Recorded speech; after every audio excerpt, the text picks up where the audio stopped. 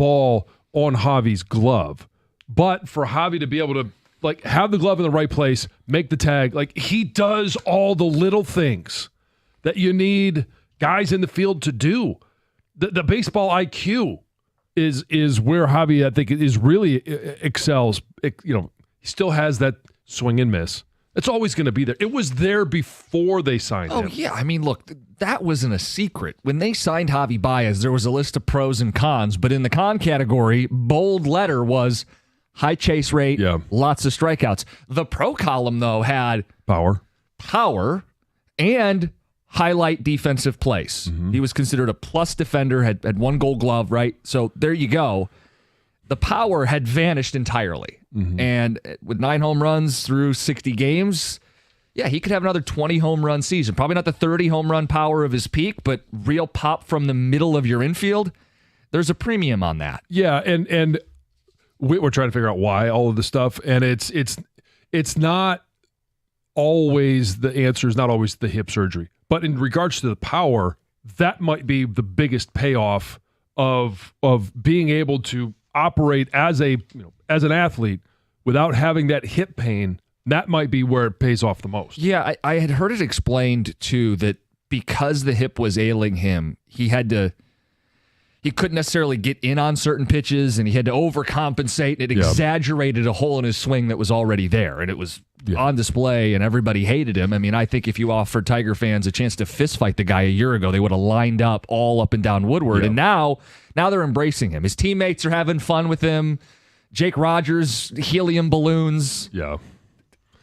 This is a fairy tale what's happening right now. The idea that Javy Baez would have balloons in the clubhouse celebrating him, nobody saw that coming. By the way, can we play that audio again of Jake Rogers? That was hilarious.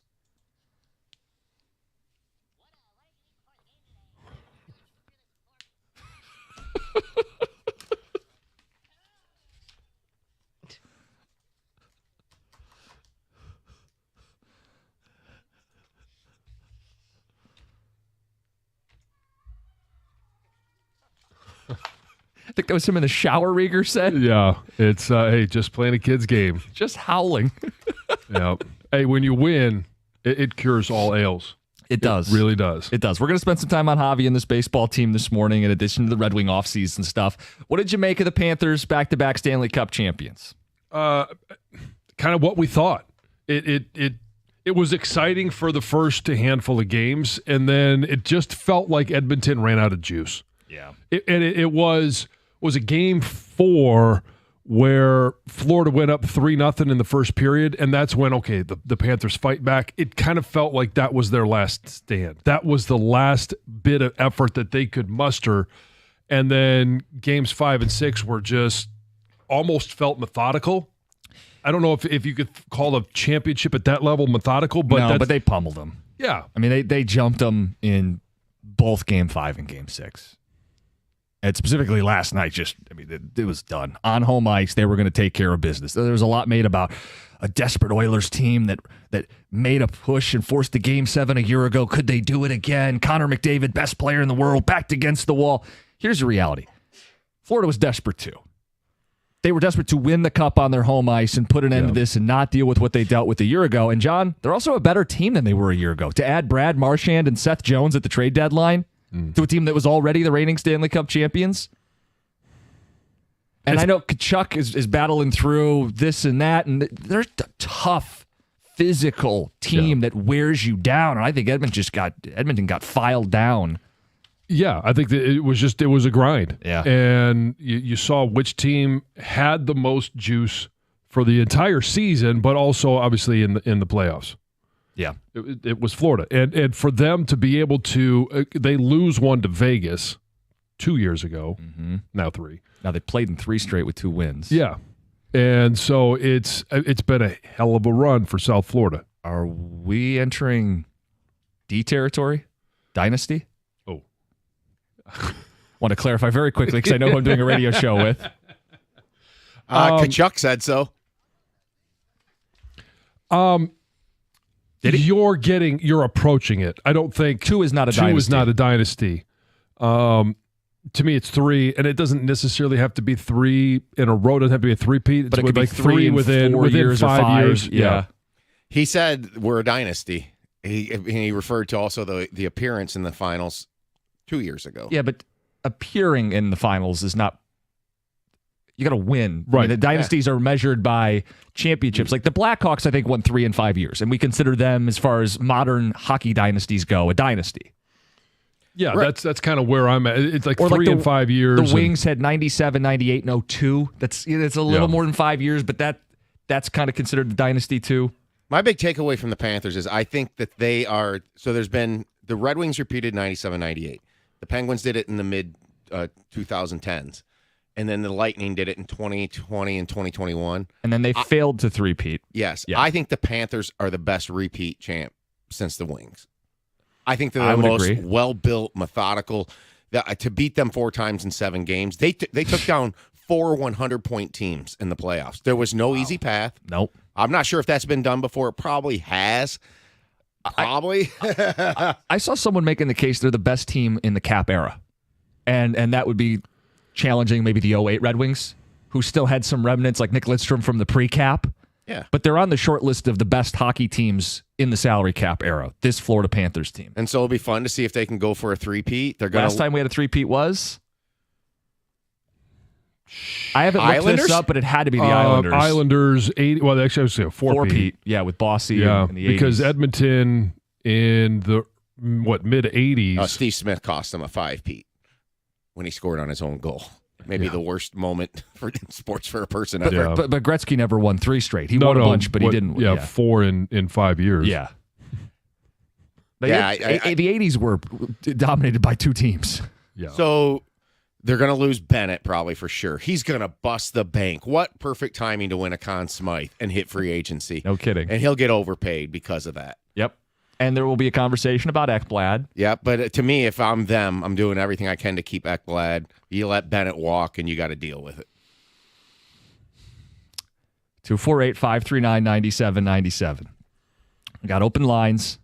We're going to get into the Javy Baez stuff, best story on the team, and a question that we have about how he fits on this team the rest of the season.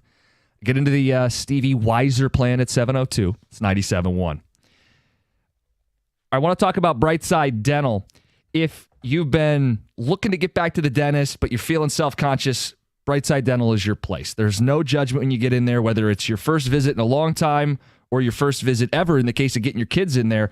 Time to book those appointments. Summer's here. You want to get in before you get busy with camps and sports and vacations. $35 new patient special covers exams and x-rays with no hidden fees.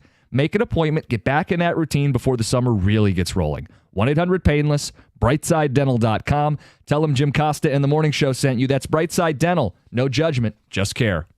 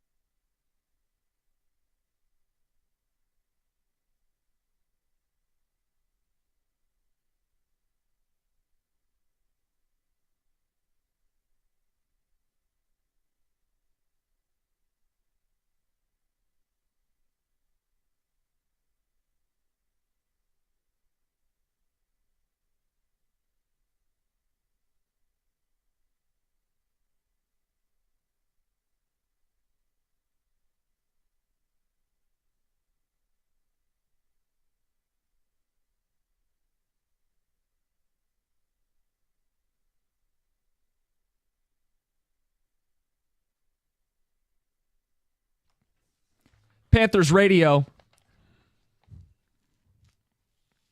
We're going to talk Red Wings now that the offseason is officially here. We'll do that at 7:02. I'll impersonate Steve Yzerman. Try to get this thing right. Gov, when's Stoney in today? Is that afternoon? Middays. Is he in middays today? Yeah, middays today and then with you tomorrow. I wonder if we can Canada? Get him to maybe crosstalk. I think it fits well there. I think we should. I know Gov hates it. He doesn't like hates it. me right now because I even brought it up, but it's I can't wait. Oh, it's yesterday he did ask me if we could pull last year's. Oh, if he could pull last year's. He's already. I am. No, hard no. Like if he wants to pull it, they could do it in the midday show, but not on this one because if he's going to do it, it has to be original in the moment. Bill O'Reilly style. We'll do it live. Singing Stoney is my most hated Stoney.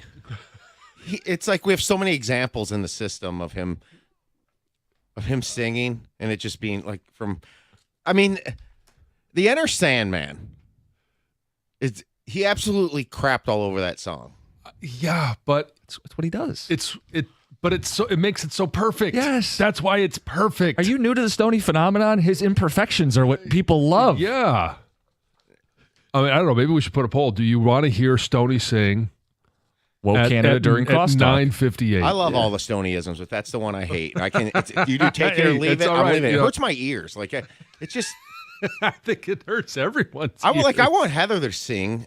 And she won't do it. I'd love to hear what Heather sounds like. I will not do it. Yeah. It's like, don't hold back. This is a don't hold back business. Believe me. Yeah. You want me to hold back. I mean, me and Jim did it. It was horrendous. But it's... And that's why I'll never do it again. Mm-hmm. I'm not saying that.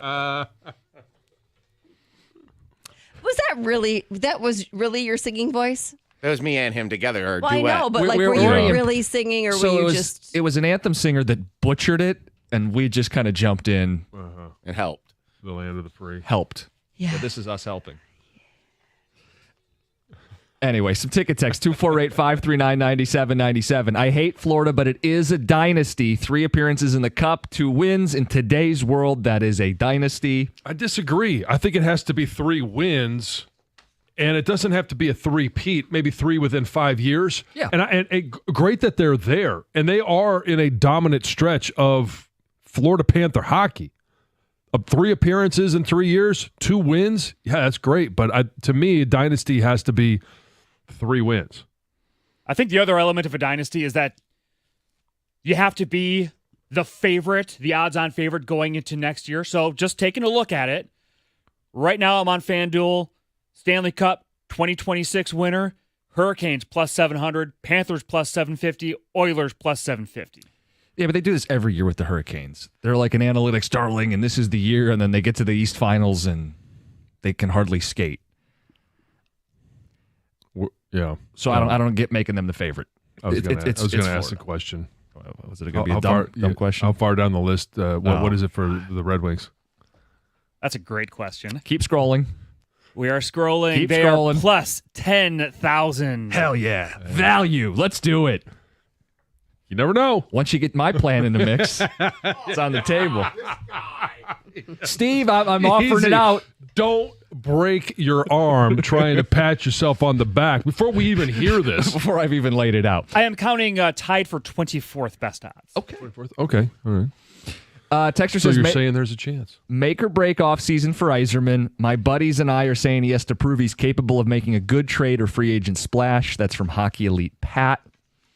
On the Baez stuff, he had 2 home runs last night. Everybody's feeling good. Maybe the best story of this Tigers season. Baez should never have been signed. Knee-jerk reaction during that offseason. He was the last choice as a free agent shortstop. 3 seasons of arguably the worst baseball ever. Glad for him, but he shouldn't be part of a contender. Moneyball is frustrating to try and be a fan of. Put a pin in that text. Okay. And we'll bring that one back at 6:35. Yeah, after Heather's news, we'll get into it. Well, the man who broke into Eminem's Clinton Township home will be spending the next 15 to 30 years behind bars. Yes, so in 2020, Eminem woke up to this guy, Matthew Hughes, in his home, standing behind him. And at the time, Hughes told Eminem that he was there to kill him. Oh. Terrifying situation, right? And then prior to that, Hughes had been arrested, I believe it was in 2019, after he was found sleeping in the guest house of the Rochester Hills property that Eminem once owned. Oh. So he was Yeah, he's got a stalking thing for for sure. him, yeah. He definitely has a thing. So he was sentenced on Tuesday, and as well as jail time, he was also ordered to have zero contact with Eminem, which shouldn't be difficult from No. behind bars. Yeah. But I'm guessing no letters written. Yes, no signs. Weird. No, nothing. No calls. No letters from Stan. Exactly. The Detroit woman who shot at that repo man last week, remember that story? Yeah. Because her car was being repossessed. Well, she's now facing some felony charges. Shaquanda Tankersley was arraigned on Monday on multiple charges, including assault with intent to murder. And if convicted, she faces up to life in prison. Yeah. That'll Tough happen. one. Should have thought Yeah. twice about that. Yeah. Yep.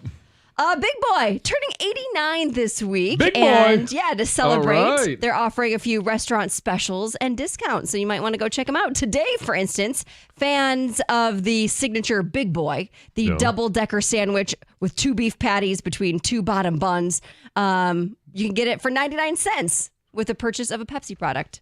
Go get yourself a pop, get yourself a burger for $1. Then on Thursday, sandwiches and wraps are $8. Friday, you can go get a free slice of pie with any purchase of $8.99 or more. And then on Saturday, the breakfast buffet and coffee is $12.99. Used to love the breakfast buffet.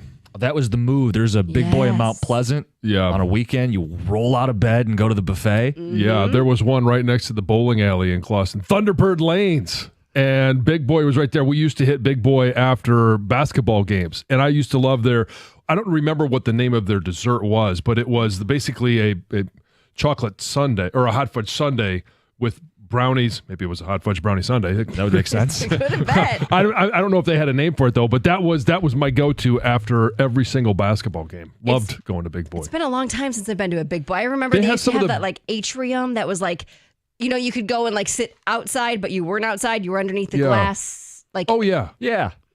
yeah. Kind of almost like Back a in the 80s. sunroom area. yeah, I've seen- sunroom. That's what it's called. I've seen some new ones pop up. They've almost rebranded or added something. It's like a Big Boy Express. It's Good a for them. smaller one in some of the strip malls. Yeah. Yep. So Jennifer Crumbly isn't giving up on her goal of getting out of jail. 3 days after being denied a new trial, she is asking the Michigan Court of Appeals to be released on bond. So her lawyer or her attorney filed a motion on Monday, basically saying that she poses no danger to others and that her appeal raises several questions of law and fact. So good luck to her. There's a new study which shows that drinking 1 to 3 cups of caffeinated coffee daily is associated with lower overall mortality. So I need to start drinking coffee is what I need to do. well on my way to 100. Okay, let me ask you this. Yeah. What's in your coffee? Do you add anything to it? Cream, No, sugar. No, it's just black. Perfect. That means you're going to live even Thank longer you. because Yes! there is a 102. there is a catch with this, basically. Like if you're going to add cream, sugar, and anything else, like when you go to Starbucks, you're just ordering this slop inside your coffee. You're ordering a dessert drink. That's Yeah. not coffee. Yeah, No. that's not helping you. No. So they say it needs to be black coffee or with very, very low levels of added sugar and saturated fat. So you can add a little bit of sugar and cream. It says it's associated with a 14% lower risk of death compared to no coffee consumption. There we go. There you go, John. You're They're on your way working to at this 100 for right a now. long time. Yep. Yes. There is a Florida man, a 72-year-old Florida man who was arrested for stalking and filing false claims after calling 911 on his neighbors 647 times this year alone. Oh, this year alone. Yes. Wow. So during his last call, he claimed somebody was shooting an AR-15 rifle in the driveway. And when cops showed up, all they saw was a family barbecue happening. Small kids at play, nothing of the sort. And the neighbor kind of said, hey, this isn't the first time. He's done this before. He frequently stops by the front of our house. He starts yelling like obscenities and he's a nuisance. Turns out, according to police records, this guy has made 3,400 calls to 911 this year alone, 16,000 calls within the last 5 years. And it's unclear really what he's complaining about. But like I said, 647 of those calls were targeting that specific neighbor. clearly on speed dial. That's almost 5 a day. And he's accused them of narcotic sales, firearms usage, disorderly conduct, suspicious activity. Oh, suspicious activity. At this point, if he called about something legitimate, they should hang up on him. Like the boy who cried wolf Exactly. times 1,000. Yeah. Anyway, Jeez. Heather with the news. You want me to circle that Javy Baez text? We're going to talk about it next, Yeah. 97.1. Hey, FanDuel is the best place to find all your favorite player props while the NBA Finals are going on, and it's going on right now. Now you can make the smarter play with new performance trends. Maybe you want to check out a player's consistency throughout the playoffs, or maybe somebody's flirting with a potential triple-double in-game. You can get the latest stats right inside the app and see who's heating up. And after the tip-off, it's not too late. You can combine live prop bets into a same-game parlay for a chance to win something big. If you don't already have a FanDuel account, it's not too late. You can still get in on all the action. You're going to get started with $200 in bonus bets if your first $5 bet wins. Here's what you have to do. Visit FanDuel.com/971Detroit. That's FanDuel.com/971Detroit to join today and make every moment more with FanDuel, an official sports betting partner of the NBA. Must be 21 or over and present in Michigan. First online real money wager, only $5 first deposit required. Bonus issued is non-withdrawal bonus bets that expire 7 days after receipt. Restrictions apply. See terms at sportsbook.fanduel.com. If you have a gambling problem, call 1-800-GAMBLER.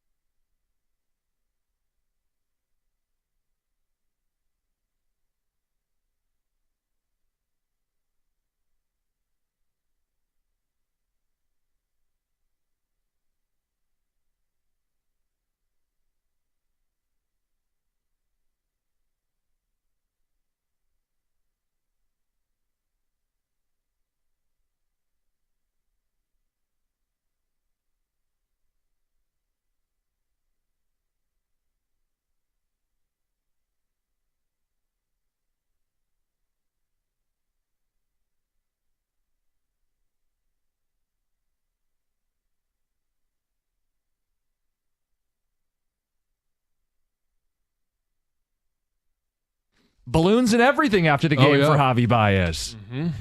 Yeah. So Dickerson on the call. 2-homer night for Javy on the night that he celebrates 10 years of service time. It really is out of a fairy tale what's going on with this dude. It's unbelievable. 3 years of just awful baseball.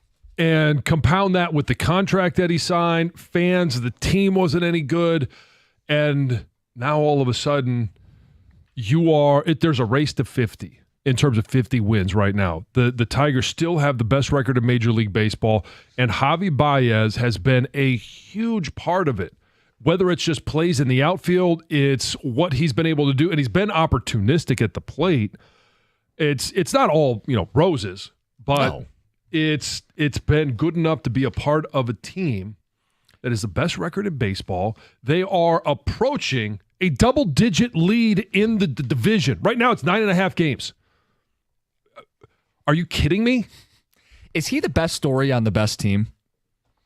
That's a question for you and everybody, but I think the answer is yes. So, okay, then let's go back to yesterday when I'm stumping for how quickly you waffle. There's no waffling. There's waffling. Yes, I think Torque's more deserving of an all-star spot. That's a different conversation, John. I don't know. I know you did a show with a fence sitter for years. I'm not sitting on a fence here.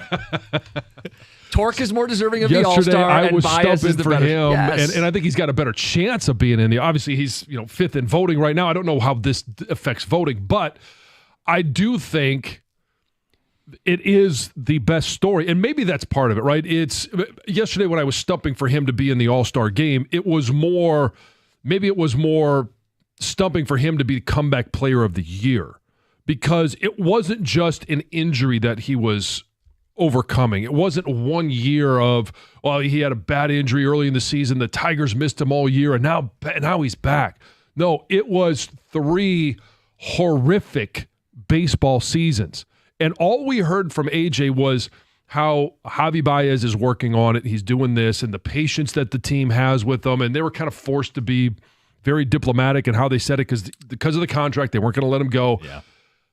And now all of a sudden, we're hit in the face with Javy Baez, and it just seems to be very poetic that on his 10 years of service anniversary, they got balloons and all this, he goes for 2 home runs.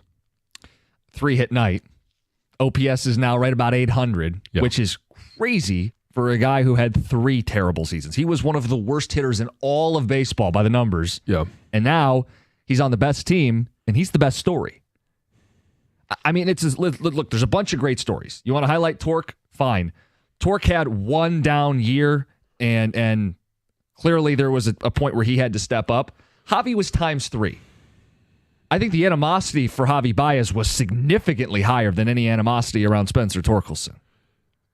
Oh, there's no question. So that's part of, the depths of where his career had fallen. So there was a little animosity with Torque because it was, 1-1 overall. And then it was always, when are you going to bring Torque up, and when's Torque going to get the opportunity? Comes up, doesn't do well, and then the second half of that season, he ends up with 31 home runs. Then it was not great last year. It was a time down in AAA. There were flashes with Torque. You could point to Right. 30 homers. You could point to he's still young, and he was the number 1 pick. And I don't think people expected much of Torque at the end of last season, but Javy was in a different level, a different stratosphere of frustration with this fan base. Is he the best story on the best team? 248-539-9797. On a night where he hits 2 home runs, he's the story. And he's had some moments this year. Remember the 2-homer day, the walk-off winner against the Boston Red Sox? He's been part of pivotal moments for this team. He became part of the conversation immediately because of the injuries in center field. He is very much woven into the fabric of this team, the unselfish Detroit Tigers. And was it the opening game at home in 22? That was his first year, right? And it was either that series against the Sox, or it was the series, the White Sox or the Red Sox, when he had that game winner off the fence. It was White Sox, his first game. Okay, yeah. So it was opening day 2022, and kind of everybody thought, "Oh, this is what we're going to get." And after the game, you're watching him, and those are the moments you thought you were going to have. So it started off as good as you could possibly imagine. And then from there, it was all downhill for 3 years, and it kept getting worse and worse and worse. Yeah, his nickname is El Mago, the magician. You got magic immediately, and you're like, listen, I'll deal with some of the craziness, right? Sometimes on the base paths, he could be trying to do too much, and sometimes he swings and misses too much, but I'm going to get wow plays in the field, plays at the plate. He's going to leave the yard. He's a 30 home run hitter. We're not getting that, but he could have 20 this season with an 800 OPS and play all over the diamond. All-star votes, balloons, celebrations, helium. He's a rallying figure in this clubhouse. And it wasn't for 3 years, like there was a camp of, oh, Javy's going to be all right, versus Javy stinks. He wasn't polarizing. No. Because there was only one poll, and that was Javy stinks. There was, and I don't remember anybody last year calling in to defend Javy Baez saying, oh, just, give him more time and he'll get there. No, it was all, he's toast. And no one wanted him around. I'm curious, how do fans feel about Javy Baez now? And I'm sure there's going to be some recency bias about hey, you saw the balloons, you saw the 2 home runs yesterday, and yeah, we're feeling good in the moment. But you look at the entire season, and how can you not like what you're seeing? And I know Tom mentioned it yesterday when I was stumping for Javy. You still have some animosity towards Javy Baez. I think resentment might be the better word. Okay. It's just going to take time. Look, the guy. How much time? We're getting there. I'm to a point where I'm not going to criticize him anymore. I think this is one of the most miraculous turnarounds we've ever seen in Detroit sports. I do. This guy, Jim, you said he hit his 9th home run last night after his second one. Mm-hmm. He's on pace to get in 22 to 25 home runs. That's crazy. Yeah. Like, if I had said that before the season, you said you are nuts. There's no chance.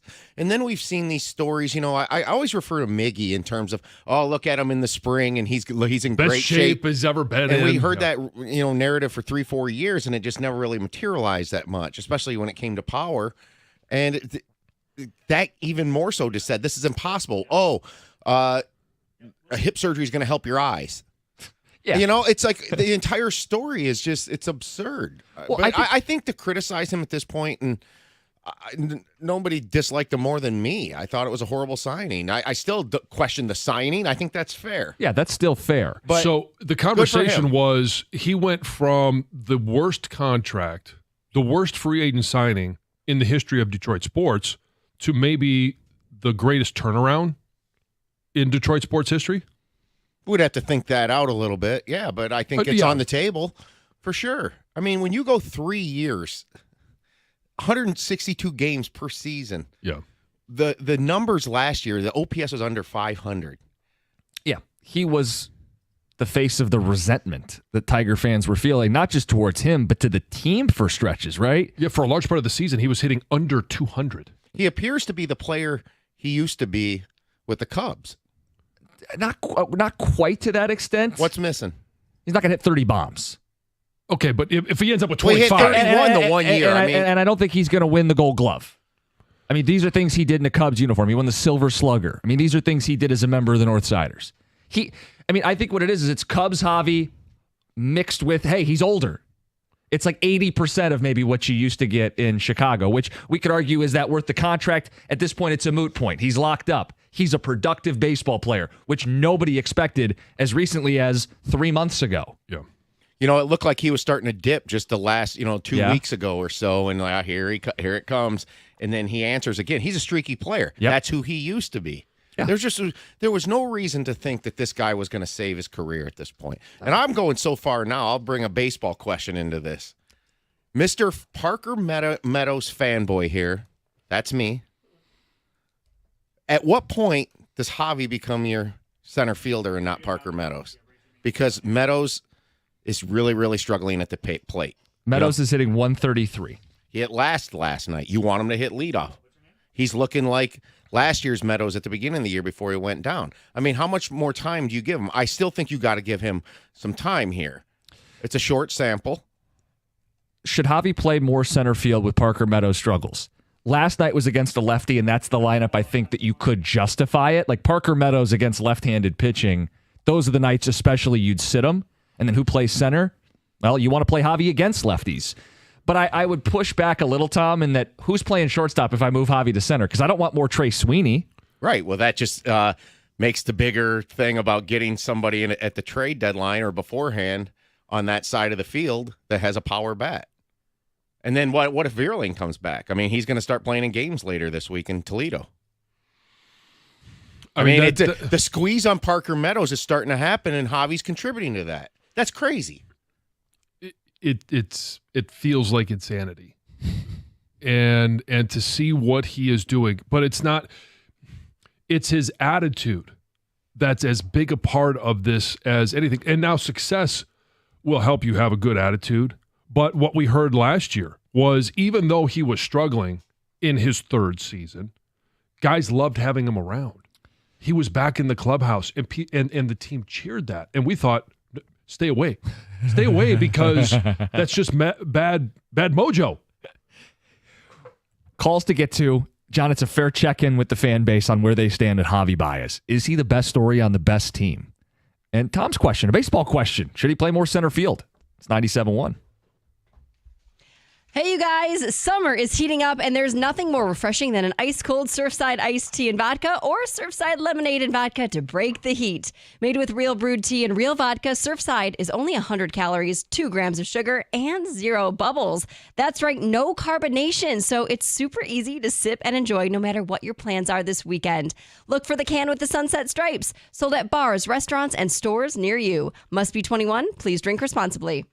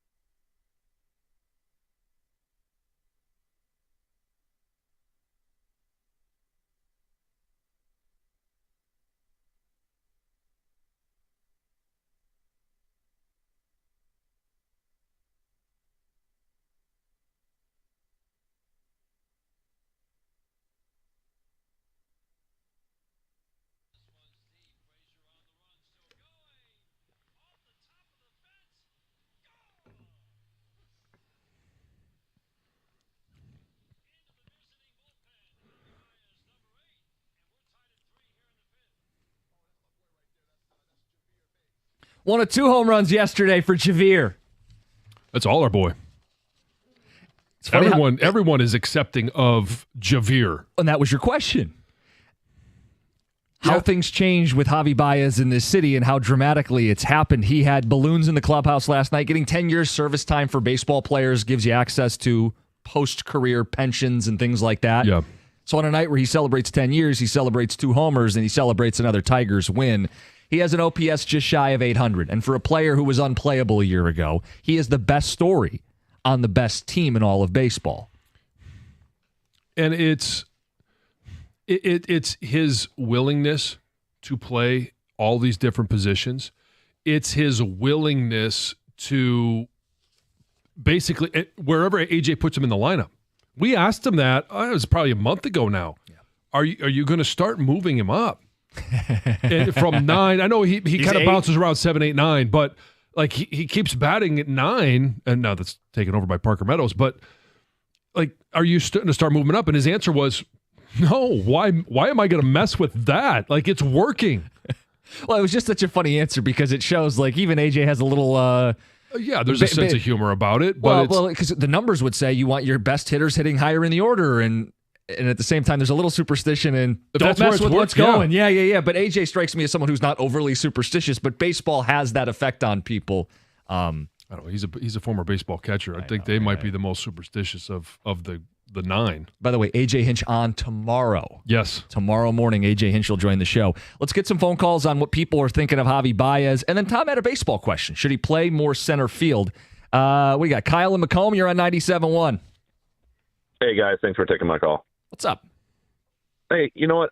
Last year during the postseason when Jason Benetti and all them guys were talking about how big in the clubhouse he was and how important, how excited everyone was, I thought maybe it was a PR stunt to, pump him up and pump him being up back with the team. But this year I've seen a couple games and I've seen it live, and I see him being one of the first ones on the field, one of the first ones off the field, slapping everyone's hands, high-fiving people, bringing out McKinstry's glove and his hat after he is running and sliding to third, bringing out Riley Green stuff on an out after the batting. So I really think he's super important now after seeing this with my eyes at multiple games. And I think that he is the leader that the team needs, and we just don't see it. And I think that him being in the lineup every day is that much more important to this team's success. Just being a leader on and off the field is really starting to help.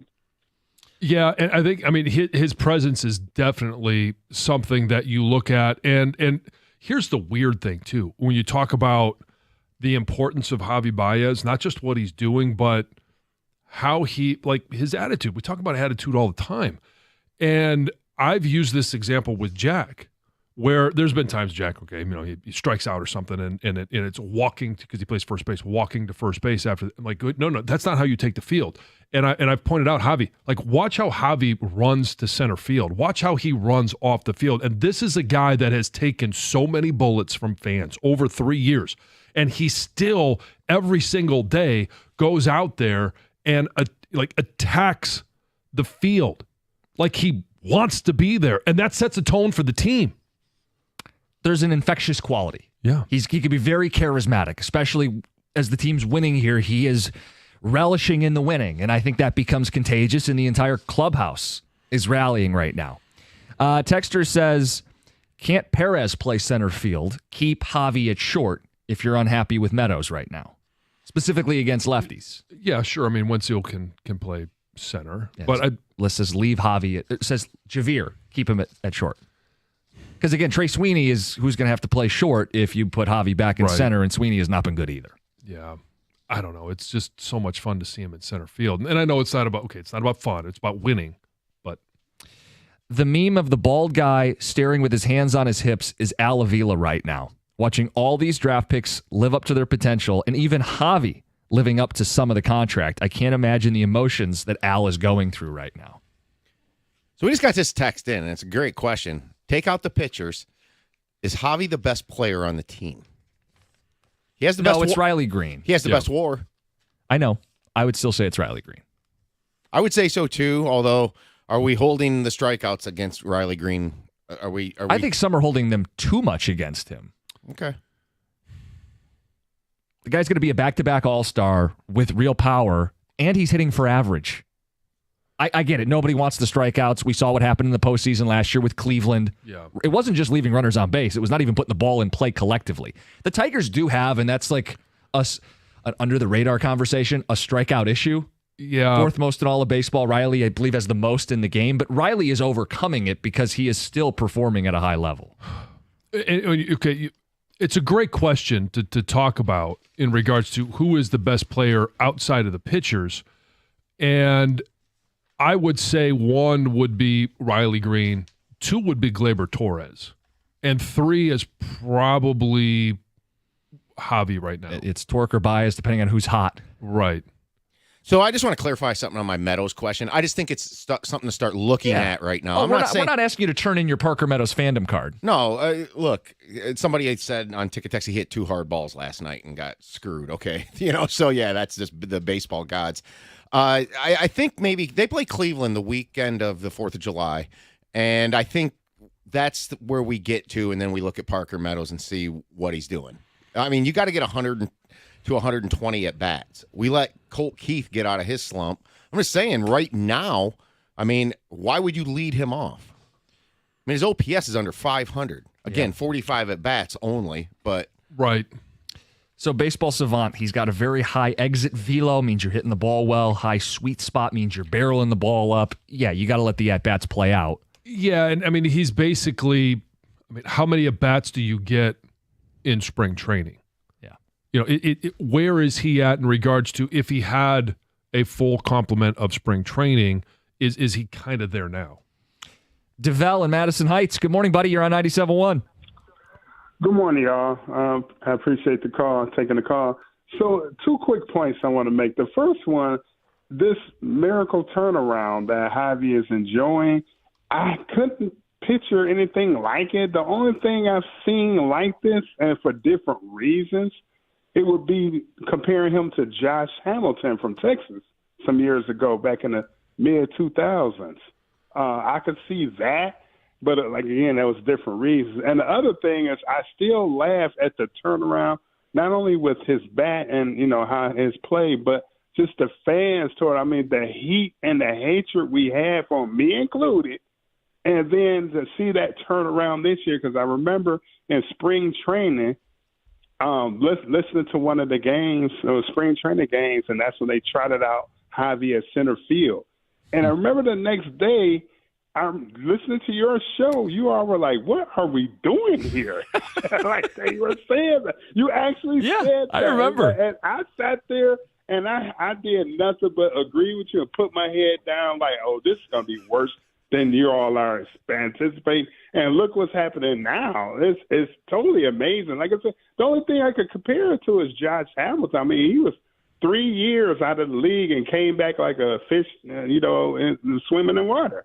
Like nothing ever happened, and just knocking the ball over the field. So that's what I kind of compare it to. But the turnaround and the fans' feelings to him is what's really, really getting me, because this is not a long time ago. It's only about 3-4 months ago. Oh, DeVell, and we had this for 3 years. I know. It really had set in, and people get set in their ways, and they feel very strongly about this guy. And oh, yeah. He's flipping the script. With the way that Parker Meadows finished the season, and Veerling as well. But those guys, we're looking at this lineup going, gosh, there's so many holes in the lineup. Yeah. And then you have Torque doing what he's doing, Gleyber Torres stepping up and playing like an all-star. Javy, that might be the biggest surprise, pleasant surprise of the season. All right, as you guys are waking up this morning, some of your commutes may be changing.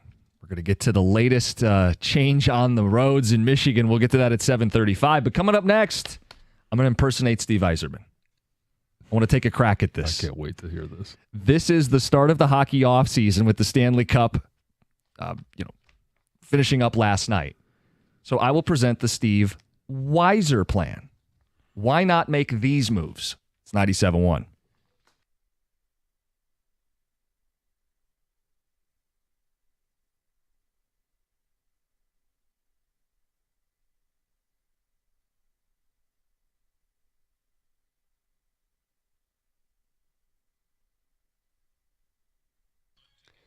Brought to you by MyMichiganRoof.com. The Tigers beat the Pirates 7-3. Javy Baez, the headliner, as he bombed 2 homers celebrating the day. He surpassed 10 years of MLB service time as well. Did he see this year's success coming, though?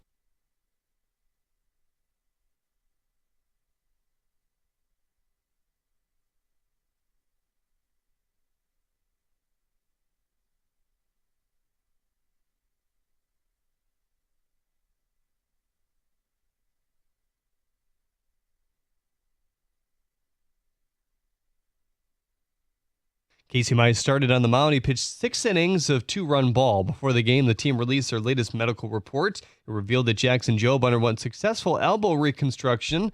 On Monday, Alex Lang also began his rehab with the Whitecaps yesterday, tossing an inning of base runnerless ball. Rafael Devers made his Giants debut last night after the blockbuster trade sent him packing from Boston. He was 2 for 5. Before the game, the Giants said they'll have Devers play at DH and first base. He said, quote, they're the men in charge. I'm here to play wherever they want me to play, end quote. The Panthers are back to back-to-back Stanley Cup champions. Sam Reinhart scored 4 goals in a 5-1 victory of the Oilers in Game 6. Sam Bennett was named the Conn Smythe Award winner, a.k.a. the MVP. At the Corwell House Sports Desk, I'm Jeremy Otto from Morgan at 97.1 The Ticket or Odyssey.com.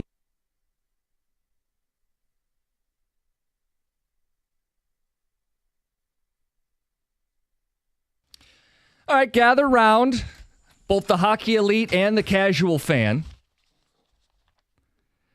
Stanley Cup's done. The NHL offseason is here. And I'd like to take a crack at this. Walk with me as I present the Steve Yzer plan. Tell me why they don't make these moves. Instead of saying no and no, how about yes and yes? Multiple impact players. We're going to go through this. Everybody said this is a pivotal offseason for Steve Yzerman. Yes, John? Yes. I'm going to treat it as such and present a blueprint. Okay. First things first, we're buying out Justin Hull. I don't need to see him. Doesn't need to be here. He sat in the press box 2 years ago. He never should have been on the ice a year ago. We need a little more space to pull off what I want to pull off, so I'm buying out Justin Hull. Okay. Bye-bye. Number 1. Vlad Tarasenko. It's highly publicized. It didn't work out last season. For either side. Either side. I think he wants to move on. I think the Wings would like to move on. I'm going to do what Steve did last year with Robbie Fabry. I'm going to dump him, trade him. Okay. I'm going to attach a 4th-round pick to him, just like they did with Fabry, and I'm going to ship him out. So you cleared a couple roster spots. A couple guys need to move. And if I'm a team like the Blackhawks, I would take Vlad. I have cap space. If he's good, I can flip him at the deadline. I get paid a pick now and may get a paid a pick later. I think you can move Vlad Tarasenko. So again, freeing up the space, cleaning up some of the mistakes on this roster, and setting themselves up. Patrick Kane is going to come back. He wants to be back. Yzerman has indicated there is a mutual interest in bringing Patty Kane back. So he will come back on a 1-year deal. Okay. So here's where we get interesting. In free agency, the big guy I'm targeting is Aaron Ekblad. He wears a letter. He's a leader on a 2-time Stanley Cup champion team. He can anchor a power play, but more importantly, he's physical. More importantly, he gives you some beef in your top 4 on defense. He's a right-handed shot. You could put him in that top pair, that top 4, where Seider anchors one and Ekblad anchors the other. That's my big splash. Windsor native, wears the number 5 because he loves Nick Lidstrom. So there's a reason for him to want to come here. We have the cap space to give him. I'd pay him basically what Seider's getting. Okay. $8.5 million a season. It's a pay raise for him on a 6-year deal. Okay. That's the Aaron Ekblad splash. That's impact player number 1. I like the term. I like the money. Well, that's my concern here is everybody's going to have more money to spend. Is Yzerman going to come to terms with the term he's going to need to hand out? But Ekblad is one target. The other is a trade. And I actually think this is where Yzerman needs to get creative. Because everybody's going to be bidding on the Marners and the Bennetts, and it's going to cost an arm and a leg, and I'm not sure we're getting them anyway. So who can you get? Hockey insiders insist that Robertson is available from Dallas. 40-goal scorer 2 times over. Selke votes as a good defensive forward. Why is Dallas trying to trade him? I don't know. They want to free up some space. They want to shake things up a little bit. And the deal I would pitch is straight out of Max Boltman from The Athletic with a little tweak. I'm giving them 13th overall in this year's draft, a first-round pick. I'm giving them a second-round pick in 2026. And I'm attaching a young player, Michael Nygaard, the player they drafted a year ago, who's already in the already in the AHL and is close to being in the NHL. A year or two away, he becomes a young, cheap piece that Dallas controls for the future. So effectively 2 firsts and a second to bring Robertson in. Robertson grew up in Northville, Michigan. There's always got to be a Michigan connection, John. But I have bolstered my top 6 forwards. I've bolstered my top 2 pairs on defense. I can't fix the goalie situation because I'm not a miracle worker. Don't love having Mrazek on this team, but I think I have made the Red Wings a playoff squad with a couple key pieces. Well, I really like the Robertson move because he's so young. 25 years old. 25. And he's a guy that could be here for a while. He's a guy that as you start looking at Lucas Raymond, Mo Seider, even, Dylan Larkin, like he's still young enough for these guys to be able to grow together, win together, and improve together. And this is a great step to make them a playoff team this coming season. Robertson was scoring in the West Finals. I don't have any doubt about him as a playoff performer. Get in. He fits the timeline, and Ekblad fits the biggest need of this hockey team, being harder to play against. So the question I would have is, and I get, all right, you're giving up some to get Robertson. I'll ask the question from the Dallas perspective. Why? Why would they trade him? I don't know why they're shopping him, but I'm telling you the deal I'm pulling is straight out of a hockey insider who did a mock trade just the other day. And I should add this in. I'm also taking Matt Dumba's contract back. Right. I'm freeing up $11 million in cap space and giving them effectively 2 firsts and a second. It allows them to retain some of their vets, Duchesne and Ben, and still have the cap space to revamp and reload. And I got a young player, a prospect that could turn into one of those gritty forwards. I don't love giving up Brandon Nygaard, but you got to give to get. I'm giving Dallas a chance to reset and retool, keep their core together. And as the Red Wings, I'm benefiting by getting a top forward to anchor that top line. So the thought is they can't pay everybody. Yes. And Right. eventually they're going to hit an end game maybe like the Maple Leafs have with the core 4. And that's why Marner's This is their out before it hits them. Yes, and so this is a retool on a fly, a team that's lost 3 straight West Finals. Yeah. Yeah, so, and there are also similar traits to them moving him like the Flames moved Tkachuk. Now, is Robertson Tkachuk? Who knows? The Panthers didn't care what they gave up for Tkachuk because they wanted the player. And that's what Steve Yzerman would have to do in a trade like this. He can't care about what he gives up. The Panthers gave up a 100-point player plus a massive haul of other things just to get Tkachuk. How'd that work out? I mean, we want to sit here and maybe mock the Yzerman plan or Jim's plan as a thing, but I'm not mocking it. I'm just asking questions. I know, That's fair. No, and having a little fun with it, but also through trade is usually the way you do this. Yes. Not through free agency. The idiot GMs will go give Sam Bennett a boatload. $13 million because he this won a season. Conn Smythe. Yeah.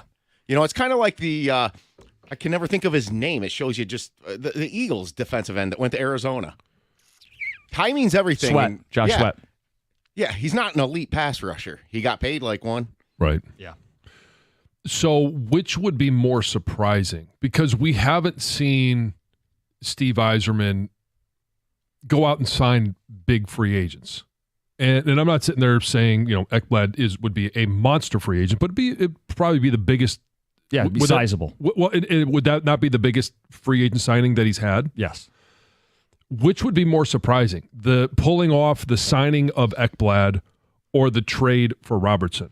The trade would be more surprising because it's going to involve gutting some of your young players and picks. It's going to involve giving him an extension after this season, which will be a big number. But again, cap's going up. You're trying to win. He's 25 years old. If he is at all being dangled in the insider stress, yes, he is available. The Red Wings are the team that can offer you salary relief and young pieces to help extend their window while we actually get to start our window in Detroit. What a concept that would be. Yeah, and obviously you put those two together. If he does follow the Yzer plan, you put those two together, I think it would blow your mind. Tell me why not do this. 248-539-9797. The Hockey Elite, does this pass your purity standard? Do I know puck?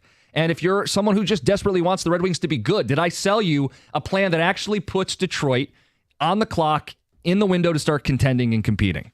248-539-9797. Aaron Ekblad in free agency, Jason Robertson via trade. I'm dumping Hull, I'm dumping Tarasenko, and Patrick Kane is back in the fold. 248-539-9797. We'll get your feedback. It's 97.1. All right, been telling you about KG Law, and that's who you need to call if you find yourself in a car accident. You need a firm that cares about you, and that's what KG Law is all about. Lawrence KG, his team, went out and saw him last week. They are not your stuffy lawyer types. They're down to earth. They're approachable. And most importantly, they're going to win for you. 98% success rate. Phone number is 877-KG-CARES. Online at kgcares.com. That's KGKAJY. If you or a loved one has been injured in a car accident, call KG Law now. That's kgcares.com. kgcares.com.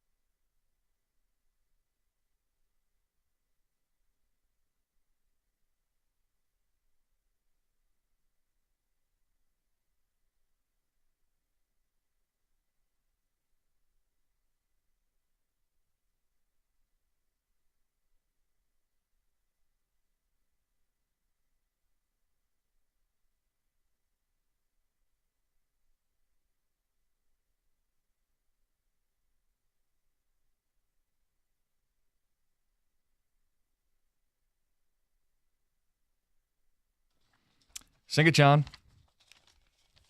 No, this is your horse. You ride it.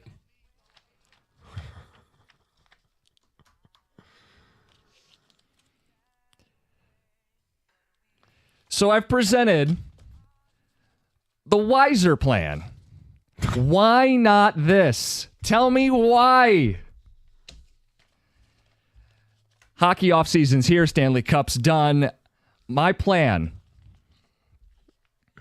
Greg's enjoying this too much. Yeah, it's been nothing but a heartache. Let's improve it, all right? So instead of saying no and no, let's say yes and yes. Aaron Ekblad in free agency, Jason Robertson via trade. Do I know puck? Have I satisfied the hockey elite? I'm giving you a proven veteran winner, physical brand of hockey in Aaron Ekblad from Windsor, grew up a Red Wing fan. I'm giving you Jason Robertson, grew up in Northville, 40-goal scorer, Selke votes. I'm giving you a punch on the top 6.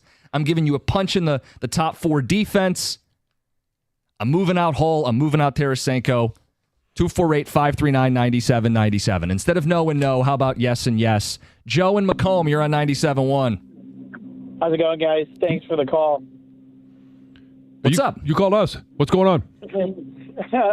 Thanks for taking my call, rather. But my question to you guys, I think your plan's great. I think it makes too much sense. My question to you guys is, say Jim Nill picks up the phone and says Robertson's not on the block, and that's bad information. If you're Steve Yzerman, what is your plan if we can't get Robertson? Do we make a move for another top 6 forward? There's some names on the market. They're saying Mika Zibanejad might be available in New York. There's tweets yesterday from Hockey Insiders saying Troy Terry might want out of Anaheim.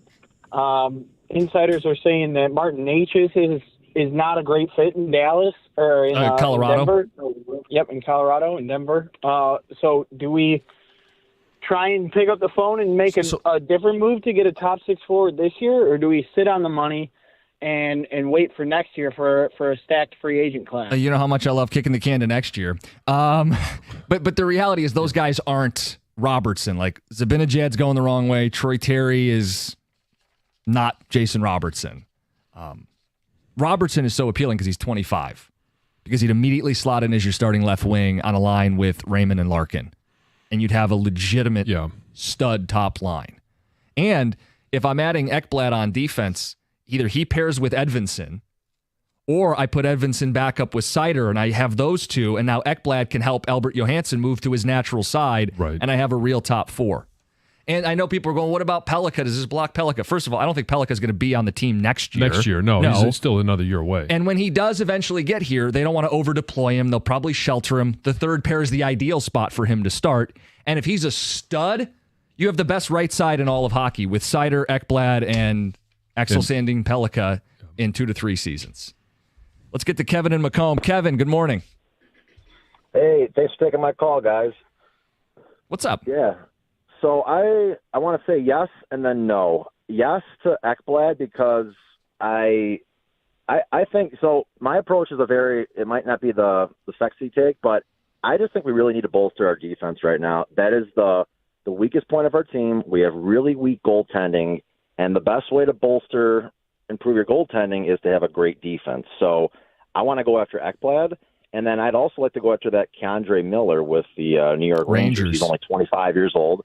The reason why I don't want to go after Robertson, and I mean, I could be wrong, but I just feel that we have too many of those same kind of players here. He's a talented player, but when the physicality picks up and he doesn't have the puck, I feel like he's not one of those aggressive guys like the Florida Panthers. I mean, it's a perfect. Yeah. They have it down to a science. They found the guys who are talented, but they're heavy. They're heavy is what they are. Yeah, I mean, they're just strong. They take the puck away. Yeah, the other thing too, Jim, is just what would we be giving up to get Robertson? Yeah, I'm a big advocate. I don't mean to interrupt you, but you're good. But I'm a big advocate. It's unpopular, but I really want to trade Larkin. I really do think that he's had his opportunity here. He's got Raymond, and I just think I just feel it'd be bold Oh, it'd be incredibly bold. I don't think anybody should be untouchable on a team that can't make the playoffs. I think you're probably going backwards if you're trading your number one center and not getting a center back in return here. Yeah, because what are you going to do at center then? Yeah, so I'm adding but subtracting. And look, they need to make a bold move. To say that they already have guys like Jason Robertson, they don't. But you just He's said a 100-point player. They don't have anybody that's like Jason Robertson. You just said Larkin's their number one center, but he's not a number one center. If He was a number one center at the Four Nations. My point is put some good players around him, and you can mitigate some of the animosity that surrounds whether he's good enough. He's the guy that if somebody likes out there, you include in the deal to get who you want. That's exactly what the Panthers did with Tkachuk. Mm-hmm. Huberdeau peaked. He had a 115-point season. Softer player. Now he's a 62-point player. I mean, by the way, they also got Sam Bennett from the Flames. It's like, what, is the Flames the farm system for the Panthers? No kidding. I mean, think about the radio up there they're doing today. He asked, what am I giving up to get Robertson? Max Boltman had a trade involving this year's first, next year's second, and Nate Danielson. I swapped Danielson for Brantzig, Nygaard, winger versus center, but that's the same principle. One young prospect who was taken in the first, plus a first and a second. You take back the Dumba contract. You save them $11 million. You give them young capital to reload, and you get a quality player in Robertson. One more phone call. Chris in St. Clair Shores. Good morning. Good morning. Yeah, I couldn't agree more with the last caller. Ekblad is for sure somebody that I've been looking at for a while. Right-handed defenseman, has pedigree. Like, he would, be great for this team. The problem is, up the middle, you got nothing. You got Marco Cast, who's been promising, and I'm really looking forward to seeing him. But Dylan Larkin, nice player. He's not a number one center. He's peaked. He's a good player, and he could add to a championship team, but this team is nowhere near contending, even if you added Ekblad, even if you added Jason Robertson. But the good thing about Jason Robertson is he is 25. You haven't seen the best of him. He can be better. He can be a franchise player. So if I'm going to make a move for somebody like Jason Robertson, I'm continuing to build, and I'm cutting bait on Dylan Larkin, and I'm going to try to centerpiece a deal around Dylan Larkin and Jason Robertson, and I don't think you need to add much to Dylan Larkin because he is a center. It's still a premium position. He slots in at the number two center, one of the best number two centers in the league, but he's just not a number one. So I continue to build, keep my picks, keep those prospects, because the one thing that Yzerman has done well is draft. Yes. So, I'd like to keep those guys, continue to build, and if you have a top line next year of Jason Robertson, Marco Kasper, or maybe you bring in a free agent. And Lucas Raymond. I get what, that's still good. I get what you're saying. I don't know if Larkin's the piece for Dallas because it doesn't really solve their cap situation, but it's something to consider. Offseason's officially here in the NHL. Let's get to Heather with the news. So, Detroit police are looking for a man accused of running down a dollar store employee with a U-Haul truck. Oh. Yeah, the incident actually happened back on April 5th. And according to authorities, the man stole something from the store and then an employee confronted him about it, right? Well, the suspect got into this U-Haul, hit the employee with the vehicle, and then tried to run him over. The police say the suspect got away. The employee had to be taken to the hospital for treatment for various injuries. But now there is a $1,000 reward being offered for any tips that lead to an arrest in this case. Oh, well, obviously, if you got a U-Haul trailer, you had to rent it. They should know his name, right? I would imagine so. I believe it was caught on camera as well. So you've got some footage of this man. They just got to find him. You guys get ready to sweat. We talked about it this morning. You got some extra shirts packed in your bag today. Yep. Temperatures this weekend will climb to possible record highs close to 100 degrees.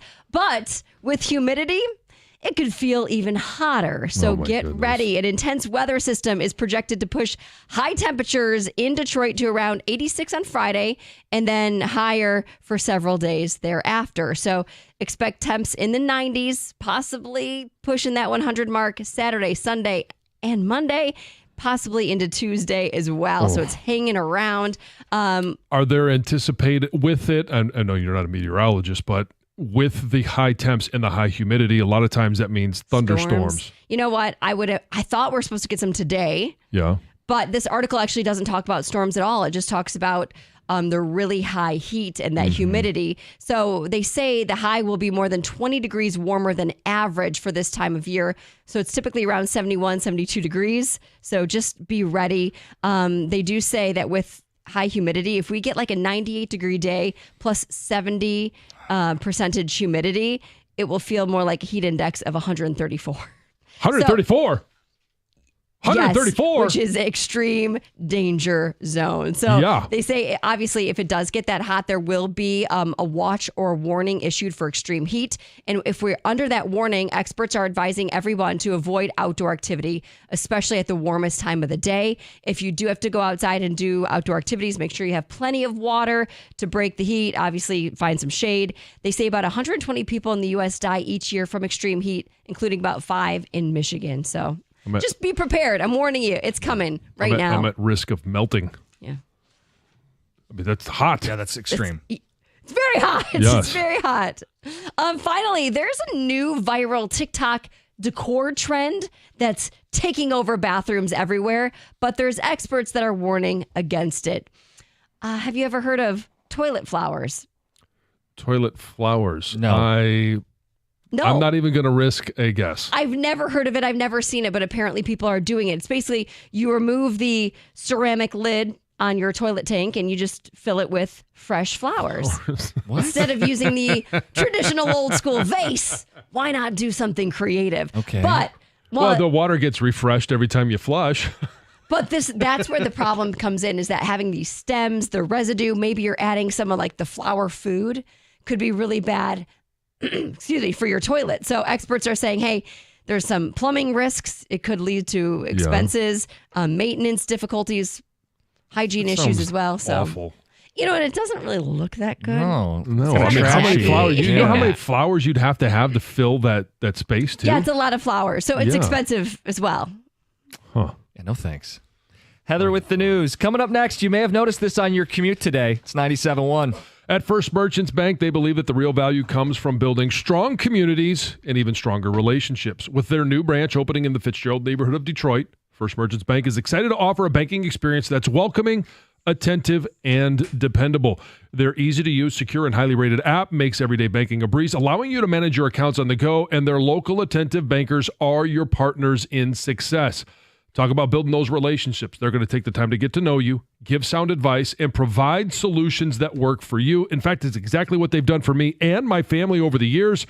So that's why they're my personal financial partner. With a passion for fostering community development, their team is committed to helping you and your neighborhood prosper. Experience the difference of banking with an award-winning bank that truly cares about your financial journey. All you have to do is visit firstmerchants.com/Fitzgerald to learn more about how they can help support you as well. That's firstmerchants.com/Fitzgerald. First Merchants Bank, helping you prosper. Member FDIC.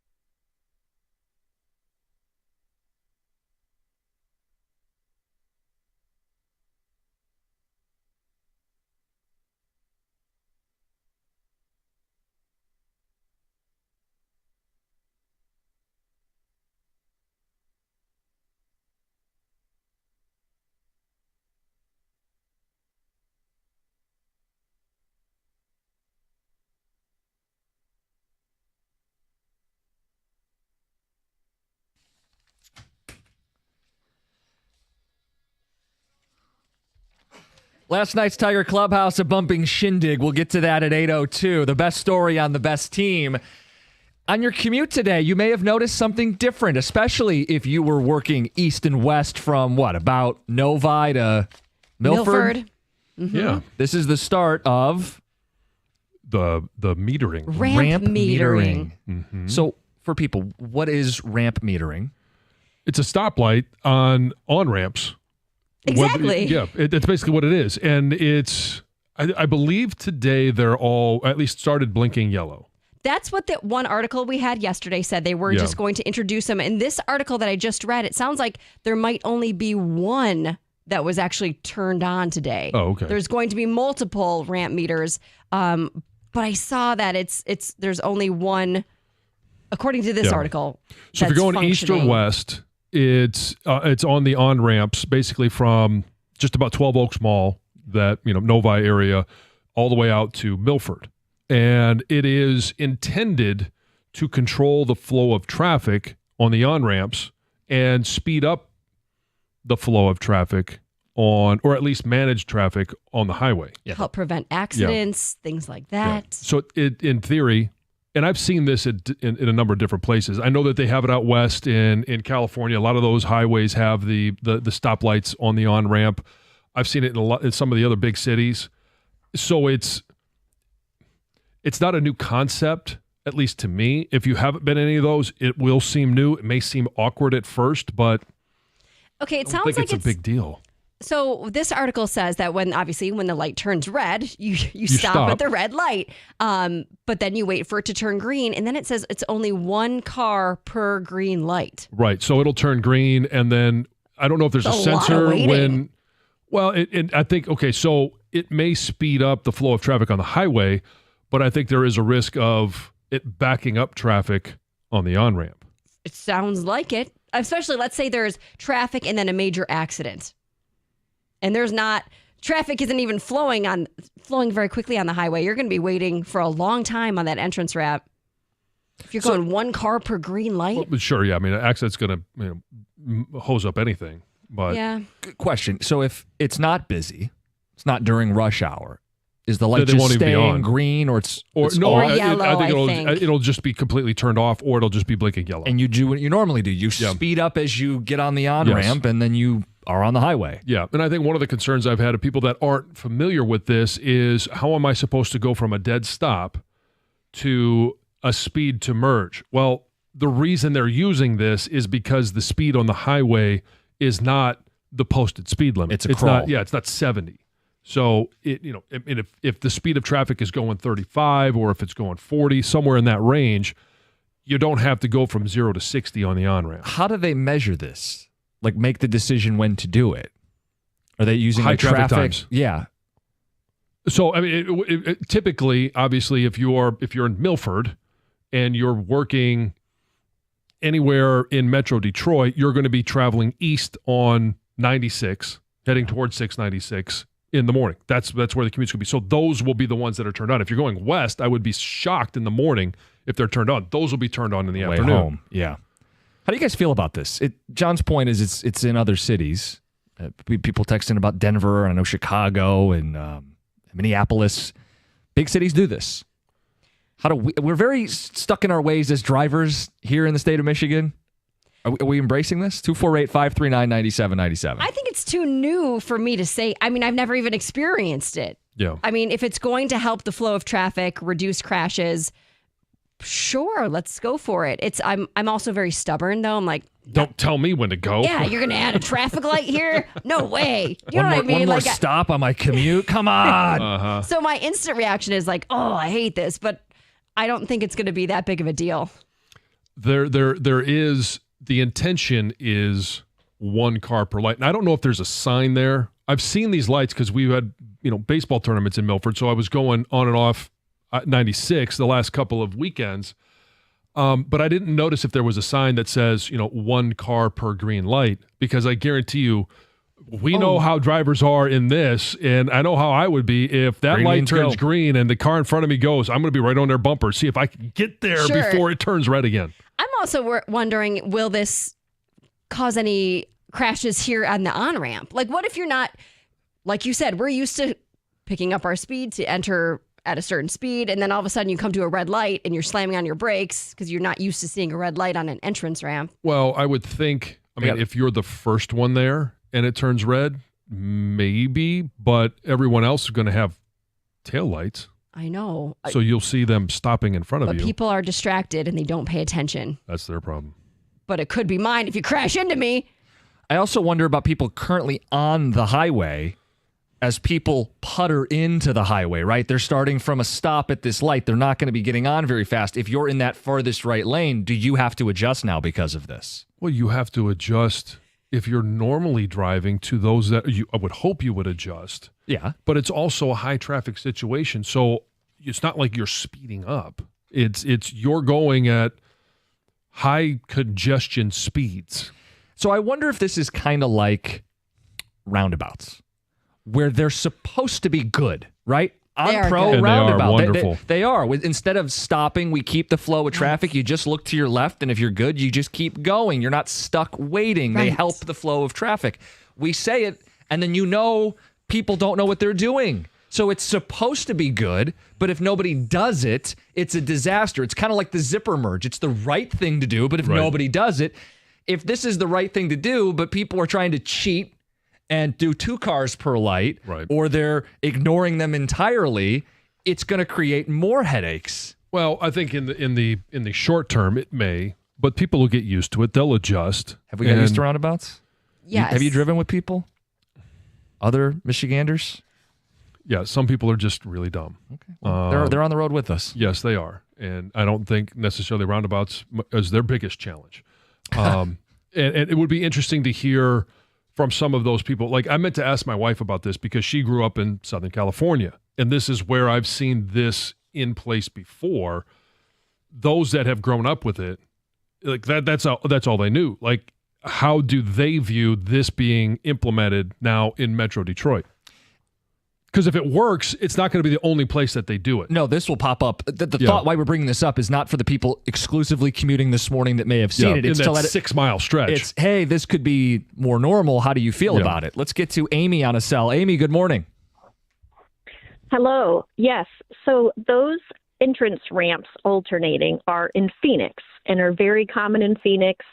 It's to space out the cars entering the highway, and it's an alternating red light, green light. So your entrance ramp, while you're sitting on that ramp, becomes 2 lanes, and it's, you get a red light on the left while there's a green light on the right, and then it alternates. And so it's going to be new. It's going to take some time for everyone to adjust to it, but I do think it will help the flow of the traffic. For example, this morning heading east on 96. Okay. Did you do that on 96 this morning? I haven't yet. I'm heading that way, so it's going to be interesting. It's going to be interesting. Yeah. So they're kind of forcing the zipper method in a way, right? Yeah, with the alternating Yes. and yes. And We know how much people love the zipper method. well, hopefully this will be another introduction, and they'll all of a sudden be like, "Oh, it does work."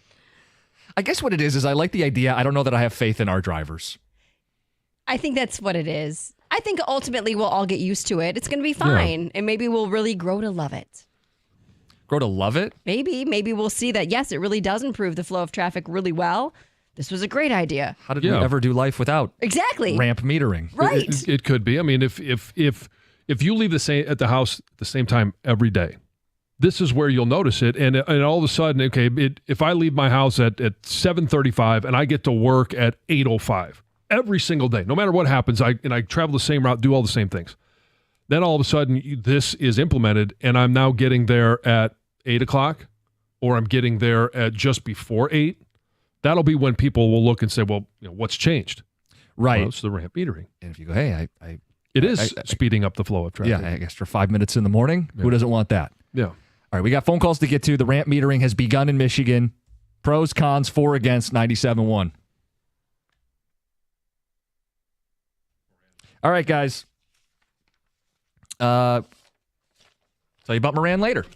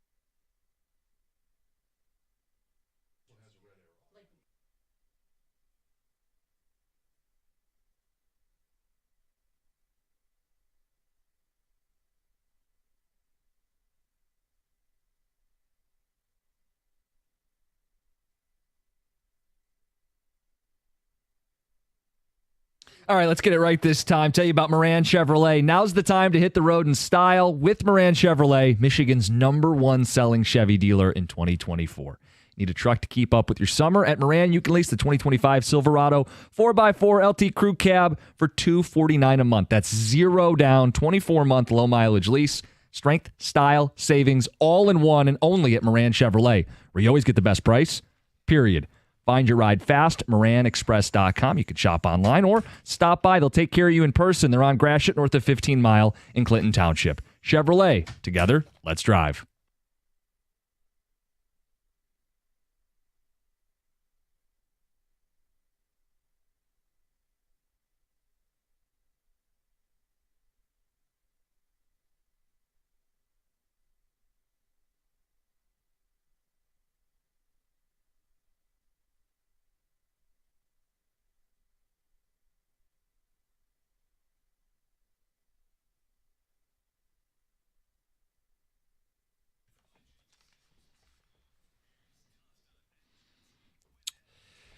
New today for your commute in, it's ramp metering.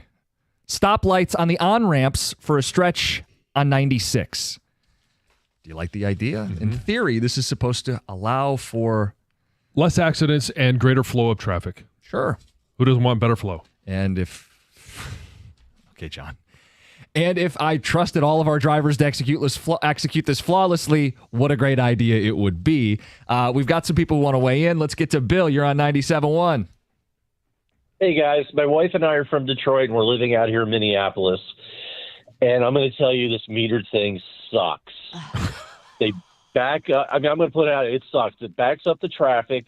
You have to wait, and then you still don't have people letting you in when you need to get up there. But the other thing is there's usually a side ramp for buses, and a lot of single cars decide to just bypass the light, zip around you, and go up and leaving everybody else in the line. It absolutely blows. You're not going to like it. Oh, awesome. Thanks. Something cool. to look forward to. This is fun. I'm excited. Thanks, Bill. Rich, you like the idea? Yeah, I got to disagree with Bill, and maybe things are just different over in Minnesota. But I grew up, or I didn't grow up. I grew up here, but I lived in Phoenix for the last 10 years, and that's where I got introduced to it. And the second I saw it, I was like, wow, they need to get this in Michigan. And it really does, to Jansen's point, it helps the flow of traffic get onto the expressway.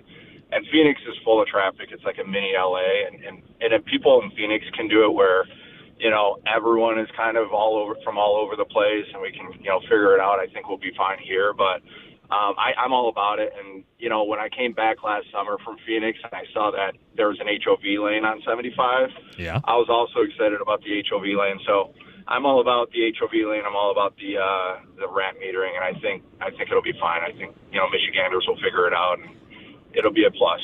You have more faith than I do. Yeah. I mean, I watch people fight zipper merging tooth and nail. You ever see the guy try to straddle the line with a truck, and you're not always in that big truck. Yeah.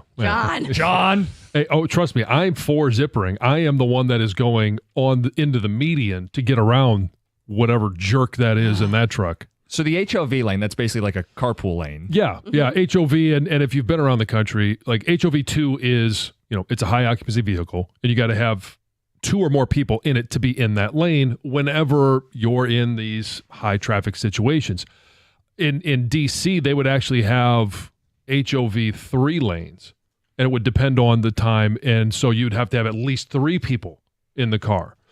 So there has been a number of different things in the Metro Detroit area over the past probably 12 to 18 months that they have tried to implement to improve the flow of traffic. Obviously, construction is not that, which we're in construction season, but it's the ramp metering, it's the HOV lanes, it's also those highways that have the arrows, and that's the only one that I don't understand. Does it have an X sometimes? Yes. too? Yeah, over the what is the passing lane. Yes. You're not supposed to be in the lane if the X is there, right? Yes. Yeah. Which that I don't understand. If a th- lane is is there, there, let's let's- use Why not? it. Yeah, I know. At any time of day. Now, you said in D.C. people would go through hoops to get the Oh occupancy. yeah. This happens all the time.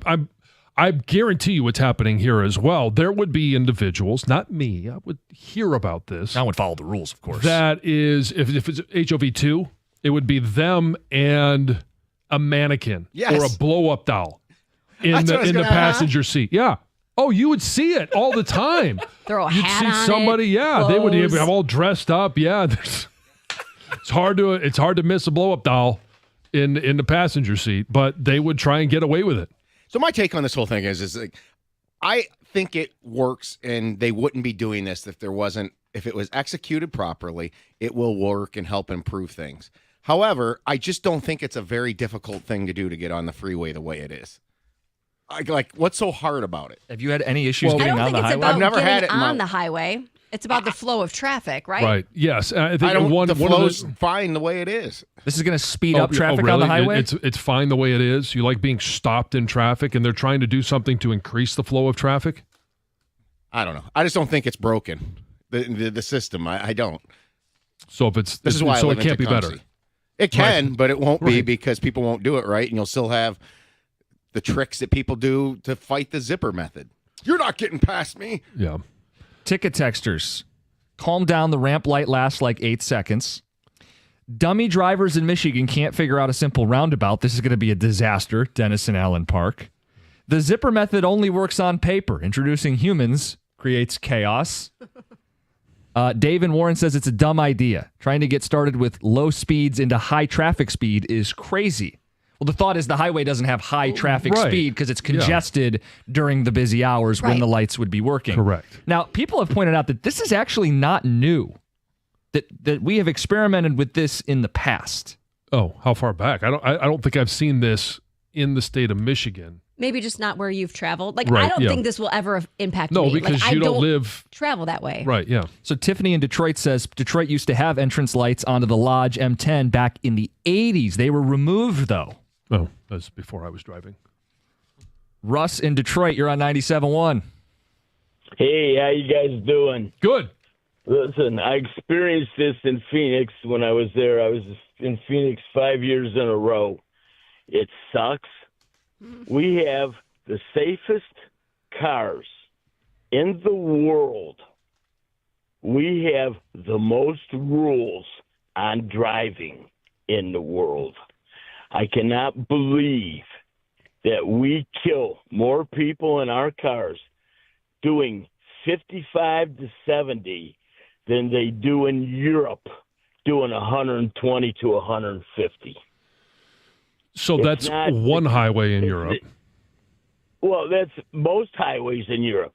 The only time they slow down in Europe is when they get into the city limits, into the villages, in the towns. But when they're on the open road, like if you were on 96 heading west, you'd be doing 115, 120, 130, whatever your car will do. I got a 5-liter Coyote motor in this truck, and it tops out at 105 miles an hour. Come on. This is ridiculous. It's just more rules being put on us as free citizens. So I don't agree with it. I don't like it.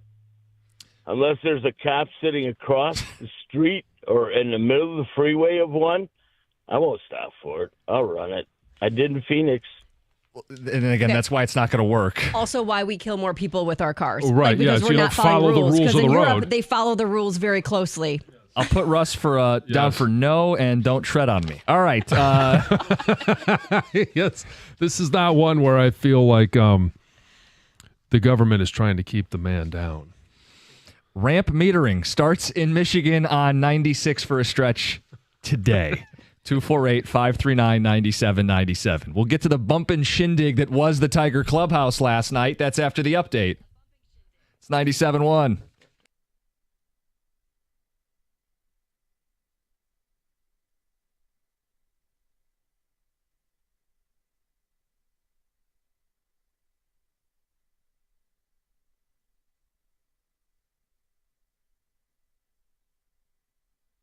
Brought to you by National Benefit Plans. The Tigers began their series against the Pirates with a 7-3 win. This guy celebrated his 10 years of MLB service time in style.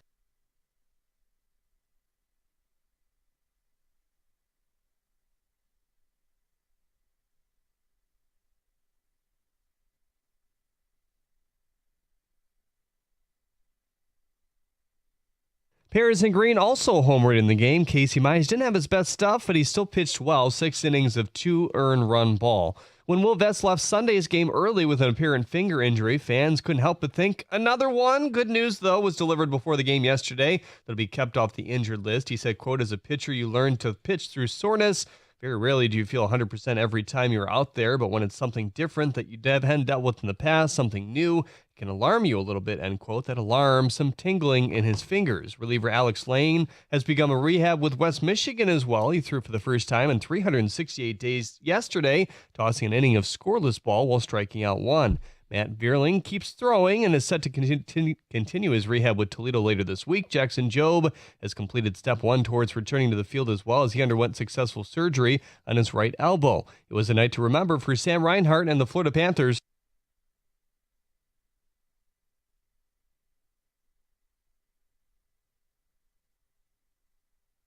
Called via TNT, he would go on to score 1 more to lead Florida to back-to-back cups. 5-1 the final over the Oilers. At the Corwell Health Sports Desk, I'm Jeremy Otto for more. Go to 97.1 The Ticket or Odyssey.com.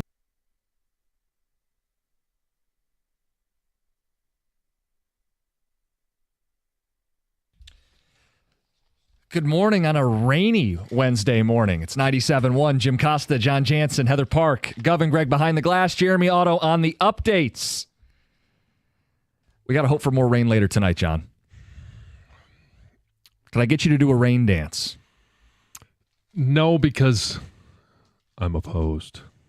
What do you mean you're opposed? I'm opposed to cancellations. So tonight, Scooble's on the mound, and you may be thinking, Jim, why in the world do you want to rain out these people who are going to the ballpark tonight? Yes. You know, well, people who are wondering, guys, if they get rained out tonight, we can get Scooble Skeens tomorrow at Comerica Park. You could. If the managers have any guts, they'll put them toe-to-toe. Come on. There's a couple of scenarios that could happen. One, the game goes on tonight as planned, and Scooble dominates. Sure. Scenario 2, the game gets canceled tonight, and there's a doubleheader tomorrow. Right. And in that scenario, Scooble could pitch game 1, Skeens game 2. In your world, where I am, and I live in this world as well, where I would love to see Scooble and Skeens pitch against each other, there is a chance that whether their manager Don Kelly would move Skeens up, why not, to that first game, or maybe AJ Hinch would move Scooble back to that second game. We could get a Scooble Skeens. You could have who many predict will be the 2 Cy Young Award winners this year going head-to-head, which would be awesome. Don Kelly and A.J. Hinch are close. They text. No one blinks. Put them head-to-head, toe-to-toe. We got to have a rain out tonight. So for everybody that's not named John Jansen, get your rain dance going today. I want the game tonight. I don't want to wait. Sorry. Call me selfish. Wait half a day, and we'll get the matchup everybody wants at Comerica Park. And I understand, okay, more is always better. You get 2 games tomorrow. But I'd rather have a game tonight. Mr. Instant Gratification. Yeah. Can't wait for the game to be rained out. Yeah. Or you're just hoping for a short show for Doug and Gator? Always. I'm always looking out for those guys. Yeah. Anyway, last night the Tigers played a game. They won the game, and there was a party in the clubhouse afterwards. Balloons for Javy Baez. He reached 10 years service time, which means he gets like a pension and all that other good stuff. They were also celebrating because he had 2 home runs. Yeah. And, John, he is the best story on the best team in all of baseball. He is. And whether you want to call it a redemption story, whatever you want to call it, it's amazing because coming to Detroit, now there were a lot of people that didn't necessarily want him signed in Detroit to begin with. There were others that thought maybe he was the second or third best. It was the contract. Whatever the issue was when they signed him 3 years ago, there were some people that thought, okay, this is going to be an upgrade. And in the initial game against the White Sox, hey, game-winning, hit off the wall. This is what we signed up for. And then it was 3 years of one of the worst hitters in baseball. 3 years of errors in the field. 3 years of just talking about worst contract, worst free agent signing, worst of everything for the relationship between Javy Baez, the fans, between Javy Baez and the Detroit Tigers. And now all of a sudden, we're sitting there with the best record in Major League Baseball, the biggest gap between division leader and whoever's in second place at the moment in this division.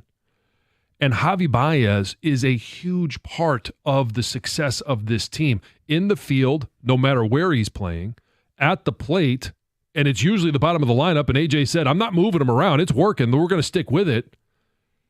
Is this not the greatest return to respectability? AJ will be on the show tomorrow. A little programming note. But yes, he has talked about Javy Baez's impact on this baseball team. It's infectious. He's a guy who certainly rides the wave. John, they rally around him too. Like last night, after the game, Jake Rogers, we have the audio, had some fun with Javy. He took one of those balloons, and he took the helium from the balloon and decided that he would ask a question.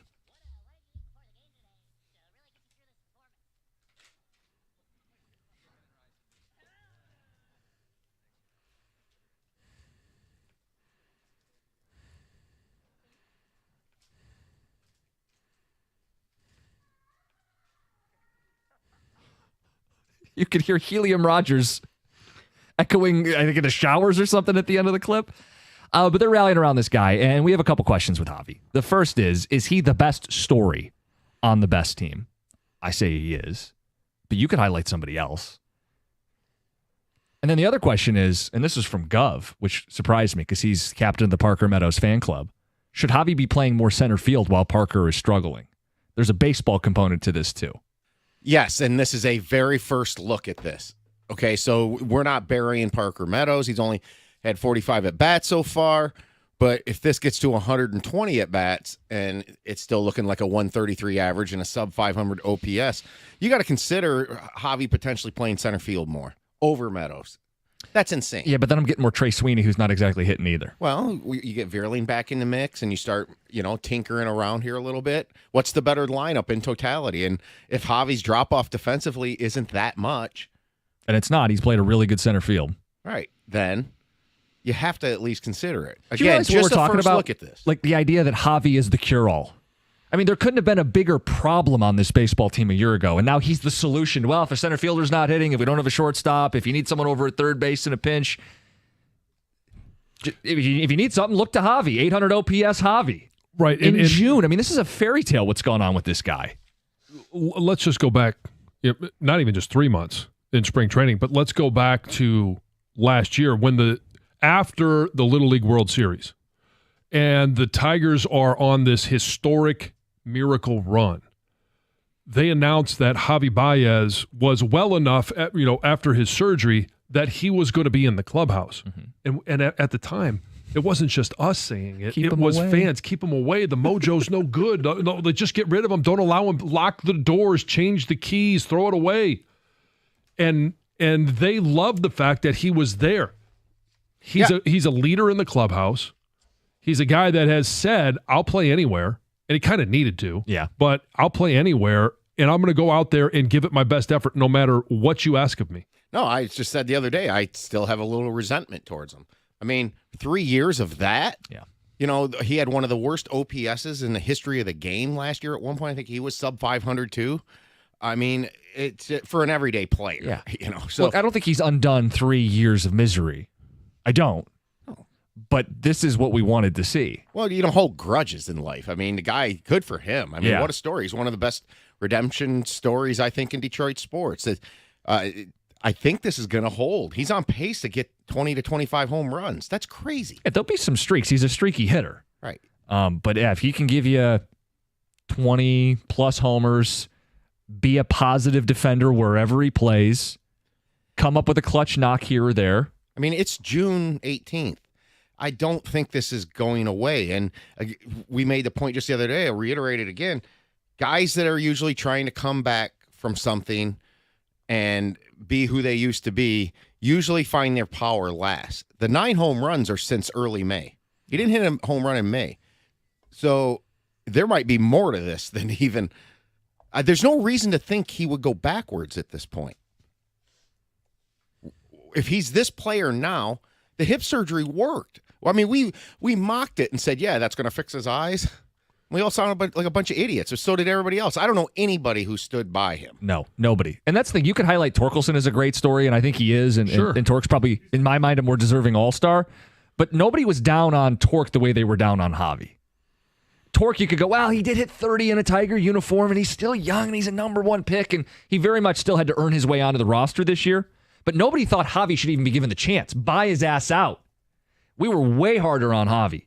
And the fact that he's a borderline all-star, the fact that he's one of these clubhouse guys that the team loves and he's delivering and the fan base is back on board, it's remarkable. Best story on the best team. John, you want people to talk about if this has repaired their relationship with Javy? I think that's a fun conversation too. Yeah, I mean, where are the fans on this right now? Where are you with your, fan relationship with Javy? Have you, did you get your Fear Javier t-shirt? Are you buying the Javy Baez jerseys? You're voting for him in the All-Star game? Yeah, I mean, and I think the jersey conversation is kind of one that always comes up because that's a commitment, right? They're not cheap. Are you at this point ready to buy a Javy jersey? 248-539-9797. Good conversation. Javy delivers 2 home runs last night. It's 97-1. If you woke up this morning, you're just not feeling good about yourself, maybe you avoid being in pictures because we've talked about graduation season. Graduation pictures are a thing. We've talked about the summer and the fact that you're going to be getting in a bathing suit. Maybe you don't like the way you look in your bathing suit. You don't even want to get in one. You could be down 40 pounds in just 40 days. Just imagine what that would look like, what it would feel like. That's right. You could lose up to 40 pounds in 40 days with Ideal You. And I know this program really works because I lost 50 in those 40 days with Ideal You. Book today, and Ideal U is going to give you a free body composition analysis. It's a $150 value, absolutely free. Book your free consultation right now at idealu.us. They're going to pair you with a weight loss coach and build a plan that works for you. And it's one that you can keep going with even after those 40 days. I'm 3 years into it. I'm down 70 pounds. I've been able to keep the weight off. Ideal U is different than other weight loss companies because it works and it works fast. Lose up to 40 pounds in 40 days and be happy getting in your bathing suit, taking those pictures this summer. Book your free consultation right now at idealu.us to get your body composition analysis. $150 value, absolutely free.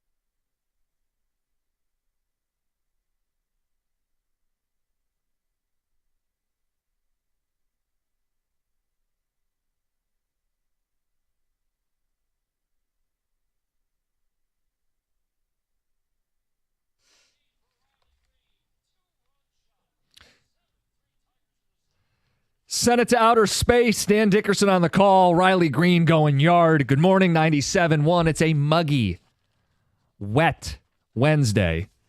If it carries into tonight, Scooble Skeens tomorrow? Possibly. Some people are upset. They go, I'm going to the game tonight. How dare you? Yeah. Rain dance, people. Rain dance. I'm watching the game tonight, so how dare you? 248-539-9797. Riley Green, not the only one to go yard yesterday. Javy Baez, 2 homers. And they're partying with the balloons in the clubhouse. 10 years of service for Javy. It's just another reminder how great this story has been. It's the best story on the best team. And John, you've asked people, has this repaired your relationship with Javy? Because the fans, and I'm not blaming the fans, we're there with them, wanted this guy nowhere near Comerica Park. Yeah, they wanted him exiled. Get out of Detroit. Don't ever come back. Texter says, my wife never gave up on him. Stood by Javy since day one. We'd get into heated arguments, and I thought he was a waste. Of course, she ends up being right. Thanks, Javier. How about this guy? Yeah, I mean, he might be extremely lucky. He's with a woman loyal enough not to give up on Javy Baez? Yeah, probably not going to give up on him either. Yeah, no matter what happens. Got yourself a good one there. Matt, good morning. You're on 97.1. What are you thinking? Morning, guys. You got like Baez, you got Javier, the batter, and you got Javy, the infielder. He's like 2 split personality people. When he's batting, I'm rooting for Javier, and in the field, he's Javy to me. What does that mean? He's not playing well enough in the field for you? I know he had the error last night. He's a great batter when he's Javier, and he's awesome when he's Javy. Okay. 2 kind of split personalities. When he bats, I'm rooting for Javier, not Javy. And then in the field, I'm rooting for Javy. Oh, so Javy the fielder is a good fielder, but Javier the batter is the good batter. That's why I was asking a question too. Yeah. I was Correct. confused. Matt, whatever we got to do, I mean, it's working. It's jumping through a lot of hoops on that one. He's El Mago in the field. It's magic. No, it really is like out of a fairy tale that this guy is getting celebrated in the clubhouse after a big-time performance. And it is June now. It's officially not, well, it's early. Right. He's sustaining an 800 OPS right now in June for a player who was the worst hitter in all of baseball a season ago on a bad contract that we were all begging them to buy out. It's remarkable. And don't dismiss the center field thing. Like, I remember when that was thrown out there that they were going to try it, we all kind of laughed. Oh, yeah. But we had gotten a few texts even about it. And I'm like, I'm going to give these to Jim and see if he'll read them. And he wouldn't. Because they had zero credibility. I mean, it's... Well, because he'd never played center field. Never in his career. It's like, yeah, sure.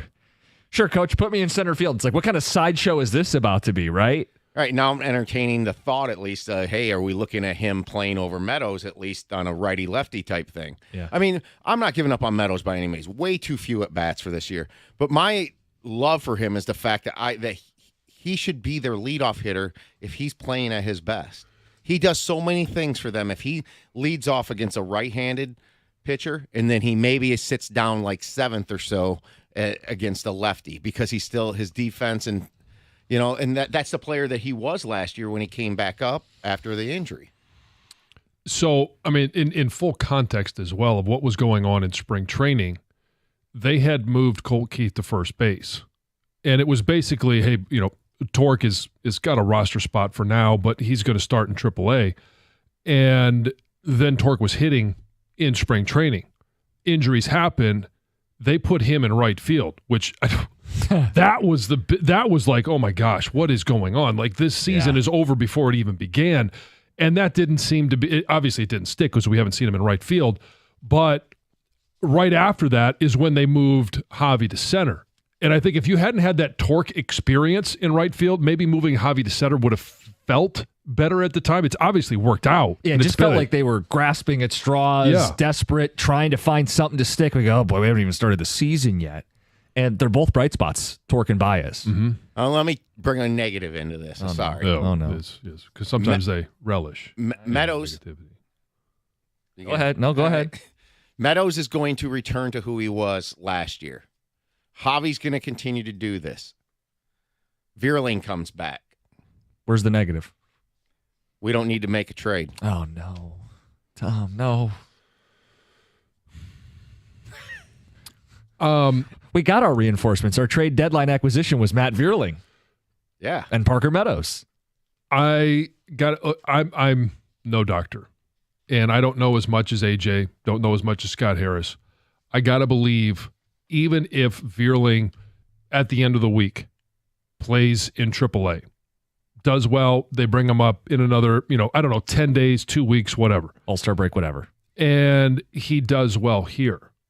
I got to believe that there still is apprehension of, will he be healthy the rest of the season? I don't know that you could go the rest of the season relying on an injury recovery to be 100% through the rest of the year when it hasn't been able to get there through the first half of the season. Well, let's talk about what it is. It's a shoulder. Right. And if I were to highlight the two positions on a baseball field where you really got to have a strong arm, center field and third base. Yeah, or even in the corner, outfielder and third base, you have to have an arm. You can't have it limited. It's best if you have two. You could pitch with one. You could, John. Yeah, Jim Abbott. 2-4. Great pitcher. Great dude. 248-539-9797. Hey, you heard in the update that the hockey season's done, right? Florida Panthers win the Stanley Cup. They go back-to-back. Kachuk's already calling it a dynasty. All right, you got to get to 3. But anyway, the season's over, and we're officially into the offseason. Mm-hmm. I'd like to take a crack at this. I'd like to impersonate Steve Yzerman and lay out the blueprint for the Red Wing offseason. Kick this thing off right. Yeah. We'll do that at 9:02. The wiser plan. Why not make these moves, Steve? First, Heather with the news. Did you guys hear about what's going on with Tyler Perry? No. Oh, he's being sued for sexual harassment and assault by this man who appeared on some of his TV shows. Derek Dixon claims that Perry made several unwanted sexual advances beginning in 2021. He worked on The Oval and Ruthless. And in one instance, this guy says Perry pinned him against the wall and groped him. In another, he supposedly snuck into bed with him. And in another, he forcibly pulled off his clothes. He claims that for years, Perry has been, quote, using his power and influence to molest, abuse, and sexually assault impressionable and vulnerable employees and actors who look to him for guidance and mentorship. He wants at least $260 million. Now, Perry's attorneys are saying, hey, this is ridiculous. These are fabricated. And they say that this guy got close to Perry in order to set him up for a scam. When I saw his name, I was shocked because when I think of Tyler Perry, I think of like this great guy who goes out in the community and he always is like paying it forward, right? Like he's taking care of people's like layaways and things like you always hear these great stories about him. So I was shocked when I saw this story. Last week, a Detroit woman was shot by police after she allegedly shot at a repo man. And this week, she's now facing a felony charge. This woman, a 38-year-old from Detroit, is facing a charge of assault with intent to murder and felony firearm. If she is convicted, she faces up to life in prison. Yeah, go figure. Yeah. Groseal's Free Parkway Bridge is closing again to vehicles and pedestrians. It starts this Monday, June 23rd at 7 a.m. It's for phase 2 of its structural steel repairs, expected to last up to 2 weeks. So, of course, drivers should prepare for, extra travel time. During the closure, all vehicle traffic will be rerouted to the Groseal Toll Bridge. A local ice cream shop in Redford is serving up their most popular flavor for 1 week only. Mountain Dew Soft Serve. I don't know if that sounds good. Yeah, I don't know either. I'm a huge ice cream fan, but I don't know that I would want a Mountain Dew ice cream. Well, the next part, I can understand why you might say no. It's vegan. Can also be available in a dairy-free option. But they say you can swirl it with vanilla. Okay. I don't know. Apparently it's their most popular flavor. Cream in your Mountain Dew?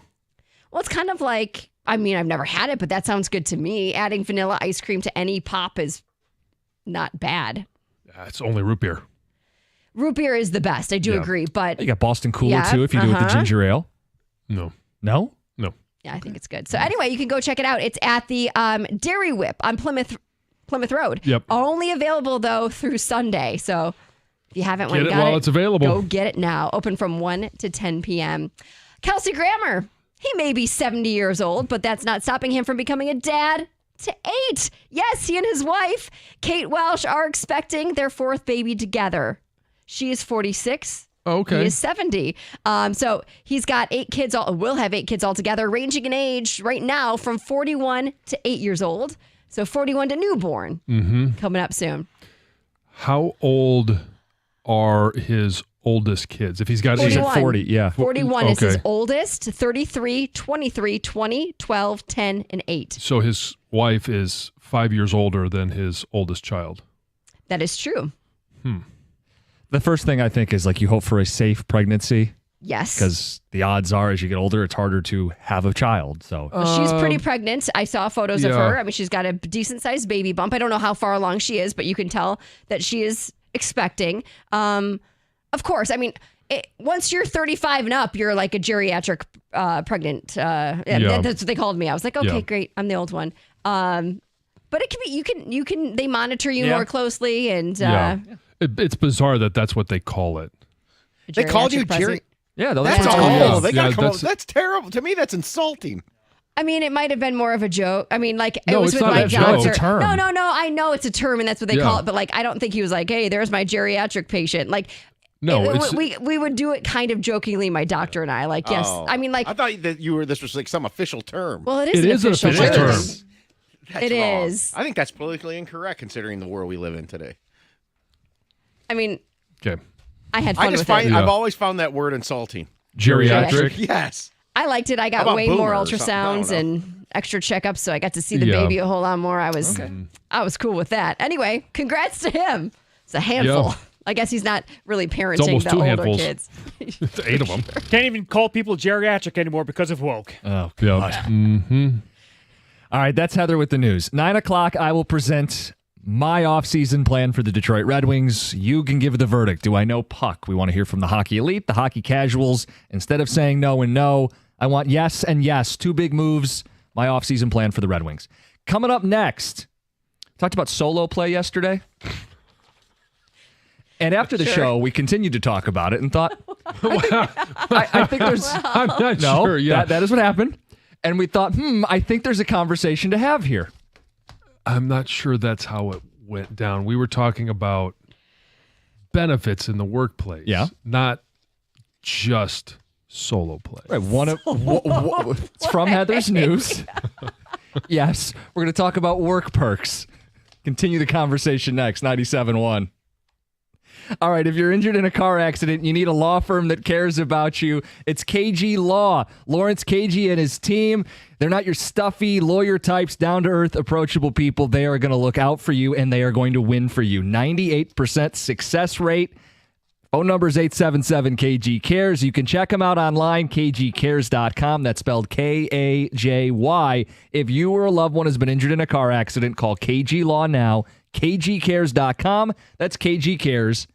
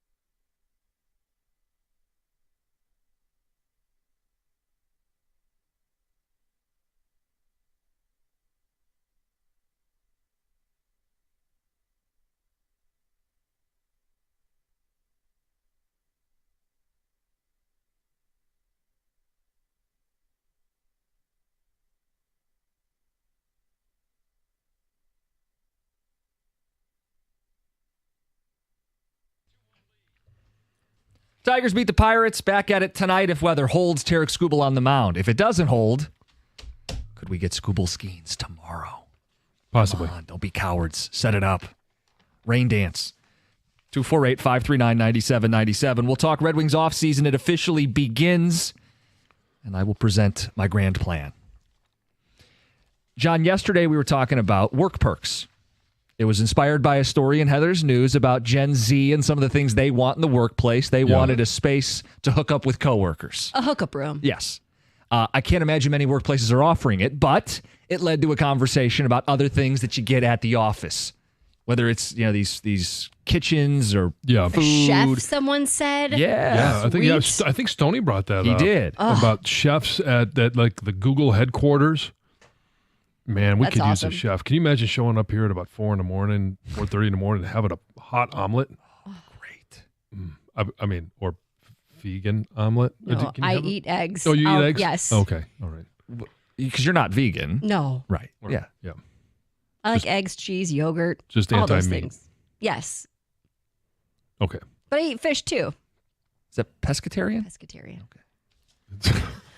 All right, we know you as a ketchup lover. Do you put ketchup on eggs? Yes, I do. You can give me a whole plate of any type of eggs. Maybe not a fried egg, but scrambled eggs, omelet with the hash browns next to it. And I'll just put ketchup over everything.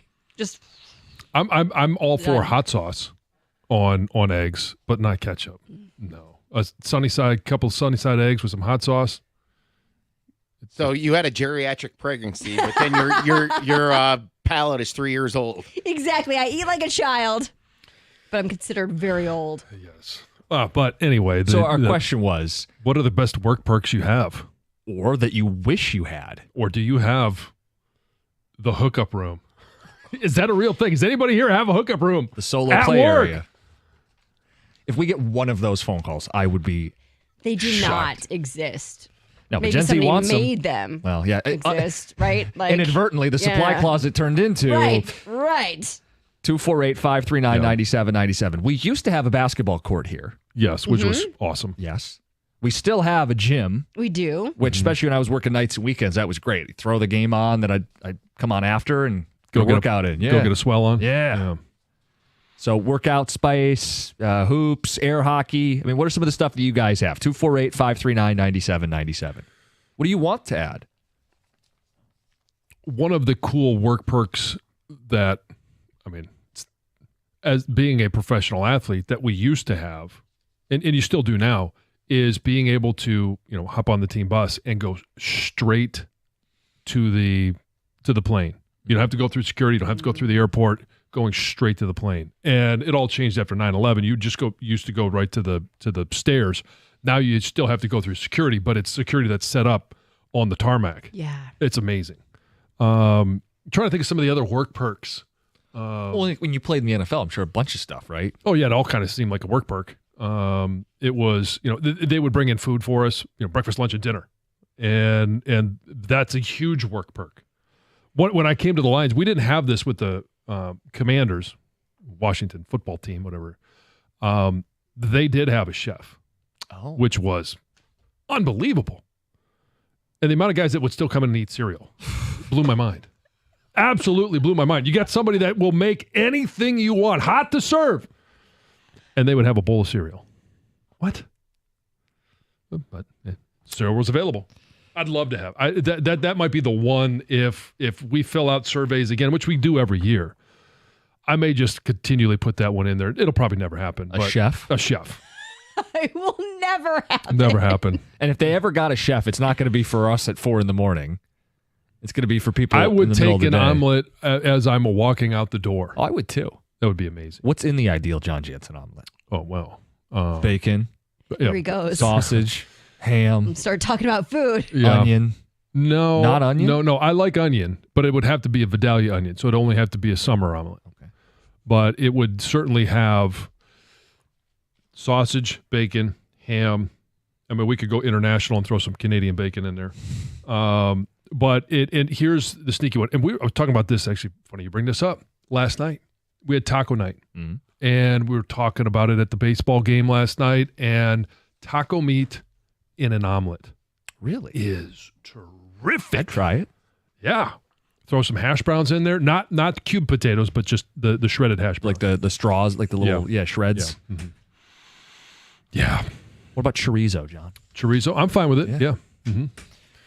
248-539-9797. Work perks that you have or wish you had. Matt and Downriver, you're on 97.1. Man, you guys are making me hungry.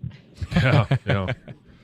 Yeah, but I just wanted to say, man, work perks, being a teacher, having summers off, getting paid still. Like, I don't think it gets any better than that. Like, I'm on my way right now to my boys' basketball practice. We got practice this morning. And like I said, got the whole summer off with my boys. I'm getting paid. That's the best work hack if you ask me. It's a great perk. There's no question about it. Have you ever had, before you had kids, were you a teacher before you had kids? No, this is my first year, actually. Oh, okay. What grade do you teach? I'm actually a para at a special needs center, so it's all over the place. I'm a gym para, so I get all the classes, so it's pretty fun. That's cool. Yeah, summers off would be huge. Summers off, get to spend it with the family, hanging out. It's a pretty cool perk, man, if you ask me. Get outside, go up north, go to the lake, kids' sports. Yep. Texter says, our best work perk every other Friday off. Yes. Long weekends. Insert 4-day work weeks. Oh, my gosh. That would be a huge perk. And I'm curious now, too, because there's been this trend. There was the trend, obviously, during the pandemic to be working from home. Mm-hmm. It's not a trend. It was kind of a mandate. Yeah. But now, having had that experience, do you still have that ability to work from home? Because that is a huge work perk. No commute time. Time is valuable. Money on gas, fuel, all of it. Just comfortable what you're doing, kind of setting your own schedule. Yeah, you got your own space. Yeah. I'm sure at home you'd have your own solo room. Yes, you would. I mean, multi-purpose. Could be the whole house. I mean, as long as you don't have your Zoom on, right? Yeah. Could be. Yeah, who was that guy for? Was it Tubin? Yeah, Yep. yeah. It became a verb. Don't see You're that. Tubin. All right. It says, John, I show up at my workstation 6 a.m. and they're serving custom omelets. I don't know if he's being sarcastic or if he actually has that perk. That would be awesome. That would be great. Our sales team only has to show up 3 days a week. Signed Jack and Coke Jerry. The Gen Z stuff is unreal. I heard the news yesterday and immediately thought, sure, because encouraging coworkers to bang won't create any issues around the office.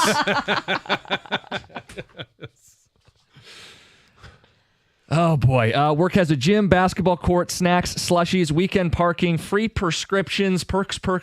Whoa, where do you work? It says post office. We get catering from different restaurants that donate. Home insurance for free not home insurance, discounted because I'm an insurance agent. All kinds of stuff coming in. Yeah. How about that auto insurance? Take a little discount on that. That really perked up Dad Jansen. You said free or discounted home insurance. Yes, exactly. Yes. I'm like, wait a second here. Where's that? Where are you working there? Coolest perks you have, perks you wish you had. It's 97.1. Hey, it's hot. Not sure if you've been outside yet, but if you do, you're going to start sweating. You don't want to sweat inside, so don't wait. Whatever it is that you need, call the team at Mastercraft Heating, Cooling, Plumbing, and Electrical. They take care of my house. They'll take care of yours as well. Upgrade your system now, and you can save up to $1,000. Call for details and schedule a free in-home estimate. You can also get same-day service, but you got to call before noon. So you've got about 3 hours and 15 minutes to make that happen. They'll be there same day. For more information, mastercraftheating.com. That's mastercraftheating.com.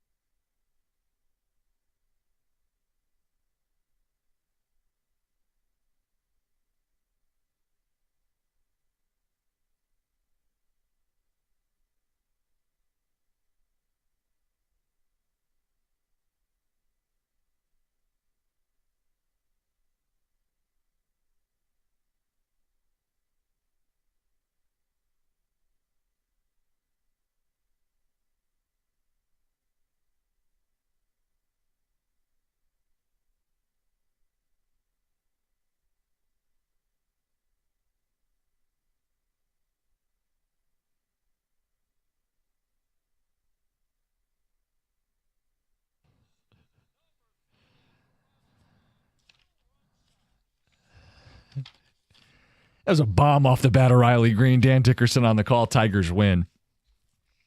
Talking about work perks. It was in Heather's news. Gen Z, if they're going to go back to the office, there's certain things they want. We've asked you the best perks you guys have or the ones you wish you had at work. 248-539-9797. Ticket texters are not disappointing. My job would get me tickets to a lot of Michigan road games. Signed Connor in Belleville.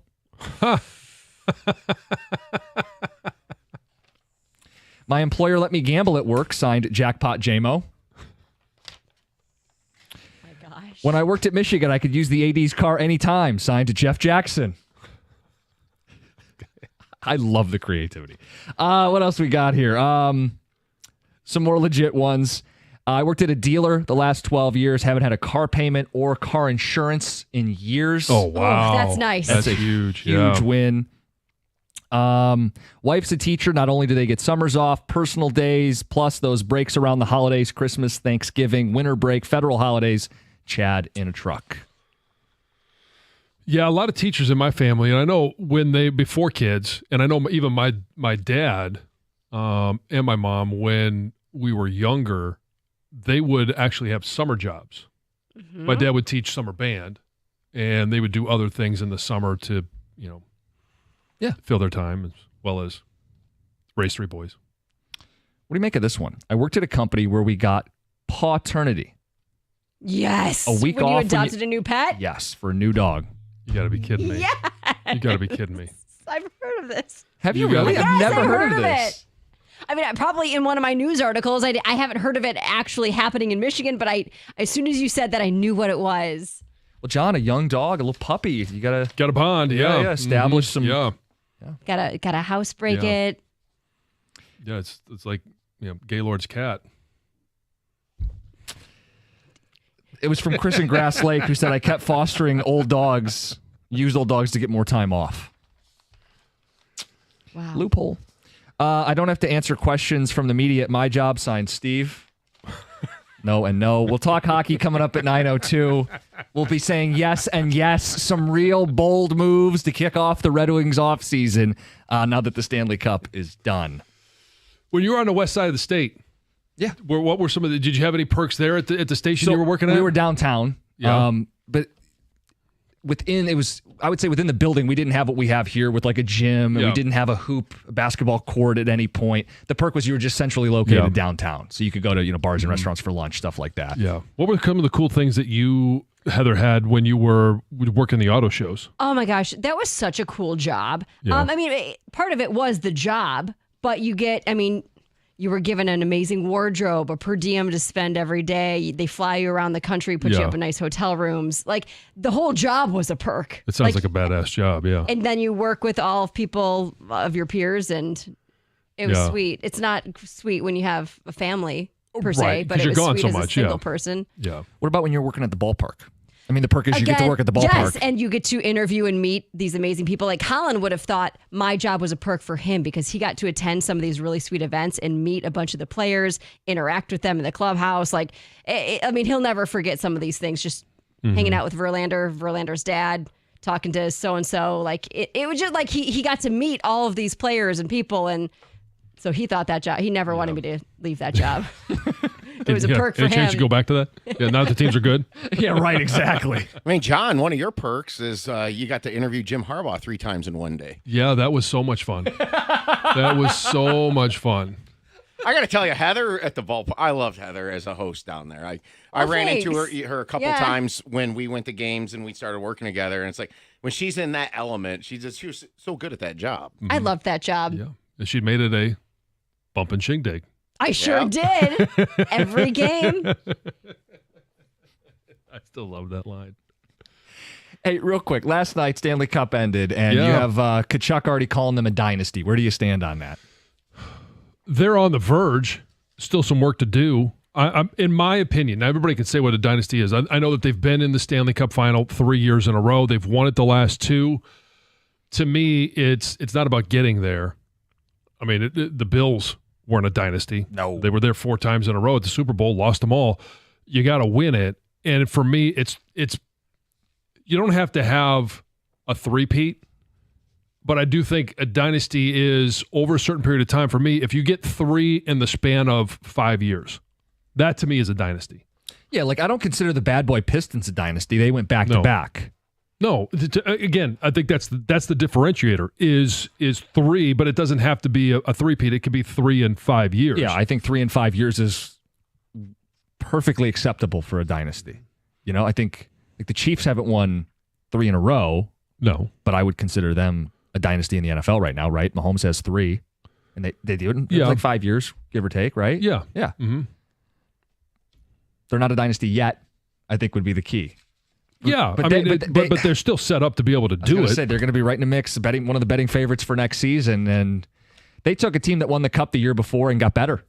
I mean, some of that is using that long-term IR loophole, but they added Brad Marchand and Seth Jones to a team that had already won the Stanley Cup, and their path to win the Cup, they beat 4 100-point teams to get it done. I mean, that team that won the Cup last night is going to be one of the all-time teams, and if they can keep 90% of that team together, they're going to be right back in the mix again next season. How many more bites of the apple does Edmonton have? It's a fun question, isn't it? Like, what happens? How many more cracks does McDavid get before the pressure to move on sets in? When you are the best at what you do in your era, you would think that any team he's on is always going to be in the mix. But it takes more, obviously, than just him. And is he going to be patient enough there to want to be there for his entire career? Does he feel like, okay, I want to be loyal to this team. They've been loyal to me. They're going to pay me. Can I ultimately win a Stanley Cup here? I think it's probably entering your mind right now. If you fall short 2 years in a row, I mean, you wait out this Florida thing. I mean, he's going to get chances still. He's still a relatively young hockey player. Sure, but that's what I mean. Like, you quick. Start thinking about your legacy, and his legacy is an amazing hockey player, maybe the best of his generation. He is one of the 10 best hockey players of all time. And there will be a case for him to be one of the 3 to 4 best of all time when his career's over with. But he doesn't have a Stanley Cup. Among active athletes, the best without a championship is Connor McDavid, right? Mm-hmm. I would think so. Yeah. Yeah, I mean, it's that'll be interesting to see how it plays itself out over the coming years, and I can't wait to hear about your Yzer plan. Yeah, the Steve Yzer plan. Wiser than what they've been doing, and Stevie, why not make these moves? We'll get to that after the update. Off-season's here for the Wings. Let's kick it off. It's 97.1.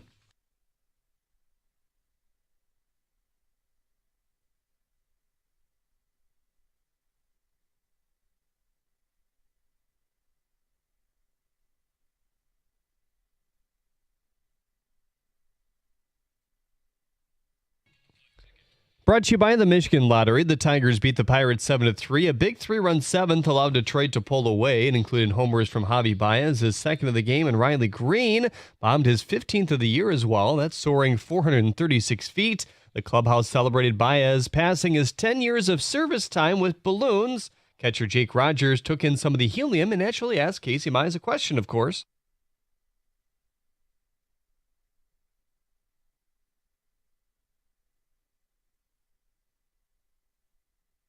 Mize threw 6 innings, allowing 2 earned runs and no walks while striking out 4. Some good news on the team's injury front as Will Vest was ruled as just day-to-day after leaving Sunday's game early. Said 2 of his fingers lost a bit of feeling, and the team was just being cautious by taking him out. Jackson Jobe underwent successful surgery Monday. Alex Lang also began his rehab with West Michigan, logging a base runner-free 1 inning. And in hockey,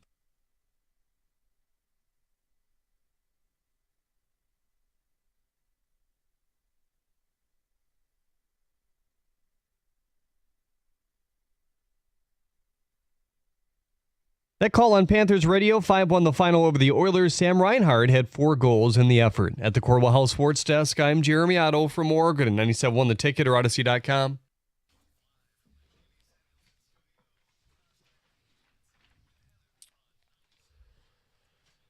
A couple things to listen for. Rumors that Jeff Rieger is going to bring some helium for his show with Wojo today. That could be an improvement. That's what they're saying. Yeah. And at the end of this hour, a live rendition of Whoa Canada. Stoney's in for the middays. We're hoping so. I Live see in him now. concert, Yeah. Michael Steven Stone. Mm-hmm. Can we get a Woe Canada from him at the end of the hour? Have you asked him yet? Is he in? Yeah, He's in. We'll he's talk to him in the yeah. next In the next break there. Yeah. He's going to be game. Come on. Oh, sure. This is his thing. That's been doing it for decades. And I don't want the recorded. I want the live. My only question would be is he saving it for his show after all? Selfish. Well, he might. Yeah. I mean, he doesn't seem to be that selfish, but He could do 2 renditions. You sing the whole hour. And then you'll have him with Doug and say, you'll hear it at 10:35. So we got some fun stuff. I thought it'd be a good idea to kick off the NHL offseason today for the Red Wings by impersonating Steve Yzerman. I want to improve the organization, John. Okay. And instead of telling people no and no, I want to tell them yes and yes. They're not one player away, so I want to go out and add 2 impact players. Okay? Sounds good to me. So here's what I decided. We're sending Justin Holl to outer space like the ball Riley Green hit last night. I'm buying out Justin Holl. He never should have been playing a year ago. He was in the press box 2 seasons ago. Bye-bye. Vlad Tarasenko. It's well documented. Didn't work out for either side. Sending him to Siberia, attaching a 4th-round pick the way they did with Fabry will get future considerations back. Trying to clean up some of the mess that Steve's made. Okay, 2 out. Yeah. Patrick Kane's coming back. Mutual interest. 2nd-line winger. Let's get it done. 1-year deal. Okay? Now here's where we get bold. And I want to know from the hockey elite, if I know puck, if this is appealing to you. And even if you're just a hockey casual. Like, John, does this move the needle? Okay. The first move is I'm pursuing and signing Aaron Ekblad, defenseman from the Florida Panthers. A lot has been made about Larkin's leadership and does his team have the right mentality and makeup. Ekblad has that in spades. He's a tough, physical winner. He wears a letter for Florida. He's a leader in that locker room. Right shot defensemen are valuable. He secures my top 2 pairs on defense. He makes me harder to play against. He can run a power play. He can play the PK. He is an all situations defenseman. Can we land him? I just freed up extra cap space. I'd sure hope so. He grew up in Windsor. He grew up a Nick Lidstrom Detroit Red Wing fan. I am making a push for him in free agency. He is my big free agent target. But he's not the only move I'm making. See, I think Yzerman's going to need to get creative this offseason because the cap's going up for everybody, and he's going to have to come to terms with term. And the better strategy is going to be to seek out a trade. Hockey insiders insist that Dallas is shopping Jason Robertson. 25 years old, top-line winger, multiple 40-goal seasons, multiple Selke finishes. He's not a soft player. He was one of the only guys that scored for Dallas in the Western Final.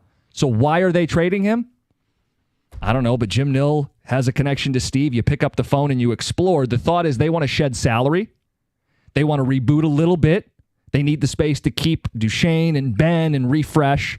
So I took a trade proposal from Max Boltman of The Athletic, and I tweaked it just a little bit. He had the Wings giving up their 13th pick in the first round, which I have no interest in using. I'm trying to push the organization forward. A first, a second, and it's got to be a young player. He had Danielson. I would say Brandsig Nygaard is one of those young, hey, maybe a year away, cheap piece for Dallas to keep things rolling. Got to give to get. I'm essentially giving him 2 firsts and a second to get Jason Robertson, and I will take back the Dumba contract that they're trying to dump. That frees up $11 million in cap space for them.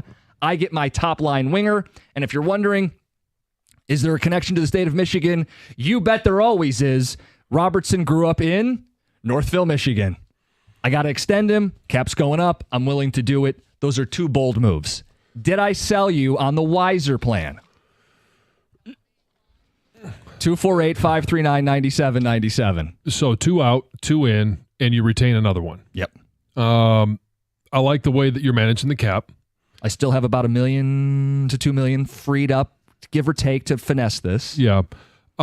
Here's what 2 things I like. One, I like the youth of Robertson because you put him with Mo Sider, Lucas Raymond, and some of the other young players that we think will be here, whether it's this year or in the near future.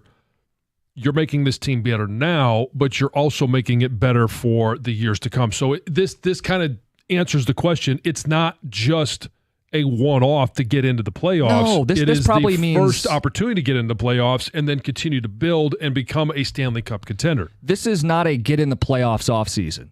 You would be a playoff team who could win in the playoffs. Now, I'm not telling you this is turnkey, go win the Stanley Cup. I'm not a miracle worker. Steve wanted the Mrazek contract for some reason. I found it difficult to improve everything in one offseason, but I think this is an aggressive way to do it. Rather than sitting around in this malaise that the organization is in, get off your butt and do something about it, right? Rather than just waiting for all the young players to hit and we'll have the deepest, best hockey team of all time. I think that's a silly way to do this, to exclusively rely on the draft. And the thing I like about Ekblad is, it makes your defense better. He does all of those things, but it's the toughness. What did we talk about this team? And we've talked about it for 3 Marches in a row. You get to the end of the season, or at least that last third of the season, when you're relying on toughness. And we saw, how did these teams play throughout the Stanley Cup playoffs? Yeah. You got to have a physical component. That has been missing from the Detroit Red Wings. And Ekblad would give it to you in spades. And if you want to add more, well, you got to get creative, because I'm still dealing with the Cup and Comfort contracts. I'm dealing with a bad Mrazek contract. I mean, he could be even more creative and more bold and more aggressive than what I threw out there, but what I'm creating is a better organization for the Wings moving forward. And then there's a question about Axel Sandin Pellikka. Yeah. Because Ekblad's a right shot D. Am I blocking Pellikka? Here's what I would say. We're a couple years away. We are. I can't imagine Yzerman's going to jump the gun and put him on the roster this year. He'll likely be in Grand Rapids all next season. Love it or hate it, that's the way they do things. When he comes up, the ability to put him on the third pair, shelter him a little bit, not overexpose him, would be beneficial for a young defenseman. And if he is this bright star that everybody thinks he is, I have the best right side in all of hockey. With Ekblad and Seider and Pellikka, right shot D are hard to find. I'd have the best in the sport if he pans out. So you're asking Steve Yzerman to do a couple of things that he hasn't done in his time in Detroit, and that is go out and spend money and give term in free agency. Yes. And then also give up some of those very prized picks and prospects. Yeah, that he hasn't wanted to part with in a trade. So I'll ask this question. If there was only one of these moves that Steve Yzerman got outside what we know as the comfort zone, which one is most likely, the trade or the free agent signing? Well, the free agent signing is easier, right? It doesn't require you to give up your the question. capital. That's not the question. Are you asking me to pick or for him to pick? What do you think Steve Yzerman would do if he was? I think he's more likely to add Ekblad in free agency. Yes. And you could say you prefer it because they need snarl on defense. Yeah. The Robertson move requires Dallas to play ball, requires Steve to give up prospects and picks and officially exit the rebuild phase. He did it for DeBrincat. This would be more than for DeBrincat. This would be giving up a guy he's already drafted and firsts and seconds. Well, a first and a second. Ticket text 248-539-9797. First response. God, I wish Steve was fired after the season because the offseason you laid out is amazing and Steve's not going to come close to doing anything like this. The Yzer plan is to suck, continue to suck, but not suck so bad they have a chance to win the lottery, blow money on washed-up free agents so they stay above the salary floor, but bad enough that they continue to suck. That's from a season ticket holder, Drew in Woodhaven. Clearly not happy. I actually really like these moves. The only addendum is, while we aren't miracle workers, Steve will have to address the goalie situation. It's currently not acceptable the way it sits. I just don't know how they do that. That's why I didn't understand adding Peter Mrazek. Right. It's a pretty big chunk for a backup goalie who isn't good. I'm going to paraphrase this one here from Twitch. Buying out Justin Hall is not a great idea. He has 1 year left on his contract. Why in the world would you want to take a 1 year problem and turn it into a 4 year problem? It would be a 2 year problem, not a 4 year problem. Okay. Well, I'm just reading. And it frees up $2 million right now. He is a buyout candidate. I mean, you could just stomach it another year, I guess. I don't feel like they should be stomaching it. And it frees up the space to take in Dumba to help facilitate the Dallas trade, which gets me Robertson. So there's a method to the madness. I rarely agree with Costa, but I like his plan. I also think Yzerman needs to name a new captain. Larkin is not the guy. I don't foresee that happening, but if you needed to hand the seat to somebody, would you hand it to a 2-time Stanley Cup champion on the blue line that you just added? I mean, would Ekblad not be a guy who could fill the leadership void of this hockey team, whether as an alternate captain or the captain? Yeah. That would make sense. Great picks. Robertson adds a bit of size to that as well. Texter says, as much as I dislike Ekblad, he is the entire reason we must get him on this team. Oh, like the fact that you don't like playing against him is right. Yeah, exactly. One of those guys you hate playing against, but you love him on your team. Exactly. Whoa, Canada. 9 Canadian players and a team coached by a Canadian won the Cup last night. You know why the Red Wings are so bad? 13 Americans, only 2 Canadians. It says signed Mark, but I actually think it's signed Don Cherry. Yeah, that's not from me, by the way. Although I do think the Red Wings could maybe use a few more Canadians. First off, Florida's winning cups because they got Matthew Tkachuk. They made a bold move a couple years ago. A bold move when I woke up the next morning and I said, I would have traded Larkin and Seider for this guy, and I was laughed at. What would you done now? Yep. The guy's a dog. He played with multiple injuries. It's everything the Wings locker room needs, and that's maybe my only hesitation to Robertson. I don't think you're getting that. You get that somewhere else. Maybe Ekblad brings some of that with that's why I love the combination.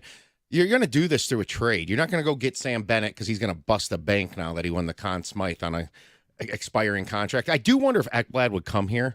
I'm like scratching my head a little bit. If I'm here, why would I come here? Well, I think he's publicly said he loves Florida. He was drafted there. He spent his whole career there. He's been part of the rise from the ashes to cups, plural. The reason, if he was ever going to leave, it'd be a team he grew up rooting for.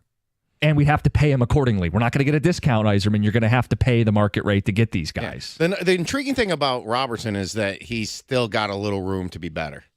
At 25, He's 25. And I really like the combination of him and Raymond. Yeah. At their ages and what you're looking at in a few years. And how about this? I know we got people in this fan base that don't believe Dylan Larkin's good enough. With Four Nations, when you put good players around him, he looked a lot better. If he's centering a line with Lucas Raymond and Jason Robertson, that's the best you're going to get out of Dylan Larkin.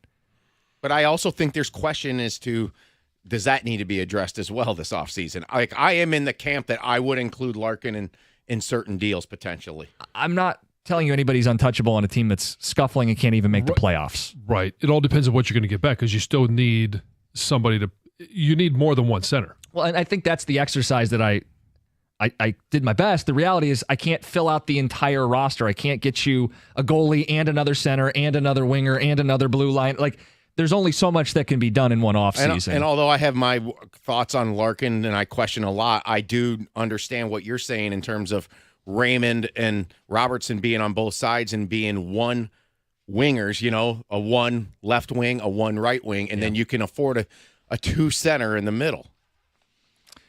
And Casper may be the two center too, by the way. He came on really strong at the end of last season. It's 97-1. Hey, in sports, when you're sidelined by an injury, and I can tell you this firsthand, it certainly is personal. The same goes for life. That's where personal injury attorney David Femininio steps in. And trust me, after an accident, you need an attorney who's going to make it personal, and that someone is David Femininio.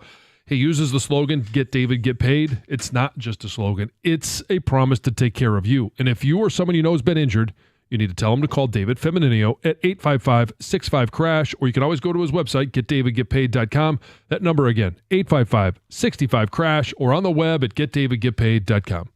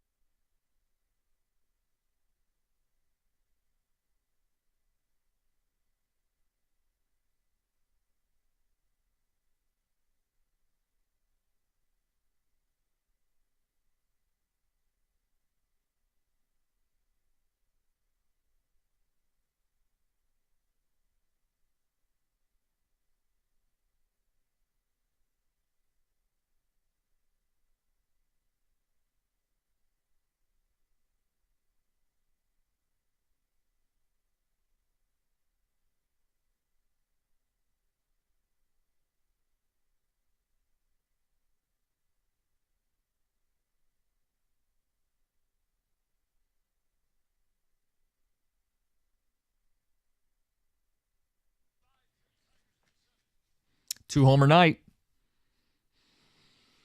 John, you said we've secured our headliner for the end of the hour. We have an agreement from Stoney to do Whoa Canada? Yes, we do. Okay, good. So yeah, crosstalk we will have, and so when this happens, I was made to promise not to make eye contact with Stoney because apparently I start laughing and then he can't finish. So I will do my best to keep my composure. So for people who want the numbers on it, a lot of people at the station obsessed with Canada's drought. Stoney's not the only one. Rieger pointed out it's been over 11,000 days since a Canadian team won the Cup. 1993, the last time it happened. Yeah. Whoa, Canada. Live rendition. End of the hour. Javy Baez, the 2-homer day, the bump and shindig afterwards, balloons celebrating 10 years of service time. Really a chance to celebrate the turnaround that is Javy Baez, the best story on the best team in baseball.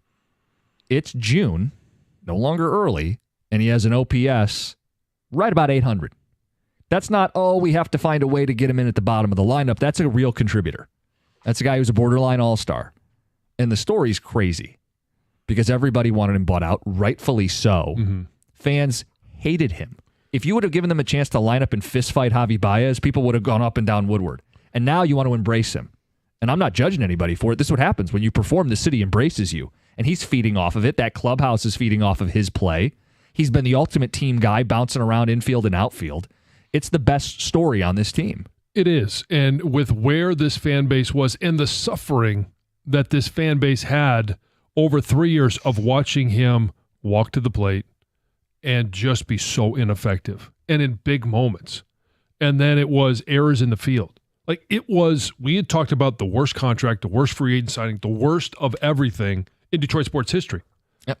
And now we're talking about might be one of the best turnarounds for an individual in Detroit sports history. Yeah, he's pacing to have a 20 home run season. It's not the 30 that he peaked with in Chicago, but the fact that he could be 80% of the player that he was with the Cubs. Right. For a team that we've talked about how important getting a bat in the infield is. Well, and how much flexibility he's given this team in being able to play center, third, short, second. Yeah, and doing it at a good level. I'm not going to say elite level, but at a really good level. He has gone out there and given some juice to this team. He's provided them defense, and honestly, he's been really good at the plate too. The story of Javy, the story of the Tigers. It's really remarkable because the other stories that we talk about are obviously Spencer Torkelson. Yeah, and Torque had his doubters, but the Javy thing was another level. Right, because at some point, at least in a Tigers uniform, we had seen 2 years ago Spencer Torkelson hit 31 home runs. And he was young to where some people said, I'm not quite ready to give up on him. Yeah. Javy in your 30s, when it looks like Father Time has had his way. Yeah. Whether it's injuries, whether it's who knows what it was. Yeah. And the one that always kind of irritated me was when people said, well, he doesn't want to play. He doesn't want to be, but it doesn't look like he. I never got that feeling from him. I always felt like he was trying. It just wasn't happening. And when you're trying and it's not happening, at that point you're like, well, what else can be done? Updated weather forecast for tonight, John? Yeah. 45% chance of thunderstorms. Oh, 55% chance of nothing. Why don't you want us to have Scooble I'm not saying because I want to watch Tigers play tonight. I didn't get the chance. We had Monday without him. I know. And now, I mean, I get, the Scooble Skeens. You get 2 games tomorrow. Tonight we don't have any baseball or softball. I want to watch the Tigers. Okay, selfish. Yeah. Think about call whatever you want. There's no NBA or NHL tonight either, so we'd have no game. Oh, you don't work tomorrow. That's why you. Yeah, exactly. Yeah. That's your problem tomorrow, Who's baby. Selfish now. And I'm looking no to go. sports in Jansen and Stoney. Dad jokes. Yeah. Look, I'm planning to go and see one of the games either tonight or tomorrow, and it would make the decision for me if it's Scooble Skeens. So if they could get this thing rained out well enough in advance and set this up, AJ and Don Kelly get together, shake on it, give us the matchup. Come on, deliver. If it does get rained out, I think there's a good chance that you get that matchup in game 1. Good. I really do. I mean, because why would they want Skeens to sit around all day just to pitch the second game? Yeah, get them out there. Let's get to Heather with the news. Let's see. A Detroit teacher and track coach is on leave and is now facing criminal sexual conduct charges after prosecutors say he groomed a cognitively delayed student. 54-year-old Nathan Tedford is charged with 2 counts of 4th-degree criminal sexual conduct involving coercion. This teacher, who was teaching at East English Village Prep Academy, allegedly lured an 18-year-old student to his home, claiming that he could provide chiropractic treatment. But I'm guessing that's not exactly what he was providing. The student later confided in his girlfriend and his mother about what happened, prompting this criminal investigation. This teacher was given a $30,000 cash bond, will be in court today. Police do say no additional victims are known at this time, but they're encouraging and urging parents to talk to their children and obviously come forward if they need to. Major League Baseball unveiled its uniforms for the 2025 All-Star Weekend on Monday, but there's kind of a twist. Players won't be wearing them during the All-Star Game. So instead, players will wear their primary home and road jerseys during the game, and the new All-Star uniforms will be worn during the Gatorade workout and the Home Run Derby. Okay. But you can go and check them out. They use like the same lettering as the Atlanta Braves. The AL, the NL appears on the left chest of the uniform. One's like a lighter shade of blue. One's more of a darker blue. Mm-hmm. I think most people like that they wear their own uniforms in the game. So. Yeah. All things considered, these aren't that bad though for the Home Run Derby. I know some of these All-Star jerseys have been disaster. These are okay. They're fine. And it's in Atlanta, so pay homage. Yes, yeah, I get it.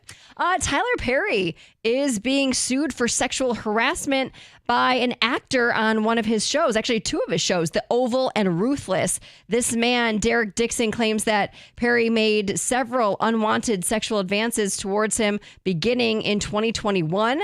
And you can read all about his claims. Once he said he was pinned against the wall and groped by Perry. He said one time Perry snuck into his bed with him, and the other time he forcibly pulled off all of his clothing.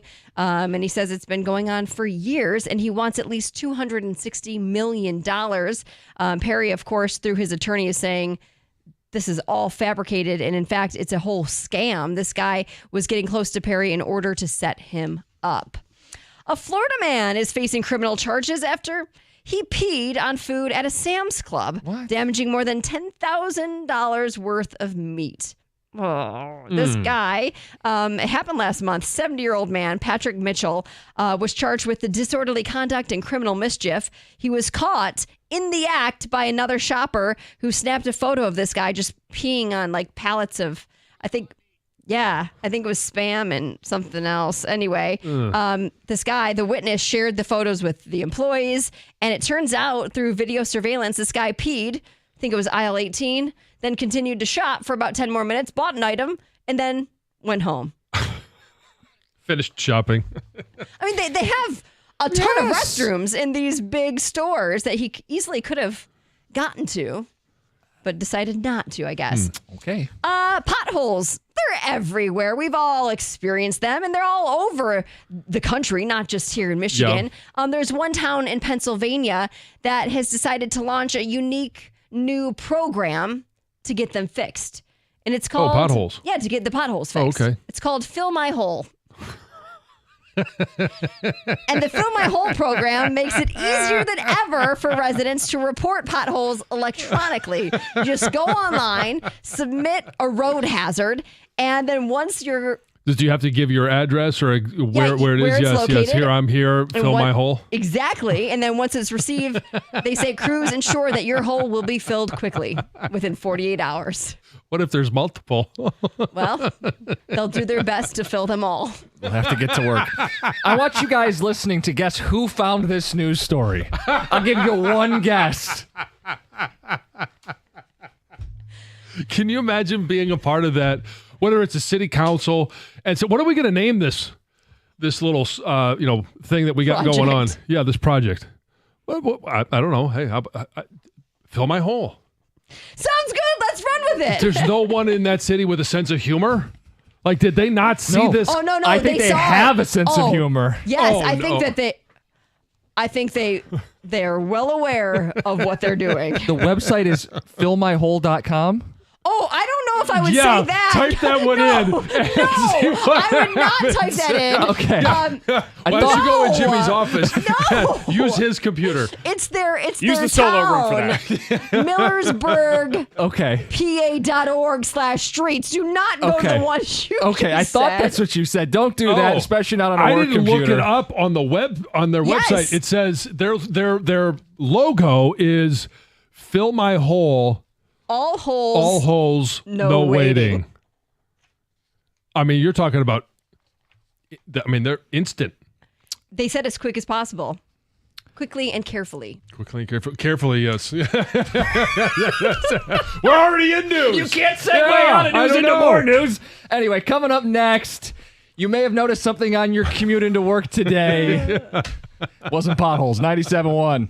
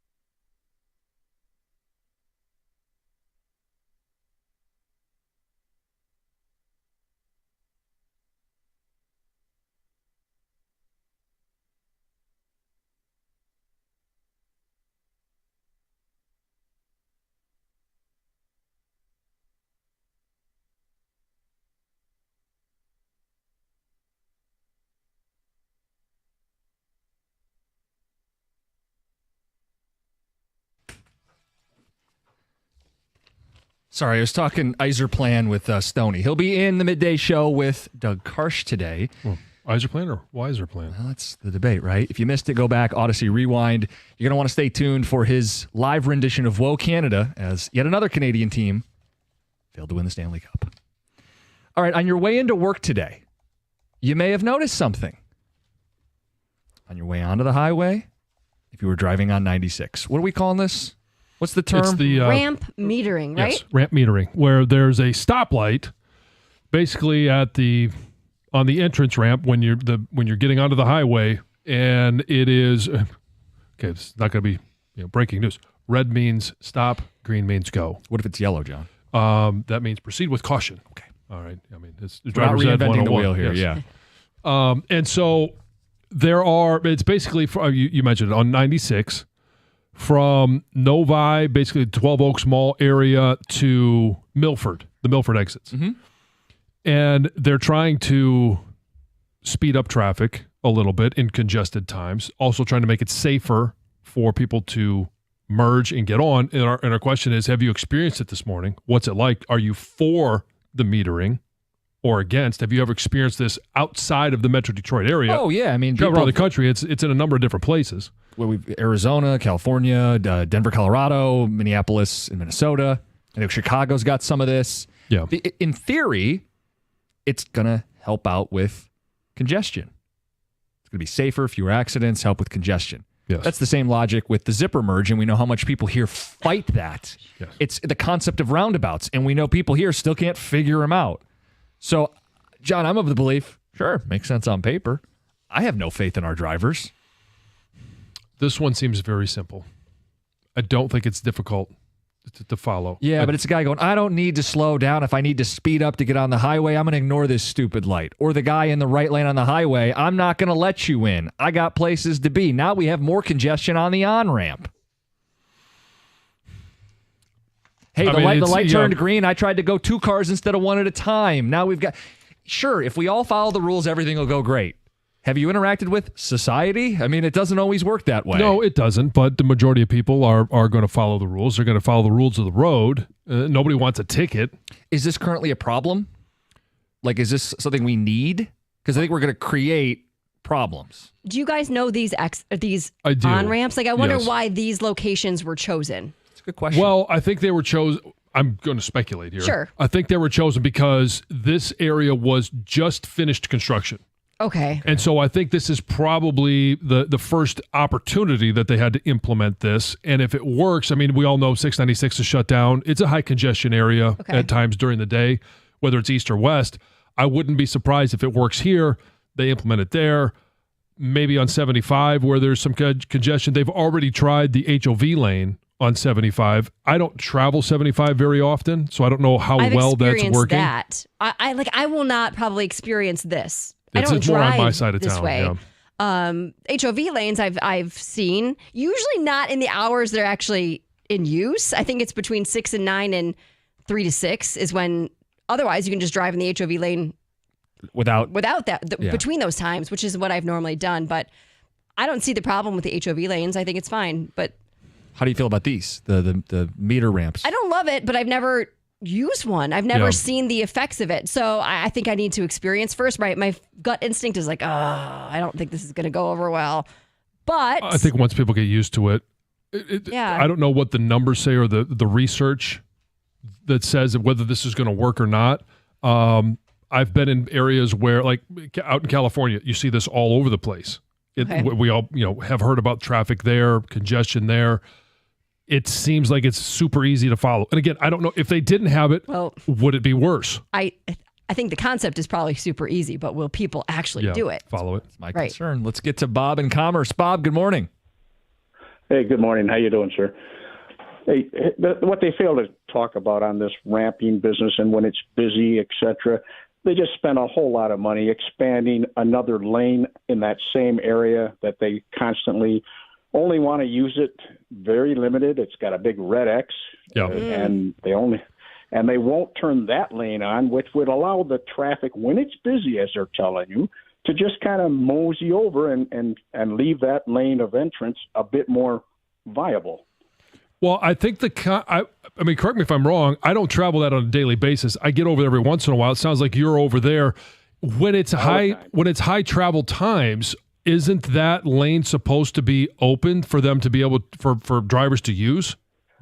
They're still practicing that. They don't give it the time it needs. And don't get me wrong.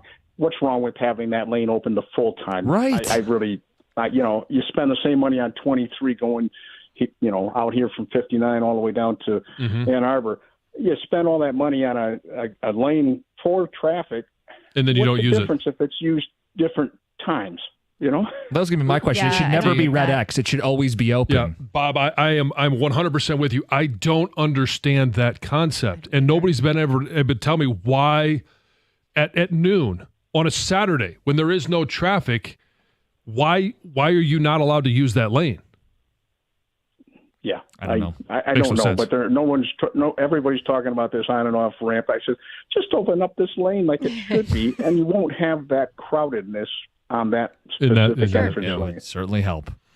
Howard in West Bloomfield, good morning. You're on 97.1. Good morning. So I spend the winters in Scottsdale, Arizona for many years and have been experienced those traffic timers, and they absolutely are value added and keep the traffic running smoothly. And I would compare them to like the roundabouts. People never like the roundabouts, but they increase the flow of traffic tremendously once people get used to them. So I'm all for them. Oh, I'm pro roundabout. I think roundabouts stop us from unnecessary stoppage. Yeah. But with roundabouts, have you seen people who get to them and have no idea what to do? I told you the other day, right? Somebody just stopped mid-roundabout to try to let me go. I was like, oh my gosh. No, I'll wait. Yes. You go. You go, sir. Go. You're already going through the roundabout. What are you doing? You're going to get us in an accident unnecessarily. What is supposed to be good is now bad. So did you actually yell at them, stop being nice to me? I was just yelling, go, go. I'm not going because you're clearly an idiot and you're not going to hit me. Go, go. And he just sat there like an idiot does. Eventually he went. Once again, we are trying to fix a problem that doesn't exist. This is a dumb idea, Sparky and Trenton. But people swear by it. I have a buddy who experienced it in South Carolina, lights and merging. He said it works really well. We have ramp metering in Arizona. Phenomenal. Keeps traffic flowing. There's a lot of people from Arizona who said that it is awesome. The ramp issue wouldn't be a problem if people would get out of the right lane so people could merge at will. It's selfish people who have zero care about anybody that are the problem. Well, as you're traveling east and you're getting closer to where you have to get off onto 275, 5, or stay on 96, or get on 696, that right lane gets a little congested because you have to be over the right two lanes to get off on 275.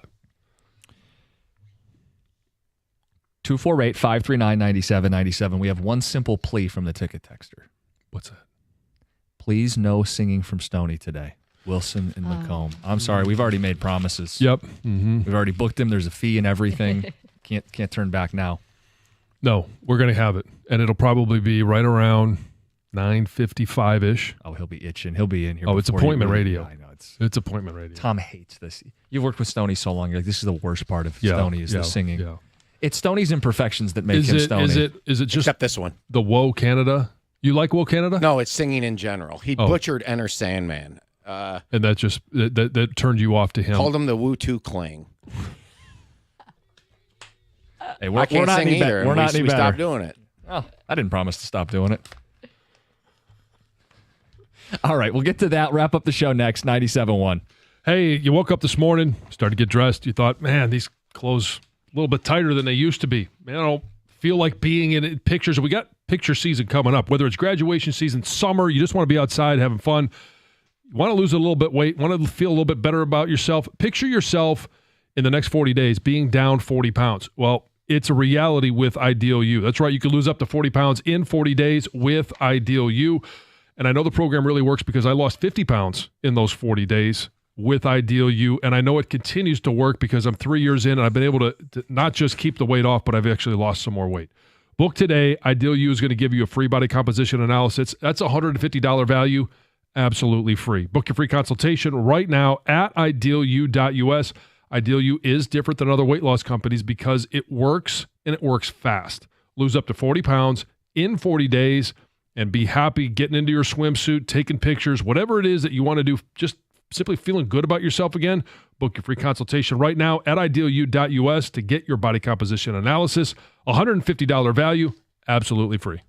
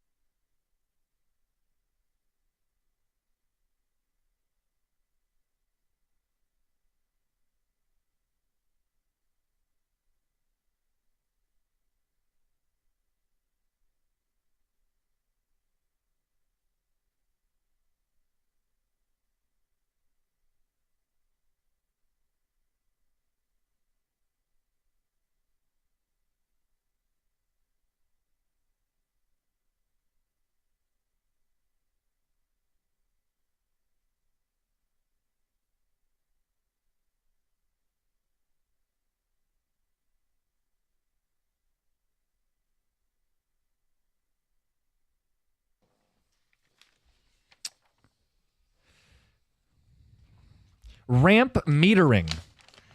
It's coming to Michigan.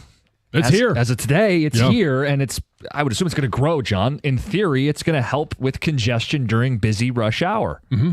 You're going to have a little stoplight on the on-ramp before you get on the highway. Yeah, and I think the one concern everybody has is, well, it sounds like that. Like, wait a second, I got to get up to speed. They're using it during high travel times, so you're not going to have people going 75 miles an hour, 80 miles an hour that you're merging with. Chances are you're going to be going from 0 to 30, 35, and maybe that might be generous.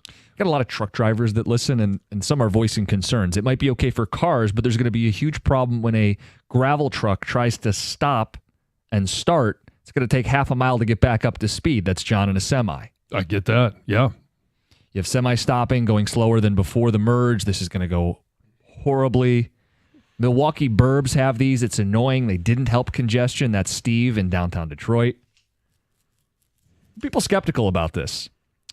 When there was horse and buggy, it was never an issue. I say go back. Nolan in a car. Jay in Ann Arbor, you guys are babies. They have these on-ramp lights in many big cities. I grew up in Chicago. This is totally normal, and it's going to be great. I don't remember. I mean, it's saying I didn't notice them in Chicago. I just don't remember them in Chicago. Every time I've ever done it, it's always been out in like L.A. It's been forever since I've drove in Chicago. I mean, usually train or whatever, their plane flying into Chicago or whatever. Yeah. But the horse and buggy thing, that's why we don't deal with this stuff down at Tecumseh. Yeah. I am with the gravel hauler text. Like, this is why I don't like this, because it's going to be those unique situations where I'm going to get frustrated because I'm just like, why can't I drive like I used to? Why add a stop? Yeah. Because that is going to be a bad situation. Those things, we deal with them down at Tecumseh, and they take a long time to get going. Yes. Well, they don't have them down in Tecumseh. The metering. The metering. So you won't have to worry about it. Right, not the metering, but gravel haulers once in a while will take our roads, like if there's a freeway closure, like far away and stuff, they take the side roads. But this is dirt side roads. But roads we could see this on, right? So right now it's basically 12 Oaks going west. Yeah, and people coming to Milford east, exits, and coming east, vice versa. So 96, but this could happen on 696, 275, 75, 94. Sure, I could see it in a lot of areas where they have congestion, right? If it works, if it makes traffic better, traffic sucks. It really does. You put it well. If you start seeing that you're saving real time in your morning commute, we all are creatures of habit. And if you leave at the same time every single day, you follow the same path, you do the same thing. It's what I do. And I don't have to worry about it because it's 4 a.m. and nobody's on the road. But if you leave the house at 7:30 and you pull into the office at 7:55, but now with these, after everybody gets used to it and there's a break-in period, all of a sudden you find yourself getting there at 7:50, 7:48. Like you're saving 5-7 minutes. Gold for someone in the morning. That's sleep. That's a second to decompress. That's getting another extra cup bite of coffee. Food or because the coffee will make you live longer. So as long as it's black. Yes, No as long as it's extra black. So cream yeah, sugar. I mean, think about it. The metering may actually help you live longer if it allows you to get that extra cup of coffee. Tying it all together. Speaking of tying it all together, we opened the show. Oh, yes. We mentioned that Canada, once again, no cup. Sorry, Edmonton. Sorry, neighbors to the north. What's up, boys? Stony. God, do I love the and Heather. And girl. I know. What? It's like saying guys, It we have means a it, group. just Yeah, as but a catch-all. guys is a catch-all. Boys, Yeah. I not so know. much catch-all. I Nope. know. Men and Heather. So, Oh, What? no. No. Did you really make that into a... I thought we were better than that, God. Greg. wow. What city is that in? Somewhere in Pennsylvania. Somewhere in Pennsylvania. Millersburg. Yes. They have a pothole program. What is it called? It's called Well, the drop tournament is July 16th, so we have a late entry. we got Cinderella run coming. Uh-huh. Wow. God, the Florida Panthers. It's hard to love a team. I don't want to say love, but admire a team that's in the division of your favorite team. You know what I mean? Yeah. But they do it the right way, the way hockey is meant to be. Yeah, they are a heavy, tough They grind you down. And they have a great goalie, something that we don't have either. Yeah, it's the one thing that wasn't in my Yzer plan. Yeah, I mean, that's well, you can't fix it all in 1 year, as you mentioned. I understand you can only fill that. so many holes. And believe me, my friends in Philly said, yeah, we chose letting Bobrovsky go for Brizgalov. Yikes. Who was a He's kind of a head case. mental case. Yes. Yes, if you remember watching the HBO thing when he was singing songs and stuff like that. Goalies are weird, man. I know. Yes, they are. So do we do this with music?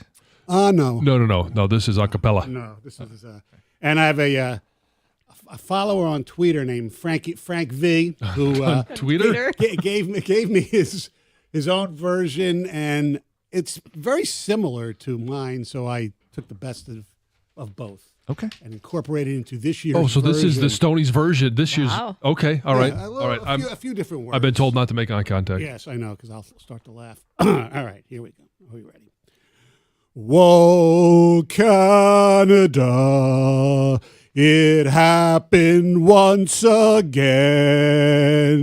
32 years, when will you win again?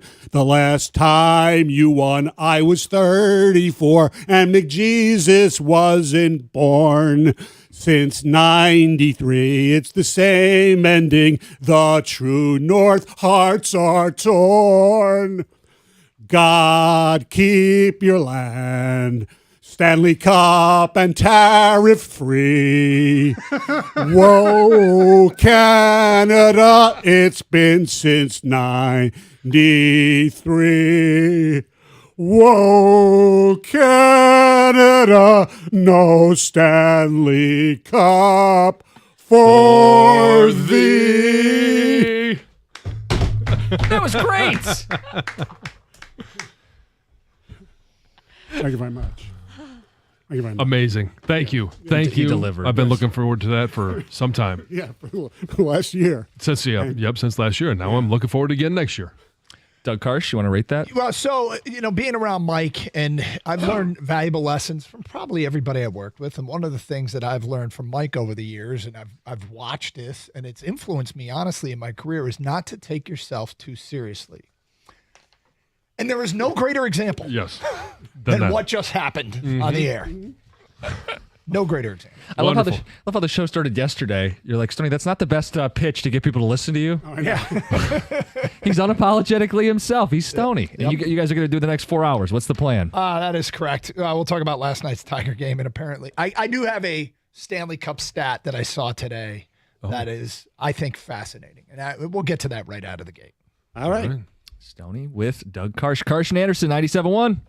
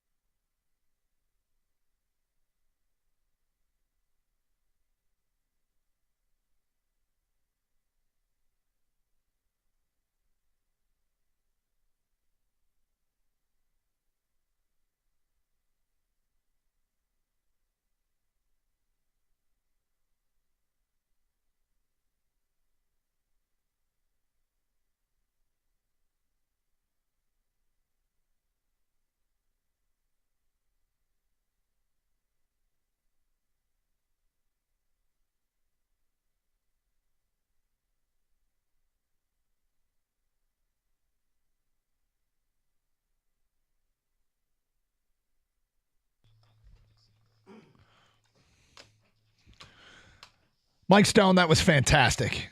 And witnessing it live, he gets his whole body into it. Like, I guess it was on TV, our YouTube and Twitch, right? I assume. We can go back and look. That's okay. I mean, I hope so. But you delivered once again. Thank you. Yep. How are you? I'm good. Yeah. I'm good. The right hockey team won. It's no Canada, diss seriously about it now. I mean, they're really good. They miss Zach Hyman. No excuses, though. And I just love the way the Florida Panthers play hockey. Yeah. It's just the way it should be. They have skill. They have amazing toughness, really good defense, and they have great goaltending. And that's how you win. Mm-hmm. Yep. And I don't have anything against them, other I'm starting to get a little sick of them. And I know. But that's human sports. nature. Yeah. I'm not mad at them for being good. But no. The fact that Matthew Tkachuk, they had Pang asked him on the ice, what were you playing with? He goes, well, I had an abductor come off the bone and a hernia on the same side. Like, you got to be freaking kidding me. Dude. I'm at a point, though, where nothing surprises me about hockey players. No, it's I had a compound fracture of my face. Oh, okay. Missed a shift. Yeah. I know. And, it's probably because they are so sick about it. It's probably unfair that some of us who are into hockey, judge other athletes based upon what hockey players would do. This whole Halliburton thing in the NBA. Right. Should he have played? Should he would? I remember, Nate Robertson. I hated when he played hurt because he didn't, but that's supposedly the right thing to do. I don't know. Yeah.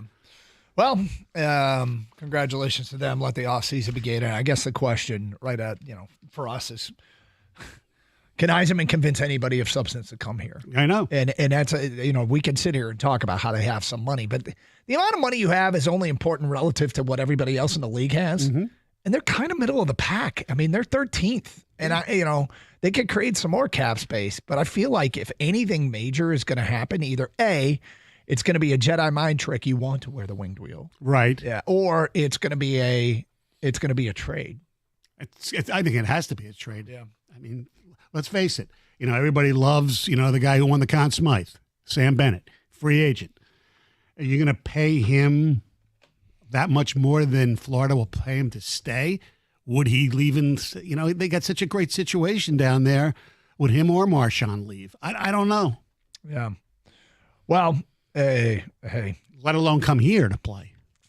But that's his job. Yes. And when it hasn't been going well, it's incumbent on you to get it done. Mm-hmm. And the moves, veteran acquisitions, have been uninspiring.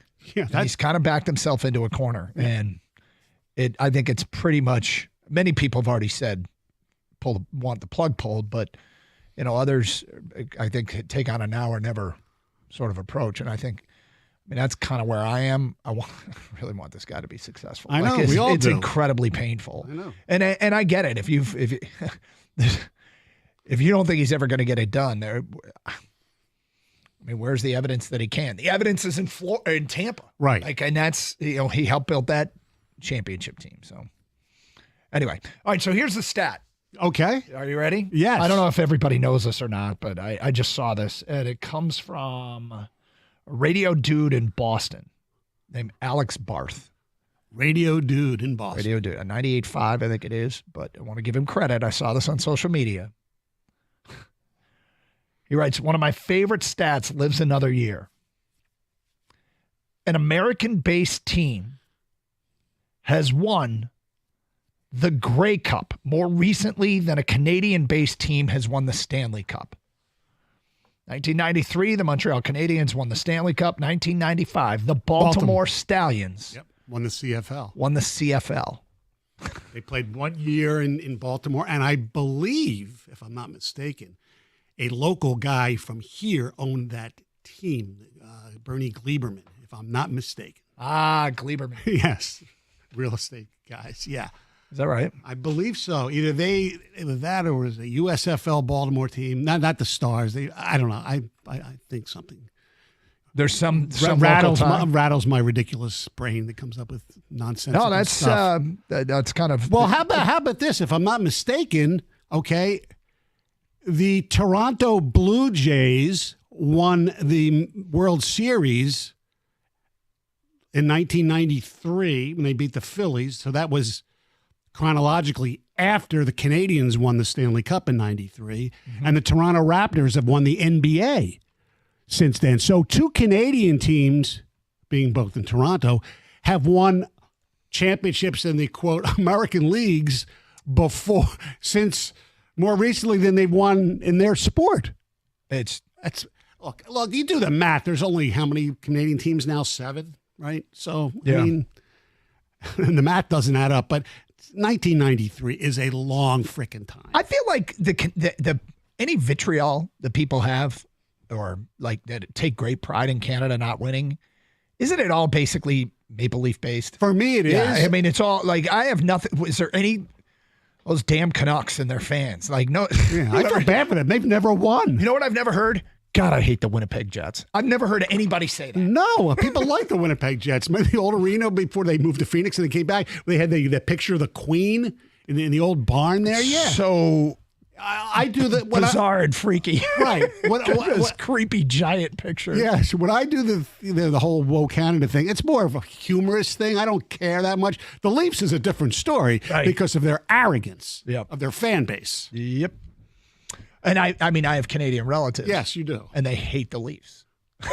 Wow. I have others that like them, but right. Well, Montreal, the Canadians kind of a little bit like that too, but we don't understand what they're saying. So Le Canadien bout numéro 12 Ivan Colmoyer. Yep, that's it. 248-539-9797. Nathan and Warren, you're on 97 on the ticket. What's up, Nathan? Morning, boys. Morning. Hey, man. I just want to say about the Panthers. I'm not sick of them. Doug, I heard you say that you're already getting sick of them, but I'm not, because I love the way they play, and they don't have a guy on their team that gets calls. You know what I mean? They don't have a Crosby. They don't have a McDavid. They don't have someone like that. They have a lot of guys that this is our blood and guts hockey team. Yep. And I just love the way they play, and that, so they can keep winning, at least until the Red Wings are ready in 2037 or whatever that is. I totally agree with you. They do get the benefit of the doubt a little bit, where there were non-calls that I thought at times could have gone against them for high sticking. I'm sure Edmonton fans felt that as well. But yeah, you're right. They don't have a lesser masculine panther, so to speak, of the cat and feline family on their team. For sure. And real quick, hey, I was at the Tigers game last night, and what an awesome story about Javy, man. I'll tell you what, just hearing the entire stadium chanting Javy's name, it was really cool. Really cool, and he deserves it, man. He's really made a pretty good redemption out of his career. Well, Nathan, you've touched on what we are going to hit on next. 10:16. Segue, Nathan. Thank you, Nathan. Yes. Producer. You're welcome. I hope the check's in the mail. Yes, it is. Producer Nathan. We'll get to the Javy story and the Tigers and last night's game, because the Javy story is turning into, I think, unquestionably the feel-good story in Detroit sports for the calendar year 2020. It's incredible. It is incredible. And that is straight ahead here on Carson Anderson. Stoney's in for Anderson, 97.1, the ticket.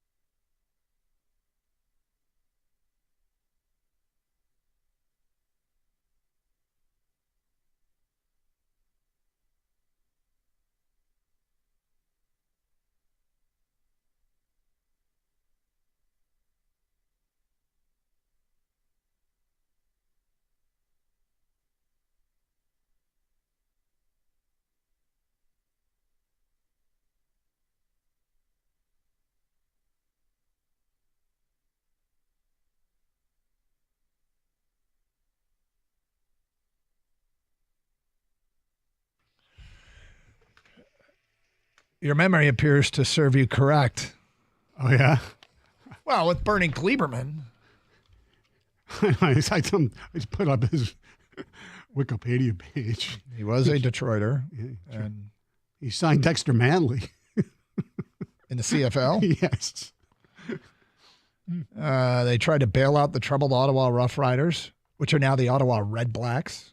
Okay. Well, they're not the same franchise, but the CFL franchise in Ottawa is the Red Blacks. I've been to 2 Red Blacks games. Wow. I go up there and visit Googe. Mm-hmm. I've met him, right? Yeah, at our house, yeah. Mm-hmm. My cousin Maureen, or Mo, married Googe, and Googe is a season ticket holder for the Red Blacks. So we go out every once in a while. We're up there. I guess he didn't have anything to do with the Baltimore team. It doesn't look Didn't like, he? though. No. He had a lot to do with CFL, though. Yes. And he was a Detroiter, right? Yes, he All is. right. Yes, he was. There you go. Mm-hmm. Way to go, Gleberman. All right, so way to go, Javy. This is, he leads off the 5th and the 7th last night with home runs. After he made an error earlier in the game, too. Yep, and we're talking about a player that I think is probably at the end of the year is going to be the feel-good story of Detroit sports. I mean, unless, somebody wins a championship here in the middle of all this. But as far as individual athletes, this is such a weird turnaround because it's not like the guy was struggling a bit and turned it around. All he did was struggle. Yes. It was met with a high degree of hostility, and it was, I guess, earned hostility and animosity. Then at the beginning of this year, when he started to contribute, moved positions, and was playing pretty damn well in center field, I think we moved into sort of a truce. And I think the fans were like, okay, if you're going to help, at least help, and you're still not worth the money, blah, blah, blah. And then he's helping out consistently offensively. He's played out of position well. Now he's playing in position well. His OPS is 898. The 2 home runs last night gave him 9. Doug, there was a show where I was in for you, where before the season started, bold predictions on the Tigers. Yeah. And my bold prediction was Javy's going to hit 20 home runs. Look at you. As a weird, and yeah, he's almost halfway there. I don't know how to characterize how Detroit feels about Javy Baez, because I think that's, like the first caller said, people at the game chanting his name. Yeah. That's reserved for beloved players. And I don't think he's 100%, but what he's doing is beloved. No, there are a lot of people who were waiting for for his Tiger career basically to hit the level as baseball, the back of the card doesn't lie. Yeah. But just, whatever happens, just enjoy it. He's been great. And the one thing, look, we're all guilty. It's not just the fans. I compared him to a pile of poop, because if you spent money on poop, and it's poop, get rid of it. Get it out of the house. Because it smells up your house. And he's certainly proving me wrong. But the thing that I was really impressed with, and AJ talked about it, even last year when he went through the surgery, he came back, hung out in the clubhouse, was very important to them behind the scenes with the players. The players love him. And as much as we couldn't stand him because of the contract, it wasn't against him and his personality or his person. It was his play. He never really bitched. He never complained. And I give him credit for that. He was smart enough to realize he sucked. And, what good is going to be there to complain about it? And, the hip surgery, who knows how much, obviously, it helped a lot. Gator cites it all the time, and I still, for the life of me, can't wrap my head around how having hip surgery means you stop swinging at pitches in the other batter's box. Yeah. That doesn't feel like a product of having a bad hip that had you doing that, but maybe it was in some way. But this is an amazing turnaround. Yeah. It is an amazing turnaround that the Tigers wouldn't be as healthy as they are without it. We talked yesterday, actually it was just me going back and forth with some people watching the show about when you're hitting 289 in this version of the major leagues, that's really good. I know. That's really good. Last year, there were 7 7 hitters that finished the season with an above 300 batting average of regulars. That's it. Only 7. Now, you can find guys with like 74 at bats that might have done it, but I'm talking about of MLB regulars. That's still incredible. That's how the game has changed. And I can't remember if it was the Tiger broadcast or I was watching Padres Diamondbacks over the weekend, but whoever it was, Benetti, then I give credit to Benetti. I think they said the major league batting average, the average batting average is like 246. Now, batting average is not the be-all, end-all in terms of what OPS has turned into a more important stat. In fact, what's strange is they put the OPS up on the big scoreboard at Comerica, not batting average anymore. Well, I mean, that tells you where on base plus slugging. I mean, this is leads, higher OPS leads more directly to runs. Correct. So anyway, it's a valuable offensive stat, but I don't know if I ever remember a story like this. Because here's the crazy thing about it. People were like, get rid of him. Straight up get rid of him. And I don't blame him. No. But here was the issue. I did the same thing. Here was the issue. He wasn't blocking anybody. This is why you keep him. He wasn't blocking a AAA or AA player, a young player that should be playing instead of him, because those guys hadn't matriculated. Like in the next couple of years, Bryce Rayner and Kevin McGonigal, middle infield types are going to be rising up through the organization, and a player in Javy's position where he could be blocking that player, in which case his presence on the roster might be holding the team back. As you said, he wasn't a malcontent, and he made too much money for the production that anybody would take the contract. Right. The only option the Tigers had was to trade him for, I used to say a can of red paint and half a crate of K-Tel records. Pretty much. And eat, 80% of the contract. I was about to say well more than 50% of the contract before anybody would take him. And they just stuck with him and stuck with him and stuck with him. And regardless of how this turns out, he has helped them build a 9.5 game lead in the division. And when you get to the end of the year, I always, people really want to know, can they keep it up? Can they keep it up? And I whether they can or can't, it is important that they do. When you get to the end of the year and you come up just short, you always go, oh, was that game back in May? Remember that game they blew back in May, or that game they lost in early June? These guys are helped, like Javy, Torque, and Mize, who were the big 3 that have bounced back this year. They've helped them win games in May, June, April, May, June, July, June, that might be important in the end. But at this point, there's nothing like Javy, because there wasn't hostility, straight up animosity towards Mize. People weren't booing Mize. No. I don't think people were booing Torque, although there was a little bit more hostility towards him.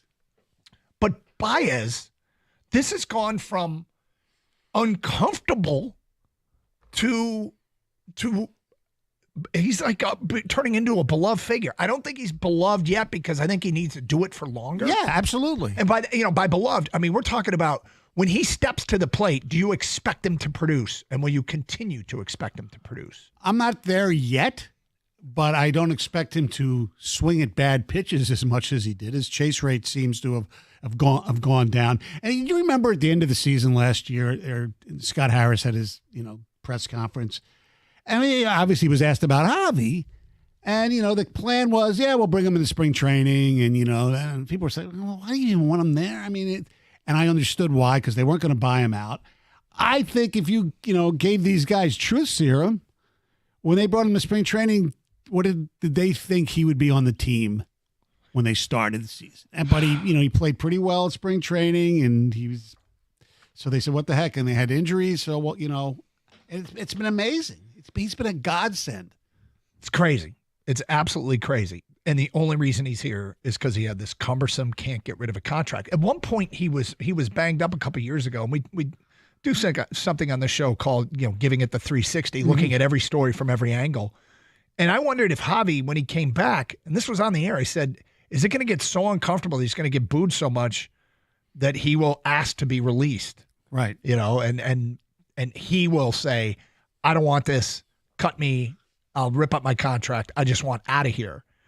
But that never happened, and that would be a huge financial. I mean, it would have been borderline crazy. And you just hope last night was not, because everything. It was the 10th year anniversary of his debut. They had balloons in the clubhouse and thing, and it was just. And he comes through with 2 home runs, and a great tag on an unbelievable throw by Dingler on a stolen base attempt. I mean, it was Javy's night. Okay, sorry, I interrupted you. It was Javy's night, and they come back and win the game. Yeah, and he was a big part of that.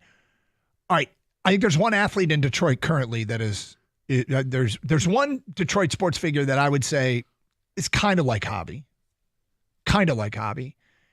and there's another that I think has moved from hostility and animosity to the truce phase, where we're like, okay, we won't boo you, and you could be trending towards being beloved. Ooh. Yeah. So the person that I think has already kind of pulled off the Javy trick, and one who might be. There was hostility, and I'm not sure there is anymore. We'll get to that coming up today at 10:35. It's Carson Anderson. Your phone calls next. 97.1 The Ticket.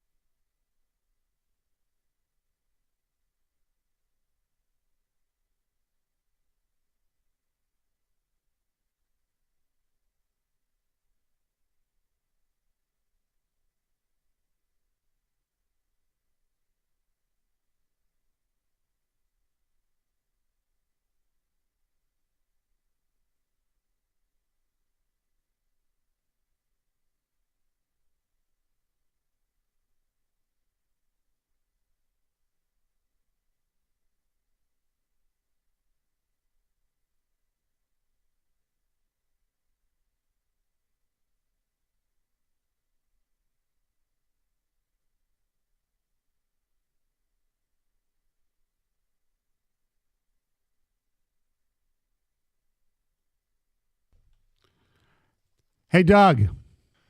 Hey, Mike. Magic number's 81. Of course it is. Mm-hmm. That's pretty funny. Well, they're playing well. There's no doubt about it. And last night, another interesting game at Comerica Park. And the story is Javy Baez. This is feel-good story of the Tigers season. And, You just can't say enough about him. And it's really fun to see him excel. And change the fan base's relationship with this player. Mm-hmm. Yeah. I mentioned I think there's one that's already pulled this off in Detroit, and another one that's moved from hostility and animosity to a truce phase and could be a beloved figure. Yeah. But still ways to go. We'll get to that at 10:35. Jason in Royal Oak, you're on 97.1 A Ticket. Hi, Jason. Hey, guys. Happy, what is it, Wednesday? Top of the mountain to you. Yeah. What was I going to say? Shoot. Darn, I forgot what I was going to say. Love you guys. That's it.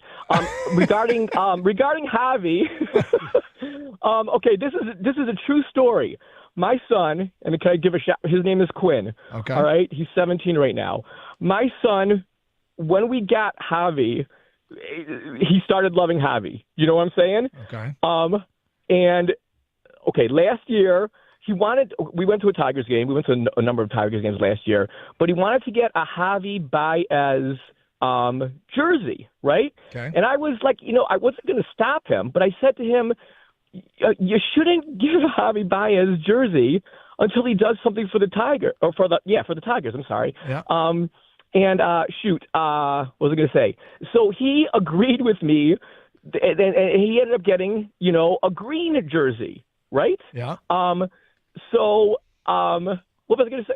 So my point is, he has loved Javy Baez since he got here, and I'm sure my son had to take a lot of, stuff from kids at school. I know he did, and now that Javy Baez is doing good, I do love Javy Baez, and I'm so glad we have him, Yeah.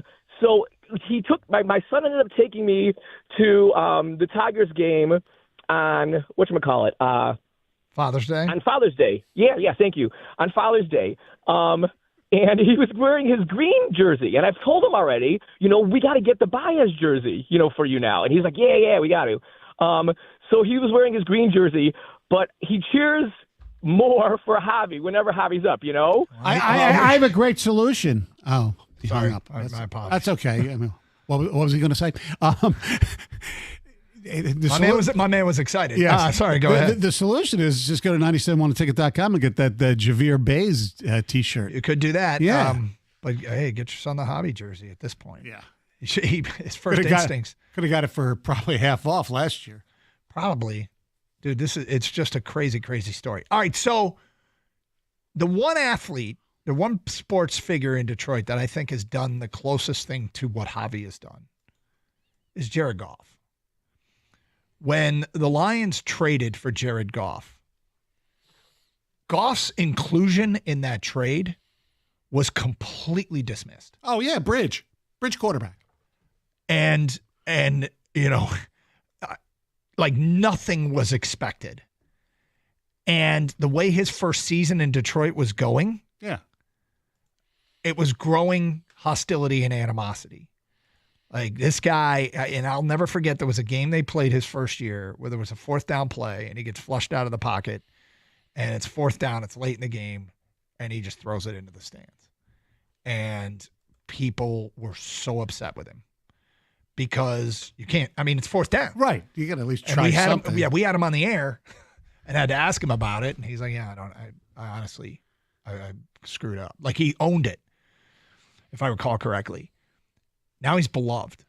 And I don't think it ever got as bad with Goff as Javy because people didn't think of Goff as a long-term solution, but they weren't. There weren't. The Goff fans were few and far between. Correct. Now, Gator, to his credit, and Gator's out today, obviously, he wanted to root for Jared Goff, but that wasn't because, and wanted to give Goff a chance. It wasn't because he believed in Goff. It's because he hates Sean McVay so much, the coach of the Rams, that he was wanting to prove that Goff wasn't the issue offensively. It was McVay was the problem there. So anyway, I think he's the athlete that we have currently that's the closest to Javy in terms of turnaround of public perception. And then you guessed during the commercial break, the other Detroit sports figure that I think might be doing it as well. Yeah. Now, would you agree that this Detroit sports figure, there was hostility, outward hostility towards him? Absolutely. And rightfully so. Just like Javy. Mm-hmm. And while he hasn't completely turned it around, like I've said, I think the phase is you go from hostility towards, okay, truce to beloved, and that's where Javy is trending. I think it's Tom Gores. Absolutely. And like Javy, it has to do with money. I mean, Javy, that's part of the hostility towards Javy was the $25 million a year. The thing that Gores started to get people, was when he wrote Monty Williams the check. Yep.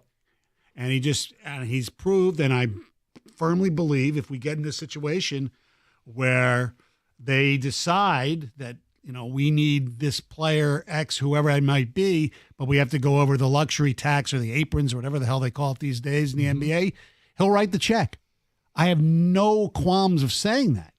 Is he still a little, strange at times? Sure. But here's the thing about it, is when you're winning and you're supporting the team, his quirks, of course, become beloved. And everybody loves it. It's like with Matt Millen, okay?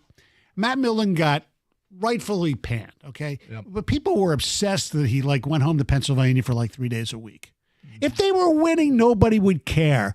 Same thing with Tom Gores. People, he only comes to 3 or 4 games a year. You know what? Who cares if you're winning? Yep. And you want your owner to care and support a team financially, but you never want them to get in the way. Correct. And Gores has supported the team financially, wrote one of the biggest get the hell out of here checks in the history of Detroit sports. Yes. And they've hired the right people, it appears. They've hired the right people to help turn this thing around. They have a solid young core. And Gores, we're not at a point where he's going to be celebrated necessarily. No, he's not in Sheila territory right now. No, but he's trending. Yes, he's trending. He is. And look, even going back to the when he was considered a horrible owner. I mean, the guy always spent money, even when he bought the team.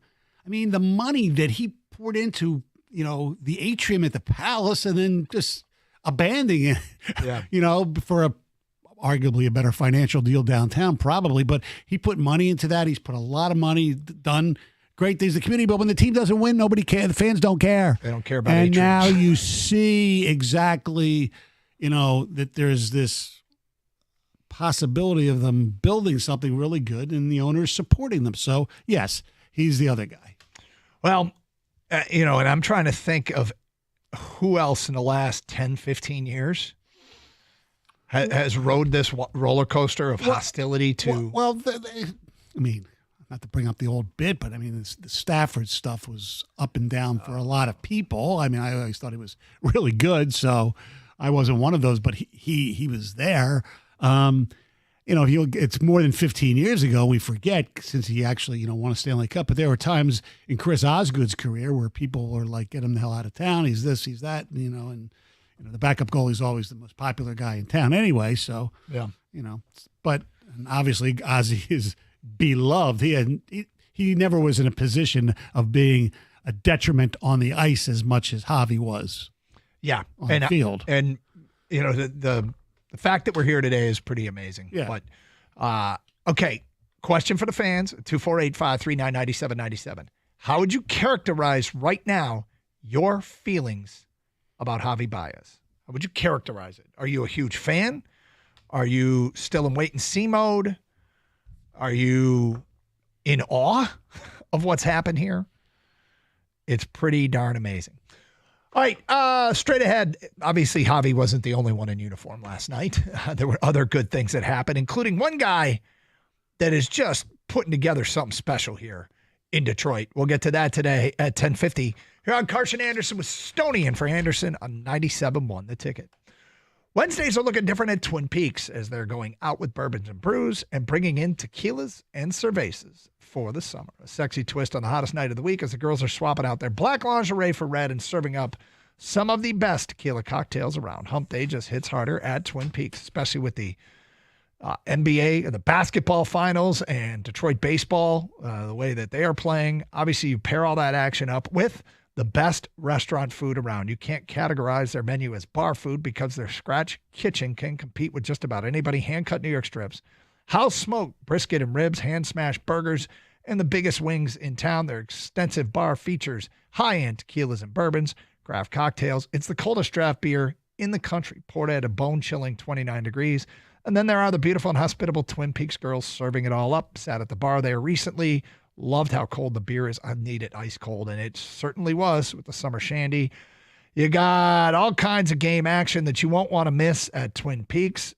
So kick back and watch it, including tonight's baseball game. Twin Peaks, eats, drinks, scenic views.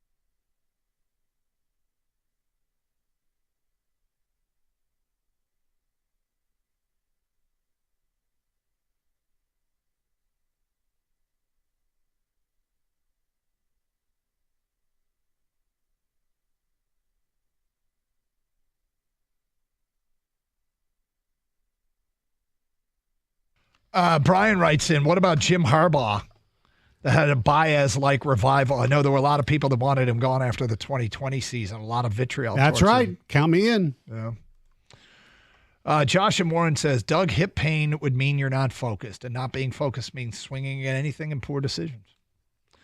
The hip explanation for not swinging at bad pitches can be pretty simple to me. If he's more athletic, he can get around on a fastball easier than he can wait a split second longer to identify the location and spin on a pitch. Okay? That could be it. The only reason I wasn't saying get rid of him is that we didn't have anybody to plug in his place.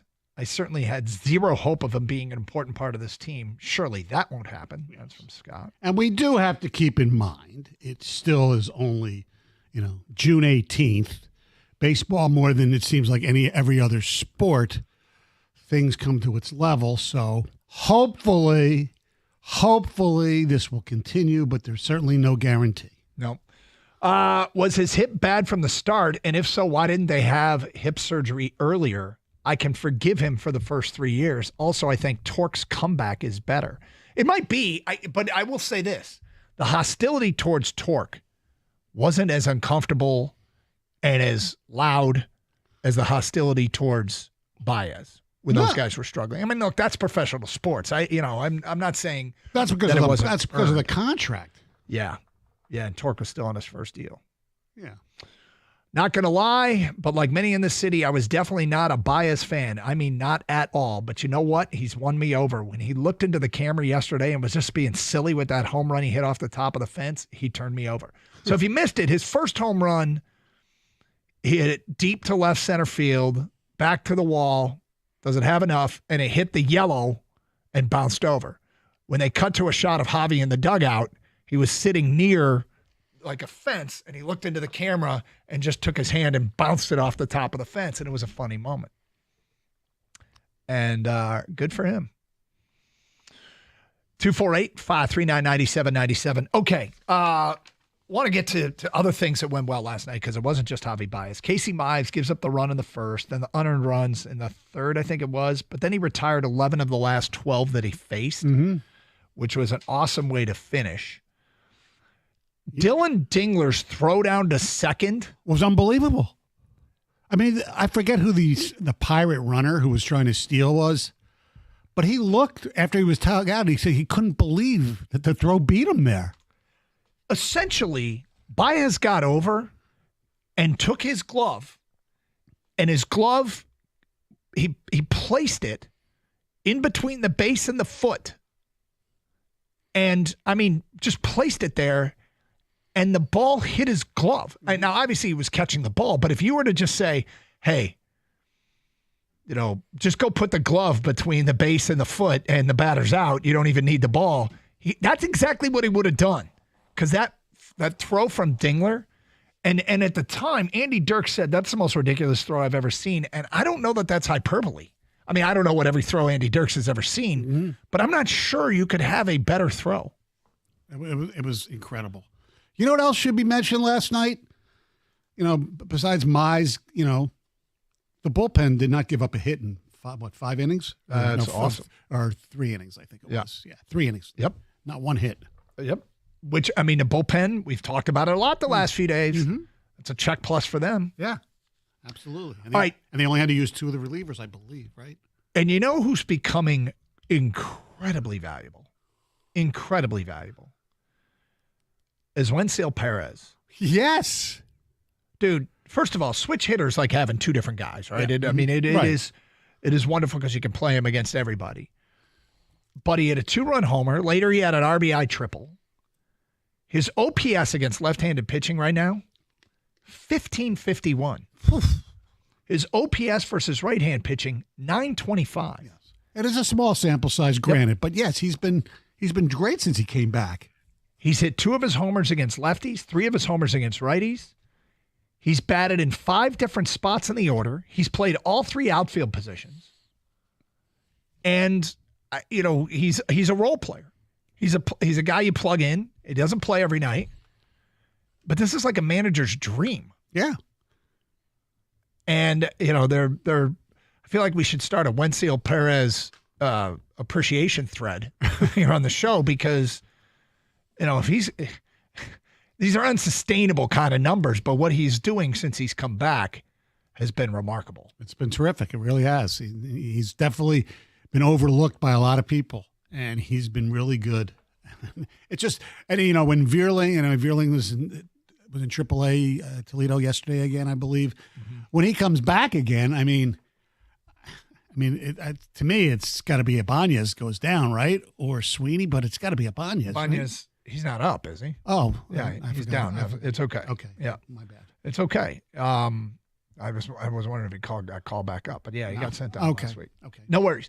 248-539-9797. What happens when you don't work sometimes? All good.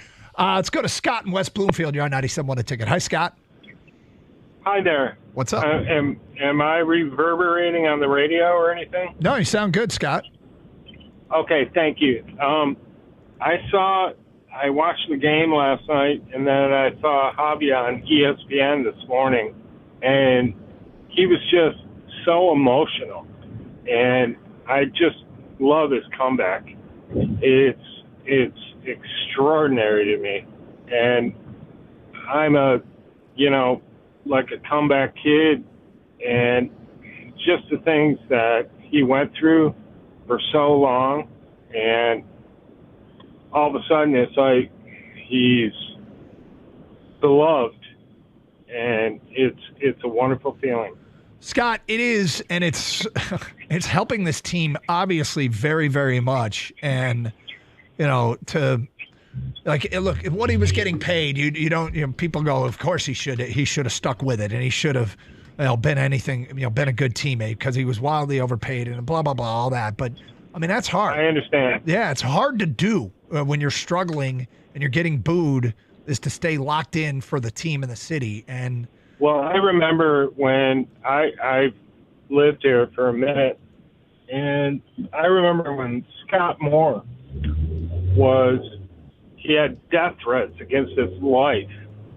It's like... Who's that, Scott Mitchell? Scott Mitchell, I'm sorry. Yeah, it's okay, all right. My bad. No worries. It's like sports in Detroit is so important. And for, Javy Baez to come back and hit those two and having a wonderful year like he has is just a wonderful thing to me. Oh, yeah, it's great. 248-539-9797. How would you characterize your feelings towards Javy Baez? We go to David in Plymouth. You're on 97.1 A Ticket. Hi, David. Hey, guys. How you doing? What's up? So I've been to a couple big Javy games. The first one was the first year we signed him. That opening series, I can't remember what team it was against, but where he had that walk-off off the wall. Yeah, it was opening day, wasn't it? Was it the White Sox? Yes, it was.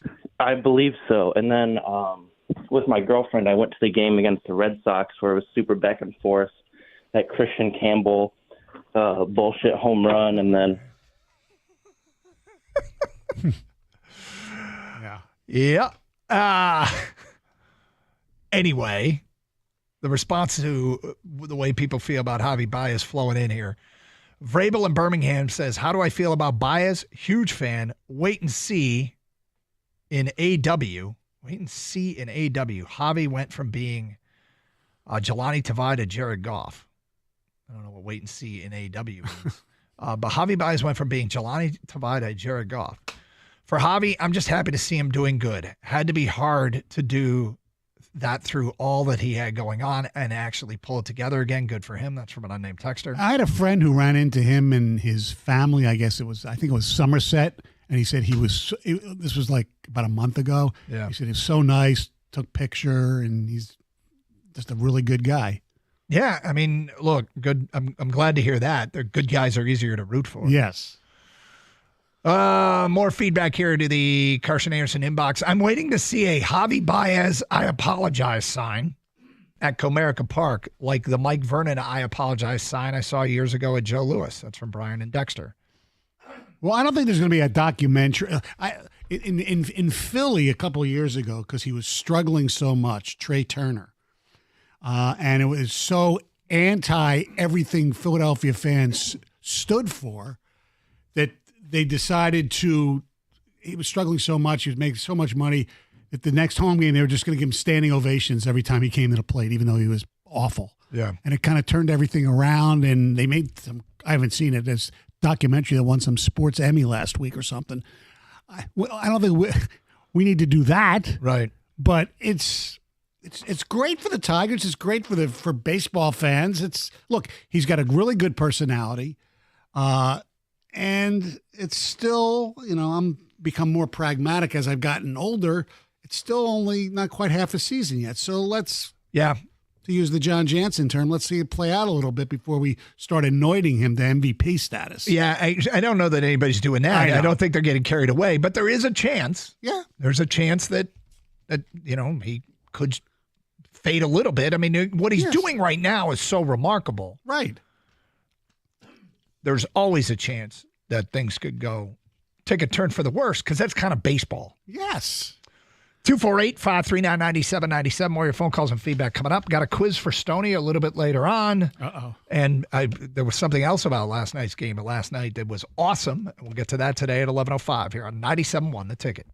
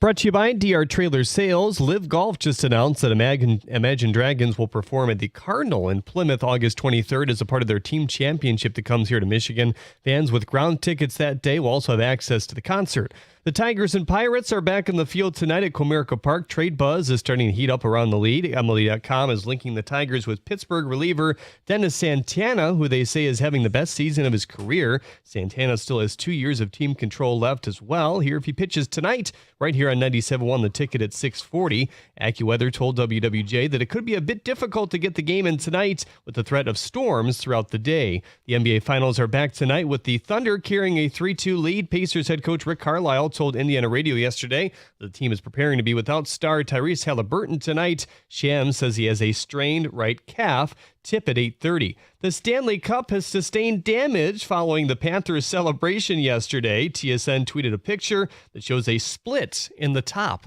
At the Corwell Sports Desk, I'm Jeremy Otto from Oregon at 97.1 The Ticket or Odyssey.com.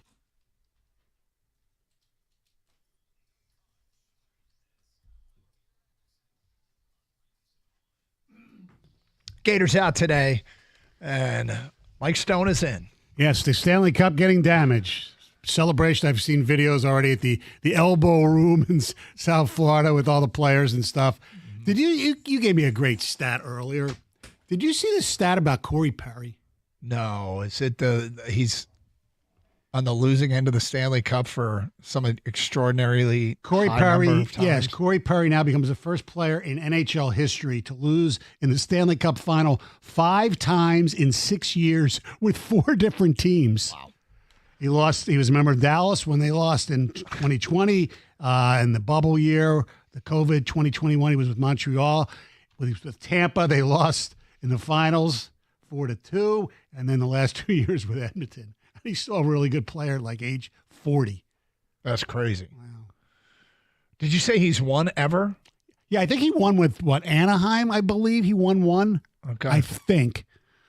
Because this would be cruel and unusual punishment if one guy just keeps going to the Stanley Cup finals and keeps losing. I believe he did win one. I will check that out. But, yes, he did.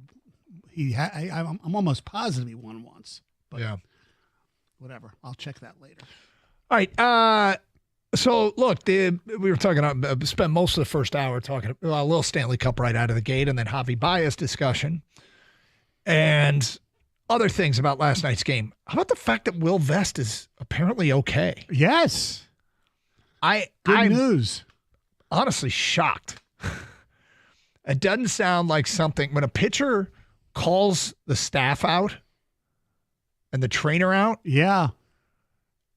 That, I don't remember that ever, and I'm putting this in quotes, ending well, where a couple days later they go, he's fine. I feel like when a pitcher gets to a point that they call the trainer out, it's big time trouble. Absolutely. And you appreciate players who, don't try to hide injuries either. Yeah, I mean, look, you don't want it's great when guys try and tough them out. I mean, you just praised was it Kachuk? Yeah. Yeah, for basically playing with dislocated body parts. Yes. He had an abductor off his bone on the same side that he had a hernia. I'm not going to lie, I don't even really know what that means, but it sounds awful. Yeah. Yeah, but Corey Perry did win the Stanley Cup his second year with Anaheim. Okay. Well, his name's on there at least once, yes. So there is that. Exactly.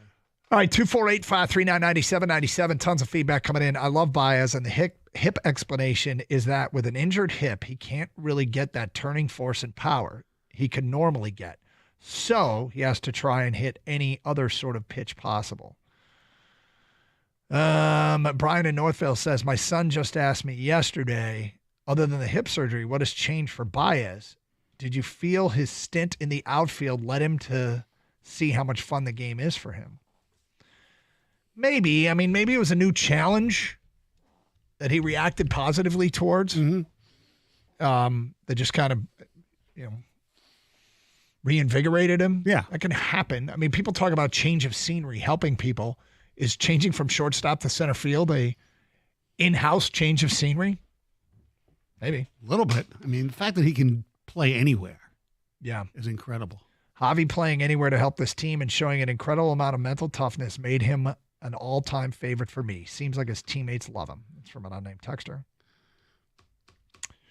Javy is proof that it doesn't matter how horrible you are. If you get things figured out, the fans will forgive. Well, it's a win-win, right? It's great for Javy, and it's great for the fans, and it's great for the organization. Absolutely. And, if he goes in the tank again, people, oh, you guys, it's all your fault because you blew him up so much. No. It's baseball. You think people would say that? There are idiots who blame us for everything. There are? What? It's the fans' fault the Lions have always stunk. Just stop going to the games. If you stopped going to the games, they would have been good. Okay, sure. That had a lot to do with it. So I did this for fun, Mike. Mm-hmm. I took a look back at what we were talking about 1 year ago today. I could reference old show sheets. Wow. This was what we talked about. That's very good. You keep track of those? Well, every once in a while I look it up just to see where we were. 1 year ago today, actually, we were doing a topic. Mm-hmm. Topic was, what do you miss the most? A great baseball team, because summers can be so much fun when your team is great. A great hockey team, because they're running promos right now for the Stanley Cup Finals, and they're showing the Red Wings celebrating. Or a great basketball team, the Bad Boys and Going to Work Pistons were so much fun to watch in the NBA Finals, because this is the time in the calendar where you've got two champions being crowned and the summer really kicking in for the baseball team. And we did a topic, which did you miss the most? Regarding the previous day's Tiger game, here were my notes. Tigers, same old song, solid pitching, no offense, bats asleep again until the 6th. And then there were some other details that are kind of irrelevant, but it's crazy where we are a year later, because the Tigers are acting like a great baseball team. Whether they're great or not is something you sparked a debate Sunday night and found yourself in the line of fire. Yeah. Whether they're great or not doesn't matter. They're kind of acting like a great baseball team, and they're certainly a very good baseball team. Yes. The basketball team is way ahead of where we ever could have reasonably expected him to be 1 year later. Mm-hmm. Hockey, not so much. But 1 year later, two of the three have really turned it around. And so I thought that was kind of just a funny side note. I always lean towards championship runs, so I would miss either the hockey or the basketball more than the baseball. Right. So I like the hockey playoffs better, so I would say if I had to pick one, it'd be the hockey Stanley Cup playoff chase. And unfortunately, that's the one that's the furthest away. Yes. The crazy thing about a good old-fashioned Stanley Cup chase is you can get like one missed interference call in a playoff game that can fill the phone lines for 2 days, 4 hours straight. Oh, yeah. Oh, yes. I know. We've gone through that. There's no doubt. Or the commissioner decides not to suspend a certain player. Right. I mean that's what happens, and it's great. And then you forget about it a little bit because your team's not in it, or hasn't been in it for a while. I mean, you're talking 2 months. If your team makes it to the finals, you've got, you're talking about every game, and especially, and this is for the NBA too. The overreaction to the first game of any playoff series is just incredible. Yeah. Oh, that's it. We're done. Yeah. Well, Greg has this joke, Greg from the morning show, that whoever wins the previous game, he predicts is going to win the rest of the series. So if whoever wins game one, he'll say Edmonton in 4, Doug. Yeah. Okay. And then Florida comes back and wins game 2. Florida in 5. Yeah. And that's our joke every morning. Right. Is that whoever won the previous night's playoff game, because that's the way it feels. That's the way it feels in a moment. One other thing on last night's Tiger game, Riley Green hit that ball to Southgate. Oh, yeah. Like, that was a massive, massive moonshot. I was always trying to think about, like, what description could you have for that?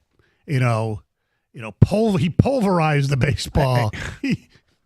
I mean, that's one of those baseballs that it was an absolute nuke. Yeah. There you go. It was a nuke. Okay. That's very timely. Yeah. I usually don't go back and announce my tweets. You know what mine was yesterday on that one? What? What a frickin' blast by Riley Green. He punished that poor defenseless baseball.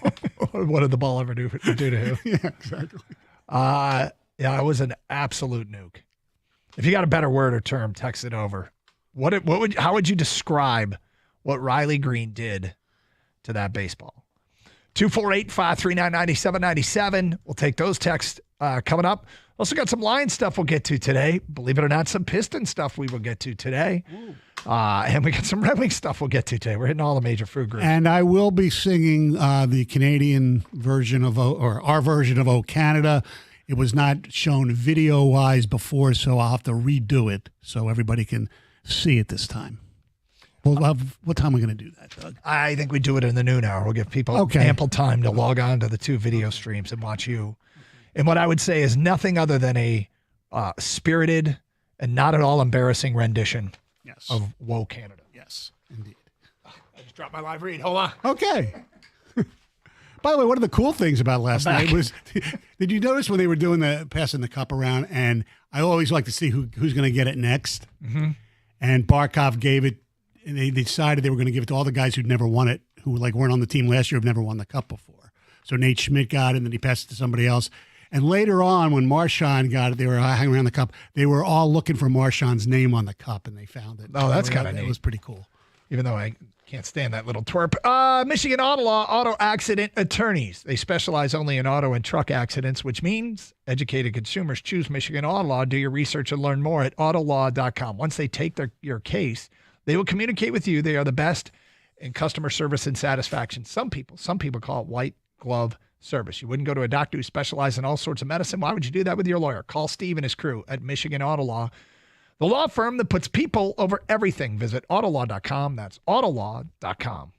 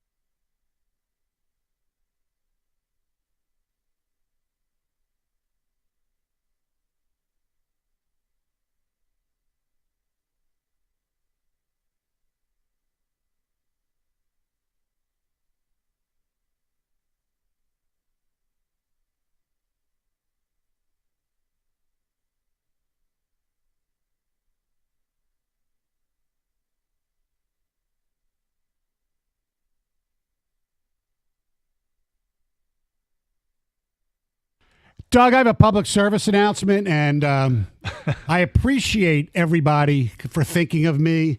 There is a Bruce Springsteen movie that's coming out in October starring Jeremy Allen White. If you watch The Bear, I've never watched it, but I hear it's a great show, and he plays Springsteen. And the trailer came out today, and I've been sent it about 15 times. So, Have you really? So I appreciate everybody thinking of me, but I've seen it. You've seen that The trailer. The trailer. I saw the trailer okay. earlier today when. It wouldn't surprise me if you somehow got an advance copy, like an early screening. No. You are Mike Stone, of course. Yeah. And exactly. it looks pretty damn good. You get strings pulled, don't you? Not with that. You can make it happen. No. All right. I said I got a quiz for Stoney. Let's do it now. Okay. You didn't catch this in the update. You were very disciplined, and I appreciate it. Yes. The NFL Top 100 Players list has come out by one NFL insider. Pete Prisco, right? Yeah. How many Lions made it, and can you name them? I'm going to put I don't know if you can get this done. I'll just leave it at that. But how many Lions, top 100 players in the NFL, who do you think made the top 100? Okay. Let's see. Sewell. Are we going to check them off as I go or no? If they deserve to be checked off. Okay. Because if you say a name that's not on there, there's nothing to check. Right. So Sewell, I assume would be one. St. Brown. I assume Ragnall's out of there, so he wouldn't be listed. They probably updated it. Gibbs, Hutch. I don't think they give special team. I don't think Jack Fox would be a top 100 guy. I see a lot of Brian Branch. Is that a question or are you going? No, I'm going Branch, Okay. Joseph, and I'm going to take a flyer on. I'm sure I'm missing somebody either. I'll go two more. Laporta, and my flyer, so to speak, is Jack Campbell because he gets a lot of love. So that would be 1, 2, 3, 4, 5, 6, 7, 8. Who are the 8? Sewell, St. Brown, Gibbs, Hutch, Branch, Joseph, Laporta, and Jack Campbell. I know I didn't have Goff in there, but that's because I don't think he would be in Pete Prisco's top 100. Okay. How'd I do? You got 6 of the 7. So there's 7. There are 7. There are 7. I had 8. So I'm sorry, 6. I'm sorry, 7 of the 8. 7 of the 8. 7 of the 8. Okay. So is Goff one of the ones that I missed? Yes. Okay. Now which one? Who are you taking off? Either Laporta or Campbell. I'll say Campbell. My wild card. There you go. Okay. You got it right. Okay. But here's the question I have for the people. Yeah. Who's next? Oh. Who's next to make this list? I think there's one that the majority of people are going to say. Jameson Williams. I think most people would say Jameson Williams. Some people might say he deserves to be on this list now. No, I can't go there. I know I can't I have either. to look at the whole list, but yeah. Well, I mean, one way to do it is actually look at the list. Now you could look at the list. Yes. And I appreciate your discipline holding off on this. Yeah. Is look at who the lowest ranked wide receiver is, and then ask yourself, do you think J-Mo's better than that guy? And the lowest ranked wide receiver at 93 is Ladd McConkey. Oh, he's really good. That's so different type of receivers too. Yeah. So Ladd McConkey last year had 82 passes for 1,149 yards and 7 touchdowns. Okay, 82 receptions. Jameson Williams had 58 receptions for just over 1,000 yards and 7 touchdowns. The stats would support McConkey. J-Mo averaged 17.3 yards a catch, and McConkey averaged 14 yards per catch. So, I mean, you can make the case there. Now, it doesn't mean that there might be somebody else that ahead of that Jamo would deserve to be on the list. But I'm intrigued. Other than Jamo, is there anybody else on this roster that you think would fall in the next category? You've got one. You've mentioned one. It's Campbell. Yeah. People love him. I know you loved him for a while. Yep. You know who I hope it comes out to be? Who? It's Terry and Arnold. Yeah. I mean, that would be unbelievable. I don't know if it would be incredible. Yeah. But, he's a first-round draft pick. Yeah, like unbelievable or living up to the expectation, maybe. To be a top 100 player his second year in the league at that position, that borders to me on incredible. Okay. I mean, however he you want to wasn't put a top 10 pick. He wasn't like Surtain coming out of, who, by the way, I believe is like a top 10 pick. I was looking at the list. The top 10 in the list. Well, we can run down the top 10 here. Top 10 players in the NFL, according to Pete Prisco, are Patrick Mahomes at 1. Okay. Myles Garrett at 2. Saquon Barkley at 3. Josh Allen at 4. Justin Jefferson at 5. Lamar Jackson at 6. Joe Burrow 7. Jamar Chase 8. Patrick Surtain 9. And Micah Parsons 10. The Lions, in order. Hutch at 15. Penei Sewell at 21. I'd flip that. Jahmyr Gibbs at 32. Amon-Ra at 58. Kirby Joseph at 60. Brian Branch at 65. Jared Goff at 77. And Sam Laporta at 86. Now, correct me if I'm wrong. Brad Holmes is responsible for each and every one of these guys, isn't he? Yeah. It's amazing to have 8 players in the top 100. Look, and this is our question at 248-539-9797. We're almost looking for bold-ass predictions on who is next. Because I think if you just say who would be next to make this list, which I assume we think making the list when it's done 1 year from now, I think the overwhelming response from Detroiters would be Jameson Williams.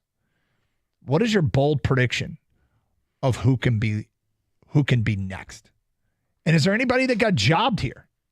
Any Detroit Lion that deserves to be on this list? 248-539-9797. Let's get to your open line calls. We go to Matt in a truck. You're on 97.1 The Ticket. Hi, Matt. Hey, I'm glad you said about the getting job stuff. I think Montgomery gets jobs all the time.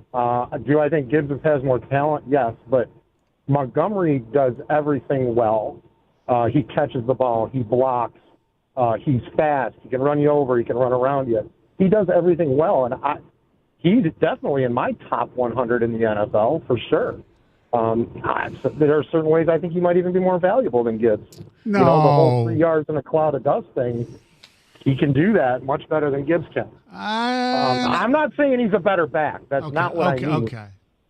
I just think he gets left out and kind of disrespected and forgotten, and hopefully that makes him mad and he keeps playing the way he's been playing the last couple of years. He's insanely valuable, Matt, and I think probably what hurts him is volume. He doesn't if you look at last year, 26 running backs had more yards rushing than him. So it's hard to put. How many games did he miss? He missed 3. And he's he wasn't also sharing time with he somebody is sharing who's a total time. stud too. Yep, and the total stud was well over 1,000 yards. There's no question that he is extraordinarily valuable to this team. And I love your commitment. Like, Matt, I love your commitment to him and your belief in the guy because, everything isn't driven by stats.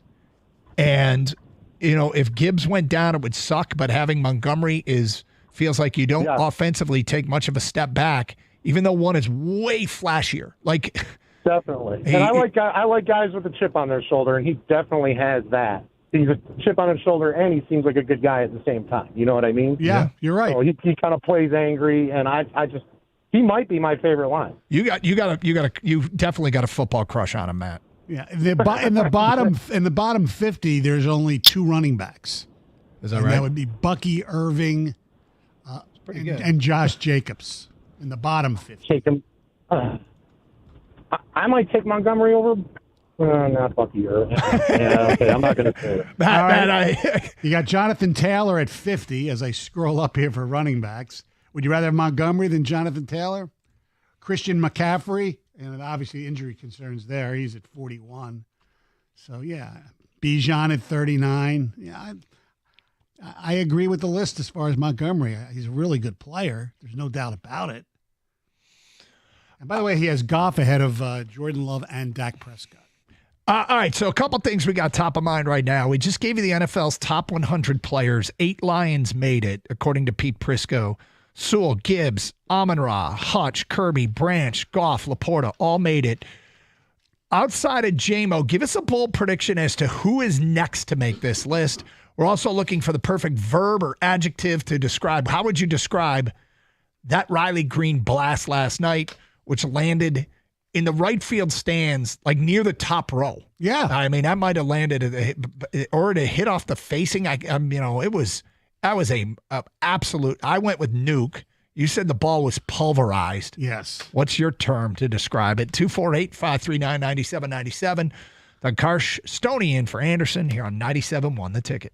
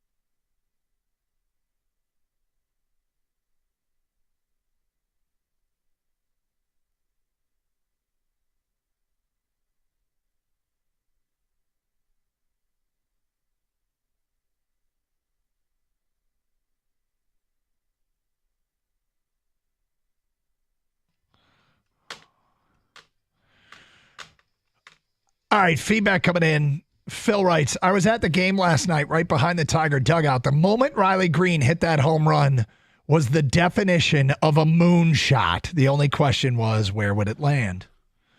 Brian in Southgate, I was listening to the game, and when I heard the crack of the bat, I put my glove on to try and catch the baseball. You were listening to the game somewhere? That's incredible. Ayende's behind the glass. Did a friend of yours catch that baseball? He sure did. My pal Rio. That's awesome. That's amazing. Yeah. And here's another amazing part. How many baseball games had Rio been to? Yesterday was his first game ever. Wow. And he catches that Riley Green home run. Now, it bounced around, right? Yes, it did. Yeah, okay. Before he caught it, obviously. Wow. Good for Rio. First game? Mm-hmm. That's awesome. Just a heads up to Rio, they're not all like that. You don't get a baseball every game. 248-539-9797. Also asking people, call your shot here a little bit. We're looking for bold-ass predictions. We found this list of the top 100 players in the NFL that Pete Prisco put out on CBS. And I feel like in the middle of the summer, everybody does this. Prisco just put his out.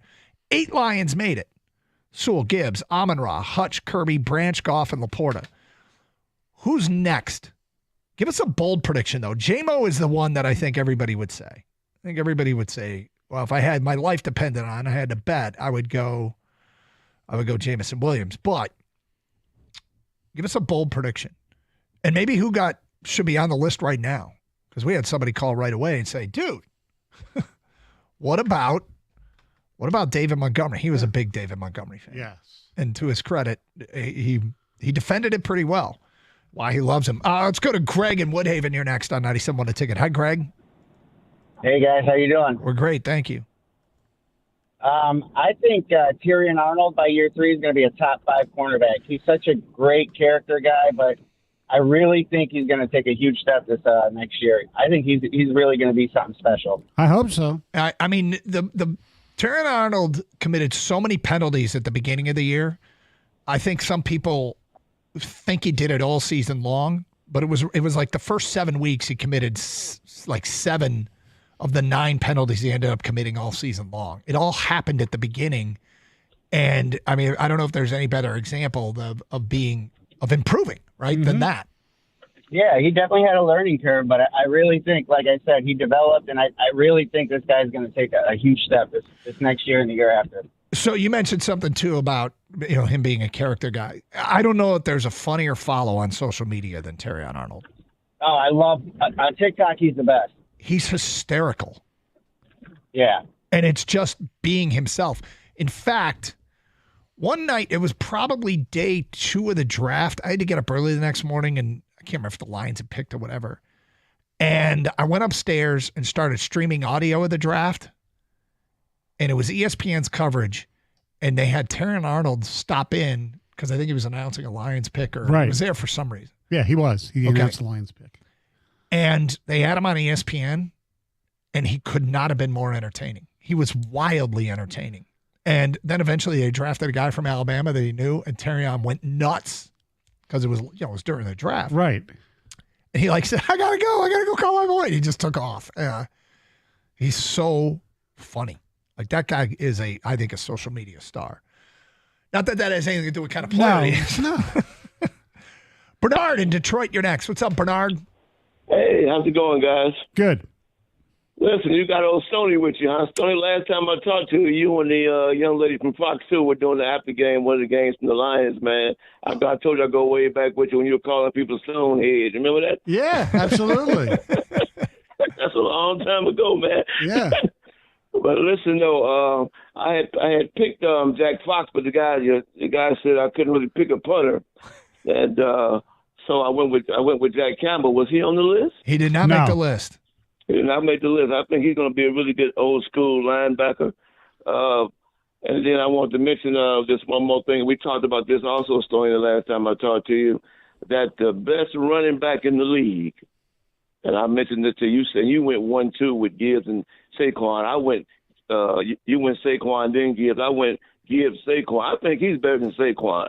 I think if he wasn't running the 2-back offense, we'll really see Jameer Gibbs shine, man. And I think I think he is the best running back in the league right now. It's possible. It's possible. I still think Saquon has a little more power, but Gibbs, I think, is a little faster. Yeah. But it's not completely crazy. Your take. Yeah.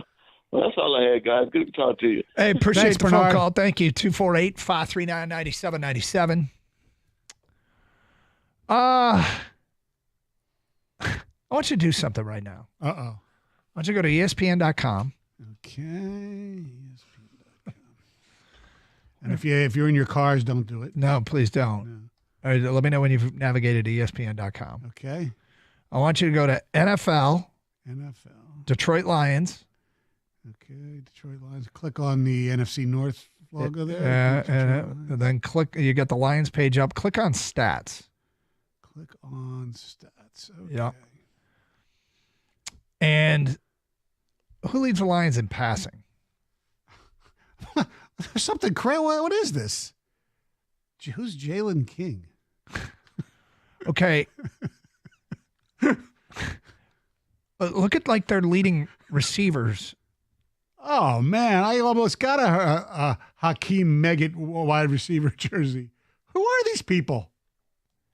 I don't know what the hell's going on. So look up at the top, but you're on the Lions stat page, and their leading passer is Jalen King, and their leading rusher is Bryson Inby. Oh, I'm going to click on his name. I don't Bryson know. Irby is the Lions' leading rusher according to ESPN.com right East Tennessee State Buccaneers. That's what they did. They have imposed the entire East Tennessee State Buccaneer team on the Detroit Lions stat page. This is happening right now on ESPN.com. If you click on the Lions stat page, it gives you East Tennessee State's stats. Yes.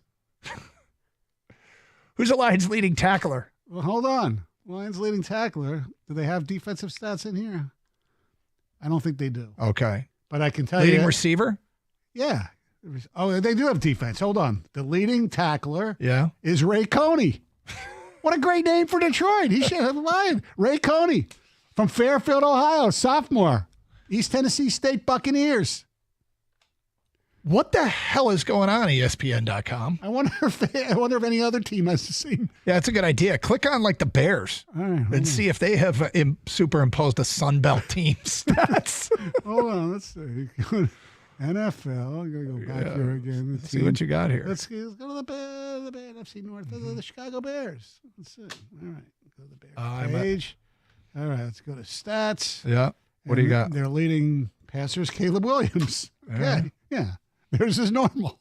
The Lions is the East Tennessee State team. What the hell? Little quirky. I guess we should tweet that out somehow. So let ESPN know. They'll probably fix it by the time everybody goes and looks at this, but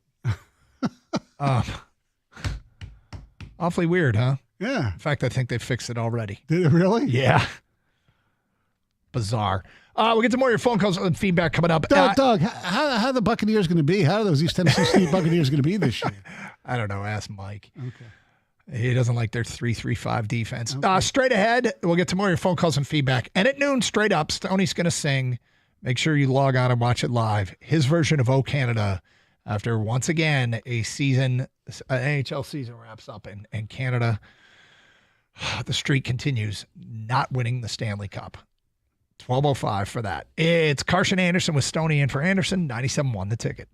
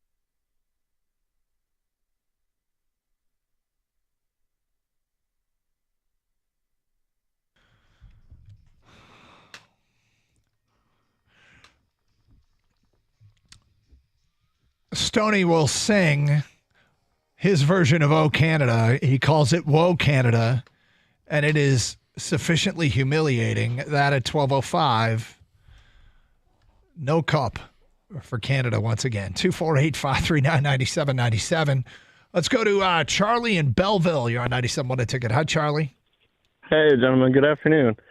I just wanted to call in about that Riley Green home run. I took my wife to the game yesterday, and we're in the bleachers over there in right field, but I warned my wife, there's a non-0% chance, that a ball could come our way, so keep your head up, And when he hit that ball, when I tell you that it felt like it was just going to land in our laps, like it was an absolute – I've sat in the bleachers, a decent amount, and that ball was the second it got its elevation, once it lifted, you knew it was going. It actually landed behind me.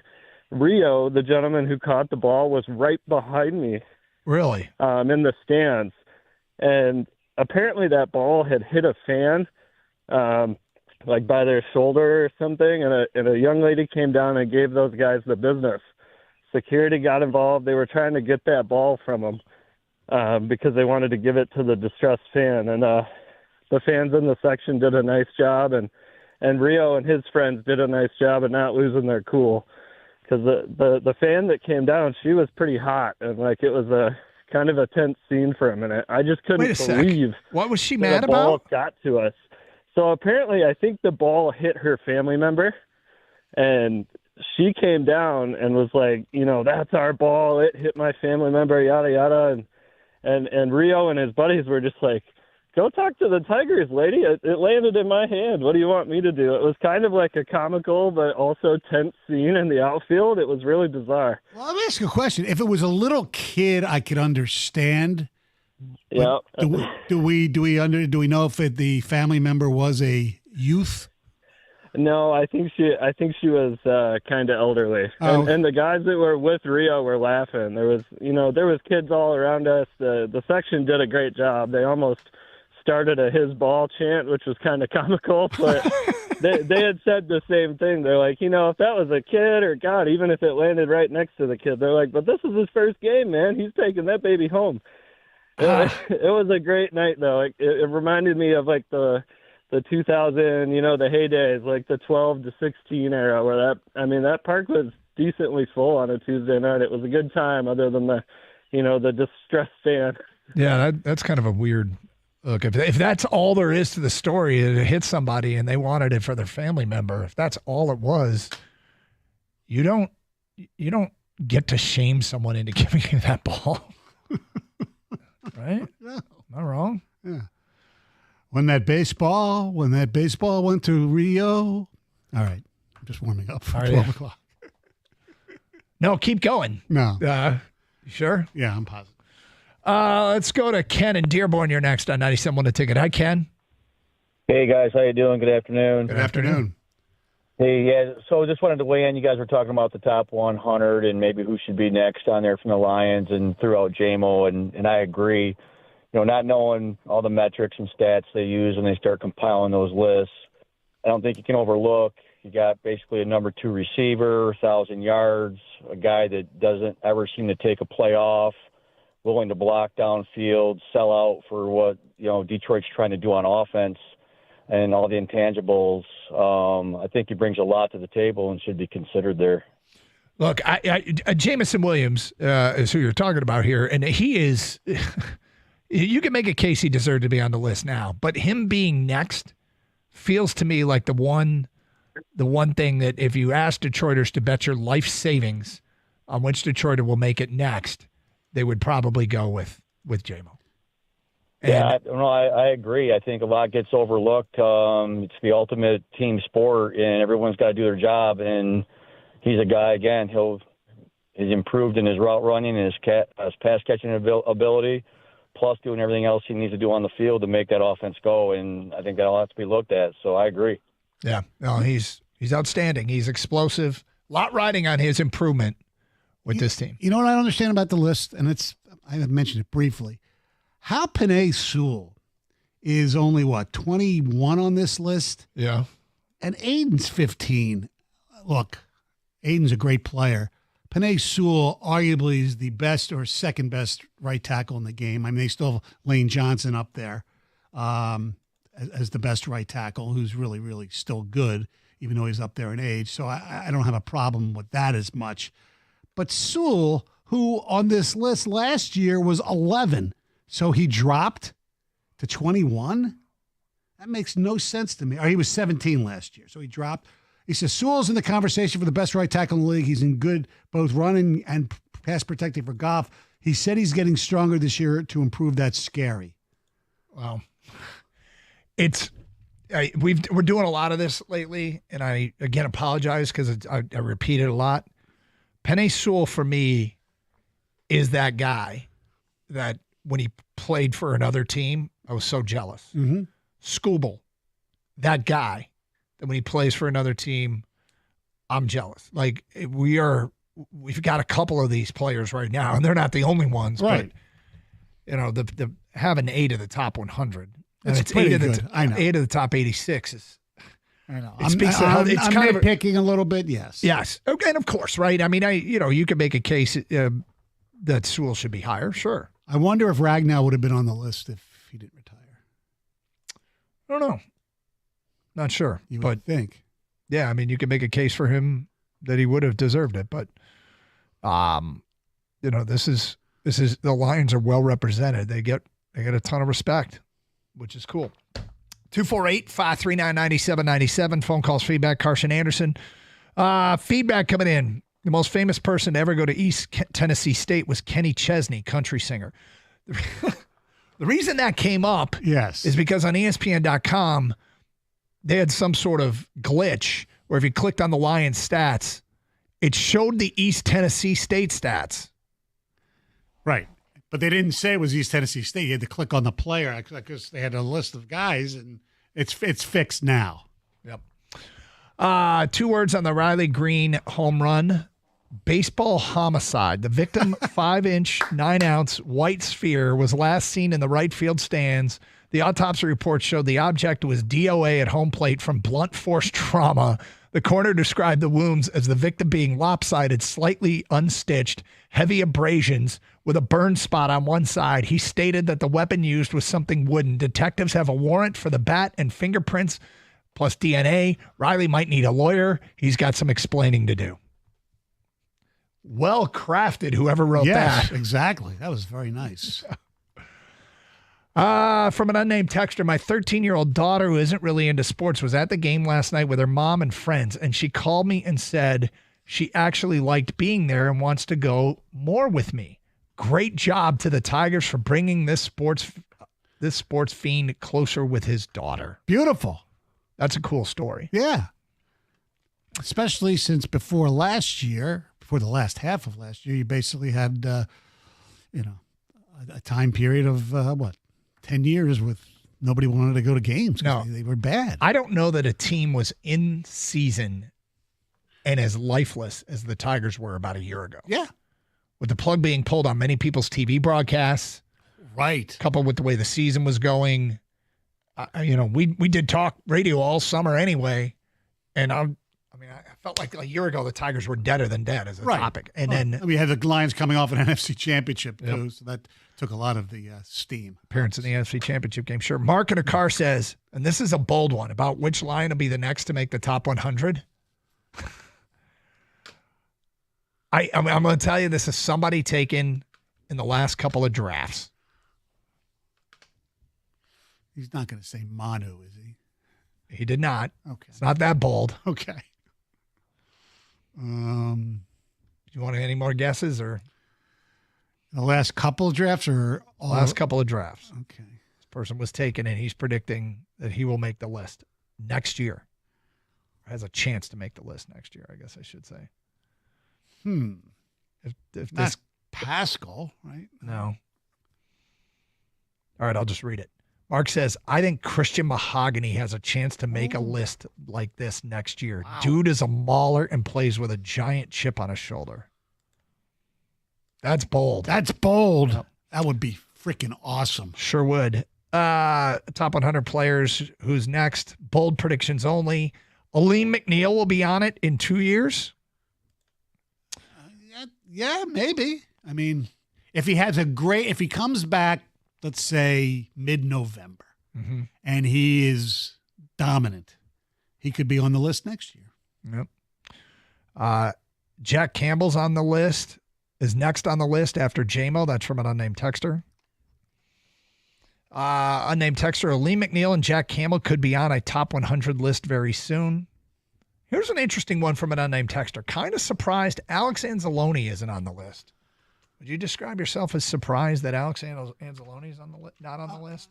No, and it's no disrespect to him. He's a very good player, but he's not one of the top 100 players in the National Football League. And if you think he is, then, well, you know what? You're a big fan. Yeah. That's all it means. You're just a big fan of the guy's contribution to the team, and that's okay. Anyway, we got this top 100 list. Kind of interesting as we work our way through it and kind of call our shots, bold predictions only. Who will be next from the Detroit Lions to make that list? All right, Stoney, you ready to sing again? I'm ready. Stoney's version of Oh Canada. They call it Whoa Canada. I encourage people to log on to twitch.com or twitch.tv, or youtube.com so you can stream the video live because it's quite a performance. Mike Stone singing Whoa Canada. We'll get to that at 12:05. It's Carson Anderson, 97.1 The Ticket.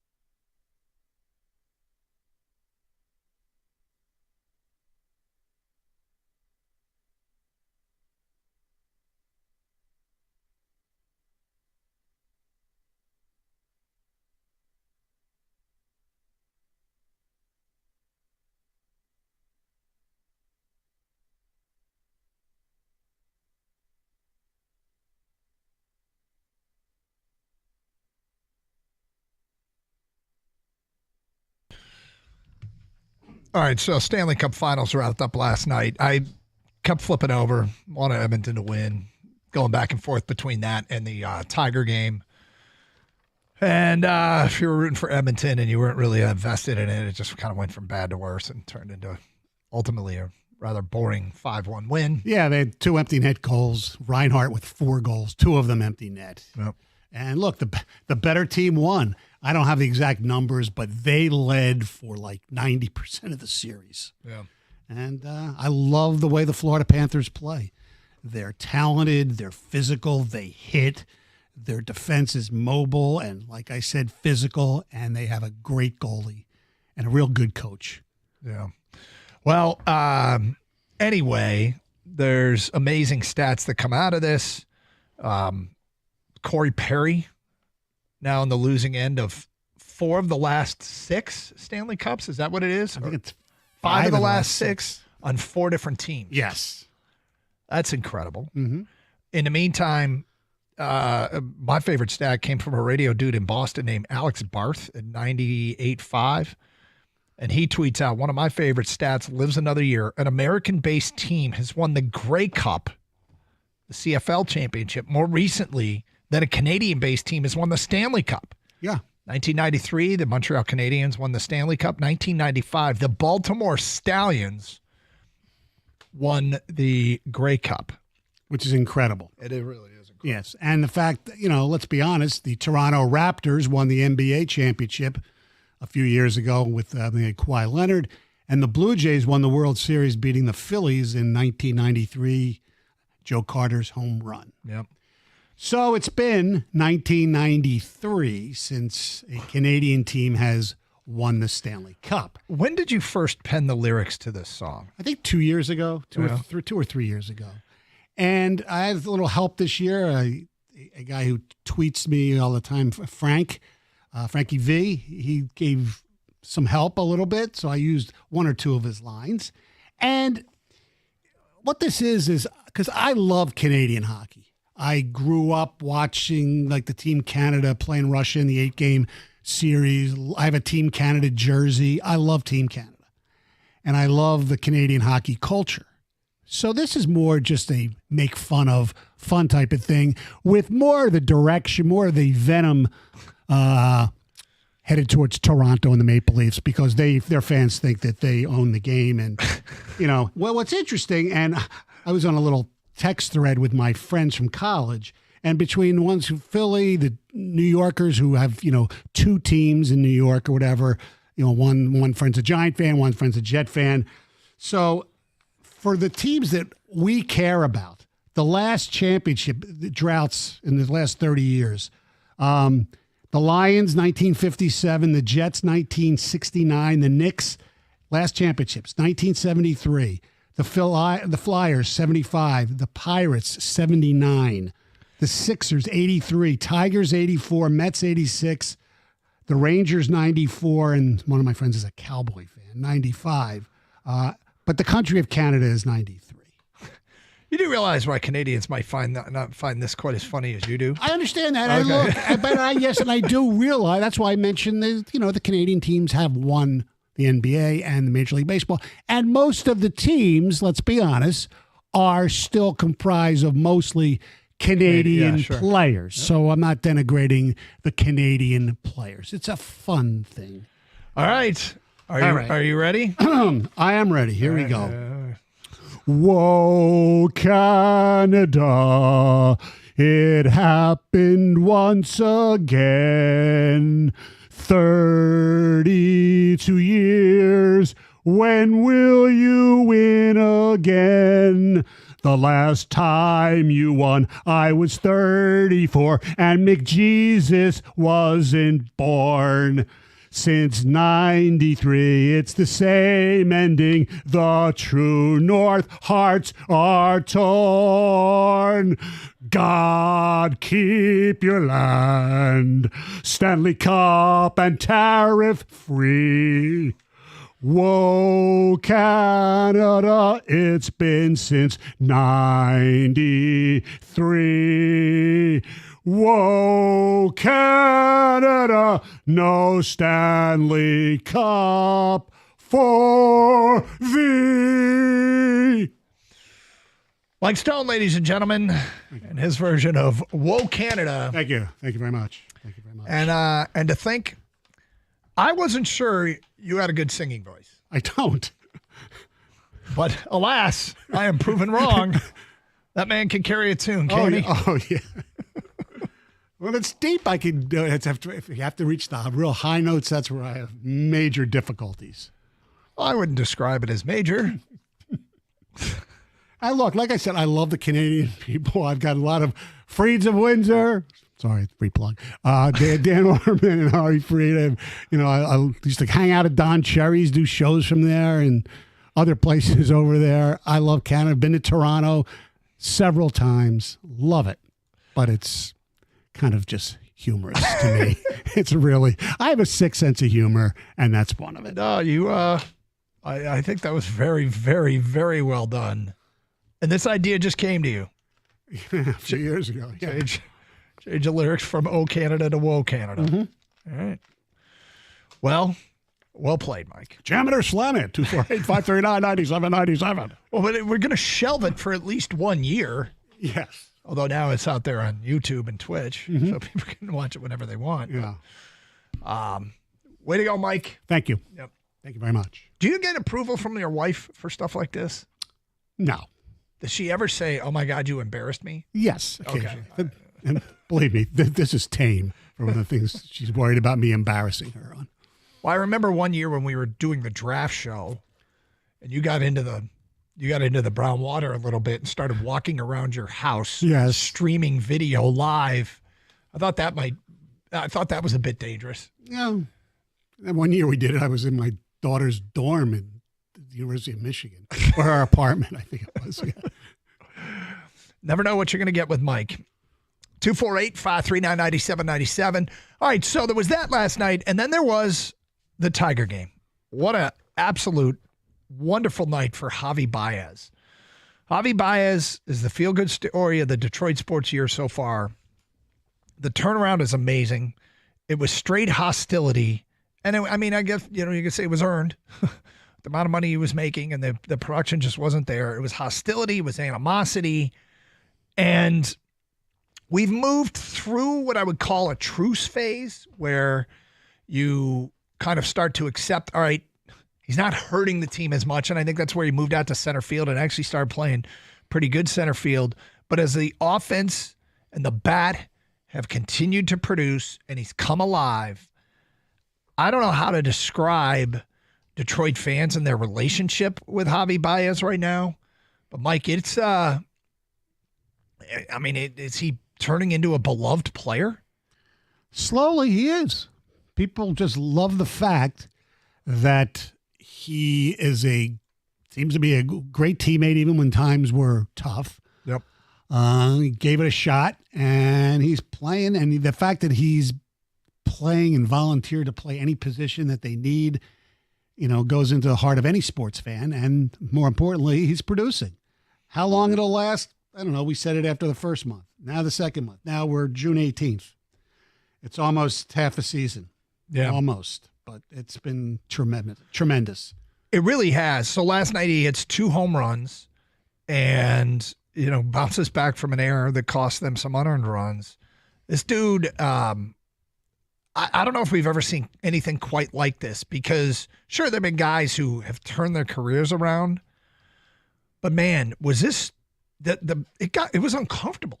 Yeah. Him playing down there. Mm-hmm. I mean, we had speculated that maybe he just wants out in every way and gives them some concessions with the contract because he was never going to be worth that kind of money until now. He's worth something. He's worth a lot to this team. He means a lot to this team, and you have to give him a ton of credit. Because, I'm sure we'd like to have his problems. Everybody would like to have his problems of getting that kind of money and not producing. But it's got to be tough to show up at work every day and be showered with booze. They were chanting his name last night. Yeah. Chanting his name last night. I think some of the credit should go to Keenan Michael Peel, right? For Javy Baez? Yeah. Did I say his name right? Did I screw it up? I think you did. Yeah, I always. Yeah. Yes, you did. I called him Peel instead of Key. Yeah. Anyway,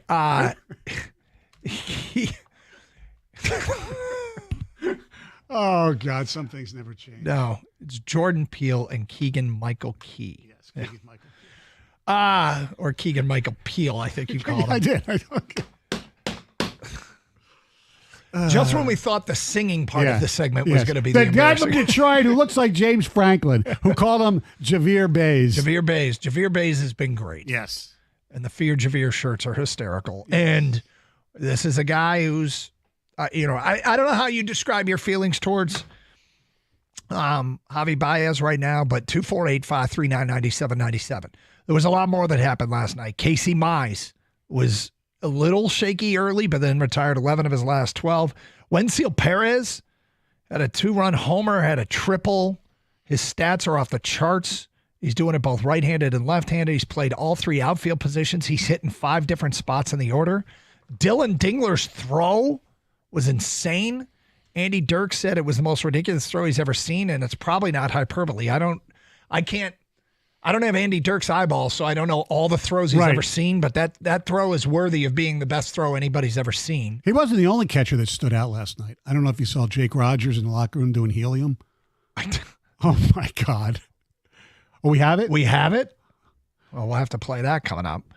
And Riley Green hit a ball 3/4 of the way to Southgate last night. 248-539-9797. We'll get to your phone calls and feedback coming up. At 12:35, we're going to have another edition of Who's on Top. Ooh, first time I've ever played that. Yes, you get to play Who's on Top, and we'll do it today at 12:35. A good list from in our state. It is Carson Anderson with Stoney in for Scott here on 97.1 The Ticket.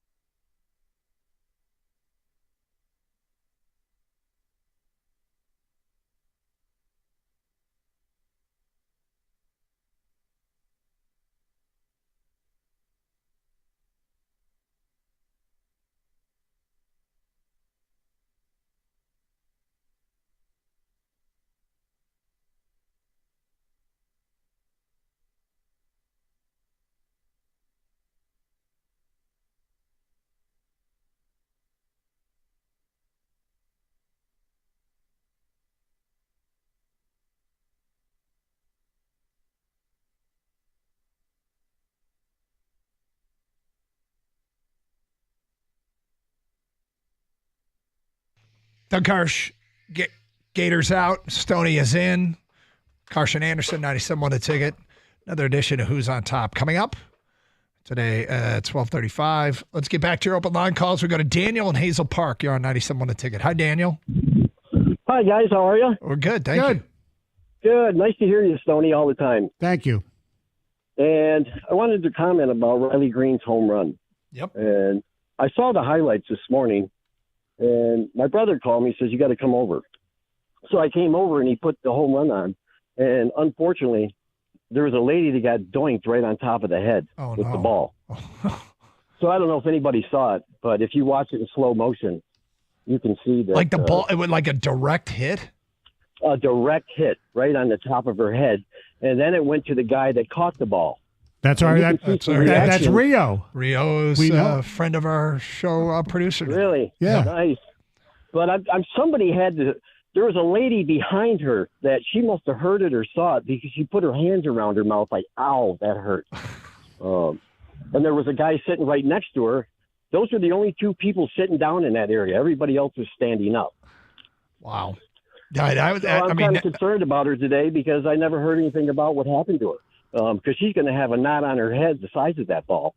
Yeah, maybe somebody, if anybody knows her, because that's certainly we don't want to see anybody get hurt, and you have to pay attention. Exactly. And yeah, right. But on Riley's home run, I think we all know you don't pitch him low and inside. Wow, did he turn on that ball or what? Boy, he reached on that. That was nice. That poor defenseless baseball. Didn't do anything ever to Riley, and look at how Riley treated it. I know.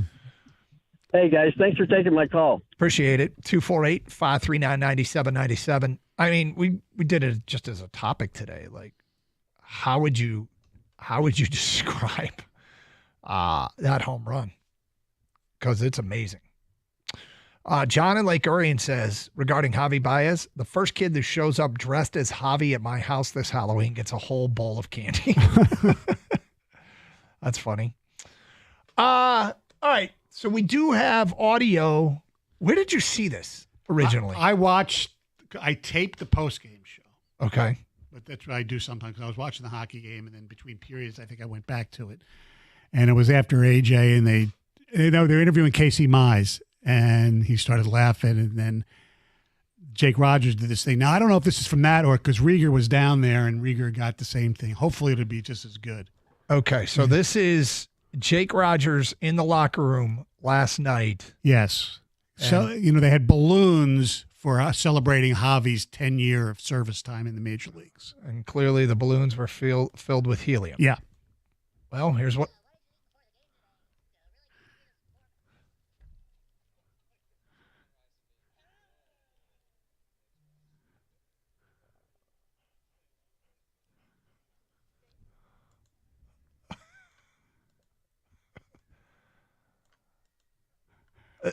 That's still him later? Yeah. That's hysterical. Yeah. Come on, we've all done that. So I've never done it, no. Really? Does that surprise you? Well, yes, actually it does. Does it? Yes. Because there's no real downside. I'm not so sure it's healthy, Mike. I got to be honest. Well, I'm not saying you have to go and do some of the things that I used to do back in the day with similar products, but no. We used to. All right, what the hell? We used to go to the. Buckle up, everybody, please. Buckle up. The kids, please do not try this at home. We used to go to like the 24-hour, supermarkets that are open 24 hours. And this is when I was college or like a year or two after. And you go to the whipped cream like the Ready Whip, and you'd walk down the aisles. There's nobody there at 3:00 in the morning. And you'd suck all the stuff out of there, like the nitrous or whatever, and you'd walk around feeling this, and your head would go like crazy, and then about a minute later, you're back to normal. And then you'd sit there and say, God, I feel so bad for the person who purchased Ready Whip, and they got home, and they couldn't get the whipped cream out because all the stuff was out of it. And clearly it had no long-term effects on you, because you're totally normal. That's true. It's a good point, Doug. Very good point. This guy. Oh, Mike. You're unbelievable. 248-539-9797. How would you describe Riley Green's moonshot last night? What is the best description? Regarding Stoney's rendition of Whoa Canada, Paul and Fraser says, watch out, Weird Al. There's a new sheriff in town. That was something, Stoney. You can take that either way. Yes. Yep. It was something. Regarding who is the next, we asked for bold-ass predictions of who would be the next Detroit Lion to make the top 100 players. Bold-ass predictions only. Joe D. and Taylor says Ennis Rakestraw has a breakout season this year, followed by another that will help him break the list. So 2 years from now, he says Ennis Rakestraw. That's a bold-ass prediction. That definitely does qualify. Mm-hmm. And I think it surpasses Christian Mahogany, because I'm not sure Mahogany has a real chance to start and play a lot. Correct. Ennis Rakestraw might be down the depth chart. I mean, it doesn't mean he's not going to play. No, he'll play. But is he going to be a starter? He's got all those guys from East Tennessee he's got to pass. Yeah. No, he's got Terrion Arnold, DJ Reed. Mm-hmm. Is Amik Robertson going to be the starting nickel? I mean, I guess it could be Brian Branch.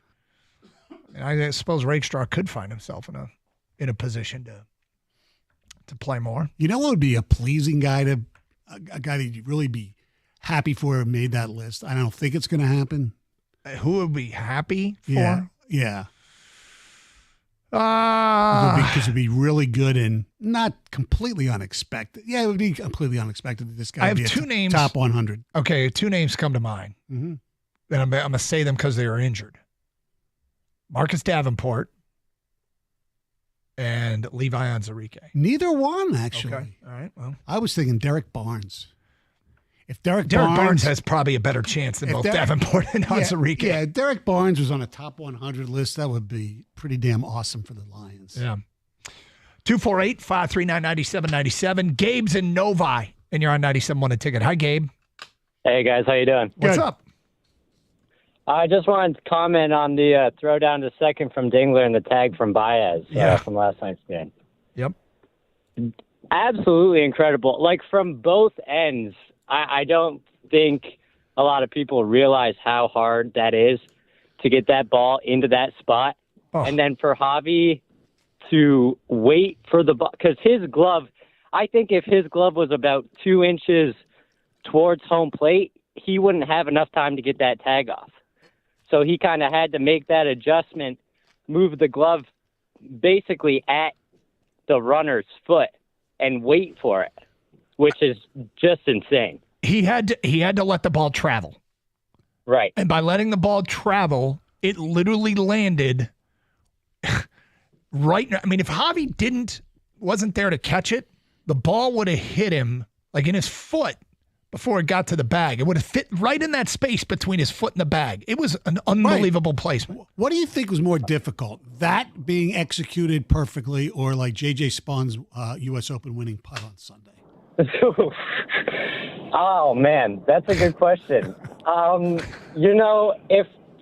Javy hadn't held on to that ball in like totally snow coned it the way that he did, I probably would have gone JJ. And it might be a little biased, but there's nothing more that I love than a good Javy Baez tag. Yeah, well, I mean, it is one of the most underrated things a player does. What? The catch and tag? The tag. Yeah. He's so good at it. Yeah. Well, wasn't last year he had the no-look tag where he started pointing at I think it was Jake Rogers, as he caught the ball and was tagging. He's like pointing at yeah. Crazy. Another edition of Who's on Top coming up at 12:35 here on 97.1 The Ticket. Hey, when it comes to endorsing a product or a service, I can only speak from my own personal experience. 6 years ago, my eyesight was getting worse. It really concerned me. And I heard about Dr. Yaldo from some people here at the station. So I sought his advice. He determined I had early onset cataracts and suggested I get bifocal implants. I was a bit fearful, but he promised the procedure, which he performed many thousands of times, would be fast and painless, because I'm kind of a wuss, and it was painless. The results remain remarkable. I got 20/20 vision at all distances, both near and far away, and will never need glasses of any kind ever again. Whether it's custom LASIK or bifocal implants, have Dr. Yaldo determine which would work best for you, and then let him set you free from contacts, glasses, and readers for good. Go to yaldoseyecenter.com and sign up for the free evaluation. Tell him to do for what he did for Stoney.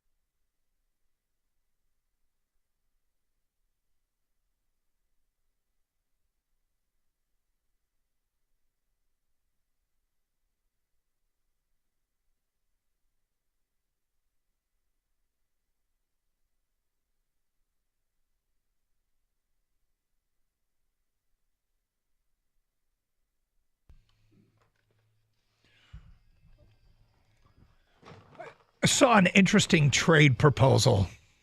Oh, yeah? And Detroit was mentioned. Oh. And it is a big name. Oh. And we will get to that at 105 today. 248-539-9797. What a tease. Let's get back to your open line calls. We got a Turner in Troy. Hi, Turner. Hi, and getting your guys' opinions.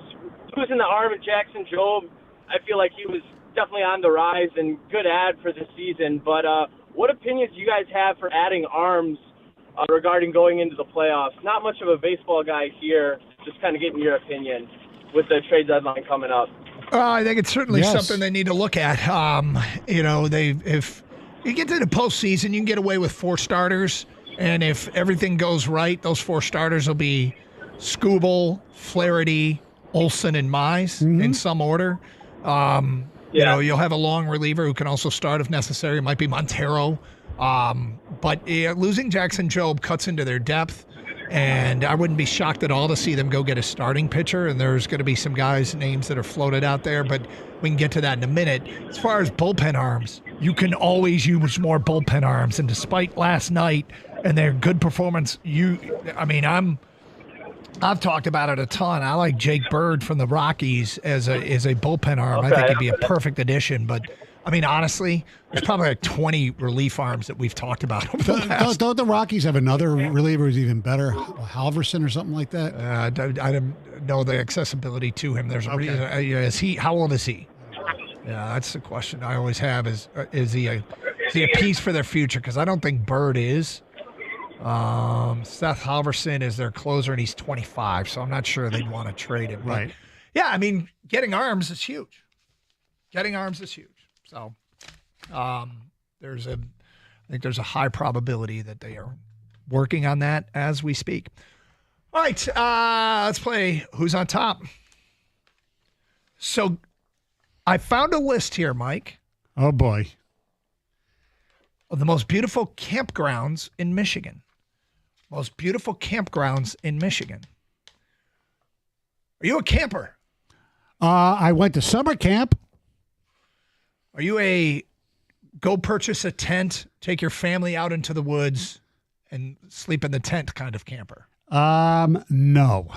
Do you care to venture a guess as to one of the campgrounds in the state of Michigan that maybe made the top 10? Because there's a few of them, I believe, and I've seen the signs. I'm going to go with the Jellystone Park one in near where you sometimes live, Petoskey. Jellystone Park near Petoskey. It did not make the top 10. Did any Jellystone make the top 10? I don't think so. Oh, man, Yogi Bear got screwed. All right, so our question right now is, what do you think is the most beautiful campground in Michigan? 248-539-9797. Line them up and see if your favorite makes the top 10. Now, you're not a camper. I will go, as soon as I saw this list, I thought back, because my dad, when we were kids, my dad was big on camping. And it would take the whole family, but he's kind of a off-the-grid kind of camper. Like, we wouldn't go to the popular campsites. Oh. We would go to the off-the-beaten-path campsites. Oh, okay. And the one I remember from being a kid that was fantastic, it seemed like it at the time, was a little campground on the Upper Peninsula at Cousineau Lake. And as a kid growing up in Ann Arbor, I remember Tom Cousineau, the linebacker from Ohio State. Played for the Buffalo Bills. So I was reluctant. I did not want to like the lake. But I got up there and I'm like, you know what? This lake's pretty sweet. And it was really, really out there. But what do you think is number one on this list? 248-539-9797. Top 10 most beautiful campgrounds in Michigan. See if your favorite makes it. Tell us what your favorite is. 248-539-9797. See if we can get all 10. Got to line them up quickly, though, because that's the way we'll run out of time. So get your favorite campground in, and we'll tell you if it makes the top 10. Another edition of Who's on Top here on Carson Anderson on 97.1 The Ticket. And we have never gotten all 10 in one of these. I think there's a chance because people are enthusiastic outdoors people in our state and definitely do a lot of camping. All right, let's go to Andy in a work van. You're on 97.1 The Ticket. Hi, Andy. How you doing? How about Tequamanon Falls State Park? Have you been there? Yes, as a kid I was there. Yep. Andy, it is number one on the list. The number one top, we're going to have to let you go because your phone's too loud, but Take yourself off speaker if you can, or Bluetooth. Or get away from the falls. Or get away from the falls. Tequananam is number 1, but let's get the whole top 10. 248-539-9797.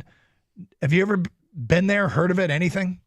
I've never been there. I've never been to the UP. It's a regret. Maybe, I don't know, a year or two, maybe I'll go, but I've heard it's beautiful. Yeah. Let's go to Andy in Flint. You're on 97.1 a ticket. What's up, Andy? How you doing today? Good. I was telling your buddy, Harrisville State Park in Harrisville, Michigan. I'm getting ready to go there next week for 2 weeks. Harrisville. What makes it special? It's a wooded lot area. Just about every site is wooded, and there's a few of them that are lakefront. And I've fortunate enough to get a lakefront this time around. And where exactly is this in the state? Harrisville, Michigan. It's where 23 meets 72. Okay. 72 dead ends right into Harrisville. Andy, it did not make the top 10. Sounds beautiful, however. 248-539-9797. Let's go to Mark in Clarkston. You're on 97.1 a ticket. What's up, Mark? Yes, sir. I am going with PJ Hoffmaster. What is PJ Hoffmaster? It is a state park on Lake Michigan between Grand Haven and Muskegon. It did not make the top 10, but Mark, thank you. 248-539-9797. Dan is in Dexter and next on 97.1 the ticket. What's up, Dan? Yeah, Tawas State Park in Michigan on Lake Huron there. Okay, what makes that special? Well, it comes out to a point, and there's sunken ships there. Yeah, if I can talk. And they also have a dog beach where you can take your dogs if you choose to, and it's just a beautiful point with lighthouses and sandy beaches for being on the Huron side. It's absolutely beautiful. Dan, it did not make the top 10, but it does sound beautiful. 248-539-9797. Don in Allen Park, you're next on 97.1 a ticket. What's up, Don? Hi, how you doing? Good. I'm saying Sleeping Bear Dunes. Sleeping Bear Dunes. You been there recently? I have not. My brother takes a yearly trip there every year with his son, and he's bragging about it all the time. Sleeping Bear Dunes checks in at number 6 on the list, Dawn. 248-539-9797. Andy in Grand Blanc is next. Top 10 campgrounds in Michigan. Hi, Andy. Hey, I would like to mention Warren Dunes State Park in Southwest Michigan. Southwest Michigan. You been there recently? Yes, well, a couple years ago, and it's just you got a beautiful campground that sits over a humongous sand dune, and it's on Lake Michigan, and it's absolutely stunning. It sounds great. Somehow didn't make the top 10. Speaks to the depth. We got depth in this state when it comes to campgrounds. 248-539-9797. John in St. Clair Shores, you're next on 97.1 a ticket. Top 10 campgrounds in Michigan. What's your guess? Algonac State Park. Algonac State Park. What makes it special? It's on the river. You get the freighters going by. They got a nice gun range there. It can be beachfront where you're looking at the lake, or it can be where you have the playground for the kids. And it's just a lovely place to be, very tranquil. All right. It did not make the top 10. They have a lovely gun range, she said. Eric in Sterling Heights, you're next. What's up, Eric? Hey, how's it going, guys? Good. So my recommendation would be Fort Crescent State Park. It's right at the tip of Michigan's thumb right there. Okay. And a beautiful place. You got a bunch of places on the water. And the coolest thing is there's a little pathway you can take your kayaks or canoes or whatever, and then it kind of dumps you out into this private beach with a big sand dune that not a lot of people know about. But they do fill up quick. You gotta book it in like February, 6 months out if you want to do it in the summertime. So that's mine. Usually the case. Well, did you get a spot this year, Eric? No, we missed it, but that's okay. We're going to try next year again. Can I make another guess? Well, in a sec. Did you say Port Crescent or Fort Crescent? Port. P-O-R-T. Okay, yeah. with a P. It did not make the top 10. Stoney, you want another guess? Isn't there a place in the UP known for like the rocks, beautiful scenic rocks or Pictured Rocks or something. Painted Rocks or whatever. Pictured Rocks, yes. I think they have a state park up there. Is that on the list? It doesn't look like it may. Oh, it did. Oh. So you got it, number 4. Oh, I got one right. I didn't even know the freaking name. Proud moment indeed. Let's go to Craig in Ortonville. You're next. Hi, Craig. Hey, guys. How about Higgins Lake South State Park? Beautiful lake, clean water, just a blast. That is number 2 on the list, Craig. Well done. There you go. Thank you, brother. 248-539-9797. Mark is in West Bloomfield, and I-97 want a ticket. What's up, Mark? Mark, are you there? Mark? He's camping. Apparently. 248-539-9797. Let's try let's go to Mark in West Bloomfield again. Mark, are you there? Yes, I am. How are you guys doing? Good. What do you got? I got Ludington State Park. Ludington State Park. Number 8 on the list. Yeah. Mark. Well done. 248-539-9797. Top 10 campgrounds in Michigan. We'll take a couple more. Sarah in Washington Township. You're on 97 won the ticket. Hi, Sarah. Hi. Hey. Hey. My guess is Port Huron KOA. Port Huron KOA. What makes it special, Sarah? It is fun for the kids. It's fun for the family. They've got bumper cars. They've got a ton of activities, a ton of fun things to do. Well, in spite of that, it did not make the top 10, but thank you. 248-539-9797. Couple more. Scott in Farmington Hills. You're on 97 won the ticket. What's up, Scott? Hey, how about Holland State Park out in Holland? Holland right in front of Lake Michigan. Beautiful part of the state.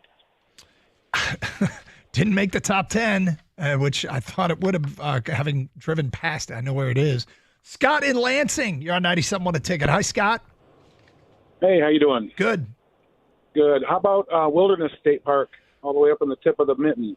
Yep, been there as well, and it checks in at number 5, Scott.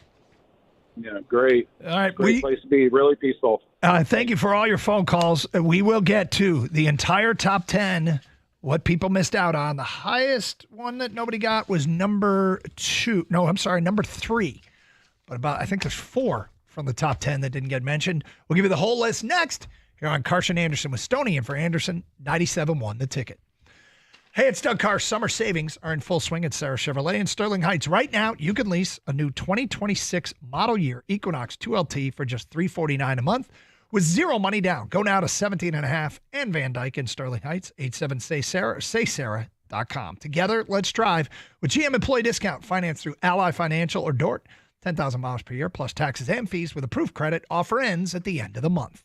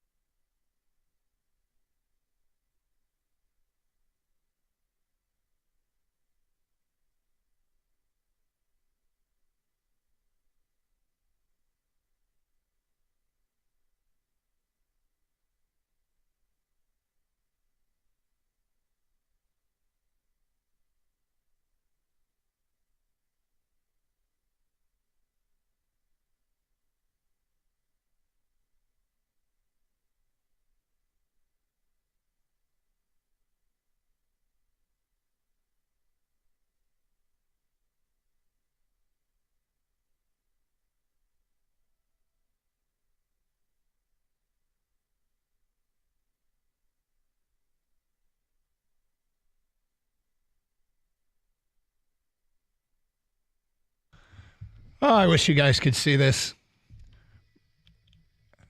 Classic Mike Stone fashion. He's wandering around the office. I'm looking out there. Birchie's talking. I should maybe I'll call Birchie here live on the air and just say, hey, we're on the air. Let him go. Let's see. Birchie. I'm giving him a ring. Oh, here he comes. I was just calling Birchie to tell him that we were on the air and we needed you back in studio. He's looking at his phone right now.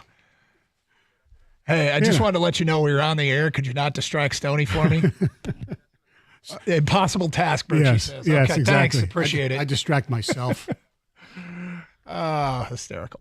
All right, so here's the top 10 most beautiful campgrounds in Michigan. Stoney, I'd like you to visit all 10 of these before the end of the summer. Yeah, sure. At number 10, nobody got Sleepy Hollow State Park in Langsburg, Michigan. That's east central Michigan. Number 9, no one got the Huron-Manistee National Forest. So that is number 9. Number 8, Mark got Ludington State Park. Ludington gets a lot of love. Number 7, nobody got Lakeport State Park in east central Michigan. Number 6, Dawn got Sleeping Bear Dunes National Lakeshore. Number 5, Scott in Lansing got Wilderness State Park. And it says Carp Lake. Number 4, Stoney, you got Pictured Rocks. Thank you. You didn't even really know what it was called. Yeah. Number 3, nobody got this one, Porcupine Mountains in Ontonagon, which is the western upper peninsula. Number 2, Craig got South Higgins State Park, South Higgins Lake State Park in Roscommon. And number 1, Andy got Tequamanon Fall State Park in Paradise. If any state park you think was ripped off, or any, campground in Michigan you think is absolutely jobbed, you can let us know at 248-539-9797. I believe it was a Pure Michigan website we got this. www.michigan.org. Top 10 most beautiful campgrounds in Michigan. I'd like to see you go camping. I wouldn't. So I could sleep in a sleeping bag at home. No, sleeping bag. I mean, when I went to summer camp, we'd go out places, and make our own fires, cook our own pancakes and stuff in the morning. I mean, I'm capable of doing it. Yeah. Just why bother? Feedback coming in of places that were robbed already from an unnamed texter. Rifle River has beautiful ones. What else here? Arcadia Bluff. For the golf course, of course. My personal favorite is the Port Huron KOA, but I'm guessing I'm going to guess Ludington State Park. Port Huron KOA, somebody said that one, right? Yes. Unnamed texter says Ludington State Park. And then a Tiger text. Why doesn't anybody mention Cobb as one of the 4 starters? Because we haven't seen him yet. And he gets an injection in his hip every freaking week, it seems. So here's the thing. I was mentioning Cobb, but I think it was last Friday. I read that he got a cortisone shot in his other hip. Yeah. I mean, what the hell's going on? I'd rather see Randall text Cobb on the mound. God. Like it's pretty, I would think it was obvious why we don't mention Cobb. If they get Cobb, he's got to then break in to be one of the better 4. Yeah. And there's no guarantees of that. I think I'm intrigued, right? Once he's healthy and if he comes back and, you make him as a long reliever to start, I think. But is this going to be the next, like, Flaherty or Lorenzen? Or is this going to be more like Kenta Maeda or to cross the streams, Marcus Davenport, like a guy that couldn't get healthy? That's up to Dr. Fetter. It is Fetter Industries. What can they do with him? 248-539-9797. But did you see that Alex Lang? Yes. He had a rehab appearance. He started as an opener yesterday in Is West that what Michigan. it was? Yes. 1 inning, and I don't think he gave up a hit. Struck out 1 guy, if I'm not mistaken. That was weird because that was a lat, I believe, not an arm injury. But that's somebody that might be Might be useful down the stretch here. Well, down the stretch. We're not down the stretch, but it might be useful in the second half of the season, given that he is, was a pretty reliable bullpen arm. That he was. Yep. 248-539-9797. In the meantime, the Tigers' lead is now 9.5 games. And the magic number is 81, Doug.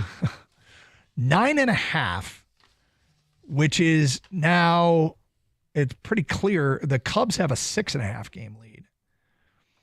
The Cubs, we beat them 2 out of 3. Oh, I know. Yankees have a 2.5 game lead. We beat them 2 out of 3. Yep. By the way, the Yankees, they haven't scored in 20-some innings. I think it's 3 straight games they've been shut out. Really? So the torpedo bat hype has died down a little bit? Boy, you talk about that. That lasted less than Linsanity. Yeah, it kind of did. I mean, after the first game of the season, everybody thought torpedo bats were going to change the game. I know. Have they really gone that long between scoring runs? I think so. Wow, that's pretty amazing. Yeah. All right, if you want to keep talking Tigers, 248-539-9797. We have a very interesting trade proposal, and Detroit is mentioned with a huge name.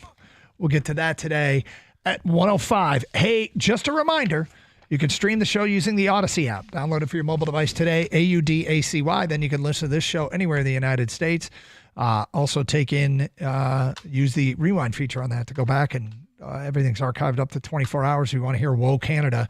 I did get a review from a couple of kids I used to coach in baseball. Oh, yeah? Yep.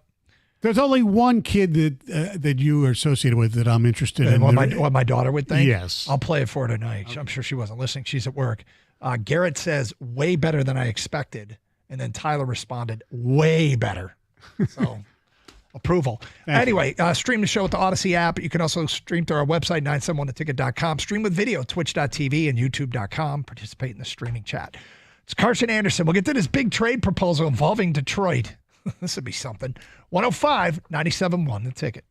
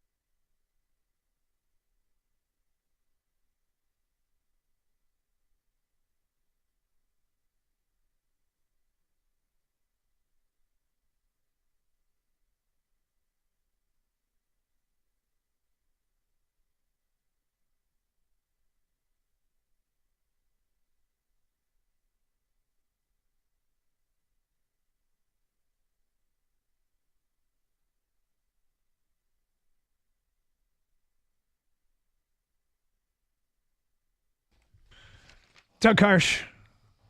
Anderson is out. Mike Stone is in. He sung today twice, and it was worth it. And that's not even probably close to the most embarrassing thing that you did or said today. That's true. It's Karsh and Anderson, 97 won the ticket. All right, so look, trade proposals are always interesting. And this was posted on ESPN's website. Don't tell me. I'll look later. You'll look later. Well, I don't want. I'll look at the article after you say what the trade is. I want to be surprised to a certain extent.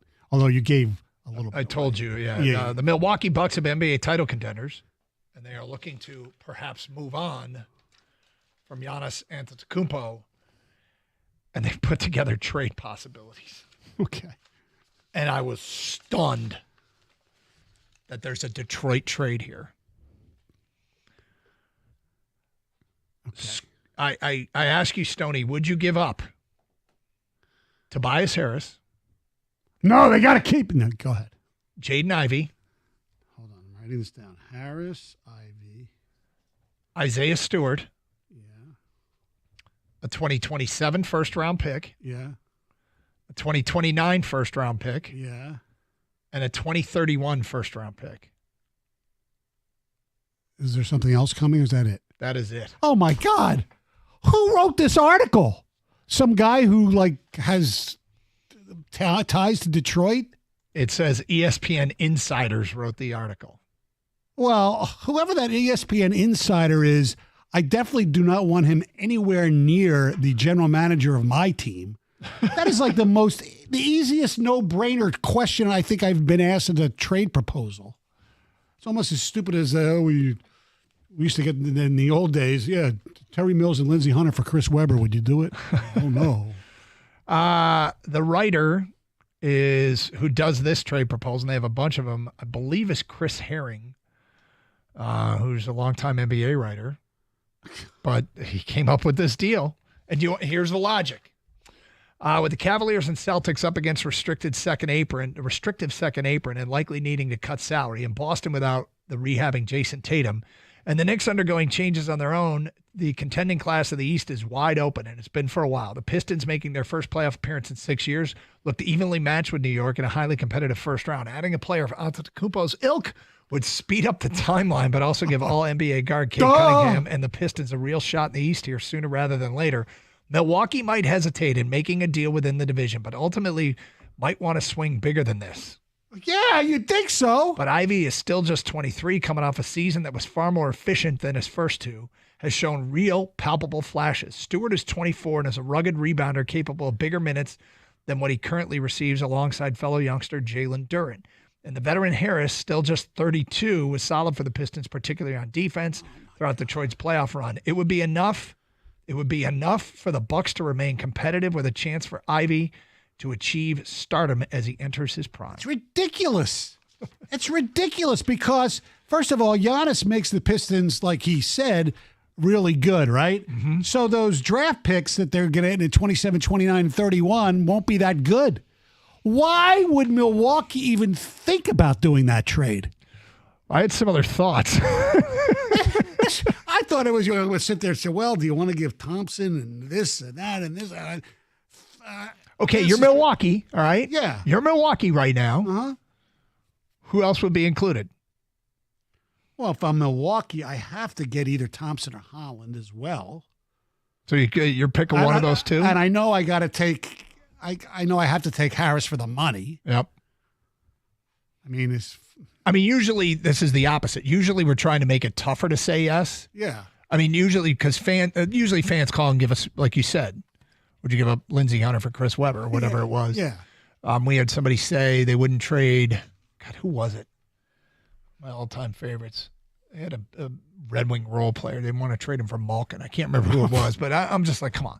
So, yeah, I think everybody in Detroit would say yes. I don't think Milwaukee would say yes.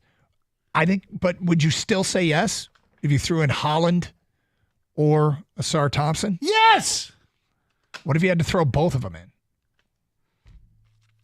in?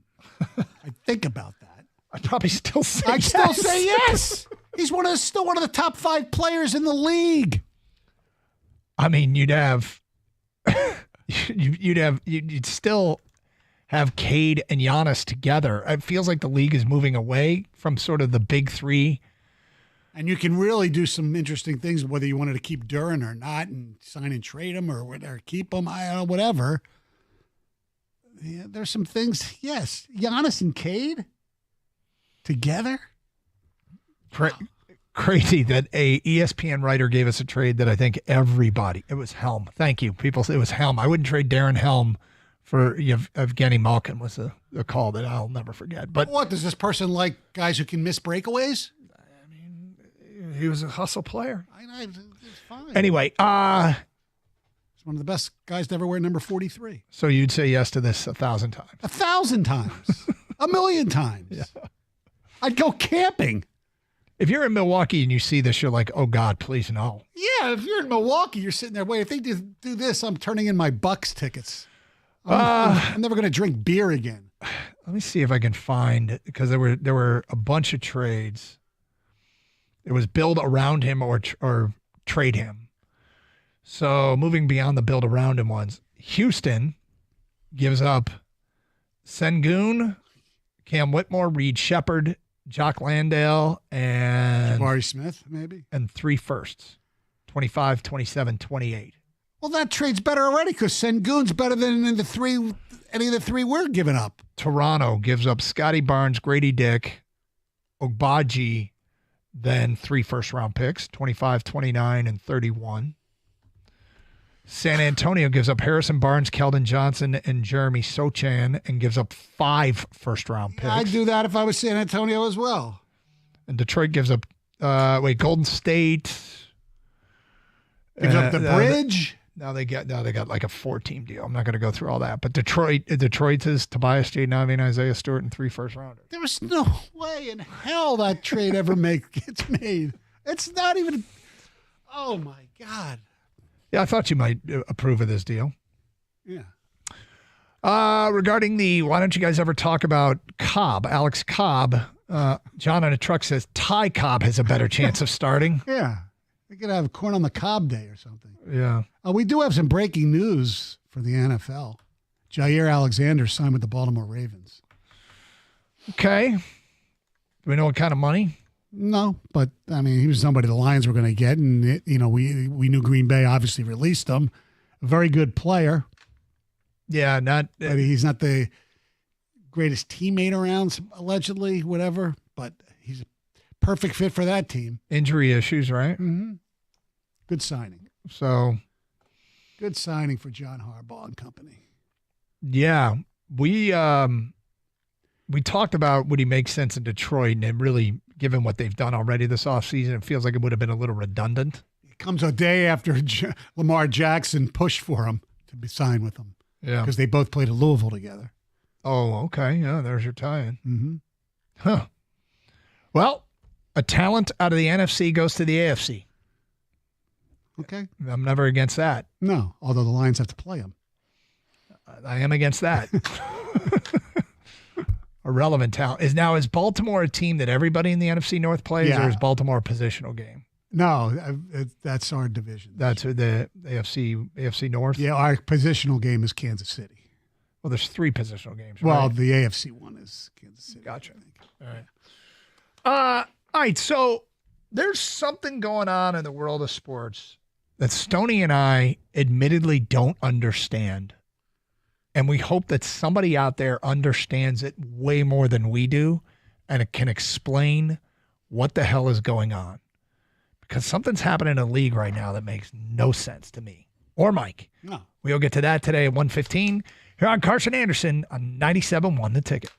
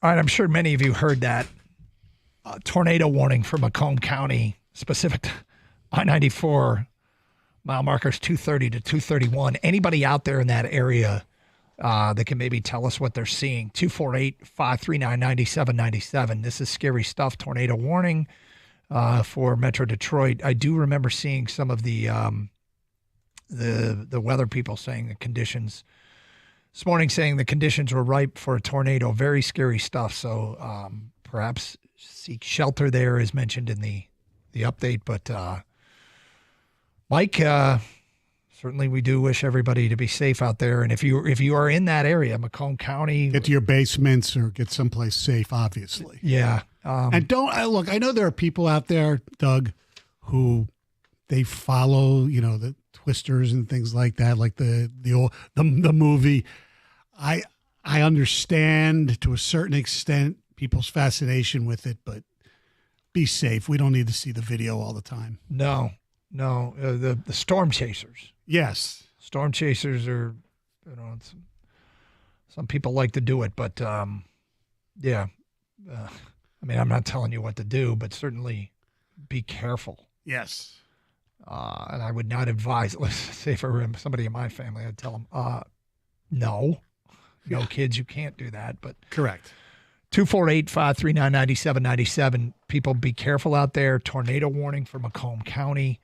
And if you are in that area and you're seeing anything, let us know what it's like. But it is awfully dark in our studios in the Southfield area.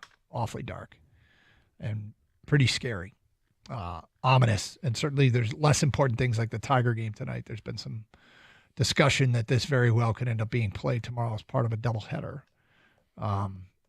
But Paul Gross, that we follow, WDIZ meteorologist. He used to be, yes. Yes. My buddy. Tornado warning issued until 2 p.m. as part of Macomb County inside the red polygon. Radar is showing rotation. A tornado is possible. Take cover immediately. So he's got this circled in just sort of Sterling Heights, Warren area, and moving east. Gary on a cell. You're on 97.1 A Ticket. Hi, Gary. Hi, guys. Great show. Thank you. I talked to you a couple weeks ago. Told you about the Norm Cash bat when I was in the hospital. Yeah. But what was happening is I was coming down North Avenue because I had to go to Menard. I had to make 3 stops in Menards and Cabela's. They're all in the same area, and Walmart. Well, I had to do 25 miles an hour on North Avenue. The rain was coming down so heavy I could barely see, and I'm doing 25 miles an hour. Whoa. And it is really nasty. It's scary nasty. If you don't need to go out, don't go out. Where exactly is North Avenue? North Avenue goes into Armada, and it comes out on Hall Road. It turns into Groesbeck. Okay. All right. And that'd be Groesbeck and M59. Yep. But right now I'm sitting over here outside of Menards, and I can barely hear you because the rain's coming so heavy on my roof of my truck. But anyways, that's all I had to say is don't go out. It's not worth it. Hey, you be careful out there. 248-539-9797. Thank you, Gary. If you are in Metro Detroit and just tuning in, tornado warning has been issued. Northern suburb area, Warren, Sterling Heights, Madison Heights. It's moving east. Conditions for a tornado. So be very, very careful out there. Warning until 2 p.m. What are you seeing where you are? Let's go to Matt in Flint. You're on 97.1 A Ticket. Hi, Matt. Hey, what's up, man? So I was passing through that area earlier, and it got real dark. The skies, it's raining real hard right now. I had pulled over for a minute because it was raining so hard I couldn't even see in front of me. And here in Flint, there's a lot of streets that are flooded because of the rain. But I'm from Missouri. I grew up in Missouri. I've been through, I want to say hundreds, but I've been through 100 tornadoes. I actually like tornadoes. I used to chase them with friends because I'm crazy. I would just say, be safe, man. Real quick, I'll tell you this story. I had a friend from Detroit come visit me, and there was a tornado warning, and we had to I told him you had to get in a ditch because the tornado goes over it, and he didn't want to get in the ditch because he was worried about his shoes. So I told him you can either get in the ditch and buy a new pair of shoes or you can be dead. and he got in the ditch. But, like, people don't understand. You have to get low when a tornado is coming. Otherwise, the force of the wind will suck the blood. I would just say be careful. Did the tornado actually pass over you on that case, or did it miss you? It was like 2 or 3 miles away from us. Yeah. But we could we could see the funnel cloud and everything. But yeah, I would just say if you don't have a reason to go out today because of this, just be smart and be safe. It's not worth doing something stupid just to. This is interesting, man. I'm not to grill you here. It's interesting coming from a guy who used to chase tornadoes. I mean, I didn't chase them all. There were some where you don't chase. Yeah. All right. Hey, thank you, Matt. What are you seeing out there, people? Tornado warning in Macomb County. FBG25 on Twitch says Meyer has tin roofs. It sounds like the inside of a drum kit in there. Whoa. What are the odds of a rain out tonight? Pretty good. I would say yes. By the way, you asked Alexander's deal with the Ravens, 1 year, $6 million. Okay. Seems like decent. Mm-hmm. Decent chance worth taking. Tornado warning here for Metro Detroit. And if you're out there and you're seeing anything, let us know. 248-539-9797. Feedback coming in. Unnamed texter just left Home Depot at 13 Mile and Little Mac in Roseville. Parking lot flooded with rain within 2 minutes. Stopped briefly, now pouring again.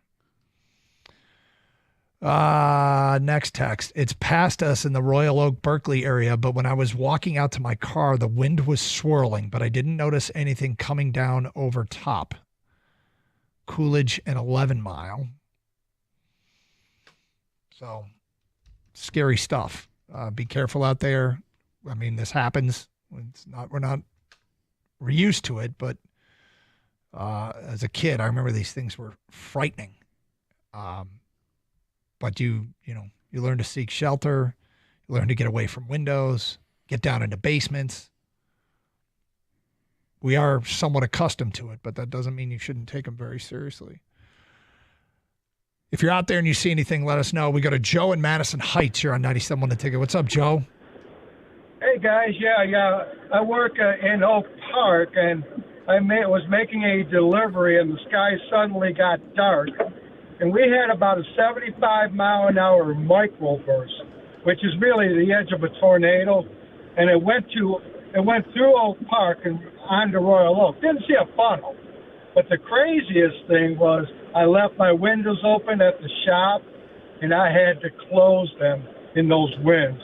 I stepped out for about 20 seconds and was wet from head to toe, but pretty dangerous. It's good now, but it was crazy. So, where are you right now, Joe?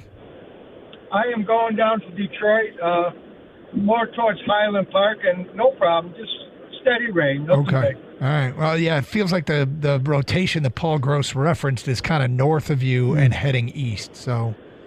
Right. Yeah, the thing went right over Oak Park. I saw the winds were sideways.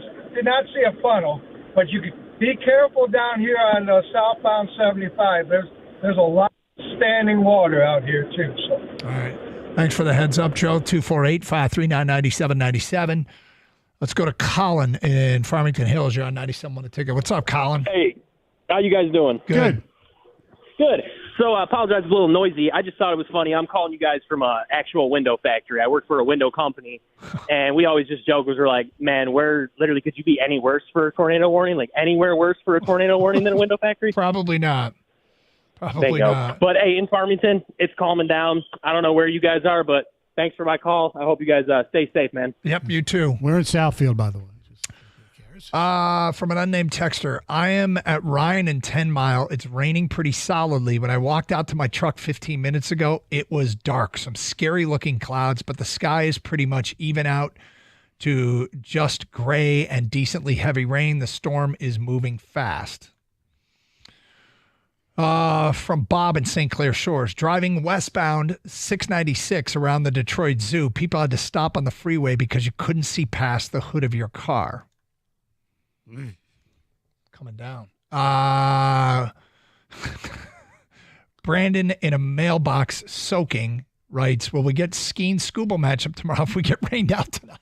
So what I think, you know what? Okay, in all seriousity, obviously, what I think they would do, I guess the Pirate, I don't know who decides who's pitching when. The Tigers, for business reasons, let alone baseball reasons, would probably, if the weather's good and they're going to have a doubleheader tomorrow, they would pitch Scooble not against Skeens because you want two huge gates. Yep.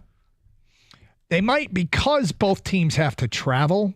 In all seriousnity, as you said, they might move the first game up. I thought the Tigers are home this weekend. Oh, I'm sorry. I thought they had to travel. Are they home? I think they're home against. No, aren't they playing the Athletics, or is that next weekend?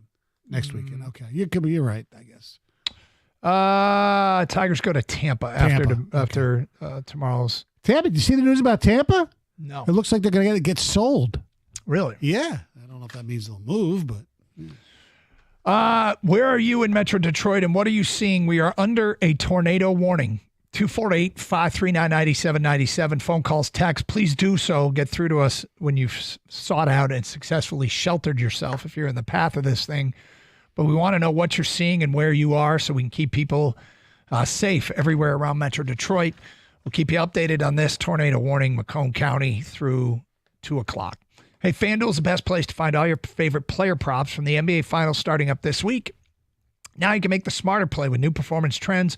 Want to check a player's consistency during the playoffs, or maybe they've been flirting with a potential triple-double. Get the latest stats right there inside the app and see who's heating up. And after the tip-off, you can combine your live prop bets into a same-game parlay for a chance to win big. If you don't already have FanDuel, it's not too late to get in on the action. You'll get started with $200 in bonus bets if your first $5 bet wins. So visit FanDuel.com/Doug to join today. FanDuel, the official sports betting partner of the NBA. Must be 21 or over and present in Michigan. First online real money wager only. $5 deposit required. Bonus issued as non-withdrawable bonus bets, which expire 7 days after receipt. Restrictions apply. See terms at sportsbook.fanduel.com. Gambling problem? Call 1-800-GAMBLER.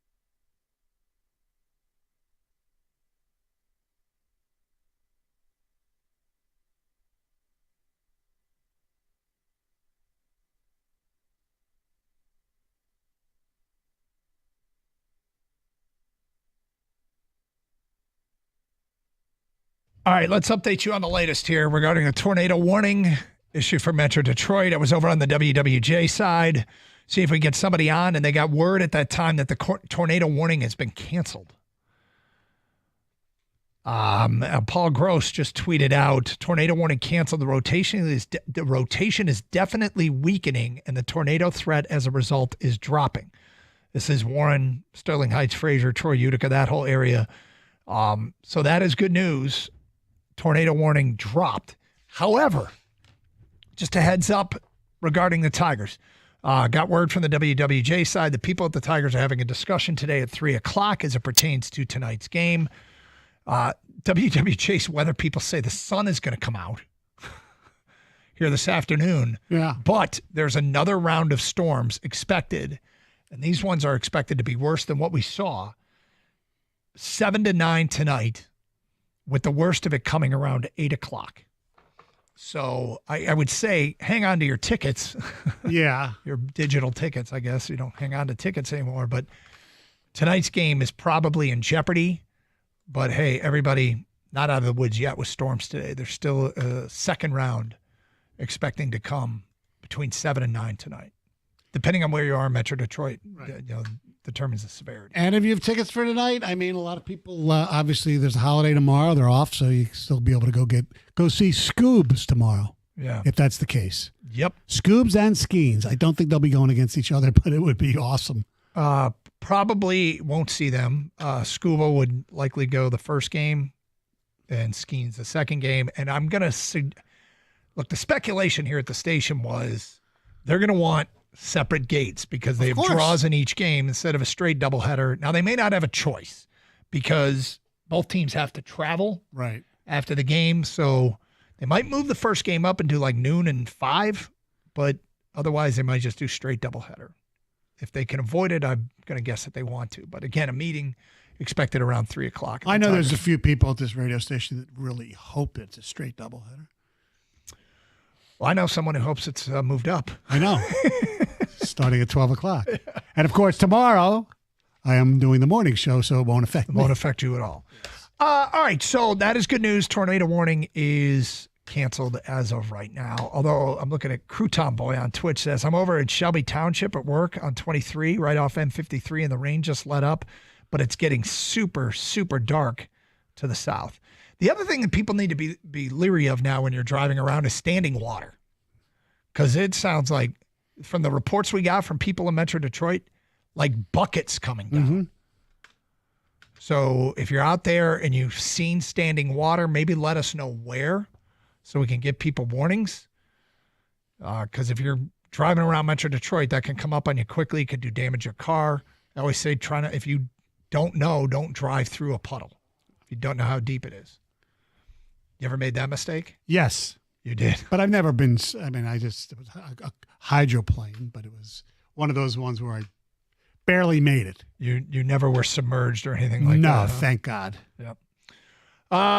From Charlie, in Warren on 9 Mile headed to East Point, tornado sirens in Warren, extremely heavy flooding along 9 Mile. Make sure your storm drains and sewers are clear of debris. 248-539-9797. Let's get back to your phone calls. Ethan in Sterling Heights, you're on 97.1 A Ticket. Hello, Ethan. Hey, guys. Long-time listener. I'm from Sterling Heights, as you said, but my brother is at home at 17 in Dodge Park, and he's more than just a self-proclaimed meteorologist. He went to Ohio State and studied meteorology there. Okay. He said, from what he can see, there's a tornado at 15 in Dodge Park. My dad works at the tech center in Warren at 12 Mound. They are in a storm shelter. So I tried to get him on the phone. There's a lot of commotion. Hope he's okay. But from what I can tell, there is a tornado, and definitely duck and cover. Okay, this is according to your brother who has training in meteorology? Yeah. Now, you heard what we just said. I mean, I'm not disputing that at all, but they say the tornado warning was lifted. When did your brother tell you this? I was just on the phone with him about 3 minutes ago. Okay. And that's right by Sterling Heights, isn't it? High school? Yeah. Sterling Heights, Stevenson, yep. Okay. Wow. All right, well, be careful. I mean, just because a tornado warning has been lifted and, you know, just because a tornado warning has been lifted and, you know, according to them, that's still want people to be careful out there. Man, what's the worst storm you've ever been in, Stoney? God, I can't. Off the top of my head, I can't remember, but there have been a few unbelievable just rain storms where you had to pull over on the highway. It was one of those. I remember driving from D.C. to Philly off of I-95 and just you couldn't see. You had to pull over. As bad as that, you know, fog's the worst, though. If you look talking about, you know, weather things to drive in. You can get terrible accidents in fog. So I have friends who lost their home in the Dexter tornado that went through there. And one of I remember him telling me one of the eeriest, weirdest parts was you could feel the air pressure drop. Like you could feel it. You knew something was up. So be careful out there, people. 248-539-9797. If you're anywhere around Metro Detroit and you're seeing standing water, or as one caller said that they thought the conditions were prime in Sterling Heights, was it 15 and Dodge Park, I think is what he said, that his brother, who's trained in meteorology, says he thought there was a tornado there. That'd be about 5 minutes ago. Even though the tornado warning has been lifted, certainly do want people to be careful. Tiger game, look, you know, obviously very secondary to everybody's safety. That would be in jeopardy tonight. And Tigers taking on the Pirates. That is scheduled for a 6:40 start. They expect a second wave of storms to be hitting Metro Detroit between 7 and 9 tonight, with the worst coming at 8 o'clock. And yet between now and then, WWJ, the meteorology team that we were just over visiting, telling us some may come out later, which is kind of wild. Yeah.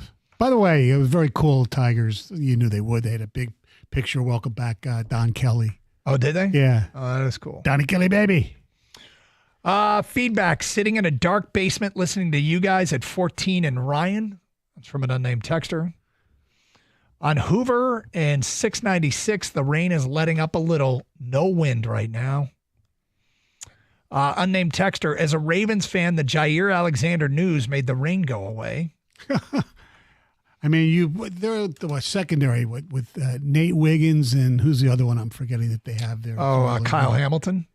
Well, he's a linebacker, but I'm talking about, or he's a safety. Yeah, but the secondary is what that's who you're right. referencing. No, somebody else I thought of. But anyway, yeah. I can look on ESPN.com and their depth chart. It might be East Tennessee State. Yes, you don't know. Earlier in the day, for some reason, the ESPN.com, when you check teams and hit lines and then hit stats, every player that was the East Tennessee State Buccaneer roster. It was the craziest glitch ever. It was the weirdest glitch I've ever seen. Feedback here from Hellborn Elfchild on Twitch. I was driving back from Colorado. I hit some rain in Nebraska. That was no joke. It was like driving underwater. Yeah. So technically, I assume you're saying you weren't underwater. It was just raining so hard you thought.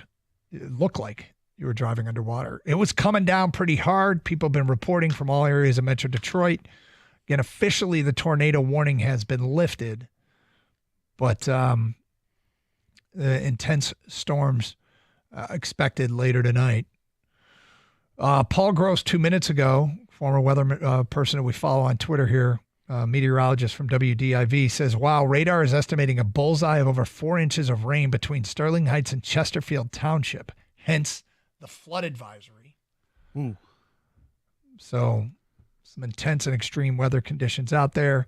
Where are you and what are you seeing? 248-539-9797. We'll take your text as well, but make sure you're doing it from a safe spot, and we'll update you on what's going on with the Tigers here coming up. By the way, the other person I was thinking of was Marlon Humphrey. Marlon Humphrey, okay. So 3 really good corners, not to mention the safeties. Yep. It's Carson Anderson. Stoney's in for Anderson. 97.1 The Ticket.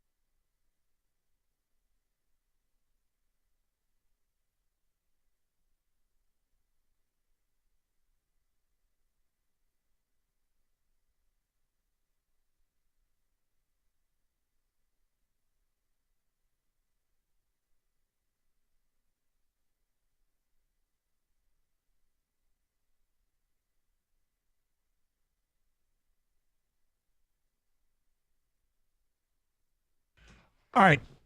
As of right now, it sounds like the worst of it for this afternoon has mostly passed. We were under a tornado warning there for a minute. 248-539-9797. But we've just asked people to tell us where they are and what they're seeing, because the threat of standing water can be problematic for people out there driving around. Let's get to your phone calls. We're going to Dan in Grosse Pointe. You're on 97 on the ticket. What's up, Dan? Hey, y'all. How you doing? Good. Yeah, so I unfortunately had to be one of those people that had to be out here. My son's at a summer camp up at Southbridge, and I was coming from basically 94 in Cadieux to down by the city. I was literally getting on 94 when y'all broke the tornado warning. I was like, oh no. I look at my phone, and you can kind of see the direction of it. And so it's going like up to the northeast, exactly where you're going on 94. I'm like, well, this is going to be fun. Thankfully, it got lifted. A lot of standing water, slow traffic. Thankfully, again, I didn't see anybody in accidents, knock on wood. But, this actually isn't the first time that it's happened to me either. We were coming home from Cedar Point last year. Another situation where it's like, you have to get home. And we're in Woodhaven, and literally a tornado went right in front of us across the freeway. Like, blew up transformers, like the whole sky lit up green. It was insane. I had the family with me at that time. It's just me in the car right now, so not as much of a big deal. But yeah, it's scary stuff. Just, go slow, be safe, turn on your headlights, guys.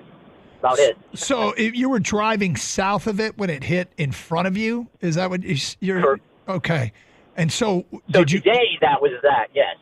Okay, yes. But back then, yeah. So you're driving, it hit in front of you. Did you pull over and stop and wait and then drive through where the tornado had been? So the one that actually happened, like this one got lifted. I didn't see anything that looked like that. But the one last year, it was terrifying. Like, so we, again, like everything was like lit up. We had to go under an underpass, and I just stayed there for a second, which held up like all of the freeway's traffic behind me. But I'm like, screw it. I've got my like 2 kids in the car. Like, I'm staying here right now. I eventually got forced out from underneath that. And then we pulled over, and some very nice folks at a travel station took us in, and they gave the kids hot chocolate, and they said, stay here as long as you want. We have a basement, so it ended up being just fine. But, man, it was scary. I'll say that. Sure. Hey. Well, thank you for sharing, Dan. Be careful out there. 248-539-9797. Rick and oh, that's my fault. Rick in Sterling Heights, you're next. Hello, Rick. Hello. Hey. I was coming from the 17 in Mound area in Sterling Heights, and I happen to live at 16 between Dodge Park and Van Dyke. So I headed over by the subdivision behind Ventimiglia's on 15 Mile.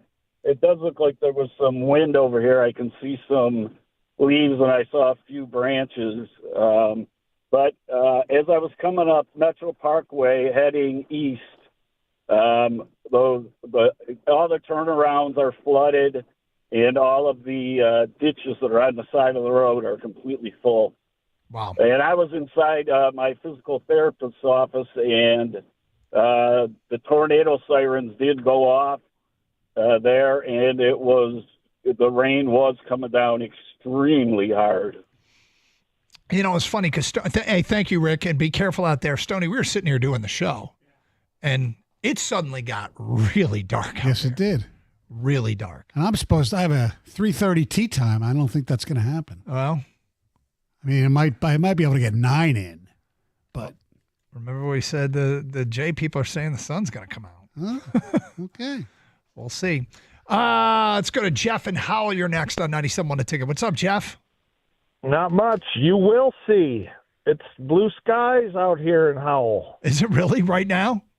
Yeah, I swear to God. Like, it's blue skies, a little cloudy, but you can definitely see when I look to the east that it's dark. I just came from northern Oakland County, drove through it, and when you said blue skies, I'm like, come on. And I got off the exit on 23 and 59, and here we are.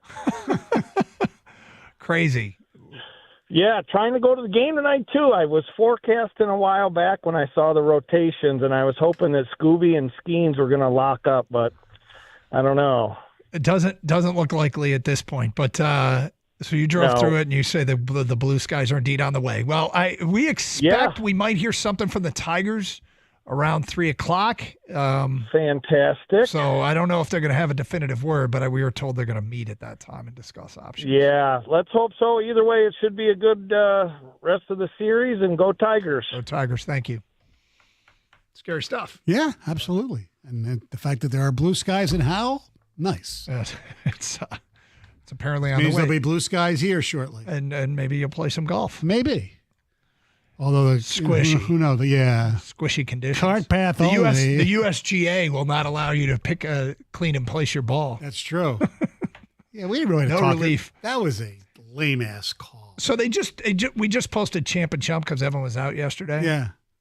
And JJ Spawn was named champ of the weekend. For him. The USGA was named chump of the weekend for not allowing relief. Most people were complaining about not allowing relief on Sam Burns' shot. I get it. But that's their rule. That's their rule. It's a bad rule. When you have standing water like that, you should be able to move the ball back. Yep. Not towards the close, not closer to the hole, back. Yep. 248-539-9797. Rob in Northville, you're next. Hello, Rob. Hey there, how's it going? Good. Going well. Great, thank you. Hey, a few years ago, it's probably 20 years now, I was out riding at Pato, which is the recreation area out that Potawatomi way. Trail. Yeah, great trail. You got it, man. Well, riding there forever, but this was probably 20 years ago, and a tornado came over us, and we were on the trail. So we were about 3 miles from the trailhead, so we finished, and I was driving back to Plymouth on Territorial Road, and there were just trees scattered all along the road and yards, and a couple places we had to drive around them. But it was it was a very frightening experience to be outside during that, and that's the only time in my life I'd ever experienced anything like that. Yeah. Yeah, I mean, it's something. My friends who lost their house, they said the air pressure, it's amazing. Like, you really feel it drop right when a tornado. You feel your ears pop. Yeah. Your ears pop. I'm not kidding. It's crazy. When you said that, when you were describing it earlier, I'm like, yeah, I know exactly what he means. Yeah, freaky. Hey, thank you for sharing, Rob. 248-539-9797, and be careful out there. We go to Mike in Sterling Heights. You're next on 97 a ticket. Hi, Mike. Hey, how you guys doing? What's up? I just want to let you know, 16 in Groesbeck, both south side of the intersection and north side of the intersection is completely flooded, and there's a mail truck that's half underwater in the ditch. Oh, no. And so you're saying along Groesbeck or along 16 Mile is it flooded? Along Groesbeck. Okay. So north and south side of Groesbeck. Okay. At 16. And what did you do when you rolled up on it?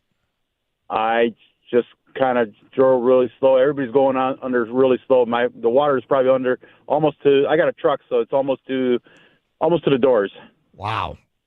Yeah, it sounds like Yep. people And there's should a not. there's a mail truck right there by the corner. There's a Chase Bank. It's half underwater. Crazy. All right. Well, thank you for sharing. Yep. Have a good one, guys. Be safe. Yeah, I'm just looking at the map here. The Chase Bank is on the northeast corner of that intersection. Probably best to avoid it if our guy in a truck there has water up to close to his doors. Yeah. I'm not prepared for that. I'll take a look at the map before I get home and see where there's problems.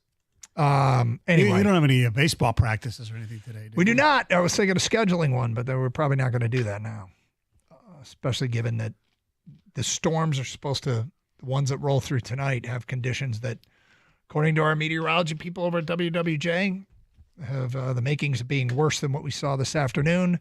Again, there was a tornado warning issued about a half hour ago now. It has been lifted. It was lifted early in Macomb County. 248-539-9797. Sal and Macomb, you're next on 97 on a ticket. What's up, Sal?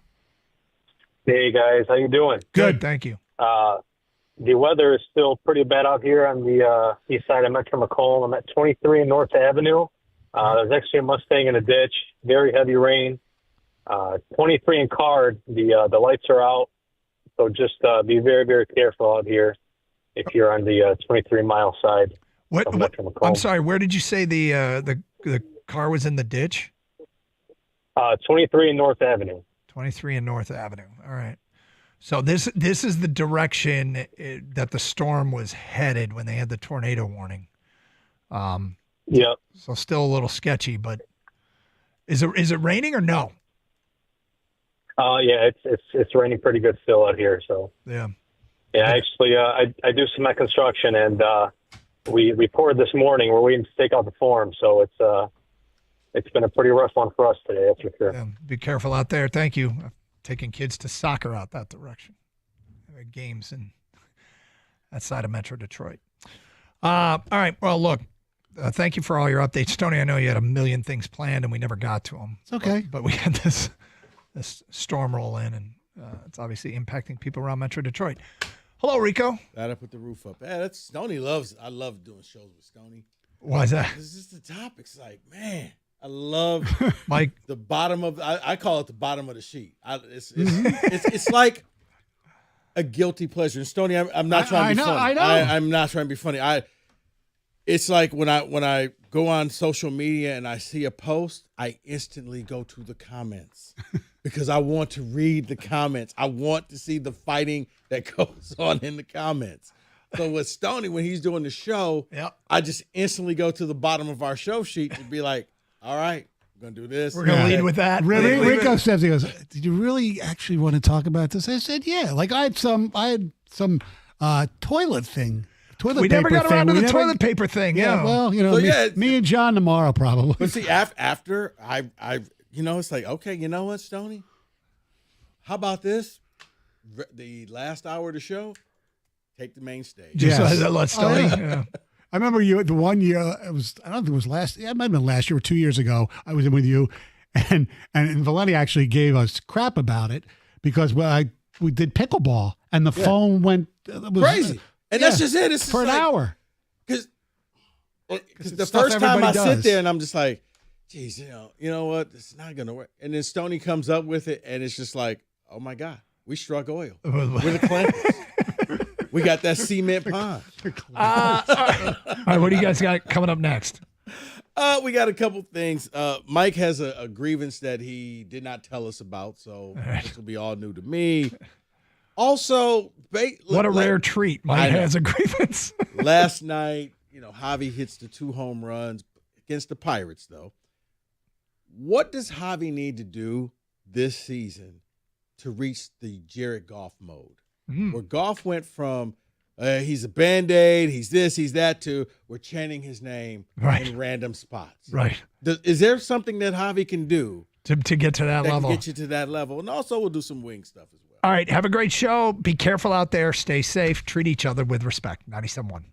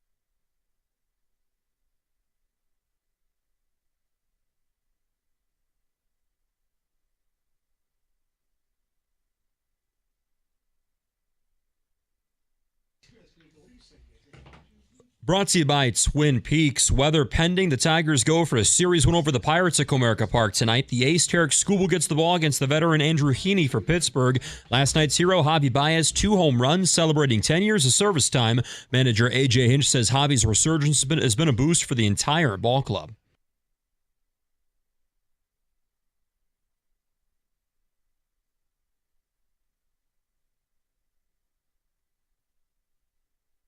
Skubal has been flat out dominant lately. Last 12 starts, an ERA of about under 101 strikeouts, 5 walks. First pitches, we do watch the radar scheduled for 6:40 preliminarily. Pregame at 6:15 right here on 97.1 The Ticket. With the Florida Panthers drinking out of the Stanley Cup for the second year in a row, odds now out for next year's champion. So FanDuel says the favorite is actually Carolina, not the 2-time reigning champion Panthers. They've got the second best odds. The Oilers have got the third best odds. The Red Wings are tied for the 6th worst odds at plus 10,000. And the Thunder look to close out the Pacers and win their first title in OKC when they take the floor for Game 6 of the NBA Finals in Indy tonight. Pacers star Tyrese Halliburton will likely be a game-time decision with his calf strain that tip off at 8:30. At the Corbo Health Sports Desk, I'm Luke Sloan. For more, go to 97.1 The Ticket or Odyssey.com.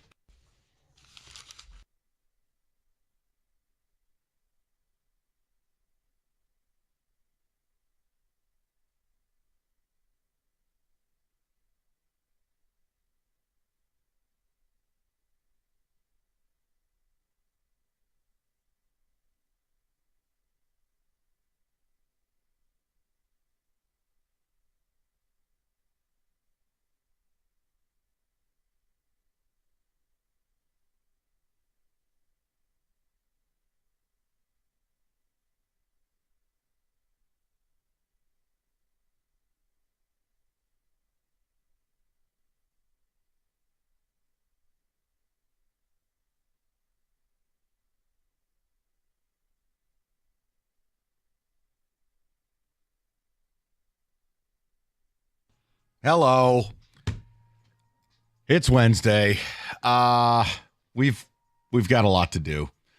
And I know I could just jump into Stanley Cup and Yzerman and anger, but I have one thing I want to just do before we get into that. Yes, we're going to do that. Yes, we actually together, me, Rico, and Evan, all together witnessed the dumbest trade article ever written by ESPN. Something so egregious, ESPN should, well, for a multitude of reasons, ESPN should go out of business. We'll get to that.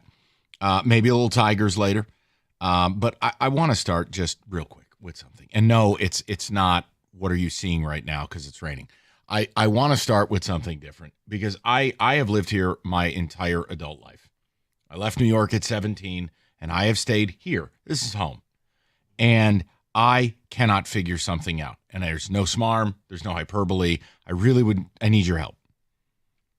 I do. Because I just, today I had like a breaking point. I was very close to being Michael Douglas and falling down. Oh boy. Because I just, what is it about our state that we are under constant construction, but nothing ever gets effing fixed? And now, mind you, because everyone here is soft. No, I'm not making fun of the people that bust their ass to do the work. They have bosses. Mm-hmm. They're not the ones who pick the materials. They're doing their job, including today in the rain. I'm talking on a grander scale. Why are we the only state I have ever driven in the United States of effing America? We have worse roads than some third world countries I have visited. And it never gets fixed. Yet, construction barrel mania everywhere. My entire commute here today, everywhere. Barrel. Nothing gets fixed. 6 months later, we'll be back out there doing it again.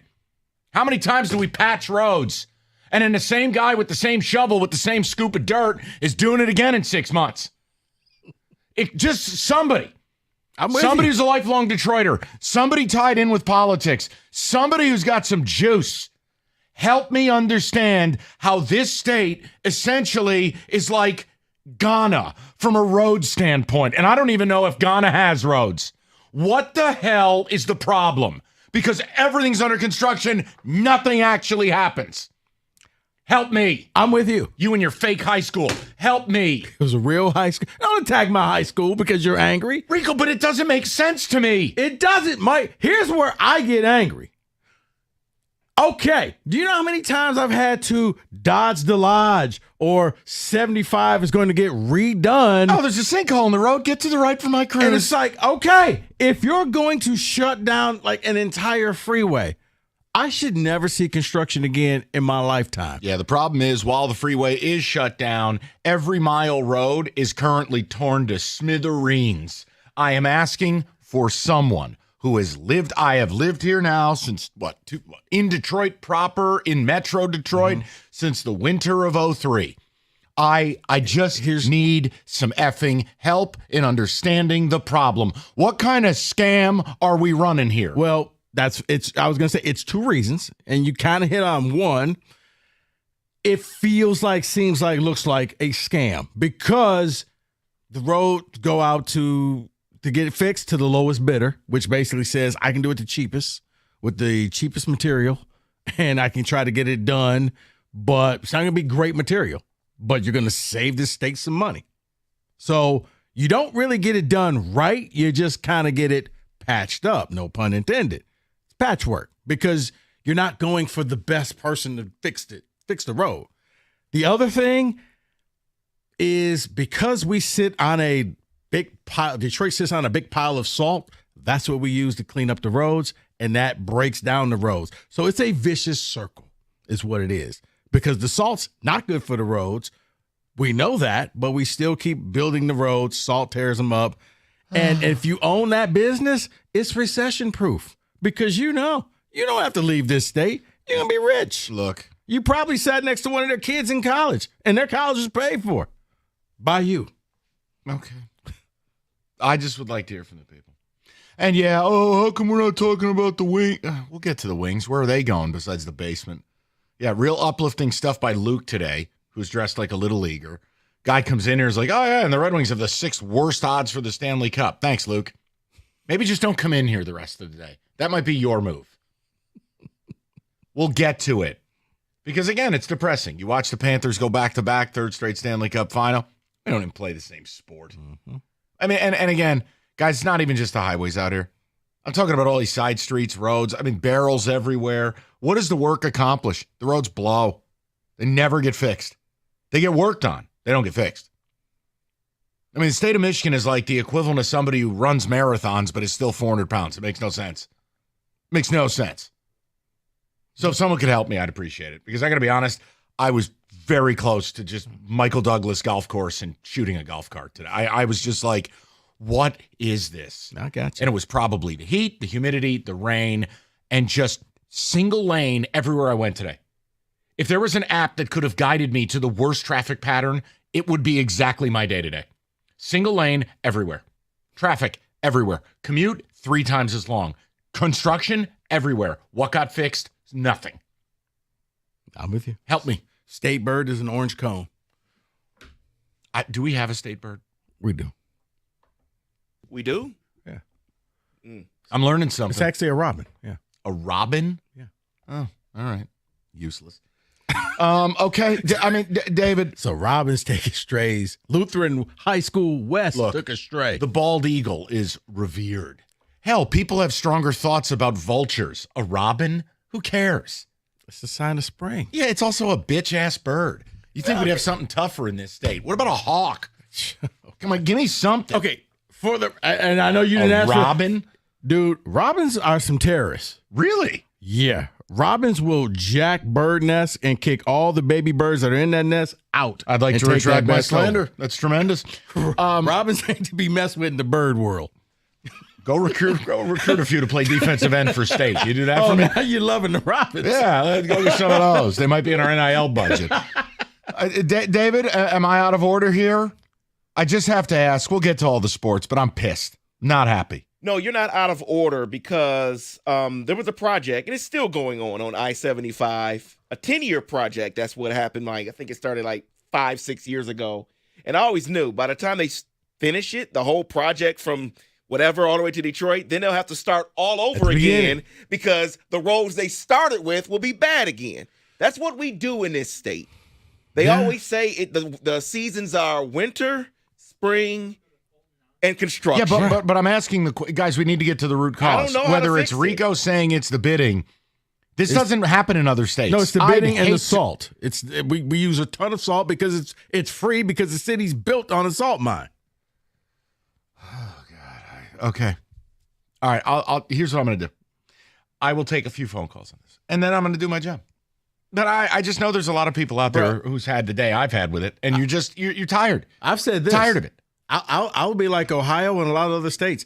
I will do toll roads if it means that we actually have legitimate roads. Oh, that was a bit I used to have with Terry, and I got yelled at by everybody. Oh, you can't. We don't own the roads. I don't care. Driving, like, the roads in Florida, you say what you want about Apopka, but the roads in Florida, I feel like you're just driving on pillows. Like, wait a minute. Because you just expect the bump when you're driving. And it's just like, wait, are we moving? Yeah. It's just like perfect asphalt. Here, yeah. No, here it's garbage. I mean, here it's like, it's almost a rite of passage for every fall to winter is you got to go and get a front end alignment because your car's out of whack. But everything gets worked on. I'd almost be happier if nothing got worked on because then I'd have the explanation for why it's so god awful. But when it gets worked on and then doesn't get fixed and they're right back to working on it, it doesn't compute. I'm not in politics. I don't understand it. And look, we're going to get to it. Yeah, I know the Panthers won. We'll get to it. Yeah, there was a stupid trade on ESPN. We'll get to it. And the Tigers beat the Pirates. Again, that's like kicking a homeless man. Are you proud of yourself? You should. They should sweep this team with their eyes closed. The Pirates are horrific. Rico, I'll get to the people next. I'm with you. I mean, I genuinely do like it here. I do. But this is something I can't figure out. Like, what do we pay taxes for? What's the point? The only thing I like about it is now at least when I see people out there working. And like I said, this isn't for the people who are out doing their job and they're out there in the heat and getting things done. This is not about that. I understand where your frustration is coming from. But nothing worse to me is just all the orange cones and there's nobody there. If you're working, great. You know what? Thank you. Thank you for your service. Let's get this thing done. But I feel you. Like, I shouldn't have to see this torn up again. Because it's like, what are you using? Play-Doh? What's in the budget? I mean, like, where does all the money go? Paper mache. And, like, I know what the reading says is that, like, Michigan doesn't spend enough money on its roads, right? Indiana spends 2-1, and Illinois might spend 3-1. Okay, but how long are we going to continue to do this? And now everything's under construction at the same time, getting nothing accomplished. Don't yeah me. No. That's what got me. Oh, just please. When they added the extra lane to 96, and it was like, wait, did we really need to shut down everything and do all of this at once? Because it was not only that, it was the 75 and like everything was torn up at once. What's worse, the ineffectiveness of our construction projects or the Yzer Plan 248? Because it's basically the same. We're going to get to all of it. It's an airing of the grievances. It's a Festivus miracle. Oh, yeah, the weather's got us ready to go out. Really? We just had a tornado warning. Let me scrap this script for a minute. Just go to Moran, buy a truck. I don't know what to tell you. I can't sell you on a road trip when we just had a hurricane. 25 Silverado Crew Cab, $249. 0 down. Go buy one. A 25 Blazer EV. Maybe you're like Karsh. You want a little EV action. $199 a month, 0 down. Both 24 months, both low mileage leases. And inevitably, when you need service because you hit a sinkhole and your car flips over, take it over to MoranExpress.com. You'll get the loaner vehicle. Trust me, you'll need it with our roads. Crash it just north of 15 Mile in Clinton Township. Chevrolet, together, let's drive.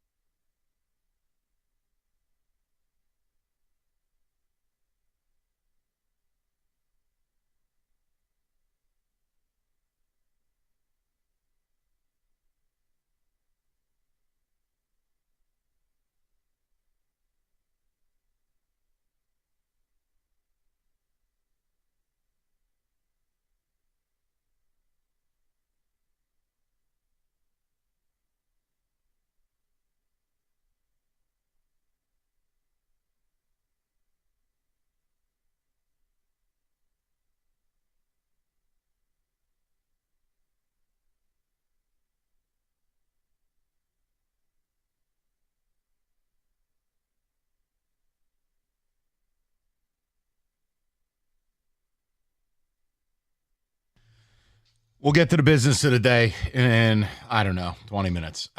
Look, this is an airing of the grievances. And I'm selfish, and this is what we're doing. But I want to talk to you guys about it, because if you're on the roads, I don't care if you're picking up your kids. I don't care if you're on your way to a youth sports tournament. I don't care if you're on your way to a job you likely hate. The amount of construction with nothing getting done is utterly remarkable. And when I say nothing, oh no, people are working. And they're working their asses off. My dad used to have that job. My dad laid concrete. I was supposed to say Big G. Yeah, my dad what did. Didn't he do? Well, a lot. But my point is, like, they'll be back there fixing the same roads 6 months from now. Nothing happens. Why is it this way? My entire commute today was single lane. My entire commute today was a war zone. And it'll just be eternally worked on. How are we the only state like this? I've been very lucky in my life. I've traveled a lot of places. There's nowhere like this place. And I like living here. That's the worst part. I do.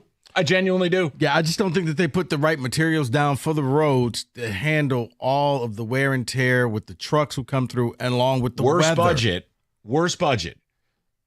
Michigan roads, MSU NIL, 248. All right, David, early ticket text. They got the $20 million though. Ooh. They needed help to get that. 80,000 pounds freight load limit, plus the weight of the truck combined with our winter's highest weight limit in the country, combined with the lowest bidders. Right, but what does that have to do with neighborhood roads, streets? This isn't about the highways. No, they're traveling on the streets right now because of the construction everywhere else. Those same trucks. So why do we allow that again? I don't know. Great question. I'm asking for answers. I don't know. I don't know. Because MDOT is more corrupt than Kilpatrick, someone says. They're pocketing the money. Oh, no.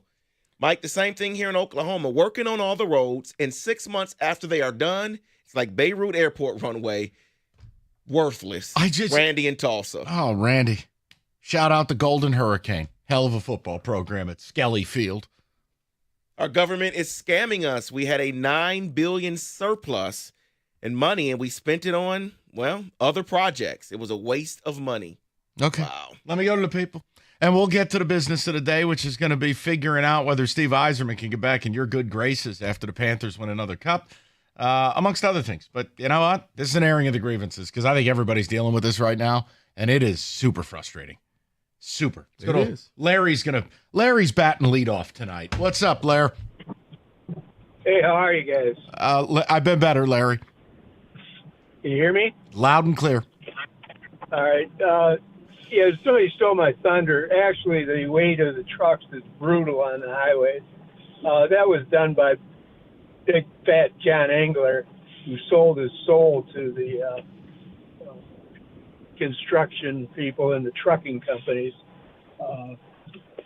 to make the weight. Weight just brutalizes highways. Imagine, your car being a bomb every time you drive down a highway. And that's the pounding on the cement you can't believe how much pressure that puts on the cement. All right, so why do we do it then? So explain it to me. Why do we do it? Yeah, explain it to me like I'm a second grader. All right. I'm driving a truck, right? We have double tandem trucks that we allow on the highway. That increases the weight of what the road is sustaining each time that truck drives over it. The reason why the trucking companies love it is because it's one, diesel that's carrying it down the road versus several trucks. So they save a ton of money on costs that way. But why do we allow it? I'm sorry. Why do we allow it? Yes. Because you are allowed to buy essentially the votes in the state legislature. I mean, it's as simple as that. It's the greasy, grease the skids. They have lobbyists, big time lobbyists. Okay, but John Engler was all for, all right, but no one. All right, but Larry, I appreciate it, and maybe I'm just dumb. You're not explaining it to me.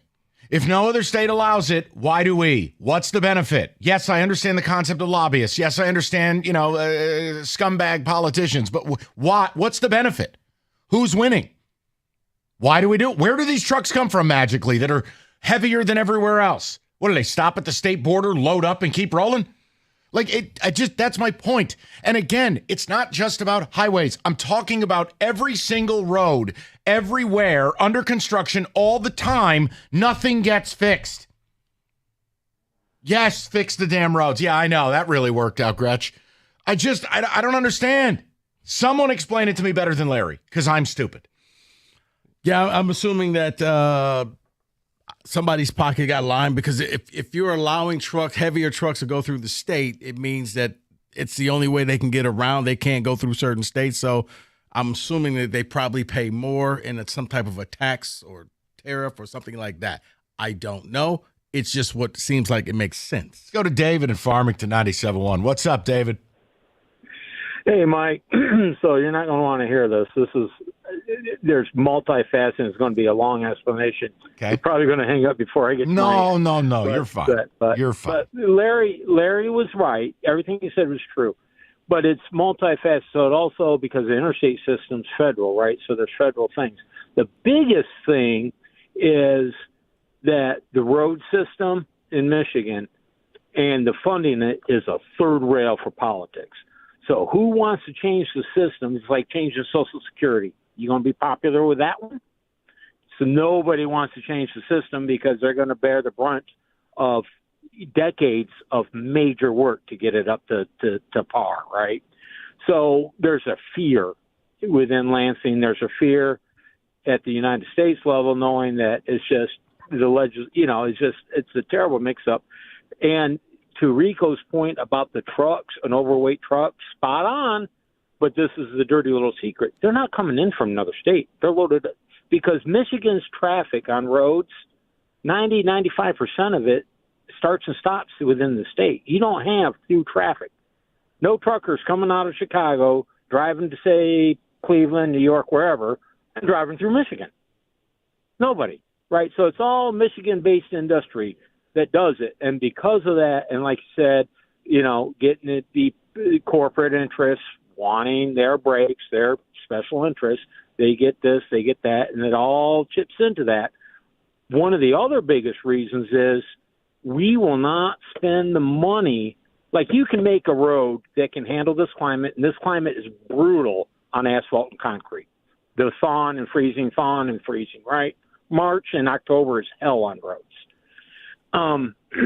So we could build roads that would last 75 years, but would cost 4 times the amount that we're spending now that'll buy us 15 years. And every time you think about it, since you lived here, Mike, whenever somebody's mentioned road funding and redoing how we do roads here in Michigan, they have this idea, they have that idea, a tax on gasoline, a tax on this, a tax on that. Nobody likes that. I'm fine with it. It's like the third rail. Yeah, but I got bad news for you. Yeah, but David, I'm the exception, but here's the majority. Everyone who lives in this state, you're blowing a tire, you're bending a rim, you're cracking a windshield. Absolutely. Like, you're spending the money one way or the other. They got their hand in your left pocket, or the service is going to be in the right hand. And David, here's the other problem. It's constant construction and nothing works. Yes. Because we have been so lackadaisical with our infrastructure in this state, just like our nation, but even worse in this state, because the horrific economy we had in the 70s, the 80s, we had a bad stretch in the 90s, we had a bad stretch just a handful of years ago. So you understand what I'm trying to get at? Yes. So we have a double whammy. Like, you think anything south of the Ohio? They don't have this problem because they don't go through a freeze-frost situation. So they can spend a little bit of money, do a decent job on a road, and it'll last for 50 years for half the cost. David, that's the thing. I come from a place like New York's climate is hell. It's lousy. Yep. Yet our roads are pristine. But they spend more money. Yeah, exactly. We have toll booths. That's the problem. Right, and not only that, you enforce weight limits. I bet a trucker can call up and 100%. Back me up on that one. David, it's the most ass backwards thing, and I appreciate it, man. I appreciate your patience explaining it to me like I'm a dunce cap. I know that. But I'm even on little roads where I don't think I've ever seen a semi. Those are always under construction. Nothing gets fixed. How long is the construction at the airport going to go? How long are we going to have those barrels out there? You can put those things in the Guggenheim. They're going to be in a historical art museum. Seriously, how long? It's a loop, guys. Did you just say the Guggenheim? Yeah, the Louvre. MoMA. I mean, honestly. Rico, how long You is it just going to... capped my per capita. I got you. Hearken. Seriously, look at the airport as a case study. Right. We have one of the best airports in America. One problem. Your car might blow up trying to get to your gate. How long's that construction going to go? It's a loop. We got more next. Fine. Mike will What's continue less the rant. effective? Our roads or the Yzer plan? Go ahead. Comp that out.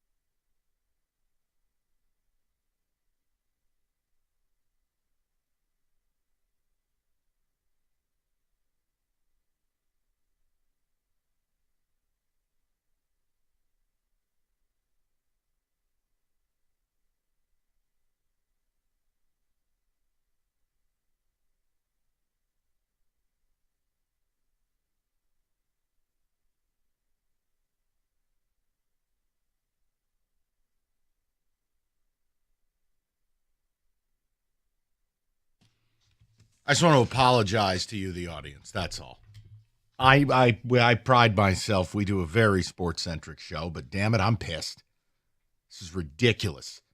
Commute today was a clown car. The construction in this state's a joke. The roads, even under construction, never actually get constructed. They never get fixed. And you're going to put hardworking people back out there busting their ass in 6 months. Nothing changes. And I'm sorry, you're driving your car right now. You got rocks pinging off your windshield. You're hitting holes the size of a baby. Yeah, to go through just an entire year without a front end alignment or replacing a windshield, this is not going to happen. And now with the newer cars and the fancier windshields with the cameras and all that in it, those things are pricey. And in the words of Kenny, here's another question. Why aren't we using blacktop? Wondering where you were going. No. I'm like, what? I think it's cost. The concrete is more cost effective. Yeah, really effective. Bosnia has better roads. And by the way, if you're going to have everything under construction all the time, fix something. Somebody tell me when the airport project's going to be done. It's one of the best airports in America. Good luck getting to it. I'm going to go to the people. I have no answer. I want to apologize because I know this is way off course for where this show normally is, but I'm angry, damn it. It's the summer. And I think it's connecting with people. Come on. Look at these We phone talked lines. about Apopka, Florida. For 4 minutes. We're good. I could do 4 hours. I'm so mad. These idiot politicians, this nonsense. Mike's taking us up to Tiger Baseball. No, I'm not, because we have lots of good stuff to do today. But Rico, I've been pissed since I've been here. I know. Not only from some of the inefficiencies of this place, but also the wrong. Hey, more inefficient. 248. Hey, what do you want to do? Don't care. Okay, one of those days. It is. You know what? I'm going to Rich. I'd rather talk to Rich than you. Rich, how are you, buddy? Hey, how you doing, Mike? Good, Richard. Rico? What's on your mind, pal? Hey, listen. I feel your pain. I just want to thank you. Thank you for addressing this today because nobody else does. And I'm an Uber driver, formerly a truck driver. I spent time in Arizona. Mm-hmm. Great roads. And you know what, Mike? They actually wait till the traffic is done late at night. That's when they work on the roads. Yeah, night construction's been a classic for New York State for a long time. Little 3 a.m. construction. But then again, Rich, they have to do the roads at night in Arizona, or else they would just melt to the roads because it's so hot. But it makes sense, but you can't really expect common sense from our leadership, right? So, I mean, Wisconsin, for example, got the same type of weather, right? They don't have the problems we have. You know, it's movers and shakers. It's people in the back rooms with the road commission and the Department of Transportation. They do what they want to do behind closed doors. None of us are involved, but I actually have, a solution. And, instead of just complaining, maybe we all should just, get together and file a petition, and address this so, somebody can actually do something about it. I'm Rich. I'm just convinced nothing's ever going to change. I mean, I've lived out here in the state, I've lived out here since the summer of 98. In Metro Detroit, I've lived here since the winter of 03. Rich, nothing changes. A petition or otherwise, there's a flaw here. No, I think the one caller put it best where it's one of those political third rails where to be the person that makes that change, you're killing your career in politics. So basically they're NBA general managers. Yeah, there's certain things that if you try to go for in politics to actually change, you'll never get done because there's too many people who will be your resistance, where it is the roads or it may be education. There's certain things, it's like, it doesn't make sense. Why don't we have this? But for some reason, it doesn't change. I never understand where the money goes. Whether it's federally or statewide, I don't know where our tax dollars go. And I think that the people where it goes are quietly whistling, hoping you don't look their way because they're just making money. But they're spending money. These crews cost money. Right. I mean, Rico, whatever mile road you used today was single lane. Yes. Barrels everywhere. Forget about the highways. I understand highway projects have to happen. You go, oh my God. But in 6 months, it's going to be the same thing. No, that was factual. Yes. The mile road that I used today. Single line. Yep. More inefficient. Our construction and road projects or the Yzer plan? Yeah. The fact you have to think about that is truly depressing. For which one? Both. Let's go to Rob, 97.1. Rob, what's going on, buddy? Hey, what's going on, guys? How you doing? Good, Hey. Robbie. All right, I'm going to let you know why you see all those barrels in the city. You know, you see all the barrels of cones. Companies that put those out, even if they're not working, they still get paid. So they don't look at it as like, oh, it's an emergency to fix it. So once the cones are out, whoever's company is out there, they're getting paid from the government. So they don't really care if it's today, tomorrow. They don't care. And that I know. But, Rob, even when the work gets done, the work doesn't last. The road's a disaster 6 months later. Because they half-ass it. That's why. They just don't do it right. If you don't do it right, you have to come back and do it again. Job security. But everybody's complaining about trucks. But what people don't understand about the truck, if every truck in America was a stop right now, everything would shut down and nobody would have anything to do. Oh, Rob, listen. Without the truckers, this country doesn't run. No one, at least not that's me. What I'm doing right now. I'm not complaining about you. I think it's the weight limit discussion that people are talking about. And ain't nobody complaining about it. Truckers, man, that's a hard-ass job. I don't know how your spine tolerates it, Rob. He's been doing it for 20 years, so I'm still rolling. You know, it's even worse, Rob. We don't even have Buc-ee's up here. We don't even have the good gas station. I thought we had one of them now. We don't have Buc-ee's. They're making one. Yeah, they're building one. Where's the Buc-ee's going? They're fighting over the city. Farmington Hills. Yeah. The city's fighting over it because the residents don't want it near them. Well, too bad. Buc-ee's is They amazing, had to Rob. knock a church. They had to knock a church down to build it. Hey, now y'all about to say, that's music to Mike's ears. Listen, knock down as many churches as possible. You can relocate a house of worship. There's no crime there. We've talked about this. My sister sent me pictures of what these Buc-ee's are because she lived in Florida. Mm-hmm. Oh, my God. How do we not have those? I know. People who've gone to them just swear up and down. They're like, it is the greatest thing ever. They talk about and we don't have Publix. The food. We don't have pub subs. We have nothing. The restrooms, the food, everything. They are just like, this is the greatest thing ever. Listen, here's what we got to do.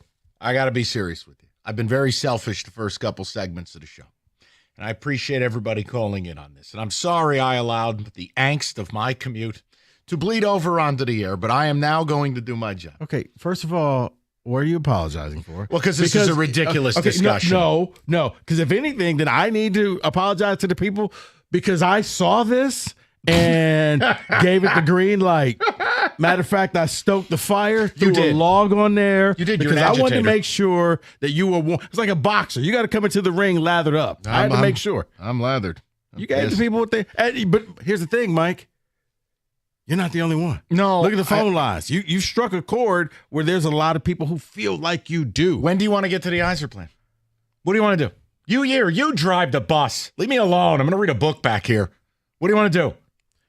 Little football today? You want to roll with this? We'll do a football today. We'll roll with this, and we'll take this into the Yzer plan. Yzerman will still stink at 3:15. What's the difference? I don't think he's going to make a deal. A lot of deals. All right. Are you paying higher energy bills this summer? Yeah, it's going to be 100 degrees Monday. I imagine that AC bill is going to be a doozy. Two of the top areas of your home that cause the problem: your roof, it's not ventilated right, or your windows are Swiss cheese, no seal. I mean, you know the deal. Your money goes right out it. Best advice, call Victor's Home Solutions. You can schedule a free 21-point roof inspection. They'll go over every square inch of the roof and attic to make sure it's properly ventilated. They'll examine every window in your home as well. Make sure you're not losing AC. Bottom line, if you need a new AC or a new set of windows, you get $500 off. No interest, no payments, and financing until 27. They got you covered. There's no better deal out there. Period. Amen. Hallelujah. Bottom line, schedule that free no-obligation 21-point roof inspection today, 734-773-1100, or online anytime at victors.com.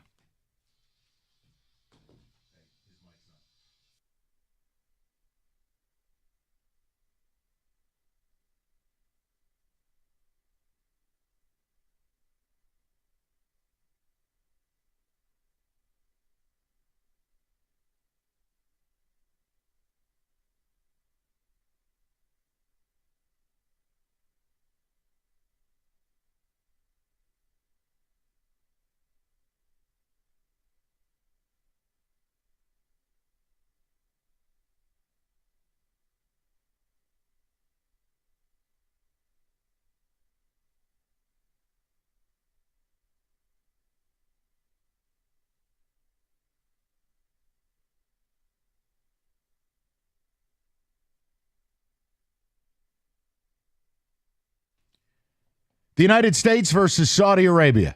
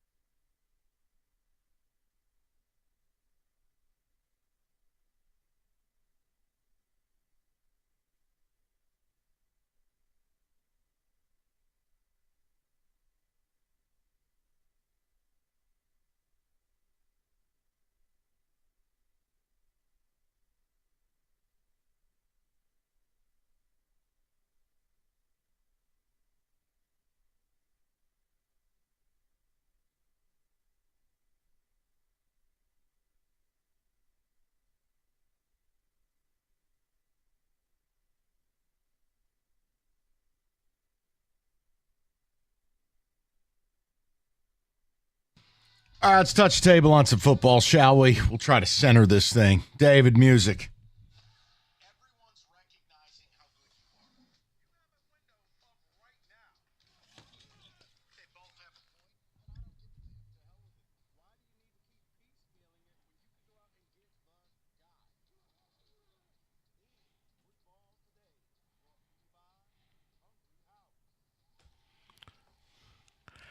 All right, gentlemen, let's have a little fun. We're going to call this the Bust Alert. NFL players who are running out of time to prove themselves entering into the 2025 season. I'm going to give you a name, and you tell me if they deserve to be on this list. Okay. Are we ready? Yeah, that seems fair. Okay. I think this one we've talked about a lot, so let's just get this one out the way. Trevor Lawrence. Yes. This is it. It's bleeper, get off the potty. He's been given all the tools, all the spending. Now they've got another staff in there. It's an offensive-minded coach in Liam Cohen. He elevated Baker Mayfield's career. This is it. Enough is enough. I need the guy who led the team to the playoffs, led a 21-point comeback, and won a playoff game. I'm out of time. So, yes, he's on alert. Okay. Yeah, he's definitely on alert. Everything Mike said is right. It's time. Okay. Can't wait anymore. Quarterback, Bryce Young. I'm going to say no. Same. Yeah. I thought he showed a lot last year. That's the thing. And they've invested with bringing weapons around him. And the fact that they benched him in his rookie year and allowed him, I think he has more time to me. Give him a full another year before I say, yeah, he's a warning for the bust. Let's stick with the quarterbacks. Let's go with Dak Prescott. He's polarizing. I don't know that he was ever as good as people said. I don't know that he's as bad as people say. I don't feel like anybody gets it right. I know the contract is a big thing. I'm going to lean no. I think Dak's a good quarterback. I don't think he's great. I don't think he's average. I'm going to say no to it. He's a tough player, though. He is a tough player, and he's polarizing because he's the Dallas Cowboys quarterback. They're always going to get the attention. People are upset that he gets the attention. Oh, he's not that great. He actually is pretty decent. He hasn't really done much for them, winning playoff games and all of that, but I think he gets too much, slack. David, ready? Yeah. Would you take him as a Steelers quarterback? I would, actually. Yeah, I'd take him as a Giants quarterback. Yes. Like, okay, you know what? That's a good standard. I like that. So it's just one of these things. Like, if I had Dak, would I have been drafting a QB this year? No. Well, using that standard, then I think you both will say yes. Then again, I don't know. I don't want to speak for you. All right, let me hear it. Tua Tagovailoa. Yes. Tired of his crap, too. So would you take him as a Giant? No. Okay. Not with that contract, I wouldn't. Oh. And I defended him for a long time. But you get to a point, if you only can function when all of your toys are perfectly healthy and you don't win. Look, Jared Goff wins. This guy doesn't win. Tua is eternally a 9-8, 8-9 quarterback. And the one time he made the playoffs, help me, it's cold. Yeah. Yes. Not a good look. Okay. David? Oh, you're exactly right. And it's along with the injury history. You're paying him that injury history, and it's not just the concussions. He had a back issue, too. I can't deal with it. I can deal with the back issue. It was the concussion. Like, he's one more hit away from being Steve Young. So you're saying no, you wouldn't take him as a Steeler? No, I would not. Okay. Running back, Travis Etienne. Yes. Bigsby's better than he is. Plain and simple. He's not even the best back on his own team. He's been replaced. Bust. That's fair. That's really fair. I have to go with everything he said. He's right. Plus, Tank Bigsby. You're replaced. Way cooler name. Your name is Tank. I almost gave this one away earlier in pre-show meeting. Offensive tackle, Evan Neal. New York Giants. How is this a question? He was on this list 2 years ago. This dude sucks. His only hope is to go to guard and pray. Because as a tackle, I've never seen an offensive tackle in my life on the ground more. He flops around like uncoordinated drunk Kenny, just flopping all over them. No tackle in football ends up on the ground reaching out going, help, pick me up. He is trash. And he's also bleep-talked the fan base. So now I think he's a trash human. He's one shot. Go to guard and pray. According to this, he won't.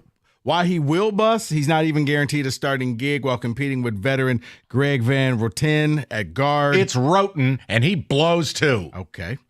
While he won't bust, he was a promising starting right tackle before, and you just don't lose that degree of NFL traits up front. Okay. Oh, you don't? Go pull the clips.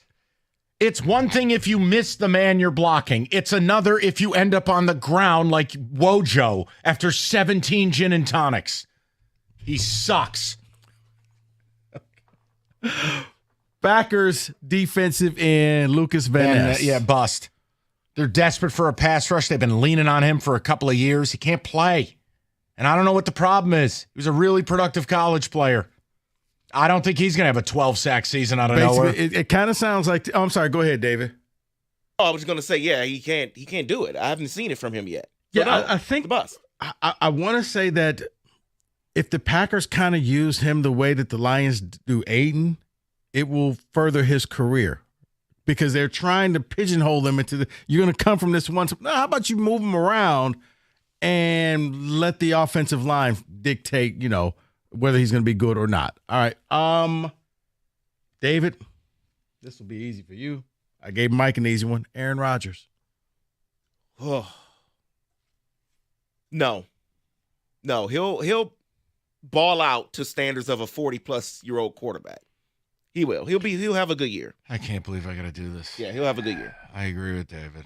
Would you take him on the Giants? No, he's a bleep hole. But I just think he's old. I can't make Father Time's undefeated. He's not a bust. He's just old. That's the thing. He's like old Larry Bird. Were you mad at Larry Bird? No, he's a bust. No, you're like Larry's paralyzed. His back is broken. Aaron Rodgers, dude, he's just old, Rico. I mean, I guess bust because of all the hype that comes along with him. I'm more annoyed with this whole fake wedding. Really? Yeah, That's what got you. It is. Why does he have to be such a jerk? Guy's wearing a wedding ring and there's no record of him getting married. Because why you got to do that stuff? He woke up today, the sun was out, and the day ended in Y. That's I know. Why. All right, a couple more. Deebo Samuel. I'm going to say no, based on I don't view him as one of the 5 to 7 best receivers in the league. Now, if you're viewing him through that lens, then yes. I just think Debo's a rock-solid number 2 receiver and a bit of a now, I'm not being insulting when I say like a trinket. Somebody you use in the run game, somebody who's in a constant state of jet motion, screen game, physical, but he's not that lead dog. I think he's going to be perfectly fine for Washington. I'm going to say no. I actually think he is going to be a bust for Washington because he's so physical. I think he's going to have injury issues for them. Well, Washington's I really do. Yeah, they're not too happy because his OTA weight was not where they wanted it to be. He had a few buttermilk biscuits. Let's just put it like that. Oh. Yeah, they Oh. happy.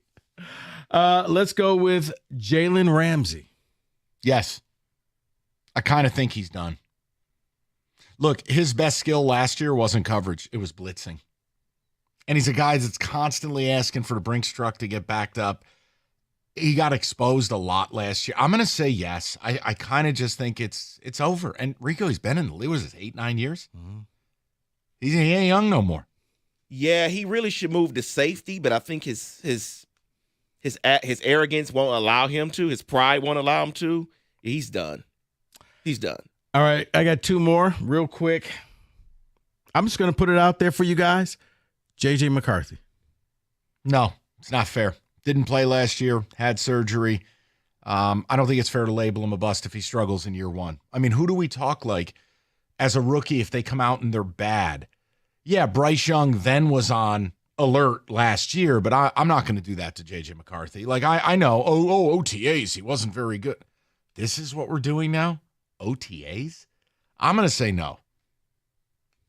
I'm leaning in the yes. Well, bust alert, Mike. Not saying he is, but should he be on the bust alert? I say yes. Why? Because he doesn't know the other team's plays? No, it has nothing to do with that. It's because he doesn't know his own team's plays. Like, you had a year, I get it, you were hurt, but you had a year to study in film room defenses. Yeah, but David, that doesn't emulate I know. playing. I know. You got to get out there and play. I understand Playing that. quarterback in the National Football League is one of the most difficult things in the world of sports. I mean, you can watch as much film as you want. There's playing and watching. I just want to give the kids some time. Last one is Kyle Pitts. He's a dog. He's not a bust. He's a dog. He should be up at Marl. Put Kyle Pitts at the Michigan Animal Rescue League and somebody adopt him. He's a mutt.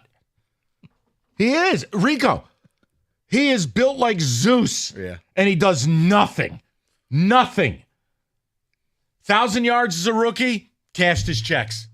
Going to be new coordinators, constantly new quarterbacks. Hey, hopefully for him and his family and a paycheck, it all works out. I wouldn't take him on my team. Absolute mutt. He's a rescue. Go get him. Somebody put Kyle Pitts' picture up there. Go adopt him.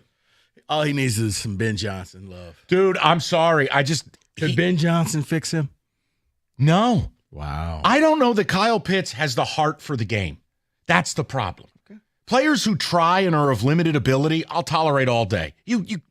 No one wakes up wanting to be bad. But when you have all the ability in the world and you don't produce, dude, you're wasting the gifts that people would kill to have. Makes me hate you. I don't like Kyle Pitts. Glad I finished with Kyle Pitts. What did I say that was wrong? No. David, all right, it was probably anything? a little much where I said he should be at a dog rescue, but listen. Okay. I don't need to say anything, Rico. You know I'm right. Okay. Whoa, you want him on your team? Well, we have enough tight ends. We're trying to trade for another one. Honestly, I think that he has not found that system that works. That's why I said I think a guy like a mind like a Ben Johnson would figure out how to use him. Yeah, over a kibble bowl. Okay. That's your bust alert. 97.1.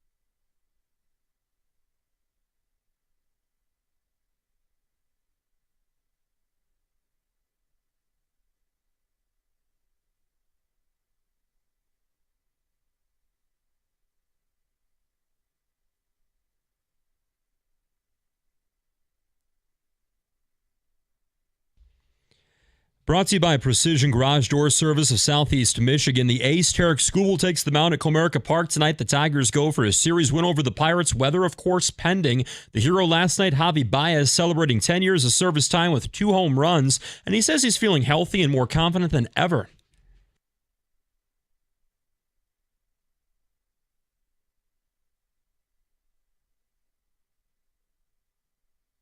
In his last 4 starts, Skubal's been flat out unhittable, a 0.29 ERA, 32 strikeouts, and 30 2/3 innings. The veteran Andrew Heaney starts tonight for the Buccos. We are watching the radar. First pitch preliminarily scheduled for 6:40, pregame at 6:15 right here on 97.1 The Ticket. Former Fab Five star Jalen Rose has got a bold prediction for Michigan basketball this year. Talking at Chandler Park Golf Course this week, Rose said, quotes, "I really feel like we're going to win it this year." Rose says this year's Wolverines team has got balance, and he says this is also not hyperbole. And a former Lions foe ex-Packers star cornerback Jari Alexander has signed a 1-year, $4 million deal with the Ravens. Alexander released by Green Bay after back-to-back injury-plagued seasons, during which he played just 14 games. At the Corwell Health Sports Desk, I'm Luke Sloan. For more, go to 97.1 The Ticket or Odyssey.com.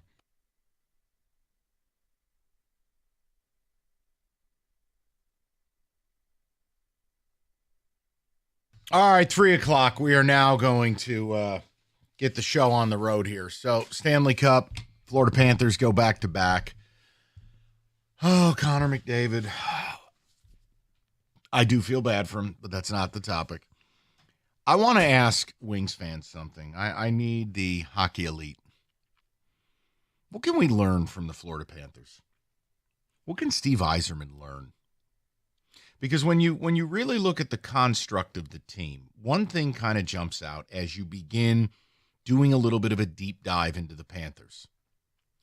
It's that we here in Detroit may have been sold a lie, meaning, oh, you got to build through the draft.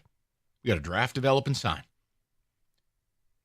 Only 20% of the Panthers roster was drafted by the Panthers. The Panthers are an exhibition in pro scouting, signing and trading.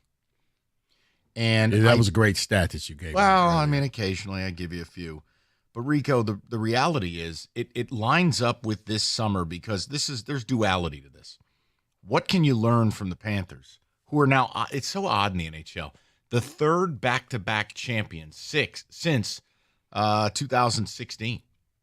There are 3 back-to-back champions and 2 years in between each where somebody else got a chance. But it's also what can Yzerman do, or if anything, to win you back? Because, look, watching the Panthers and Oilers, you're watching a different sport.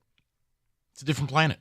What I would comp it to is like when I watch Michigan State football and then Saturday night we're in Death Valley and it's LSU and Ole Miss. It's a different sport. It's a different world. So I took away from it that my biggest issue with Yzerman has been, well, there's a multitude of them, but the pro scouting's been egregious. It's been awful. Mm-hmm. And I think that is something you can take from the Panthers. But part 2 is going to be, okay, it's Wednesday, June 18th. The offseason in earnest, the planning, all of it, it starts now. So what, if anything, can Yzerman do to get you back, to win you back? Only you guys can answer these. 248-539-9797. I mean, where are you at on this? Do you need bold fireworks, star power? What is it that's going to get you back, if anything? I mean, look, again, Wings, bottom 5 Stanley Cup odds next year. Year 7 of a rebuild. I mean, it's a little bit of a chicken or the egg type of thing, Mike, because I'm going to say you got to go out and you got to be bold and you got to bring in some players. Plural. That can help flip this thing around and maybe be willing to jettison some of the guys that you thought were going to be your cornerstone pieces. But after a while, you realize you're building your house on sand. It's just not a good way to go. Because when you look at this team, I mean, you when you watch the Panthers and you just see, it's like you hear the term, they got a culture. Like the Wings back in the day used to have that swagger, that, yeah, nobody's going to beat us. Even when you beat them, they still had that swagger. This team just kind of meanders out there and just let's hope we win this game and let's hope we go to the playoffs and let's hope instead of we will. I need some players in here that are going to say, no, that way of thinking, no more. We're going to win. We're going to do this. I need players who can help elevate the players around them and get them better. So that's on Stevie, and it goes back to your pro scouting. You need to find the people who can elevate all the other pieces that you have around them, because that's what your championship teams are about, regardless of the sport. If you have the right leadership in place, everybody else kind of falls in line because you know what? We used to do it that way, but I kind of like what he's saying. Let's try his way instead. I need stars. Well, it's also, I mean, look, you look at how Florida gets some of these things done with their, I mean, it's kind of cheating, to be honest with you, with the loophole with the long-term IL and the whole thing. And you basically get two high-quality players out of ether. They've made big trades. I mean, they acquired Kachuk that way. Yes, I mean, they drafted Barkov, and they've drafted a couple of their guys, Ekblad being one of them. But they acquired Bobrovsky. They acquired Kachuk. They acquired Marchand. They make these moves. They acquired Sam Bennett. It is one team is able to get good players by means other than drafting, and one team isn't. That's my biggest takeaway.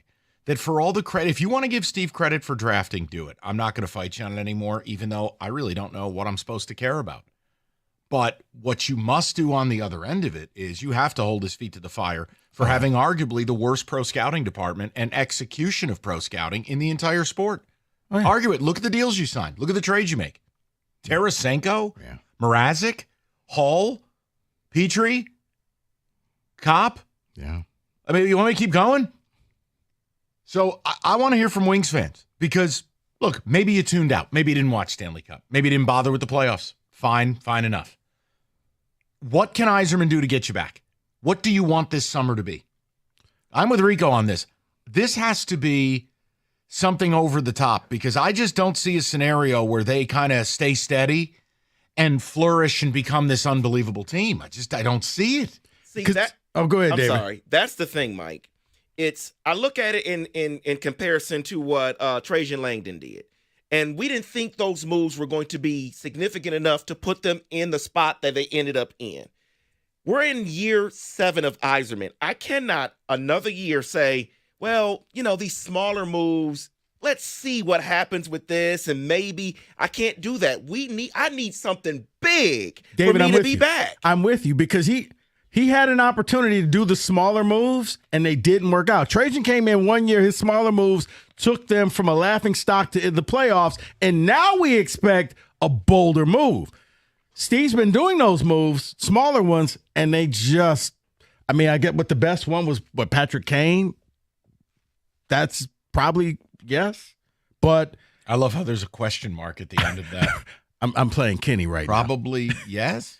I need more now. I need something. And because this team is so bad, and you heard, you got the 6th worst odds to win the Stanley Cup, you're going to almost need Steve's going to have to go out and find his Pudge Rodriguez, some guy that just says, you know what, I believe in you, Steve. I'll flip this team around. That's the other problem I have, though. And look at Ekblad, right? Wings are one of the 3 finalists for Ekblad, according to E.J. Raddick. Oh, and he's a Northville kid. Why does anyone we get here have to have some folksy Amish backstory? Oh, he's a Northville kid. Because he's going to give you the hometown discount. Oh, he grew up in Garden City. DGAF. What was the point of getting Yzerman if the only people in the player pool were those who grew up here playing for the Little Caesars Junior program or went to U of M? Like, what is – you know what I need? Here's what I need for Steve. I need Steve to drop the 35,000-pound bomb the U.S. has and drop it on his roster. Pay to get Tarasenko out of here. Attach a pick to Andrew Kopp. Get his ass out of here. Bold trade. Huge signing. I mean, something. Rico, think about this. Tarasenko, Kopp, Mrazek. That's like $16 million in recycling. Dead money. Yeah, pretty much. And guys, the reason why we're doing this because yesterday when we ranked out our GM/presidents, He was the consensus last. There were arguments over 1, over 2, over 3. Then there was the Grand Canyon, and then there was Yzerman. He was so far that nobody put him even at 3. So what does he have to do to get out of that basement and to get himself relevant with every other GM in this city? Because they've all made moves. Look, Brad Holmes went out there and drafted stars. Like he did. His earlier drafts, he went out there and he got the cornerstone of this team, and he said that we're arguing over whether he should get a rush edge to take him over the top. You know, Trajan made the little moves, but his little moves worked. Scott Harris, they're just out there working voodoo, but it's working. They made a run, and now they got the best record in baseball. Well, you can also make a case they have the best farm system. Yeah. They're good at every level. They have coveted prospects. Scott Harris deserves a lot of credit for that stuff. I can't name what Steve Yzerman has done well. And guys, it's up to you. Or is it choice B? Are you so turned off by Yzerman in the wings, you just don't care? Hey, play it whatever way you want. I think right now, the day after the Stanley Cup and watching the Florida Panthers win it again, the stat I gave you, I think it highlights pro scouting is at the forefront of doing this. Great stat.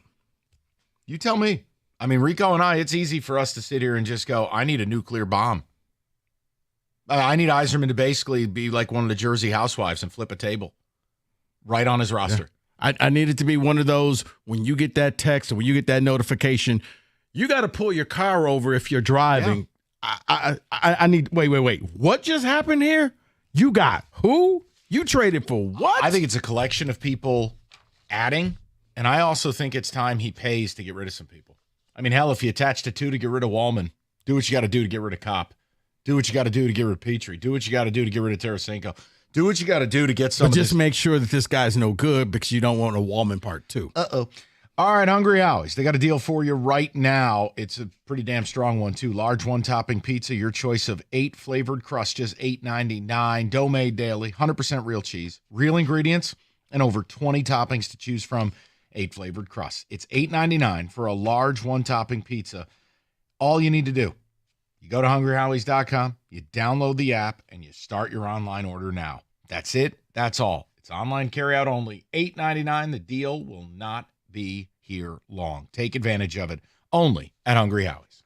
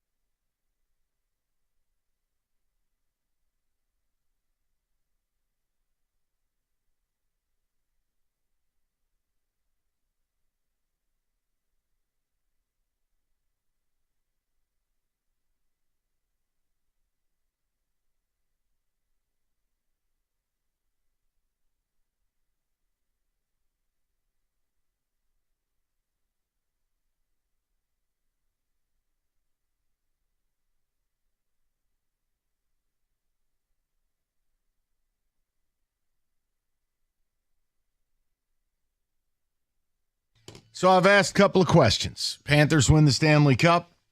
What can we learn from them? I think it's the value of pro scouting. I think it's a complete lie, and I think it's actually offensive when GMs do this in all sports, the draft, develop, sign thing.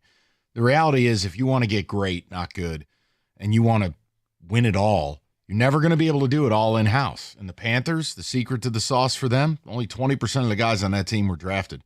They traded and acquired the rest, and they're damn good at it. What is it, Bill Zito or whatever the hell his name is?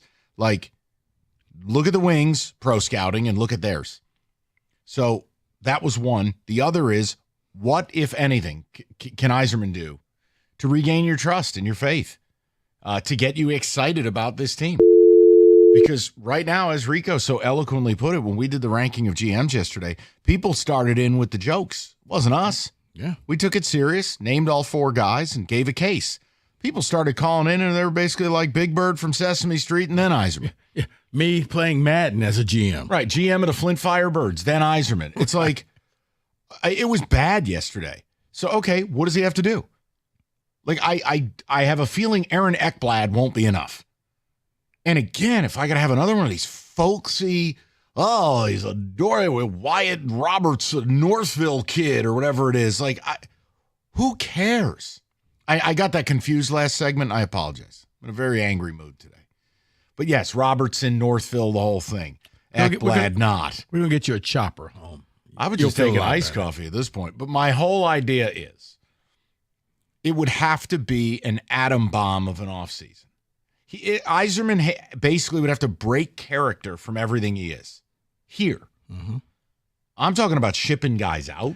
I'm talking about major, as you put it, like the old ESPN alerts on your phone, back when ESPN was a real company that actually did sports.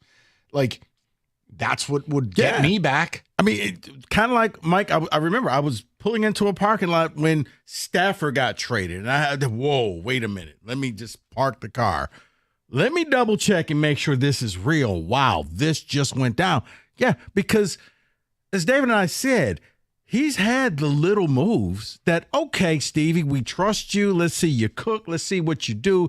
But your little moves haven't done anything. No. So maybe kind of scrap the program, ball up that piece of paper, and let's just go big or go home. Because you've been here and we haven't seen anything. The fact that every team other than the Red Wings have gone to the playoffs and won a game or won games and you haven't, that should be the driving force of you're the worst team in Detroit professionally. And that's not me being mean. That's just facts.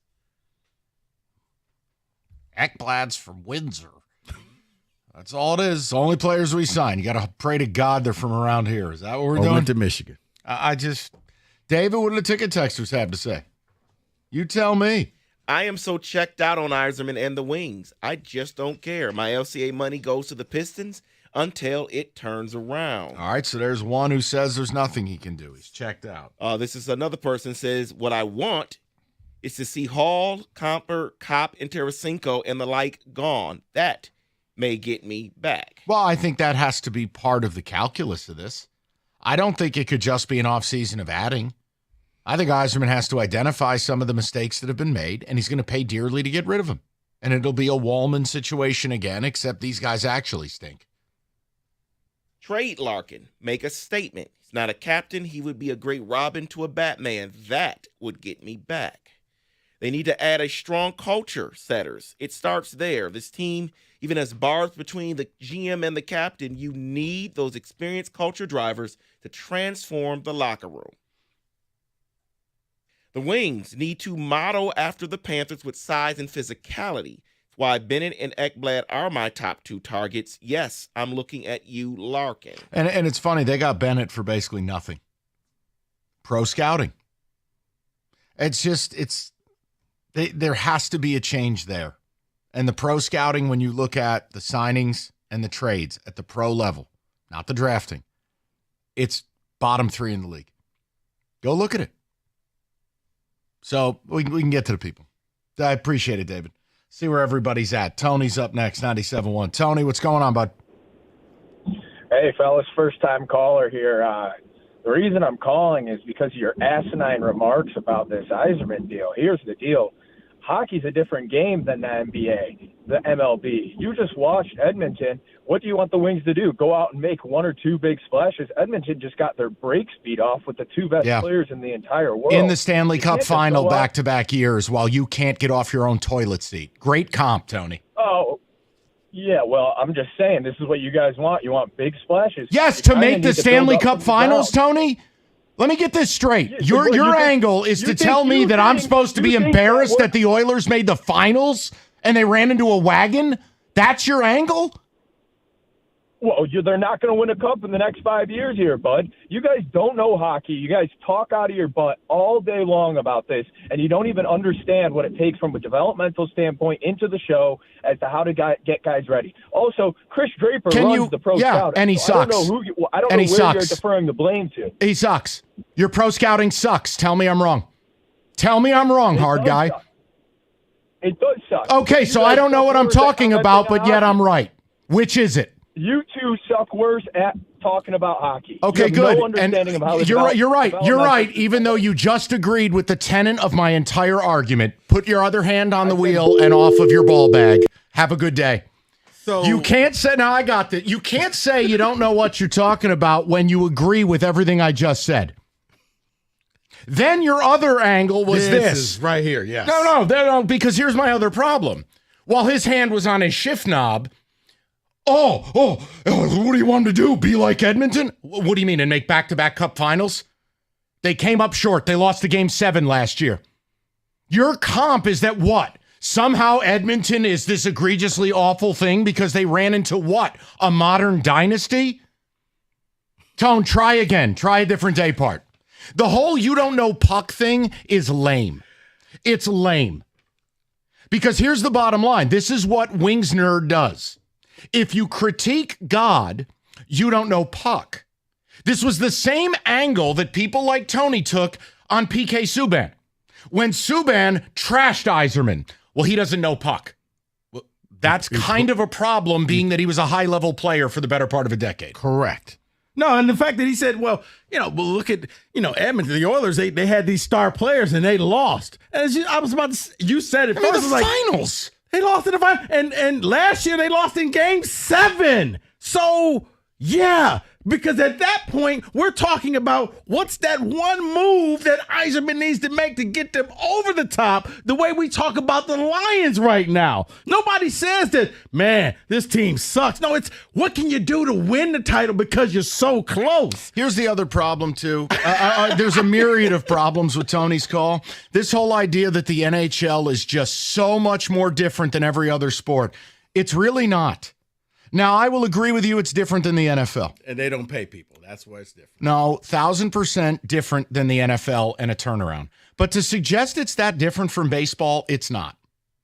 Your levels of the minor leagues. I was about to say the comp is baseball. It is, and it's hard to do. But we're in year 7. Your pro scouting sucks. You called a radio show to say, well, you don't know what you're talking about. You made a god-awful point with Edmonton. Then you agreed with my point about pro scouting. Not quite sure what the issue is. Yeah, I was wondering where he was going with Draper. I thought he was going to defend him, and he was like, well, no, it's not. But we just didn't know. And it's not deferring blame. Yzerman runs the show. Right. Yzerman doesn't take orders from anyone. He rubber stamps every move. So it is laid bare at his feet. But I don't think you can compare the Wings to the Oilers because that is, I'm sorry. For somebody who doesn't know puck, that makes no sense because, yes, you're not going to get angry because a team lost in back-to-back Stanley Cup. Just to a team that's, a mini dynasty right now. They're one win away from actually being a dynasty, 3 in a row. Yeah. And again, the asinine comment of him being the worst GM in the city. Really? Well, let's take stock of the other franchises. The Pistons went from 14 to 40-plus wins and almost beat the Knicks in the playoffs. The Lions are the kings of the city. And Scott Harris has the Tigers with the best record in baseball. Where would you have me put Yzerman? T-Bone? Where would you have me put him? And if I'm correct, I think Yzerman had a 2-year head start on all of them. But again, hockey is things and stuff. Right, David? He had a 2-year head start. I think you're right. He had a 2-year head start on all those other teams. I have no problem if you disagree with what I'm saying. I have a problem when you agree with what I'm saying and then you want to insult me. That's not going to work. That's just silly. 248-539-9797. Well, again, that's the defense mechanism because they can't argue the actual point that their demigod has done a terrible job. It hasn't been a good job. Argue it. 6 years, no playoffs. What should you say? Good gravy. Go ahead, Rico. Tell them all about it. Changes are always happening. Hey, it's a part of life when it comes to music. Changes all around us. Songs are rewritten, classics are remixed, bands and artists, well, they come and go. Even our taste in music changes, but no matter how things change in 5 years, there's one thing that'll stay the same, and that will be the price of your internet. Xfinity is introducing a 5-year price guarantee. It means you get 5 years of the most reliable Wi-Fi with their best equipment included for a price that stays the same for the next 5 years. Surprise? Well, life's full of them. One internet price, 5 years, guaranteed. Learn more at xfinity.com/deals. Restrictions apply. New residential customers only. Tax and fees extra and subject to change. Most reliable Wi-Fi based on Open Signals Award, USA Fixed Broadband Experience Report, August 2024.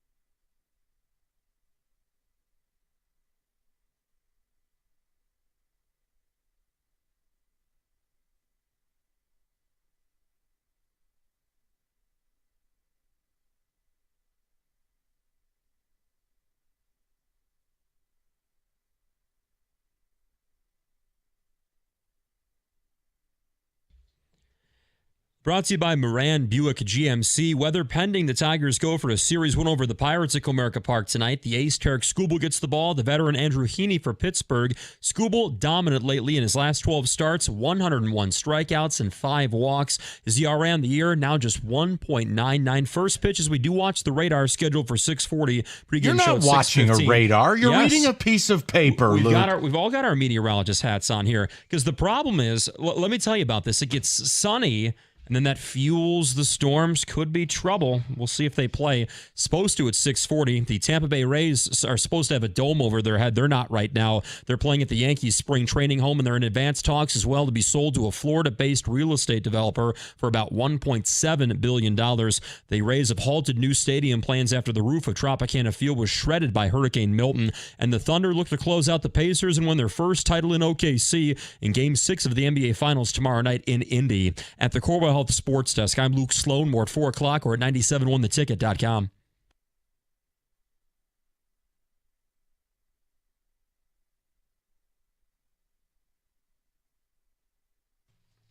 All right, David, give me some ticket text. We'll get back to the callers. And again, I don't have a problem. You want to disagree, but make some sense when you call. If you agree with me, the pro scouting's awful. Why are you mad at me? Like, it is what it is. David, what do the people have to say? Here comes the Yzerbots. Get lost, Tony. Someone else says, Tony has got to be one of the most embarrassing phone calls from a Wings fan I've ever heard. I'm just thinking Tony was confused because I didn't understand comparing the Wings to the Oilers, and then we agreed on the Draper thing. And no, look, I think he was just confused. I think Tony's probably a very nice guy. He got pissed. He got angry. And when you get angry, you start saying things, and then your brain doesn't work straight. And then then all of a sudden you get caught in a bear trap, and you lash out with the you don't know things and stuff. I promise you he's in his car right now saying, you know what? I should have said that. Look, it's fine. Okay? If he likes the way things are going, God bless. They'll be more than happy to take your money, and tickets are available. Enjoy. Well, it's funny you say that, Rico, because the very next text was, yes, Tony sounded a little bit confused, so he agrees or disagrees with you guys. I don't know. Okay, ask anyone if the Wings have done a good job in pro scouting in Yzerman's tenure. Like, you don't have to be Boom Boom Jeffrey on to, like, know these things. Like, come on. We're not curing cancer, guys. It's sports. Nice of Yzerman's kid to call in No, earlier. stop. You got to stop. Listen, people have a right to like the guy, and everyone wants it to work. It's about whether you wanted it to work or you still want it to work. Nobody wanted it to be this way. I don't want it to be this way. I want the Wings to be making meaningful runs in the playoffs like they used to. I want to be able to go to those games again like I used to. It's just been so bad for so long, and it doesn't feel like there's a great amount of hope. And yes, you have a couple of prospects, including Sandin Pellica, that people are very excited about. But do you think that's the difference between where you are now and meaningful runs? I don't. There's a lot more that needs to happen here. Because it's basically a roster of middle six forwards and second pairing defensemen, not named Mo Seider. Evanson's got a shot. Your goaltending, you don't have any. And before you blurt out the word Kosa, is he going to break camp with the team?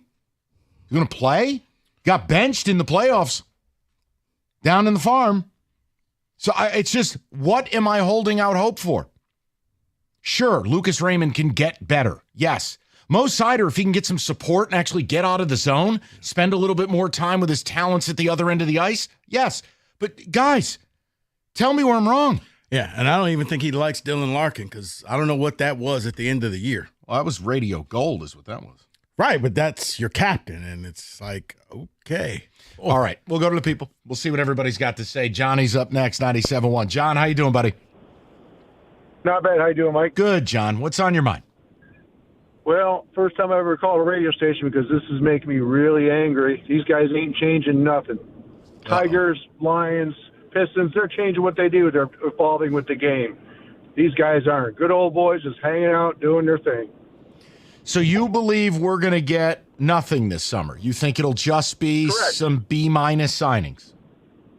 Yep, they're the smartest man in the room. They're not evolving with the game. You remember Darian Hatcher back in the day? Yeah. yeah, we got a hold of that boy, and all of a sudden the game changed. We didn't.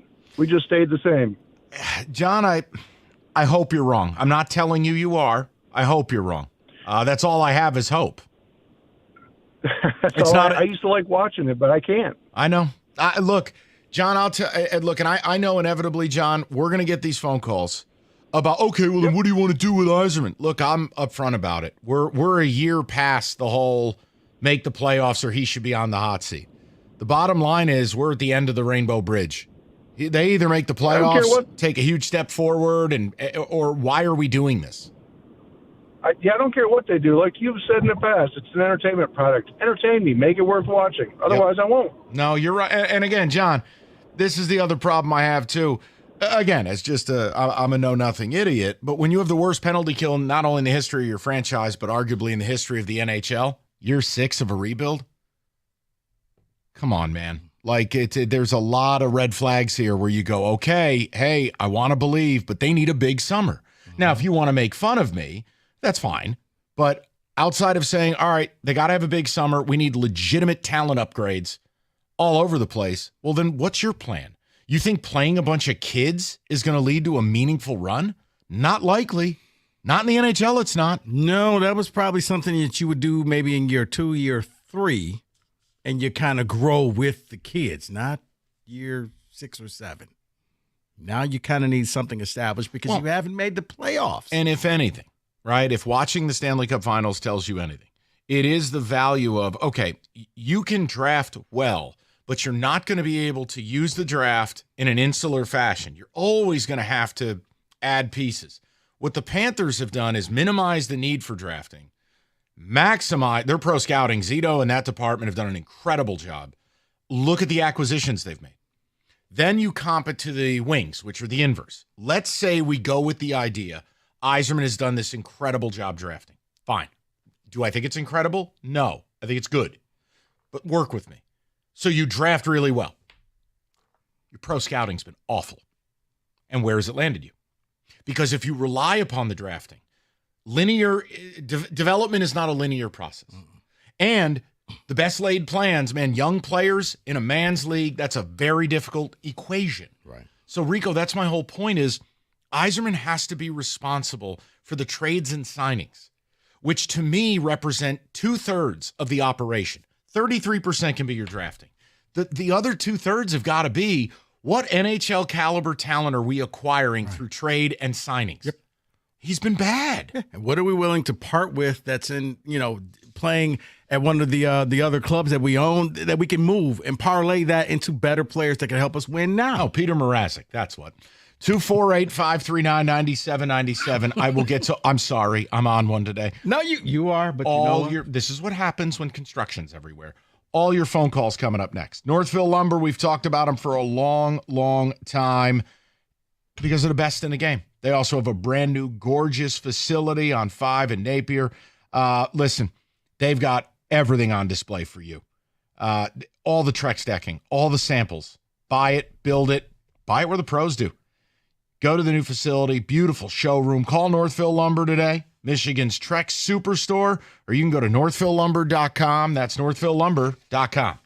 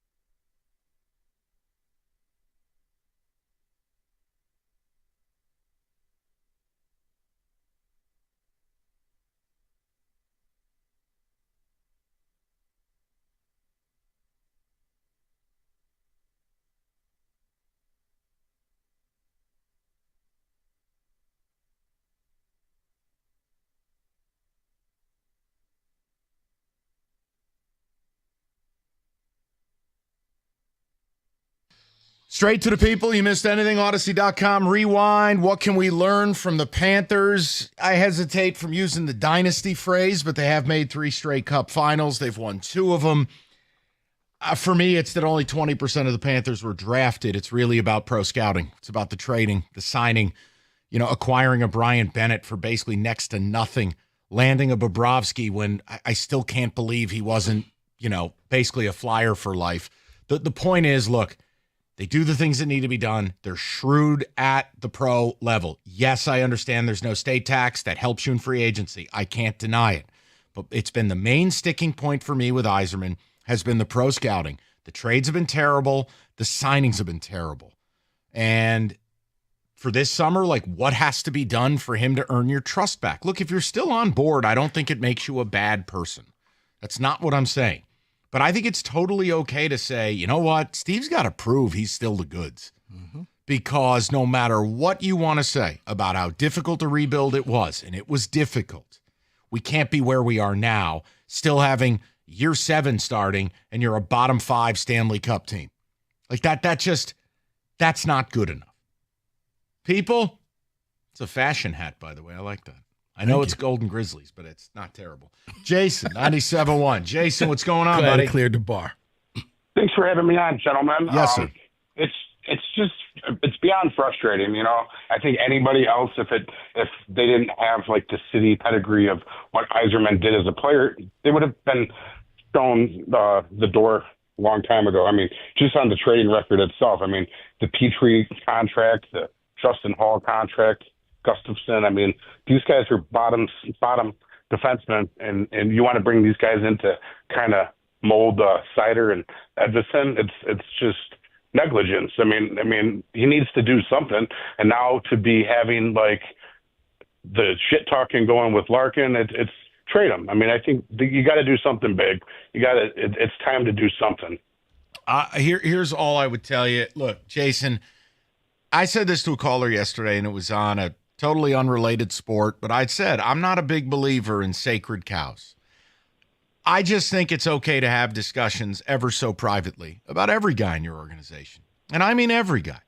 Now, I'm not qualified to tell you whether trading Dylan Larkin is absolutely the right move, the wrong move, or somewhere in between. It probably lies on the in-between. Jason, they got to have an internal conversation of can Dylan Larkin be a first-line player on a Stanley Cup winning team? I lean no to that. I think he's a good player. 100%. I think he's a good player. I don't think he's a great player. But that doesn't mean you throw the baby out with the bathwater. But, Jason, I would tell you this. The state of this franchise and where it is, they're in their longest playoff drought in the history of this storied franchise. Jason, if you're not having at least a conversation privately about every guy, then you're not doing your job.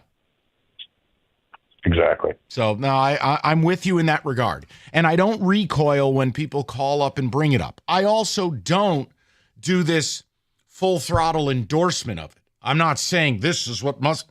No, but I'm not offended by it. No. You want to talk about it, talk about it. And no, I don't care that he's from Waterford. I don't care that he likes Meyer. I don't care that he went to U of M. None of these things matter to me. It's business. So, look, bold moves can look a million different ways. I don't know that trading your captain's the best idea unless you can tell me what the hell I'm getting for it. And I'm taking a step backwards. Right. I don't know. But I don't think it's wrong to bring it up. No, and like I said, I don't think that there's trouble in paradise. So I have no idea what was going on. Yeah, and look, they've got an off season to try to fix it. I don't know what you can say other than it must be a very impactful summer. If that somehow upsets you, that's fine. No, but we've been saying that for the last 2 summers, and we've really gotten nothing. So, yeah, that's why it's like, okay, this summer, the little small moves, the benefit of the doubt, that kind of went out the window. Now you need to see something. Yeah, it's kind of to the point to where, that's just the story of Ekblad being in the top 3. You know what? Make it happen. I don't want to hear the new or a report. Oh, they're in the top 3 here. Make it happen. It's what I want. I want to hear the news that it happened. And that's fine, but Ekblad would only represent a piece of the offseason, a much-needed one. You're right. Especially on the blue line. But, David, I'm with you in that I thought I thought we would be able to recruit better, but the reality is they haven't wanted to hand out the term. Feels like I was lied to because I was always told once we get a new arena, they'll be coming. They're coming. Where are they? Well, look. It's part of it. I know there's a lot more. Both things can be true. I think if you're going to suggest the building phase, well, then you have to just tell me, okay, well, we're giving Steve 10 years to do this. I don't believe in that. And that's fine. We can believe in different things. I can't say they're not building a really nice farm system. That would be a lie. I'd be lying to my audience. I'm not going to do that. But I don't think that translates into you being in contention for anything real anytime soon. I mean, it's a nice farm system, but it still kind of feels like spin the wheel on who's your goalie. Well, that's factual because Kosa has not been and is not now here. I'd like to believe he'll play a meaningful role next year, but I don't know any guarantee in that. If we're waiting that long for him, geez, what, Augustine will be here, 2032? Okay, yeah, okay. Right around Chris Rodriguez for the Tigers. Let's go to Chris, 97.1. Chris, how you doing? Hey, doing well. I was wondering if I could get you guys to join me in the Wayback Machine and go back to last year. Okay. Personally, my biggest goal for Yzerman last year was to lock up Raymond and Sider on long-term contracts that will look better with a rising cap. And I think he did that. He did. In spades. And I think one of the other comments that was made in the last 20 minutes was that this isn't the time to have rookies coming into the team in year 7. Getting further in the Wayback Machine, when Yzerman came in here, there was nobody in the farm system. Our cupboards were absolutely bare. Now, I wish that we were able to see Marco Casper earlier. I wish we were able to see Danielson a little bit this season. But I love what I saw from Casper. I love what I saw from Edmondson. You're 100% right. There's a lot of work that needs to be done, and pro scouting is bad. I'll never defend the Jake Wallman trade or anything like that. And look, the Wallman thing, let's be fair too. Look, Chris, we all know the reasons he was dealt. It just makes you wonder. I mean, my God, how bad of a guy was he? But to see him go plus 12 in 16 playoff games and do it with a Stanley Cup final team, yeah, it hurts. It does. But it's only a microcosm of the macro. I think in the grand scheme of things, Chris, I'm more upset with a roster full of the Andrew Kopps and the Tarasenkos and the Mrazeks of the world. Chris, obviously you're a big hockey guy. Don't tell me you weren't scratching your head with some of those things. Oh, no. I would have been much happier if early in the offseason last year, we overpaid Sider and Raymond, so we knew what our cap situation looked like, so we could have had those conversations with Ghost and Perron, rather than having them go elsewhere and then looking for the scraps. So I'm not going to be a fanboy and say that Yzerman's never done anything wrong, but I'm just going to kind of try to call balls and strikes.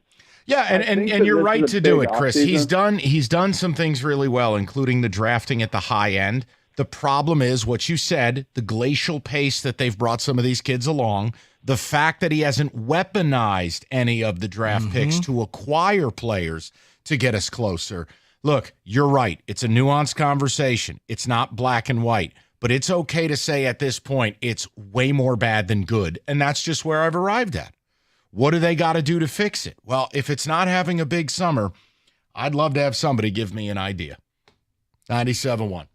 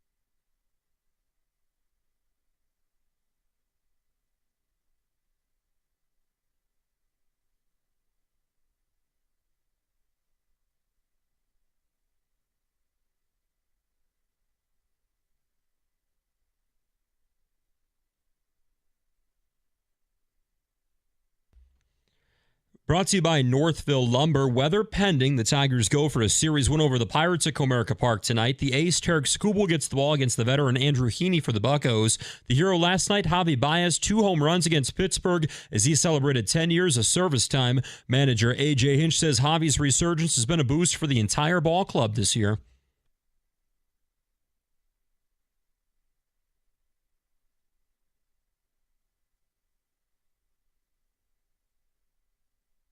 Skubal has been flat out dominant lately. Past 12 starts, 101 strikeouts, 5 walks. That first pitch preliminarily scheduled for 6:40 with rain pending. Pregame at 6:15 right here on 97.1. With the Florida Panthers drinking out of the Stanley Cup for the second year in a row, odds are out now for next year's champion. FanDuel says the favorite is actually Carolina, not the 2-time reigning champion Panthers. They've got the second best odds. Oilers, third best odds. Red Wings have the 6th worst odds. They're tied with them at plus 10,000. And the Thunder look to close out the Pacers and win their first title in OKC when they take the floor for Game 6 of the NBA Finals tomorrow night in Indy. Pacers star Tyrese Halliburton will likely be a game-time decision with his calf strain. Tip-off tomorrow night, 8:30. At the Corwell Health Sports Desk, I'm Luke Sloan. For more, go to 97.1 The Ticket or Odyssey.com. All right, let's turn our attention to football for a minute. 8 minutes, in fact. It is time for Football Today.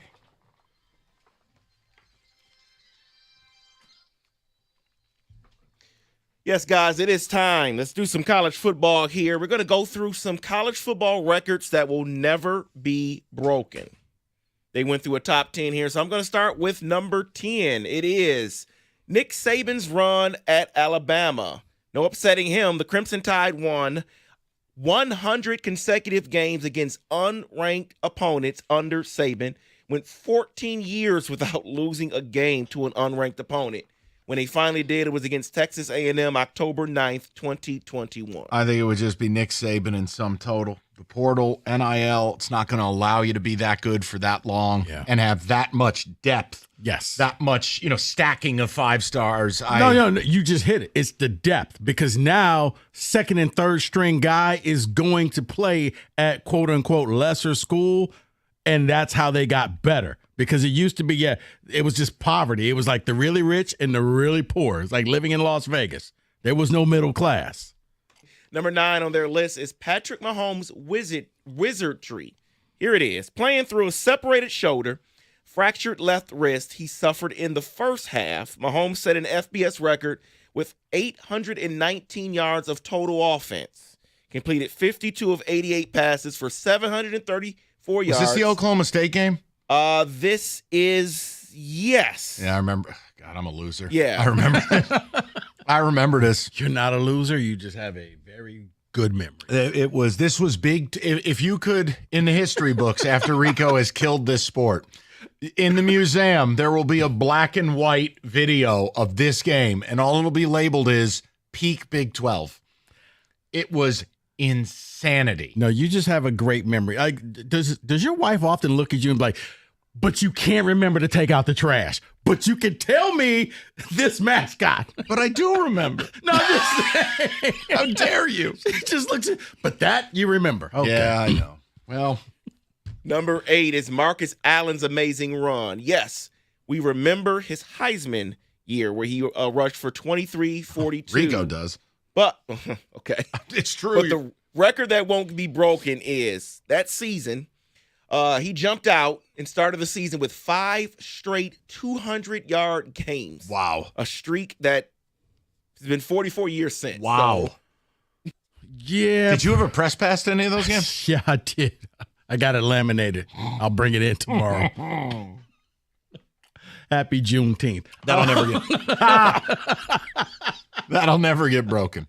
Not in today's game. No. Next. No, I don't think so, because teams are going to have to start playing better caliber teams. So even if you loaded up on cupcakes, and let's just say 3 of those games were against nobodies, you then had to play somebody good. So let me ask you a question here for this next one before I get to it. If a guy returns a punt return, you're probably going to maybe kick it away from him. If he returns 2, kick it out of bounds, he never gets it. Well, how about 3? Because that's what Antonio Perkins did in 2003. He returned 3 punt returns for 84, 74 yards, and 65 yards in Oklahoma's win against UCLA. Yeah, never. Never, especially in today's game now. I mean, the art of punting, the ability to sky the ball, kick it out of bounds. You're seeing the rugby punts. Those aren't returnable 7 out of 10 times. No, David, you're right. You're right. Listen, the simplest thing to do is just not to kick it to a dangerous punt returner. It's still the most upset I've ever been at a Giants game, ever in my life. 2 words, Matt Dodge. Instructed, do not kick it to Deshaun Jackson. Just put it anywhere. Do not kick it to Deshaun Jackson. What happened? Kicked it to Deshaun Jackson. He returns the punt. They win the game. And Matt Dodge goes down in infamy. Because what I'll never understand is, like, as you said, I'd rather you just take a knee. Because at least they'll have to go 40 yards to score. Never. I mean, but I've always said, David, if you burn me once, yeah. But I'm going to tell my punter, this is the quickest way to lose your scholarship. Okay? I don't really come over there and tell you what to do during the day because I don't know what you do. But right here, right now, if that guy touches the ball, you're off scholarship. So currently, the official NCAA sack record is Terrell Suggs at Arizona State with 24 in 2002.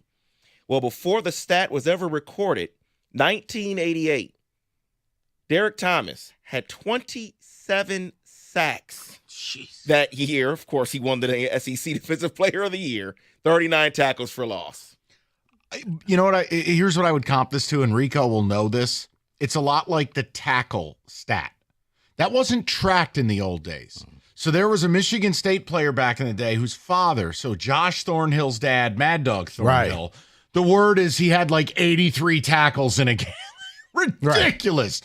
I have no reason to doubt you, David, and no, neither of those will get broken. No, I'm with you. I don't think Suggs will get touched, let alone Derek Thomas. But you know what I mean? It's like a lot of these stats, they weren't tracked. You'll never touch the real record from when they weren't tracked. Right. You're exactly right. Well, this one was tracked, and this one's not a great record.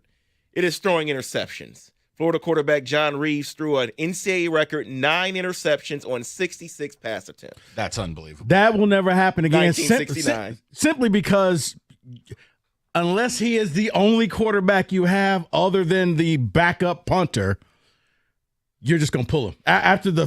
I'm thinking after the 4th interception, son, maybe you should sell insurance. Before my time, but I know you were at the game, and there's no jokes here.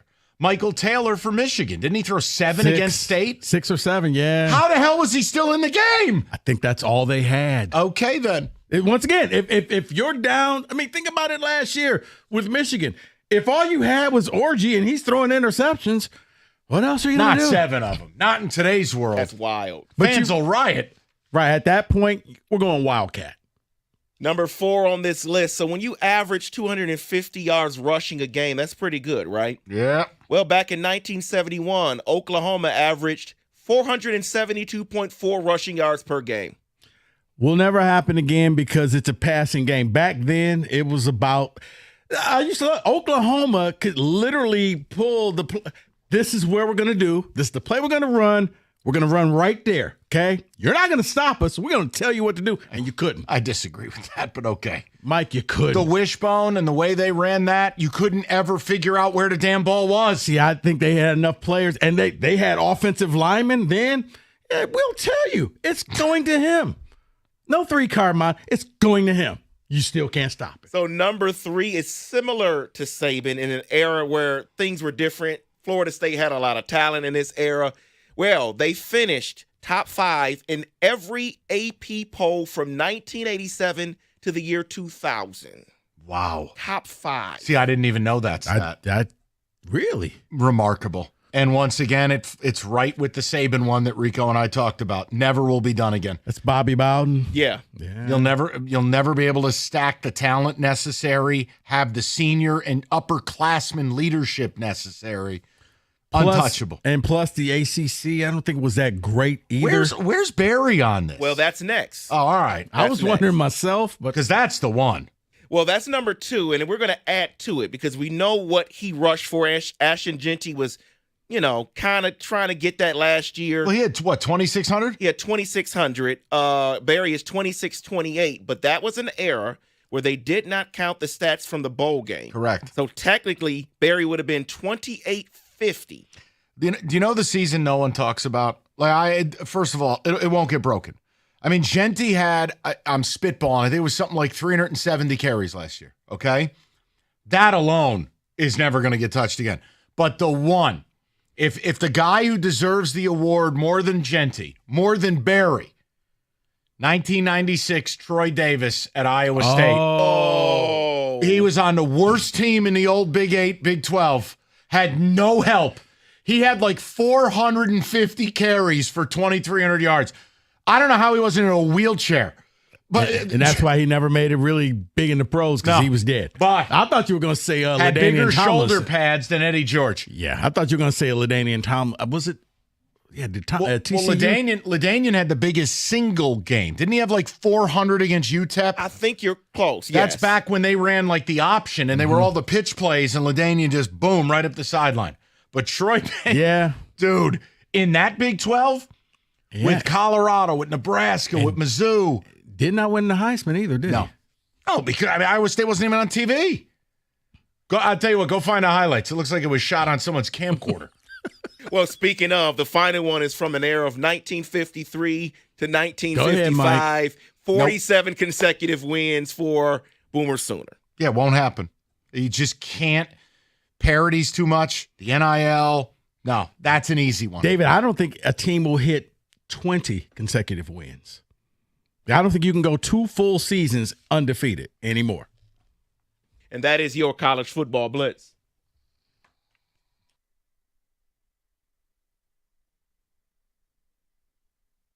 Sorry about that. I was about to take a sip of iced coffee.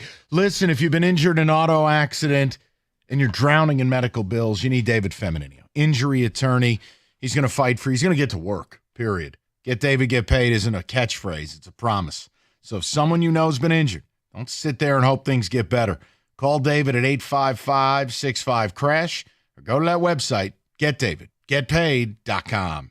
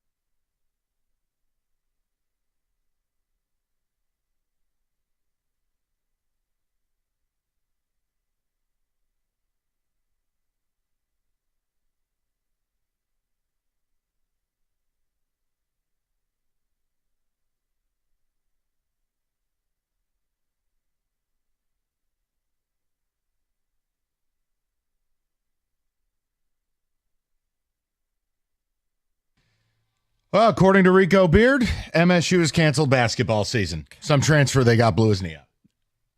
Really? This is what we're doing? No, I just gave the breaking news. You told me the season's over, so I'm just reporting it to the people. Oh, no. Eeyore over here said the season was over. I just simply said it's official that Caleb Glenn season never started. It's done for the year. And that was their best transfer.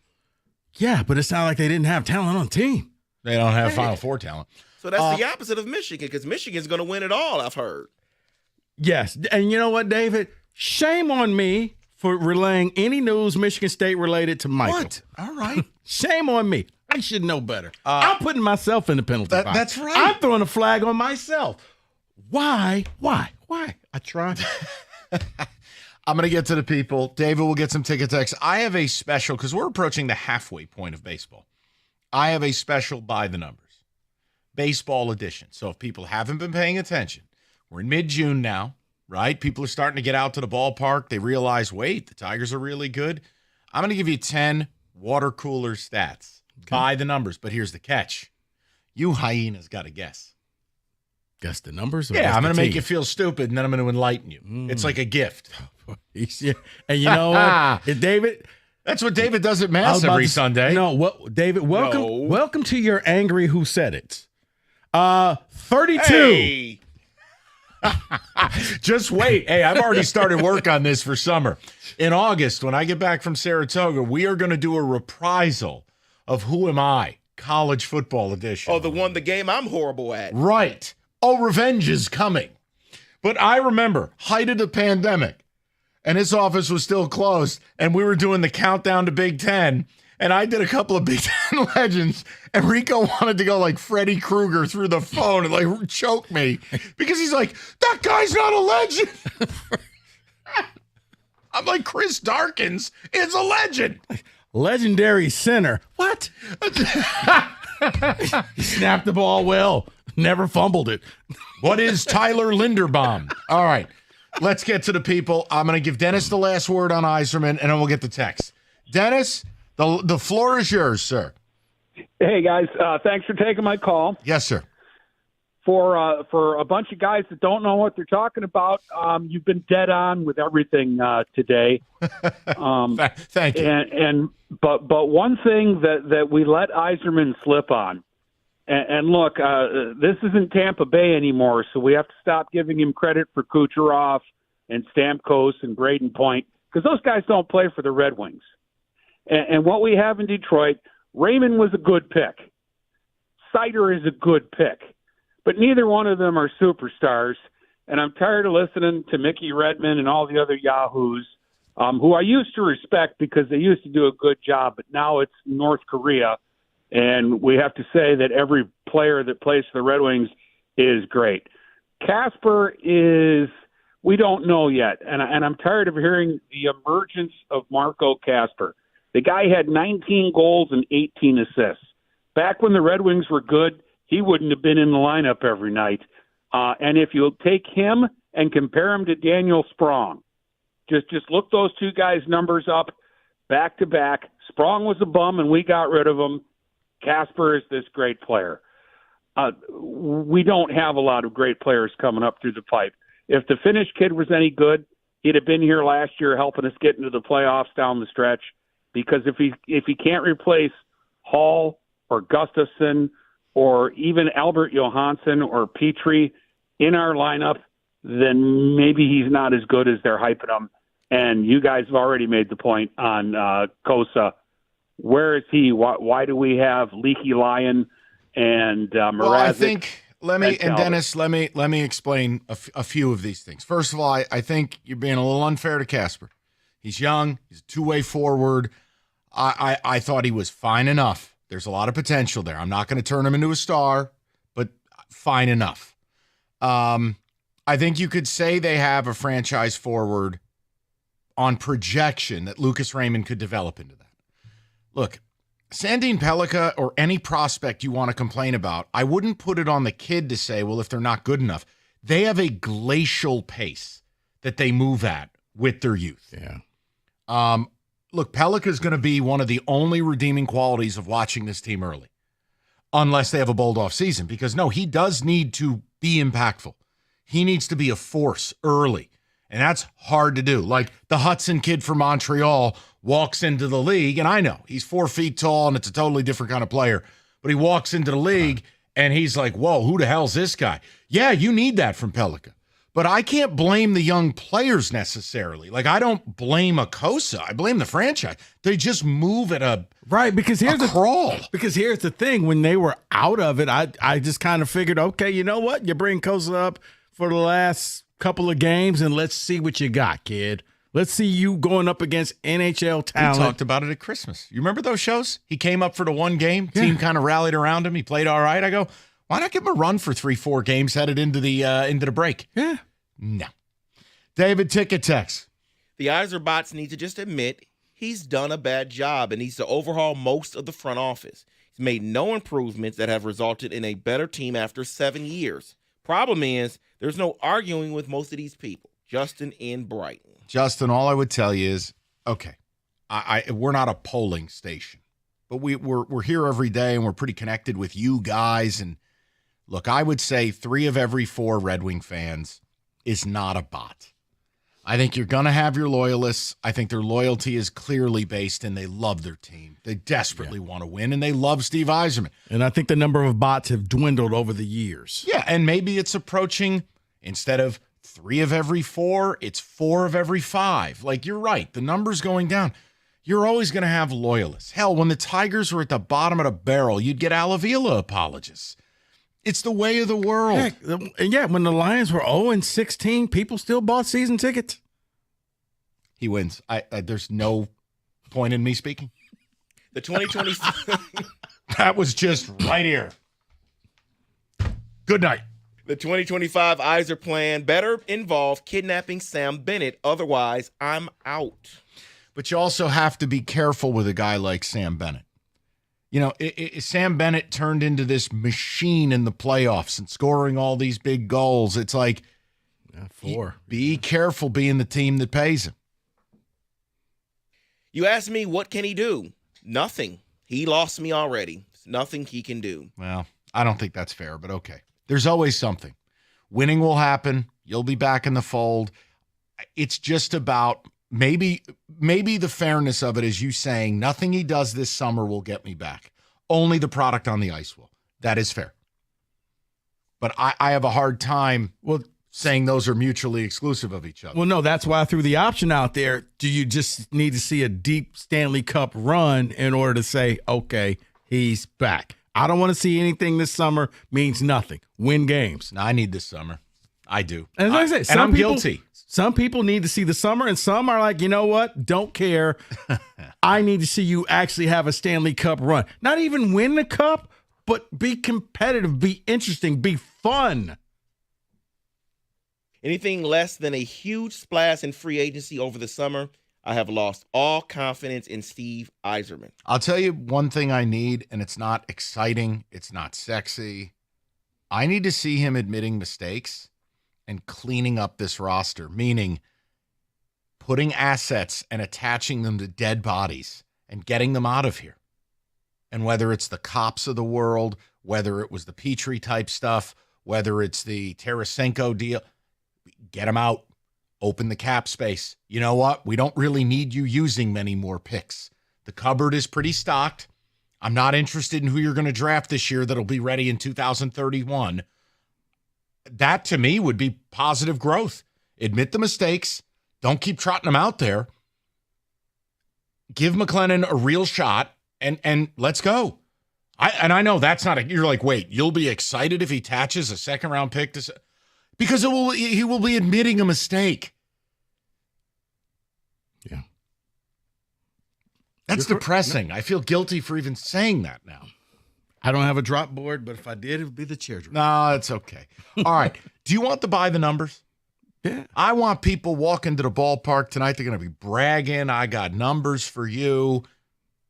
You guys ready? Yeah. Do you want hints for this? Can I offer you hints so you don't feel bad about yourself? No, I think you just want to make us feel bad about ourselves. Noted. You're in that mood today. We're going to bury Rico and David next. 97.1. If you're looking for the best deals on the hottest Chevy models, there's only one place to go. Hamilton Chevrolet in Warren. Hamilton's leading the way with unbeatable prices, top-notch service, and a commitment to total satisfaction.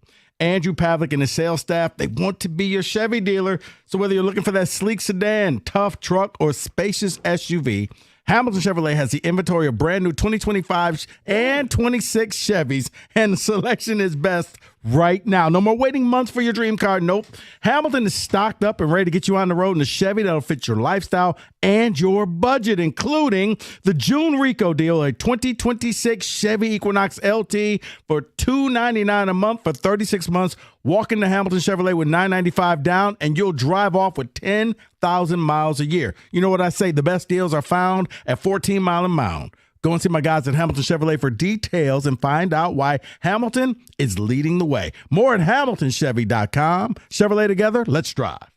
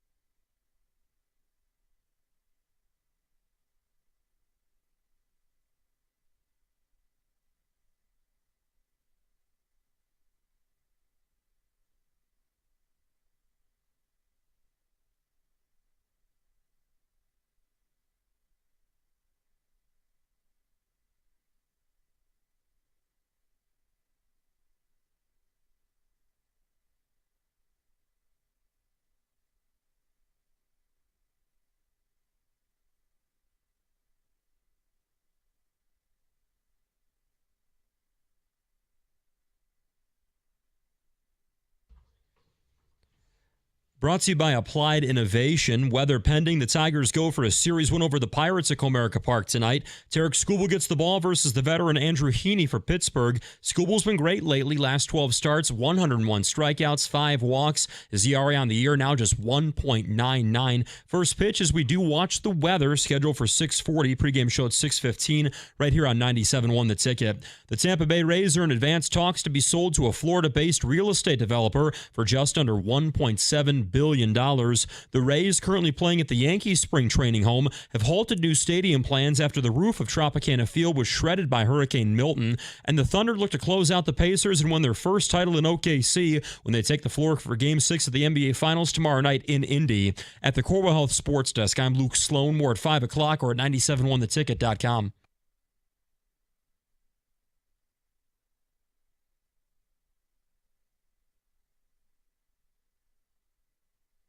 All right, we're going to have a little fun here. Halfway point of baseball. You're going to have some fun. I'm going to have a great time. But look, people really starting to get out to the ballpark. Baseball season in earnest begins. Yes, opening day, but when the kids are out of school and you go, wow, we got a good baseball team. So let me give you kind of an almost halfway point. By the numbers. David. All right, I'm going to give you a number. And I'll give you some hints, but these are going to be the numbers, people. You're going to be the belle of the ball talking baseball with your friends. Are you ready, Mr. Rico Beard? All right, let's go. Mr. David Hall. No, I'm not, but okay. The number, 454. Now, I'm going to give you some hints here. This is a brand name player that the number is associated with. It's not a batting average. Duh. And no. It's not an OPS for futility. 454. Do you know what that number means? And I'll give you credit if you get anywhere close. Offensive stat. 454. Not a distance of a home run. Aaron Judge. Warm. Come on. On base percentage. No. But you're not bad, and I'm not making fun of you. It's Aaron Judge's batting average on balls in play. If Aaron Judge hits the baseball in the field of play, batting average of balls in play, 454. Just walk them every time. That's the Barry Bonds. Okay, ready? 1.89. Now here's your hint. It's a pitcher. Here's another hint. He's in town. Paul Skeens. Yes. This is Paul Skeens' ERA over his first 38 career starts. 1.89. Okay. David, I don't feel as bad. I still do, but we'll there's a rake. It's coming. I know. What? No, go ahead. Okay, ready? Yeah. Oh, we got help. By the numbers. Evan Jenkins joining us in a fashion polo. Evan, what can I do for you? I had the first two, so I figure I might as well jump in. Let's go. All right, let's go. Here we go. 22%. Now, here are your hints. 22%. This is an overall league stat, and it's an offensive stat. Blank happens 22% of the time. There's your hint. Offensive stat. Blank happens 22%. Don't look at me. Player, American or national? This is a league stat. Oh, just a league stat. Everybody. I'm going to guess the K rate on a changeup. Okay, I'm going to give Evan points for this if you would have just stopped at K rate. That is the league average strikeout rate. Okay. 22% of at-bats in Major League Baseball end in a strikeout, which is almost double what it was in 1981. 22%. That's why baseball is hard to watch for a lot of people. The ball doesn't get put in play. All right, here we go, boys. Ready? 160. 160. Here are your hints on the fly, so Rico doesn't label me a bad person. Too late. You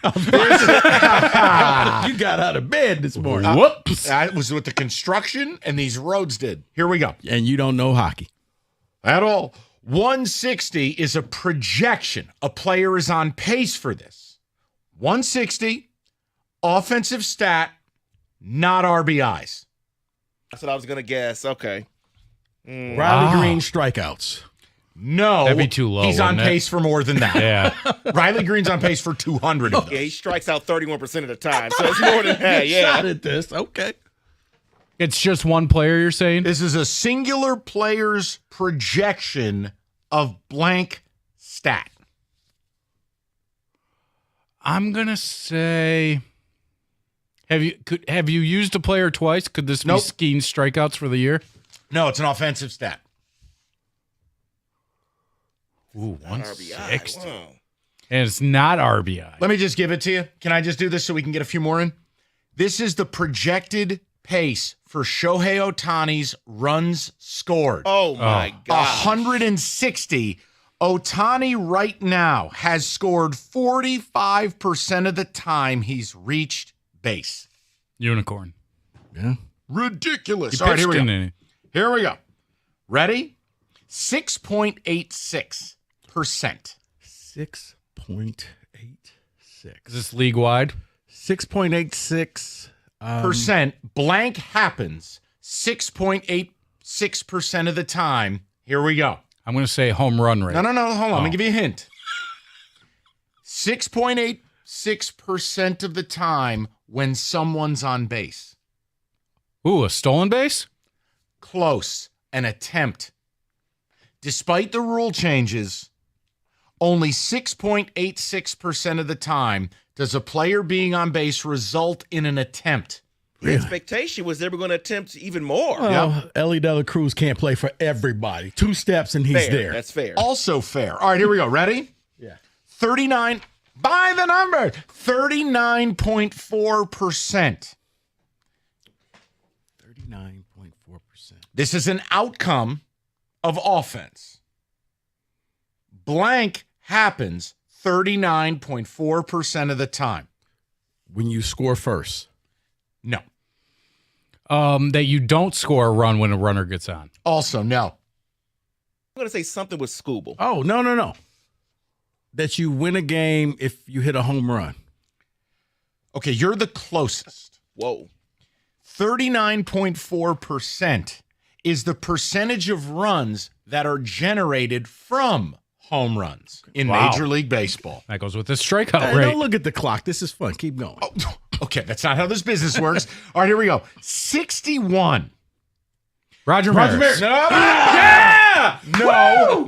Astros. Yeah. No, but you're getting somewhere. This is a current player's home run pace. Hint, it's not Aaron Judge and it's not Ohtani. It's Riley. Cal Riley. Cal Raleigh's home run pace right now for the Mariners. He's on pace for 61. Oh, so Dingler 27. shouldn't be the all-star starter. Oh, my. They should. Okay, that's inflammatory. All right, here's another projection one. Ready? 42 and 51. This is a player's projected home run and steals pace. And I'll give you one more hint. They play in the National League. I was going to guess Witt. Okay. Cruz? That changes it. No. Oh, Neil Cruz. No. Just change the Ohtani. Cruz. No. They No, were way more here. home How runs. about this? The Tigers beat this team, and this team erupted over umpiring in all 3 games. Oh, it's the Cubs. It's Pete Crow Armstrong. PCA, Pete Crow Armstrong on pace for 42 bombs, 51 steals. All right, last one. The Tigers beat everybody, Mike. Come on. Well, they're good. Tigers All right, here we won go. again. Ready? 76. This number represents a pace for the amount of players to accomplish something this year. 76. And it's not an offensive stat. Oh. Okay, David, that was your soul leaving your body. You okay? I was going to guess players that have over 100 RBI, but whatever. Now I can't. Not an offensive stat. Could it be Players on pace to do blank. fielding percentage over 95? No, think pitching. Strikeouts. Pitching, but not strikeouts. Think about something we complain about in the league all the time that pitchers don't do anymore. Complete game? Oh. Yeah, I was about to say. How about this? Because we're running out of time, and I want to give you the answer. Oh. I know. Pitch over 100 pitches. You're so close. Swap that for innings. 76 pitchers are on 200. pace to pitch. No, yeah, right. To pitch at least 162 innings. But there's only 76 of them. Jeez. Wow. Times have changed. You're kidding me. By the numbers. My arm hurts. Don't care. Here, Finish the game. Last one. 126. Rockies losses. Okay, that's by the numbers. All right, it's summertime. Road trips. Moran Buick GMC right now. Lisa 25 Sierra Crew Cab, $279 a month, 0 down, or a 25 Buick Envision, $294 a month and 0 down. Inventory rolling in daily, and they'll absolutely have what you're looking for at MoranExpress.com. Yukon Denali's are in as well. Make sure your current ride is ready for summer. Certified service. Get it done by the best. MoranExpress.com. Moran Buick GMC, where you always get the best price, period. It's on Telegraph, just north of Eureka and Taylor, or online at MoranExpress.com. It's Moran Buick GMC. We are professional grade.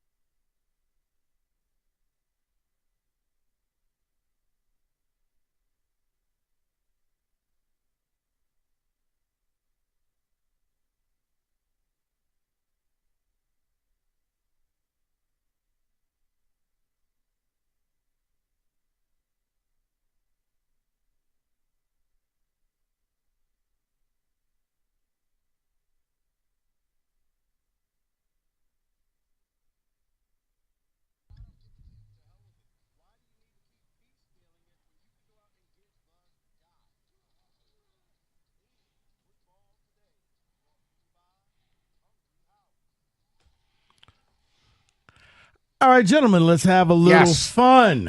We're going to call this the Bust Alert. NFL players who are running out of time to prove themselves entering into the 2025 season. I'm going to give you a name, and you tell me if they deserve to be on this list. Okay. Are we ready? Yeah, that seems fair. Okay. I think this one we've talked about a lot, so let's just get this one out the way. Trevor Lawrence. Yes. This is it. It's bleeper, get off the potty. He's been given all the tools, all the spending. Now they've got another staff in there. It's an offensive-minded coach in Liam Cohen. He elevated Baker Mayfield's career. This is it. Enough is enough. I need the guy who led the team to the playoffs, led a 21-point comeback, and won a playoff game. I'm out of time. So, yes, he's on alert. Okay. Yeah, he's definitely on alert. Everything Mike said is right. It's time. Okay. Can't wait anymore. Quarterback, Bryce Young. I'm going to say no. Same. Yeah. I thought he showed a lot last year. That's the thing. And they've invested with bringing weapons around him. And the fact that they benched him in his rookie year and allowed him, I think he has some more time to me. Give him a full another year before I say, yeah, he's a warning for the bust. Let's stick with the quarterbacks. Let's go with Dak Prescott. He's polarizing. I don't know that he was ever as good as people said. I don't know that he's as bad as people say. I don't feel like anybody gets it right. I know the contract is a big thing. I'm going to lean no. I think Dak's a good quarterback. I don't think he's great. I don't think he's average. I'm going to say no to it. He's a tough player, though. He is a tough player, and he's polarizing because he's the Dallas Cowboys quarterback. They're always going to get the attention. People are upset that he gets the attention. Oh, he's not that great. He actually is pretty decent. He hasn't really done much for them, winning playoff games and all of that, but I think he gets too much, slack. David, ready? Yeah. Would you take him as a Steelers quarterback? I would, actually. Yeah, I'd take him as a Giants quarterback. Yes. Okay, you know what? That's a good standard. I like that. So it's just one of these things. Like, if I had Dak, would I have been drafting a QB this year? No. Well, using that standard, then I think you both will say yes. Then again, I don't know. I don't want to speak for you. All right, let me hear it. Tua Tagovailoa. Yes. Tired of his crap, too. So would you take him as a Giant? No. Okay. Not with that contract, I wouldn't. Oh. And I defended him for a long time. But you get to a point, if you only can function when all of your toys are perfectly healthy and you don't win. Look, Jared Goff wins. This guy doesn't win. Tua is eternally a 9-8, 8-9 quarterback. And the one time he made the playoffs, help me, it's cold. Yeah. Yes. Not a good look. Okay. David? Oh, you're exactly right. And it's along with the injury history. You're paying him that injury history. And it's not just the concussions. He had a back issue, too. I can't deal with it. I can deal with the back issue. It was the concussion. Like, he's one more hit away from being Steve Young. So you're saying no, you wouldn't take him as a Steeler? No, I would not. Okay. Running back, Travis Etienne. Yes. Bigsby's better than he is. Plain and simple. He's not even the best back on his own team. He's been replaced. Bust. That's fair. That's really fair. I have to go with everything he said. He's right. Plus, Tank Bigsby. You're replaced. Way cooler name. Your name is Tank. I almost gave this one away earlier in pre-show meeting. Offensive tackle, Evan Neal. New York Giants. How is this a question? He was on this list 2 years ago. This dude sucks. His only hope is to go to guard and pray. Because as a tackle, I've never seen an offensive tackle in my life on the ground more. He flops around like uncoordinated drunk Kenny. Just flopping all over them. No tackle in football ends up on the ground reaching out going, help, pick me up. He is trash. And he's also bleep-talked the fan base. So now I think he's a trash human. He's one shot. Go to guard and pray. According to this, he won't. While he will bust, he's not even guaranteed a starting gig while competing with veteran Greg Van Roten at guard. It's Roten, and he blows too. Okay. While he won't bust, he was a promising starting right tackle before, and you just don't lose that degree of NFL traits up front. Okay. Oh, you don't? Go pull the clips. It's one thing if you miss the man you're blocking. It's another if you end up on the ground like Wojo after 17 gin and tonics. He sucks. Packers defensive end, Lucas Van Ness. Yeah, bust. They're desperate for a pass rush. They've been leaning on him for a couple of years. He can't play. And I don't know what the problem is. He was a really productive college player. I don't think he's going to have a 12-sack season out of nowhere. It kind of sounds like – I'm sorry. Go ahead, David. Oh, I was going to say, yeah, he can't do it. I haven't seen it from him yet. So Yeah, no, I think the bus. I want to say that if the Packers kind of use him the way that the Lions do Aiden, it will further his career because they're trying to pigeonhole him into you're going to come from this one. No, how about you move him around and let the offensive line dictate, whether he's going to be good or not. All right. David, this will be easy for you. I gave Mike an easy one. Aaron Rodgers. Oh. No, he'll ball out to standards of a 40-plus-year-old quarterback. He will. He'll have a good year. I can't believe I got to do this. Yeah, he'll have a good year. I agree with David. Would you take him on the Giants? No, he's a bleep hole. But I just think he's old. I can't make Father Time's undefeated. He's not a bust. He's just old. That's the thing. He's like old Larry Bird. Were you mad at Larry Bird? No, he's a bust. No, you're like Larry's paralyzed. His back is broken. Aaron Rodgers, dude, he's just old, Rico. I mean, I guess bust because of all the hype that comes along with him. I'm more annoyed with this whole fake wedding. Really? Yeah, That's what got you. It is. Why does he have to be such a jerk? Guy's wearing a wedding ring and there's no record of him getting married. Because why you got to do that stuff? He woke up today, the sun was out, and the day ended in Y. That's I know. Why. All right, a couple more. Deebo Samuel. I'm going to say no.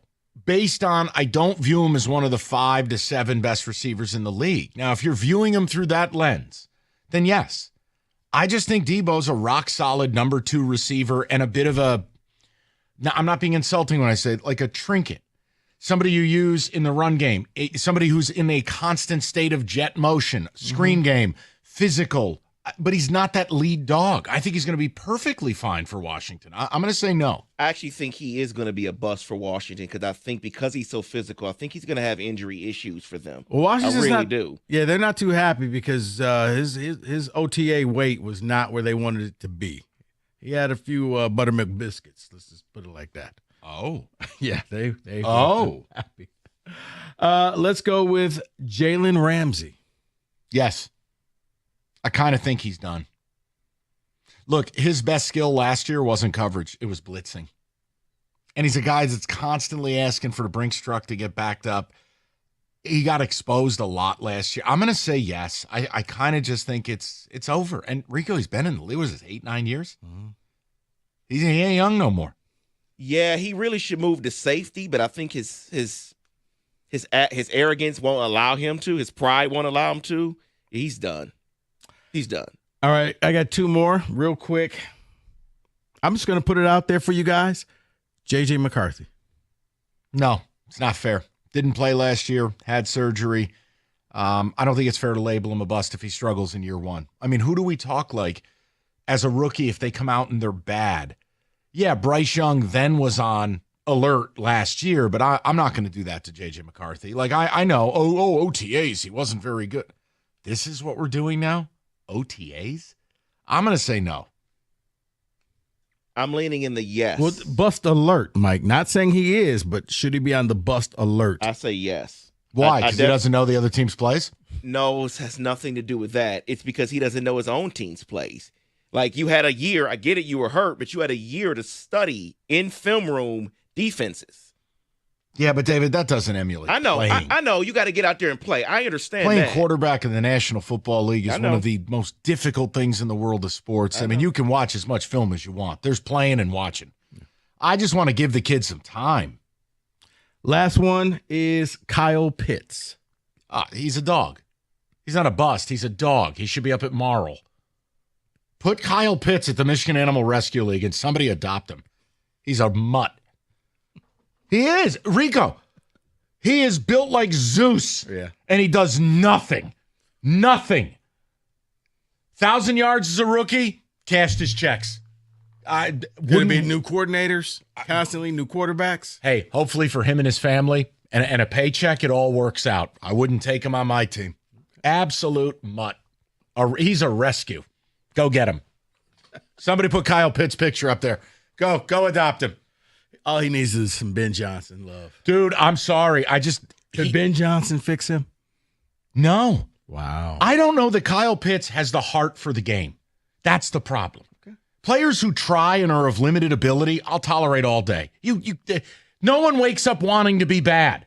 But when you have all the ability in the world and you don't produce, Dude, you're wasting the gifts that people would kill to have. Makes me hate you. I don't like Kyle Pitts. Glad I finished with Kyle Pitts. What did I say that was No, wrong? no. David, all right, it was probably anything? a little much where I said he should be at a dog rescue, but listen. Okay.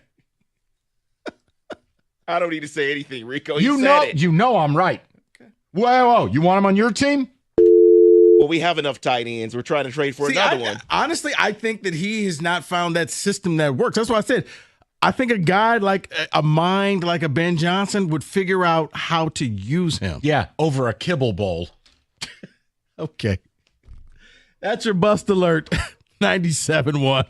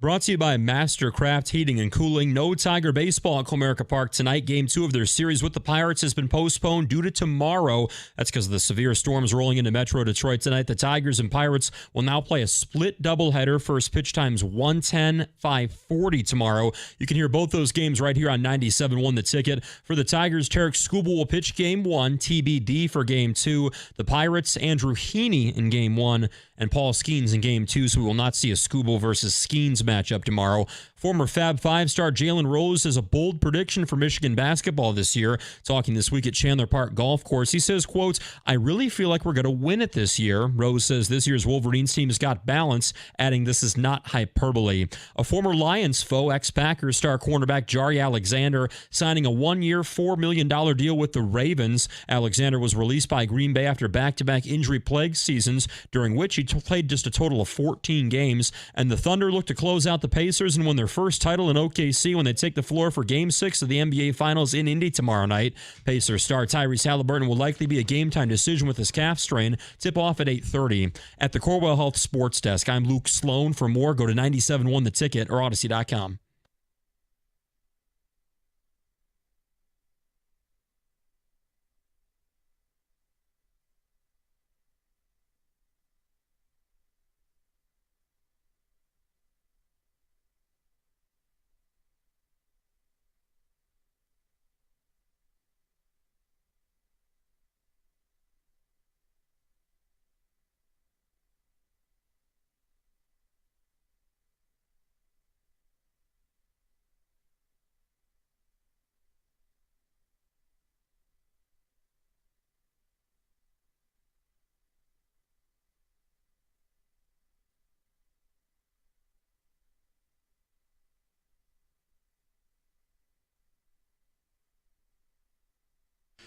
Five o'clock, good to have you. So, some breaking news. Tiger baseball rained out tonight. I mean, that's kind of what we thought all day, but the call wasn't made until a while ago. So, David, what type of double dip here?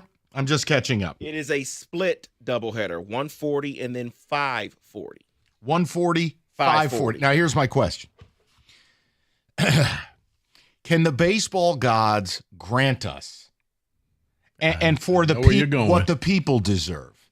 Can the gods grant us Skubal versus Skeens? It's not happening. Cody, Staven Hankins. Why do you always bleep in the punch bowl? Andrew Heaney was going to pitch now for Game 1. It's Haney. And Skeens is Game 2. Oh, and Skubal's 1.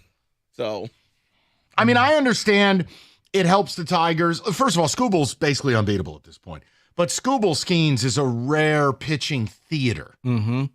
that it would have been an electric atmosphere for people to watch. And I'm not trying to diss Haney or whoever the hell's going to pitch for the Tigers in the other game, but it's like, man. Over under an hour and 35 minutes. Oh, if those two pitch? Yes. 38 minutes. It's shorter than a workout. Greg Maddux would be like, come on, guys, that went too long. Strike 3, strike 6, strike 9, strike 12. Just gone. Vapor. But yeah, so you'll have a load of Tiger baseball tomorrow. I want to go back to what we talked about earlier. And I really, look, the Panthers winning the Stanley Cup and what we can learn from it as Red Wing fans, as people who are so desperate for this team to be good. Here's something I took from it. 20% of that team was drafted. And what has been my biggest issue with Yzerman, there have been several, which is I don't feel he's been, how about this? Let me reverse it. He's been too risk averse, especially on the term stuff.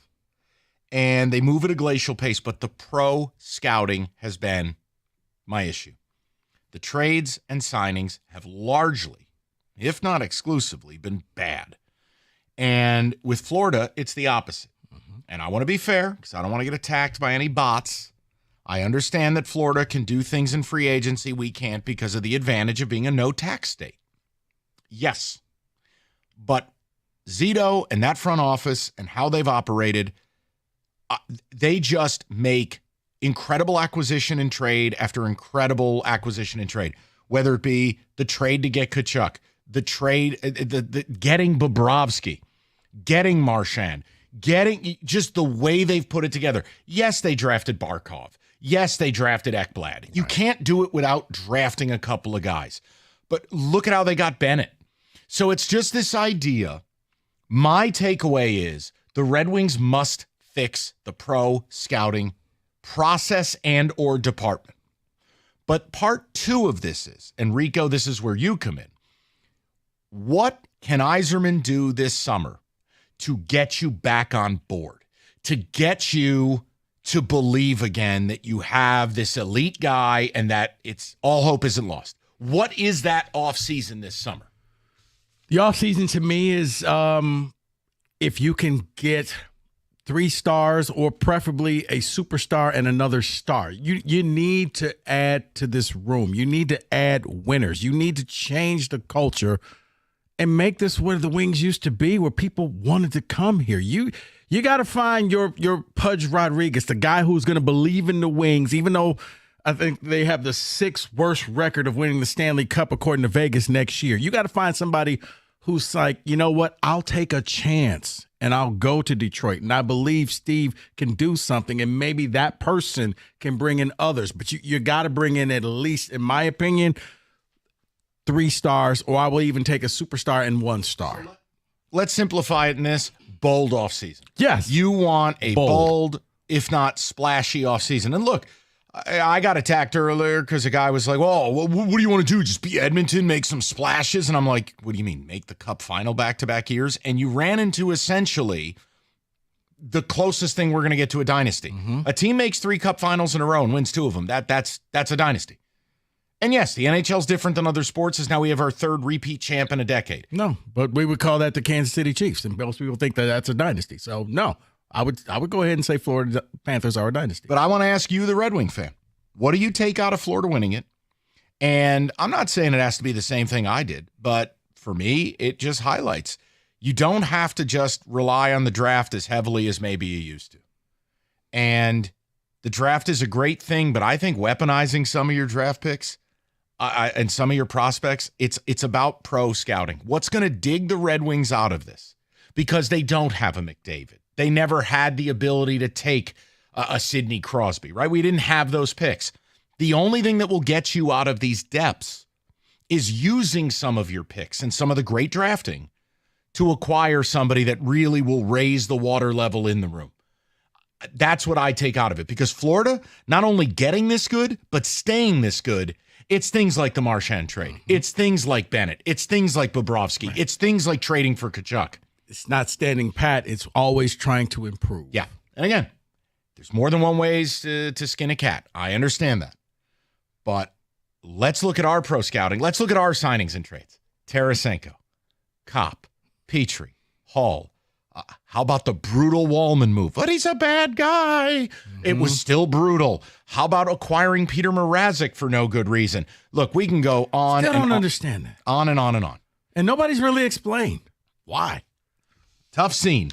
248-539-9797. David, your thoughts. What again, out of watching the Cup final, am I off base with what I take from it? And what do you take from it? No, you're not off base at all. And I initially was like, get a star, meaning just one.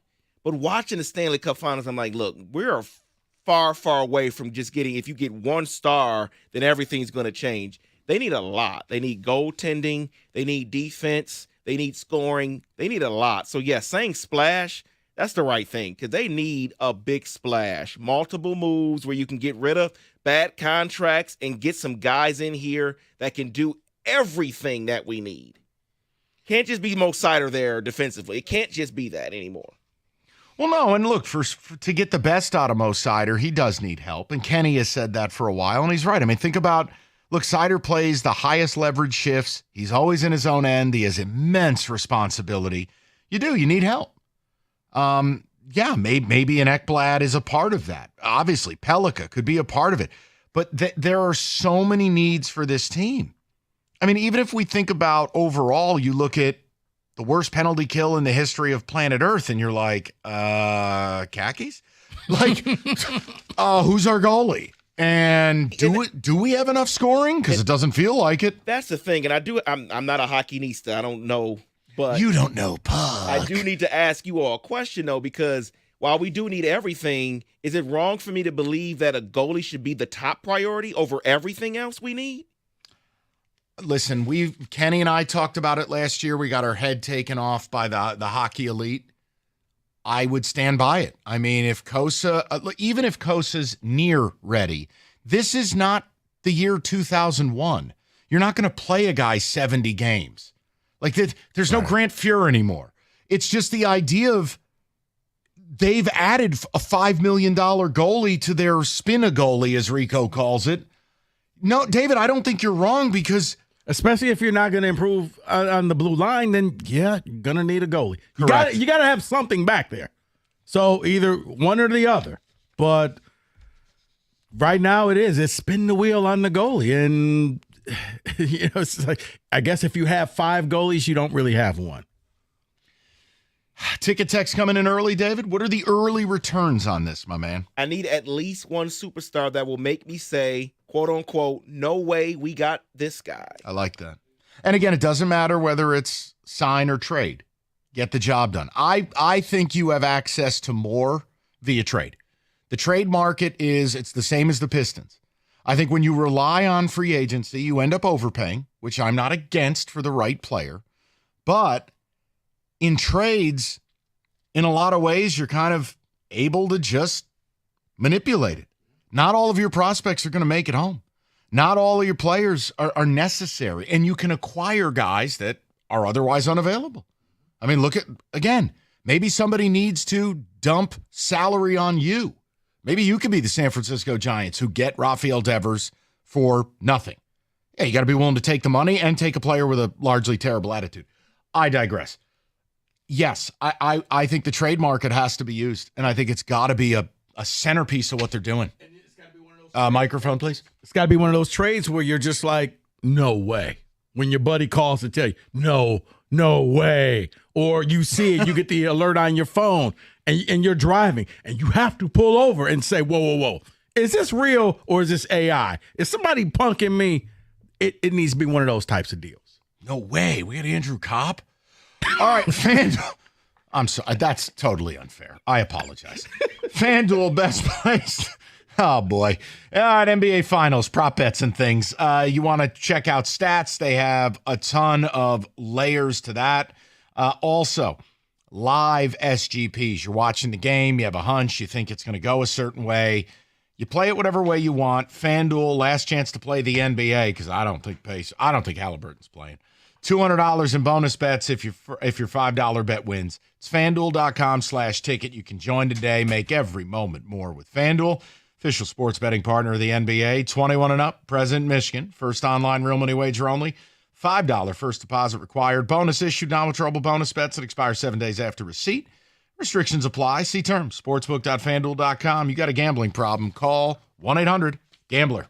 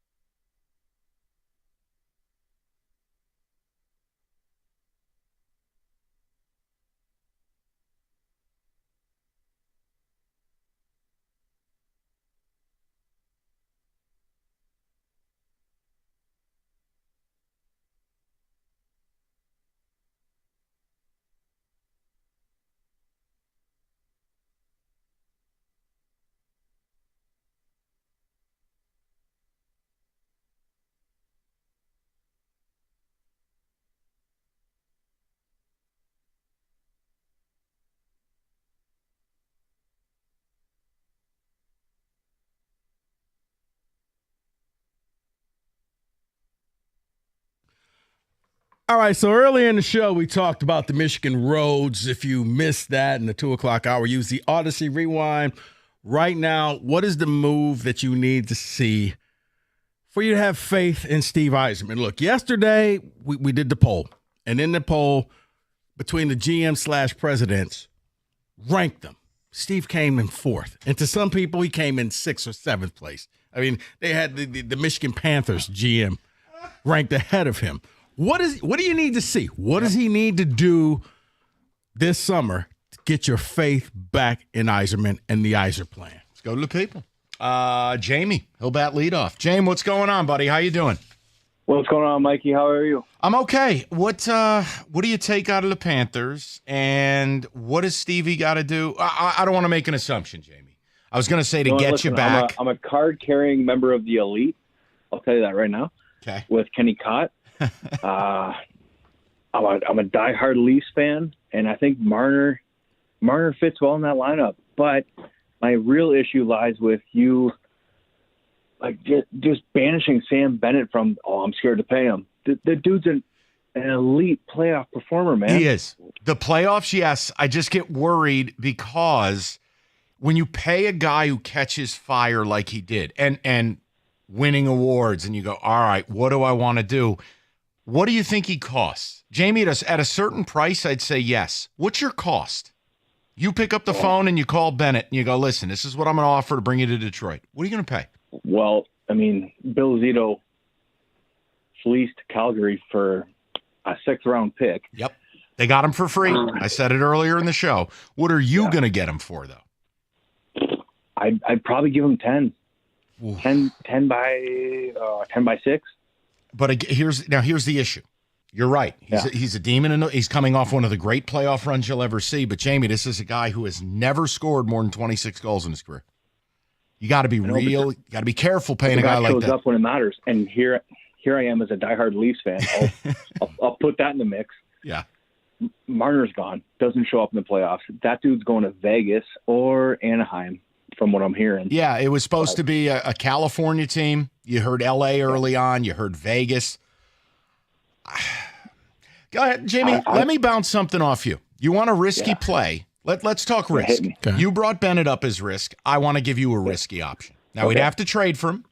This is a guy who needs a change of scenery. UFA. No. I'm giving you a guy we got a deal for.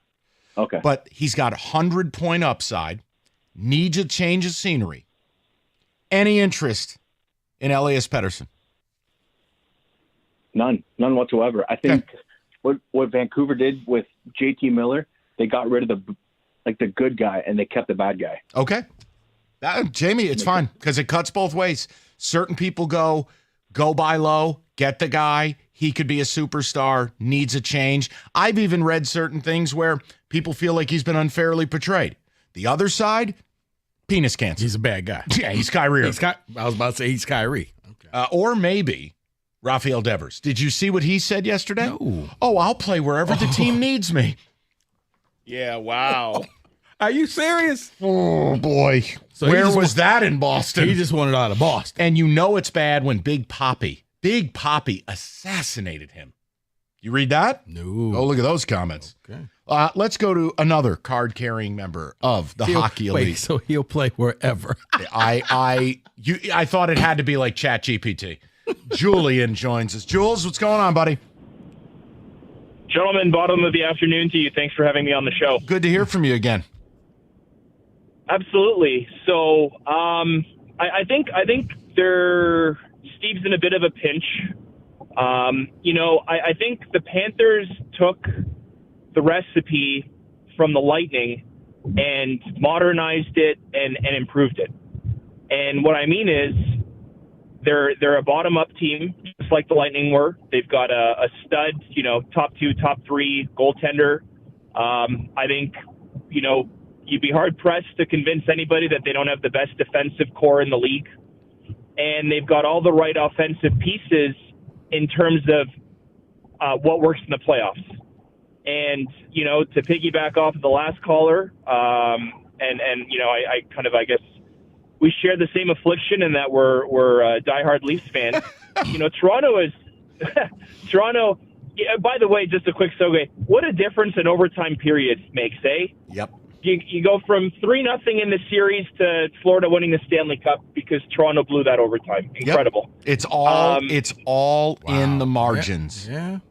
You're right. Oh, it's forget about a game of inches. It's a game of millimeters, right? I mean, one overtime period turned the tide in the entire Eastern Conference and who lifted the cup. But Florida, what really makes Florida great is aside from they've got the best foundation in the league, like I mentioned, they have handpicked the best type of offensive players for the playoffs. With the exception of Reinhart, they don't really have flashy players. They don't have, the Austin Matthewses and the McDavids and the Marners and all these guys. But they've got some dogs, man. And I think the reason Bennett won the Conn Smythe and was as successful as he was because of Marchand. And to me, Marchand is the unsung hero. I mean, don't get me wrong, I despise the guy, as much as anybody. But talk about finding the perfect piece for that lineup. And I would argue that, statistically Bennett, deserved the Conn Smythe. But in terms of the impact on games and the impact on series, Marchand was just on another level. So maybe what you're saying is this, Jules. This is a good way to kind of really center on it. What you're taking from it is the importance of an organizational archetype. The idea of this is what it means to be a Panther. Big, fast, physical, right? So it's the culture. Absolutely. So when we sit here going into year 7 in Detroit, what is a Red Wing? What's the culture? No idea. What's the culture? It's a Tetris board with a bunch of L's and squigglies that don't fit together, and this gigantic void at tender position. And again, look at Tampa, look at Florida. What do they have in common? They had a top 2, top 3 goaltender, which I recognize they don't grow on trees, and they built up for that. And between them, in the last 10 years, they've got 4 cups and 6 Stanley Cup appearances. That data is undeniable. That's an irrefutable data set on what does it take to win a Stanley Cup in the year 2025 in the modern NHL. I want to ask you one last question because I want you to piggyback off of our last caller. He's willing to pay Bennett $10 million a year. You going there for Bennett? So if I'm Steve Yzerman, no, because Bennett is not going to save. It's not going to solve Detroit's problems. No. And that's kind of my point, that Bennett is great at Florida because Bennett fits perfectly at Florida. If I had to get Bennett, I would do. You wouldn't get him for this, but I wouldn't do more than 4 because he's getting up there, and 4 years, and I'd go like 8. Yeah, that's never getting it done. And look, that was my point: is you have to be careful. And I'm not insulting the player at all. All right, he's onions in the playoffs, but you have to look at it for what it is. He's basically a guy that'll get you 20 goals a year. Jules, Rico and I always joke about the Alvin Harper signing. Like you thought you were getting Michael Irvin. You didn't. You got the other guy. Yeah, and funny thing happens when he has to be the guy, and he's not prepared to be the guy. But let's address the biggest need, right? Bennett is a guy that once you're in the playoffs, he's an animal, and he's an animal because of the system. Detroit doesn't need guys that are going to get hot in the playoffs. Detroit needs guys that are going to help them get into the playoffs. So to your point, Mike, you need 40 goal scorers. Yes, we need guys that raise the water level. And look, I understand, like Pettersson is, I'm not telling you I'm pounding the desk for it, but it's risk it, biscuit. That's a guy with a change of scenery. If you go here, that could be a 100-point player. So like I'm looking at swinging for the fences, Jules. I'm not trying to lay a bunt down. No, and that's why, I'm if I was a Wings fan, I'd be pounding Stevie's door to get me Marner, because Marner's going to do bleep all for you in the postseason, but Marner's a 100-point player. Now, I also think it's been, but it's also a little unfair. Like, look, he was a point a game in the playoffs this year. And I'm not, you could say they're not impactful. You could say I need more. But to act like, Marner basically spaced out and gave you 0. I also think, Jules, and I've seen this as a Yankee fan, and I know you've seen it as a Maple Leaf fan, playing in those towns for those teams can mess with people. And not everybody can handle it. If that was like one guy, Mike, it's the whole team. And Treliving did a great, great job in his postseason press conference where he said, at the end of the day, you could have all the talent in the world. If you have in your deep to win, it doesn't matter. And Toronto, the problem is the DNA. They've got all these flashy players with their fat salaries and they're top heavy. And when the chips are down, what happens? And this year, it was different until it wasn't. And when push came to shove and when they had to go into the trenches with Florida, the thing happened. His phone's cutting out. Jules, your phone is cutting out, brother. I apologize, and we are up against it. I'm only making a point. The Maple Leafs are the Yankees, and the Yankees are the Maple Leafs. Now, the Yankees won one in 2009. I get it. The point I'm making is big spots, big salaries, little performance. A-Rod, meet Marner. Marner, meet A-Rod. The pressure cracks a lot of guys in these towns. Only point I'm trying to make, maybe a change of scenery would help him out. The problem? Oh, he's too expensive. Oh, he'll go to a warm weather place. What happened to recruiting guys here? Got to be a winner before you can recruit people here. Unless you find that guy who believes in Steve and says, I will lead this team to the playoffs. Real quick, yeah. A little bit of breaking news. Do you want the sounder? Well, it's not in this town, but it's actually kind of big. Let me hear it. The Lakers have been sold. Jerry Buss, the Buss family no longer owns the Lakers. They sold it to the Dodgers. Well, what percentage? The majority share. So what, 51-49? I'm assuming so. I believe so. Jenny will still be the governor. Yeah, basically, $10 here's how billion. it is. Yeah, so it's on a $10 billion valuation. They pocket $5 and stay on for the ride. What a sweet deal. Wow. Yeah. Okay, then. 97.1.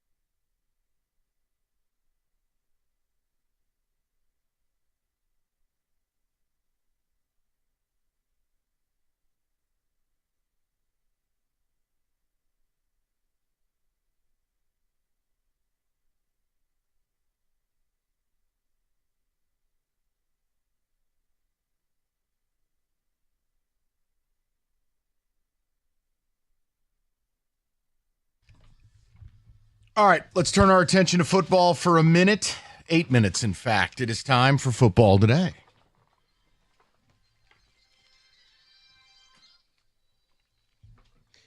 Yes, guys, it is time. Let's do some college football here. We're going to go through some college football records that will never be broken. They went through a top 10 here, so I'm going to start with number 10. It is Nick Saban's run at Alabama. No upsetting him. The Crimson Tide won 100 consecutive games against unranked opponents under Saban. Went 14 years without losing a game to an unranked opponent. When they finally did, it was against Texas A&M, October 9th, 2021. I think it would just be Nick Saban in sum total. The portal, NIL, it's not going to allow you to be that good for that long and have that much depth. Yes. That much, stacking of 5 stars. No, you just hit it. It's the depth, because now second and third string guy is going to play at quote unquote lesser school, and that's how they got better. Because it used to be, it was just poverty. It was like the really rich and the really poor. It's like living in Las Vegas. There was no middle class. Number 9 on their list is Patrick Mahomes' wizardry. Here it is. Playing through a separated shoulder, fractured left wrist he suffered in the first half, Mahomes set an FBS record with 819 yards of total offense. Completed 52 of 88 passes for 734 yards. Was this the Oklahoma State game? This is, yes. Yeah, I remember. God, I'm a loser. Yeah. I remember this. I remember this. You're not a loser. You just have a very good memory. This was big. If you Brought to could, by in the Precision history Garage books, Door after Service Rico of has Southeast killed this Michigan, sport. no Tigers In baseball the at Comerica museum, Park there will be a tonight. black Game 2 and of their white series with the video Pirates of postponed this due to game, storms. and all They'll it'll make be it up as a labeled split is doubleheader peak tomorrow. Big 12. First pitch in game 1. It was insanity. No, you just have a great memory. Like, does your wife often look at you and be like, but you can't remember to take out the trash? But you can tell me this mascot. But I do remember. No, I'm just saying. How dare you? She just looks at, but that you remember. Okay. Yeah, I know. Well, Number 8 is Marcus Allen's amazing run. Yes, we remember his Heisman year where he rushed for 23-42. Rico does. But, okay. It's true. But the record that won't be broken is that season, he jumped out and started the season with 5 straight 200-yard games. Wow. A streak that has been 44 years since. Wow. So, Yeah. Did you ever press past any of those games? Yeah, I did. I got it laminated. I'll bring it in tomorrow. Happy Juneteenth. That'll never get broken.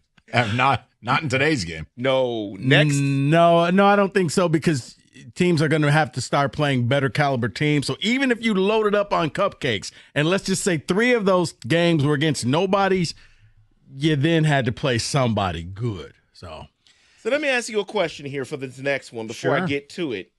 If a guy returns a punt return, you're probably going to maybe kick it away from him. If he returns 2, kick it out of bounds, he never gets it. Well, how about 3? Because that's what Antonio Perkins did in 2003. He returned 3 punt returns for 84, 74 yards, and 65 yards in Oklahoma's win against UCLA. Yeah, never. Never, especially in today's game now. I mean, the art of punting, the ability to sky the ball, kick it out of bounds. You're seeing the rugby punts. Those aren't returnable 7 out of 10 times. No, David, you're right. You're right. Listen, the simplest thing to do is just not to kick it to a dangerous punt returner. It's still the most upset I've ever been at a Giants game, ever in my life. 2 words, Matt Dodge. Instructed, do not kick it to Deshaun Jackson. Just put it anywhere. Do not kick it to Deshaun Jackson. What happened? Kicked it to Deshaun Jackson. He returns the punt. They win the game. And Matt Dodge goes down in infamy. Because what I'll never understand is that, as you said, I'd rather you just take a knee.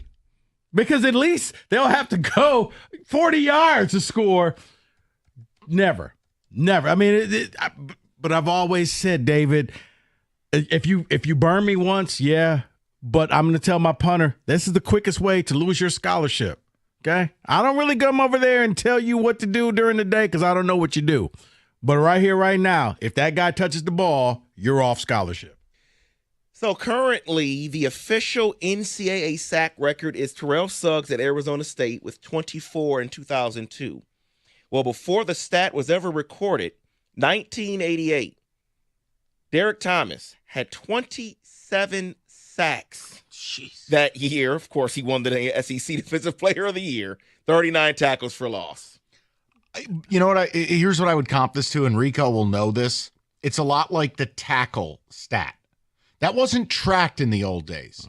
So there was a Michigan State player back in the day whose father, so Josh Thornhill's dad, Mad Dog Thornhill, the word is he had like 83 tackles in a game. Ridiculous. I have no reason to doubt you, David, and no, neither of those will get broken. No, I'm with you. I don't think Suggs will get touched, let alone Derek Thomas. But you know what I mean? It's like a lot of these stats, they weren't tracked. You'll never touch the real record from when they weren't tracked. Right. You're exactly right. Well, this one was tracked, and this one's not a great record. It is throwing interceptions. Florida quarterback John Reeves threw an NCAA record 9 interceptions on 66 pass attempts. That's unbelievable. That will never happen again. 1969. Simply because unless he is the only quarterback you have other than the backup punter, you're just going to pull him. I'm thinking after the 4th interception, son, maybe you should sell insurance. Before my time, but I know you were at the game, and there's no jokes here. Michael Taylor for Michigan. Didn't he throw 7 against State? 6 or 7, yeah. How the hell was he still in the game? I think that's all they had. Okay, then. Once again, if you're down, I mean, think about it last year with Michigan. If all you had was Orgy and he's throwing interceptions, what else are you going to do? Not 7 of them. Not in today's world. That's wild. Fans will riot. Right, at that point, we're going Wildcat. Number 4 on this list. So when you average 250 yards rushing a game, that's pretty good, right? Yeah. Well, back in 1971, Oklahoma averaged 472.4 rushing yards per game. Will never happen again because it's a passing game. Back then, it was about Oklahoma could literally pull this is where we're going to do. This is the play we're going to run. We're going to run right there, okay? You're not going to stop us. We're going to tell you what to do, and you couldn't. I disagree with that, but okay. Mike, you couldn't. The wishbone and the way they ran that, you couldn't ever figure out where the damn ball was. See, I think they had enough players, and they had offensive linemen then. We'll tell you, it's going to him. No 3-card mind. It's going to him. You still can't stop it. So number 3 is similar to Saban in an era where things were different. Florida State had a lot of talent in this era. Well, they finished top 5 in every AP poll from 1987 to the year 2000. Wow. Top 5. See, I didn't even know that stat. That really remarkable. And once again, it's right with the Saban one that Rico and I talked about. Never will be done again. That's Bobby Bowden. Yeah. You'll never be able to stack the talent necessary, have the senior and upperclassmen leadership necessary. Untouchable. Plus the ACC, I don't think it was that great either. Where's Barry on this? Well, that's next. Oh, all right. I was wondering myself, but because that's the one. Well, that's number 2, and we're going to add to it because we know what he rushed for. Ashton Genty was, kind of trying to get that last year. Well, he had, 2,600? He had 2,600. Barry is 2,628, but that was an era where they did not count the stats from the bowl game. Correct. So technically, Barry would have been 2,850. Do you know the season no one talks about? First of all, it won't get broken. I mean, Genty had, I'm spitballing, I think it was something like 370 carries last year, okay? That alone is never going to get touched again. But the one, if the guy who deserves the award more than Genty, more than Barry, 1996 Troy Davis at Iowa State. Oh. He was on the worst team in the old Big 8, Big 12, had no help. He had like 450 carries for 2,300 yards. I don't know how he wasn't in a wheelchair. But and that's why he never made it really big in the pros because he was dead. But I thought you were going to say had LaDainian bigger Tomlinson. shoulder pads than Eddie George. Yeah, I thought you were going to say LaDainian Tomlinson. Was it? Yeah, TCU? LaDainian had the biggest single game. Didn't he have like 400 against UTEP? I think you're close. That's yes. back when they ran like the option and they were all the pitch plays and LaDainian just boom right up the sideline. But Troy, yeah, dude, in that Big 12 with Colorado, with Nebraska, with Mizzou, did not win the Heisman either, did he? No, because Iowa State wasn't even on TV. I'll tell you what, go find the highlights. It looks like it was shot on someone's camcorder. Well, speaking of, the final one is from an era of 1953 to 1955. 47 consecutive wins for Boomer Sooner. Yeah, it won't happen. You just can't. Parodies too much. The NIL. No, that's an easy one. David, I don't think a team will hit 20 consecutive wins. I don't think you can go 2 full seasons undefeated anymore. And that is your college football blitz.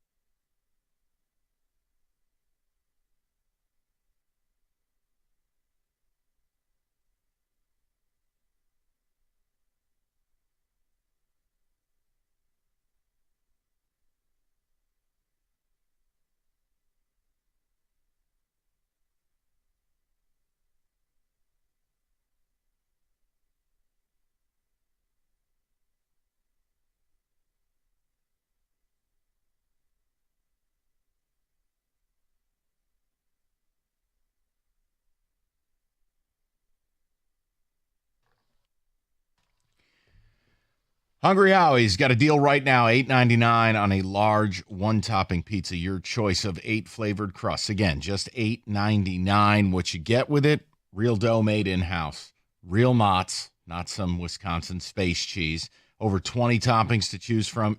Guys, it's a great deal. It's $8.99, one topping large, and all you need to do is hungryhowies.com, or you can download the app, your choice. Place the order. It's online carryout. It's the only kind of, catch, if you will, is online carryout only. $8.99, one topping large, limited time only, and only at Hungry Howie's.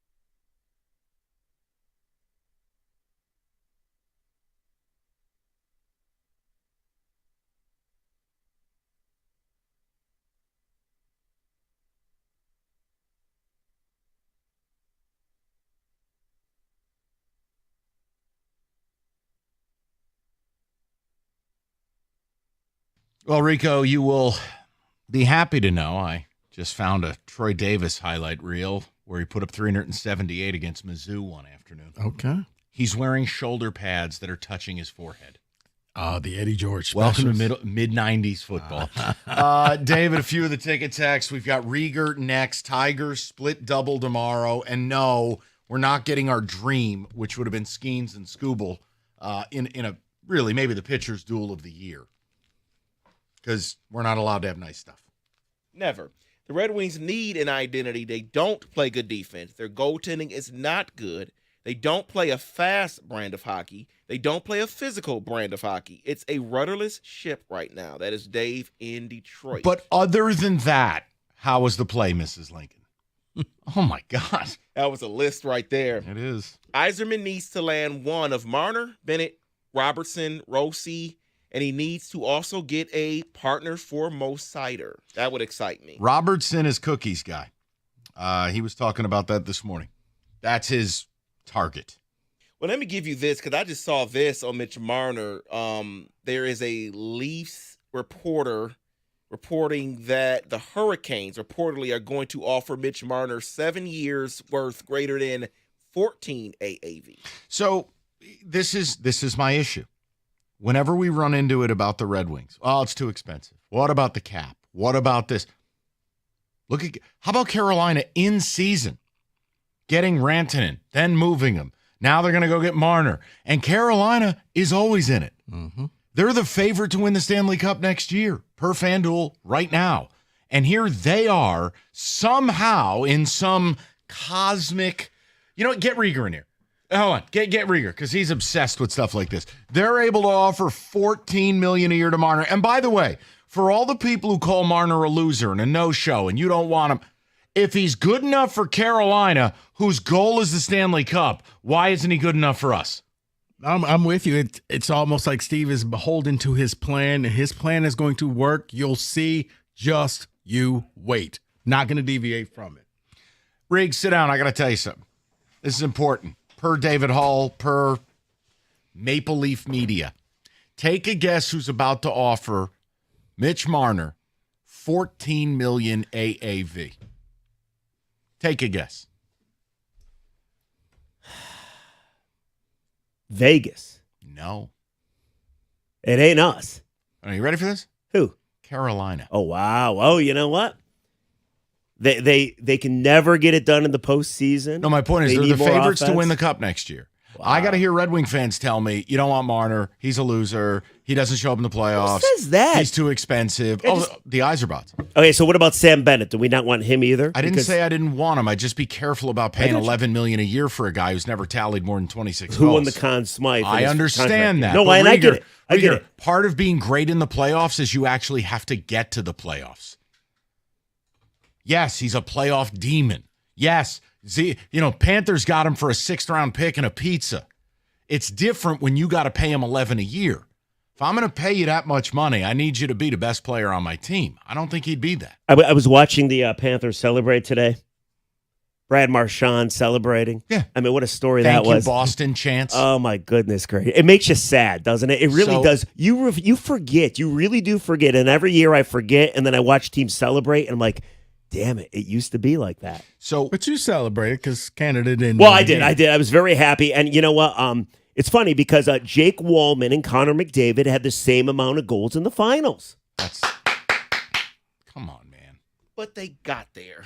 Yeah, all right. Let's steer the ship because Rieger will take it down if we don't. Here's the deal. Yeah. What did you learn from the Panthers that you think we can apply to the Red Wings and the rebuild?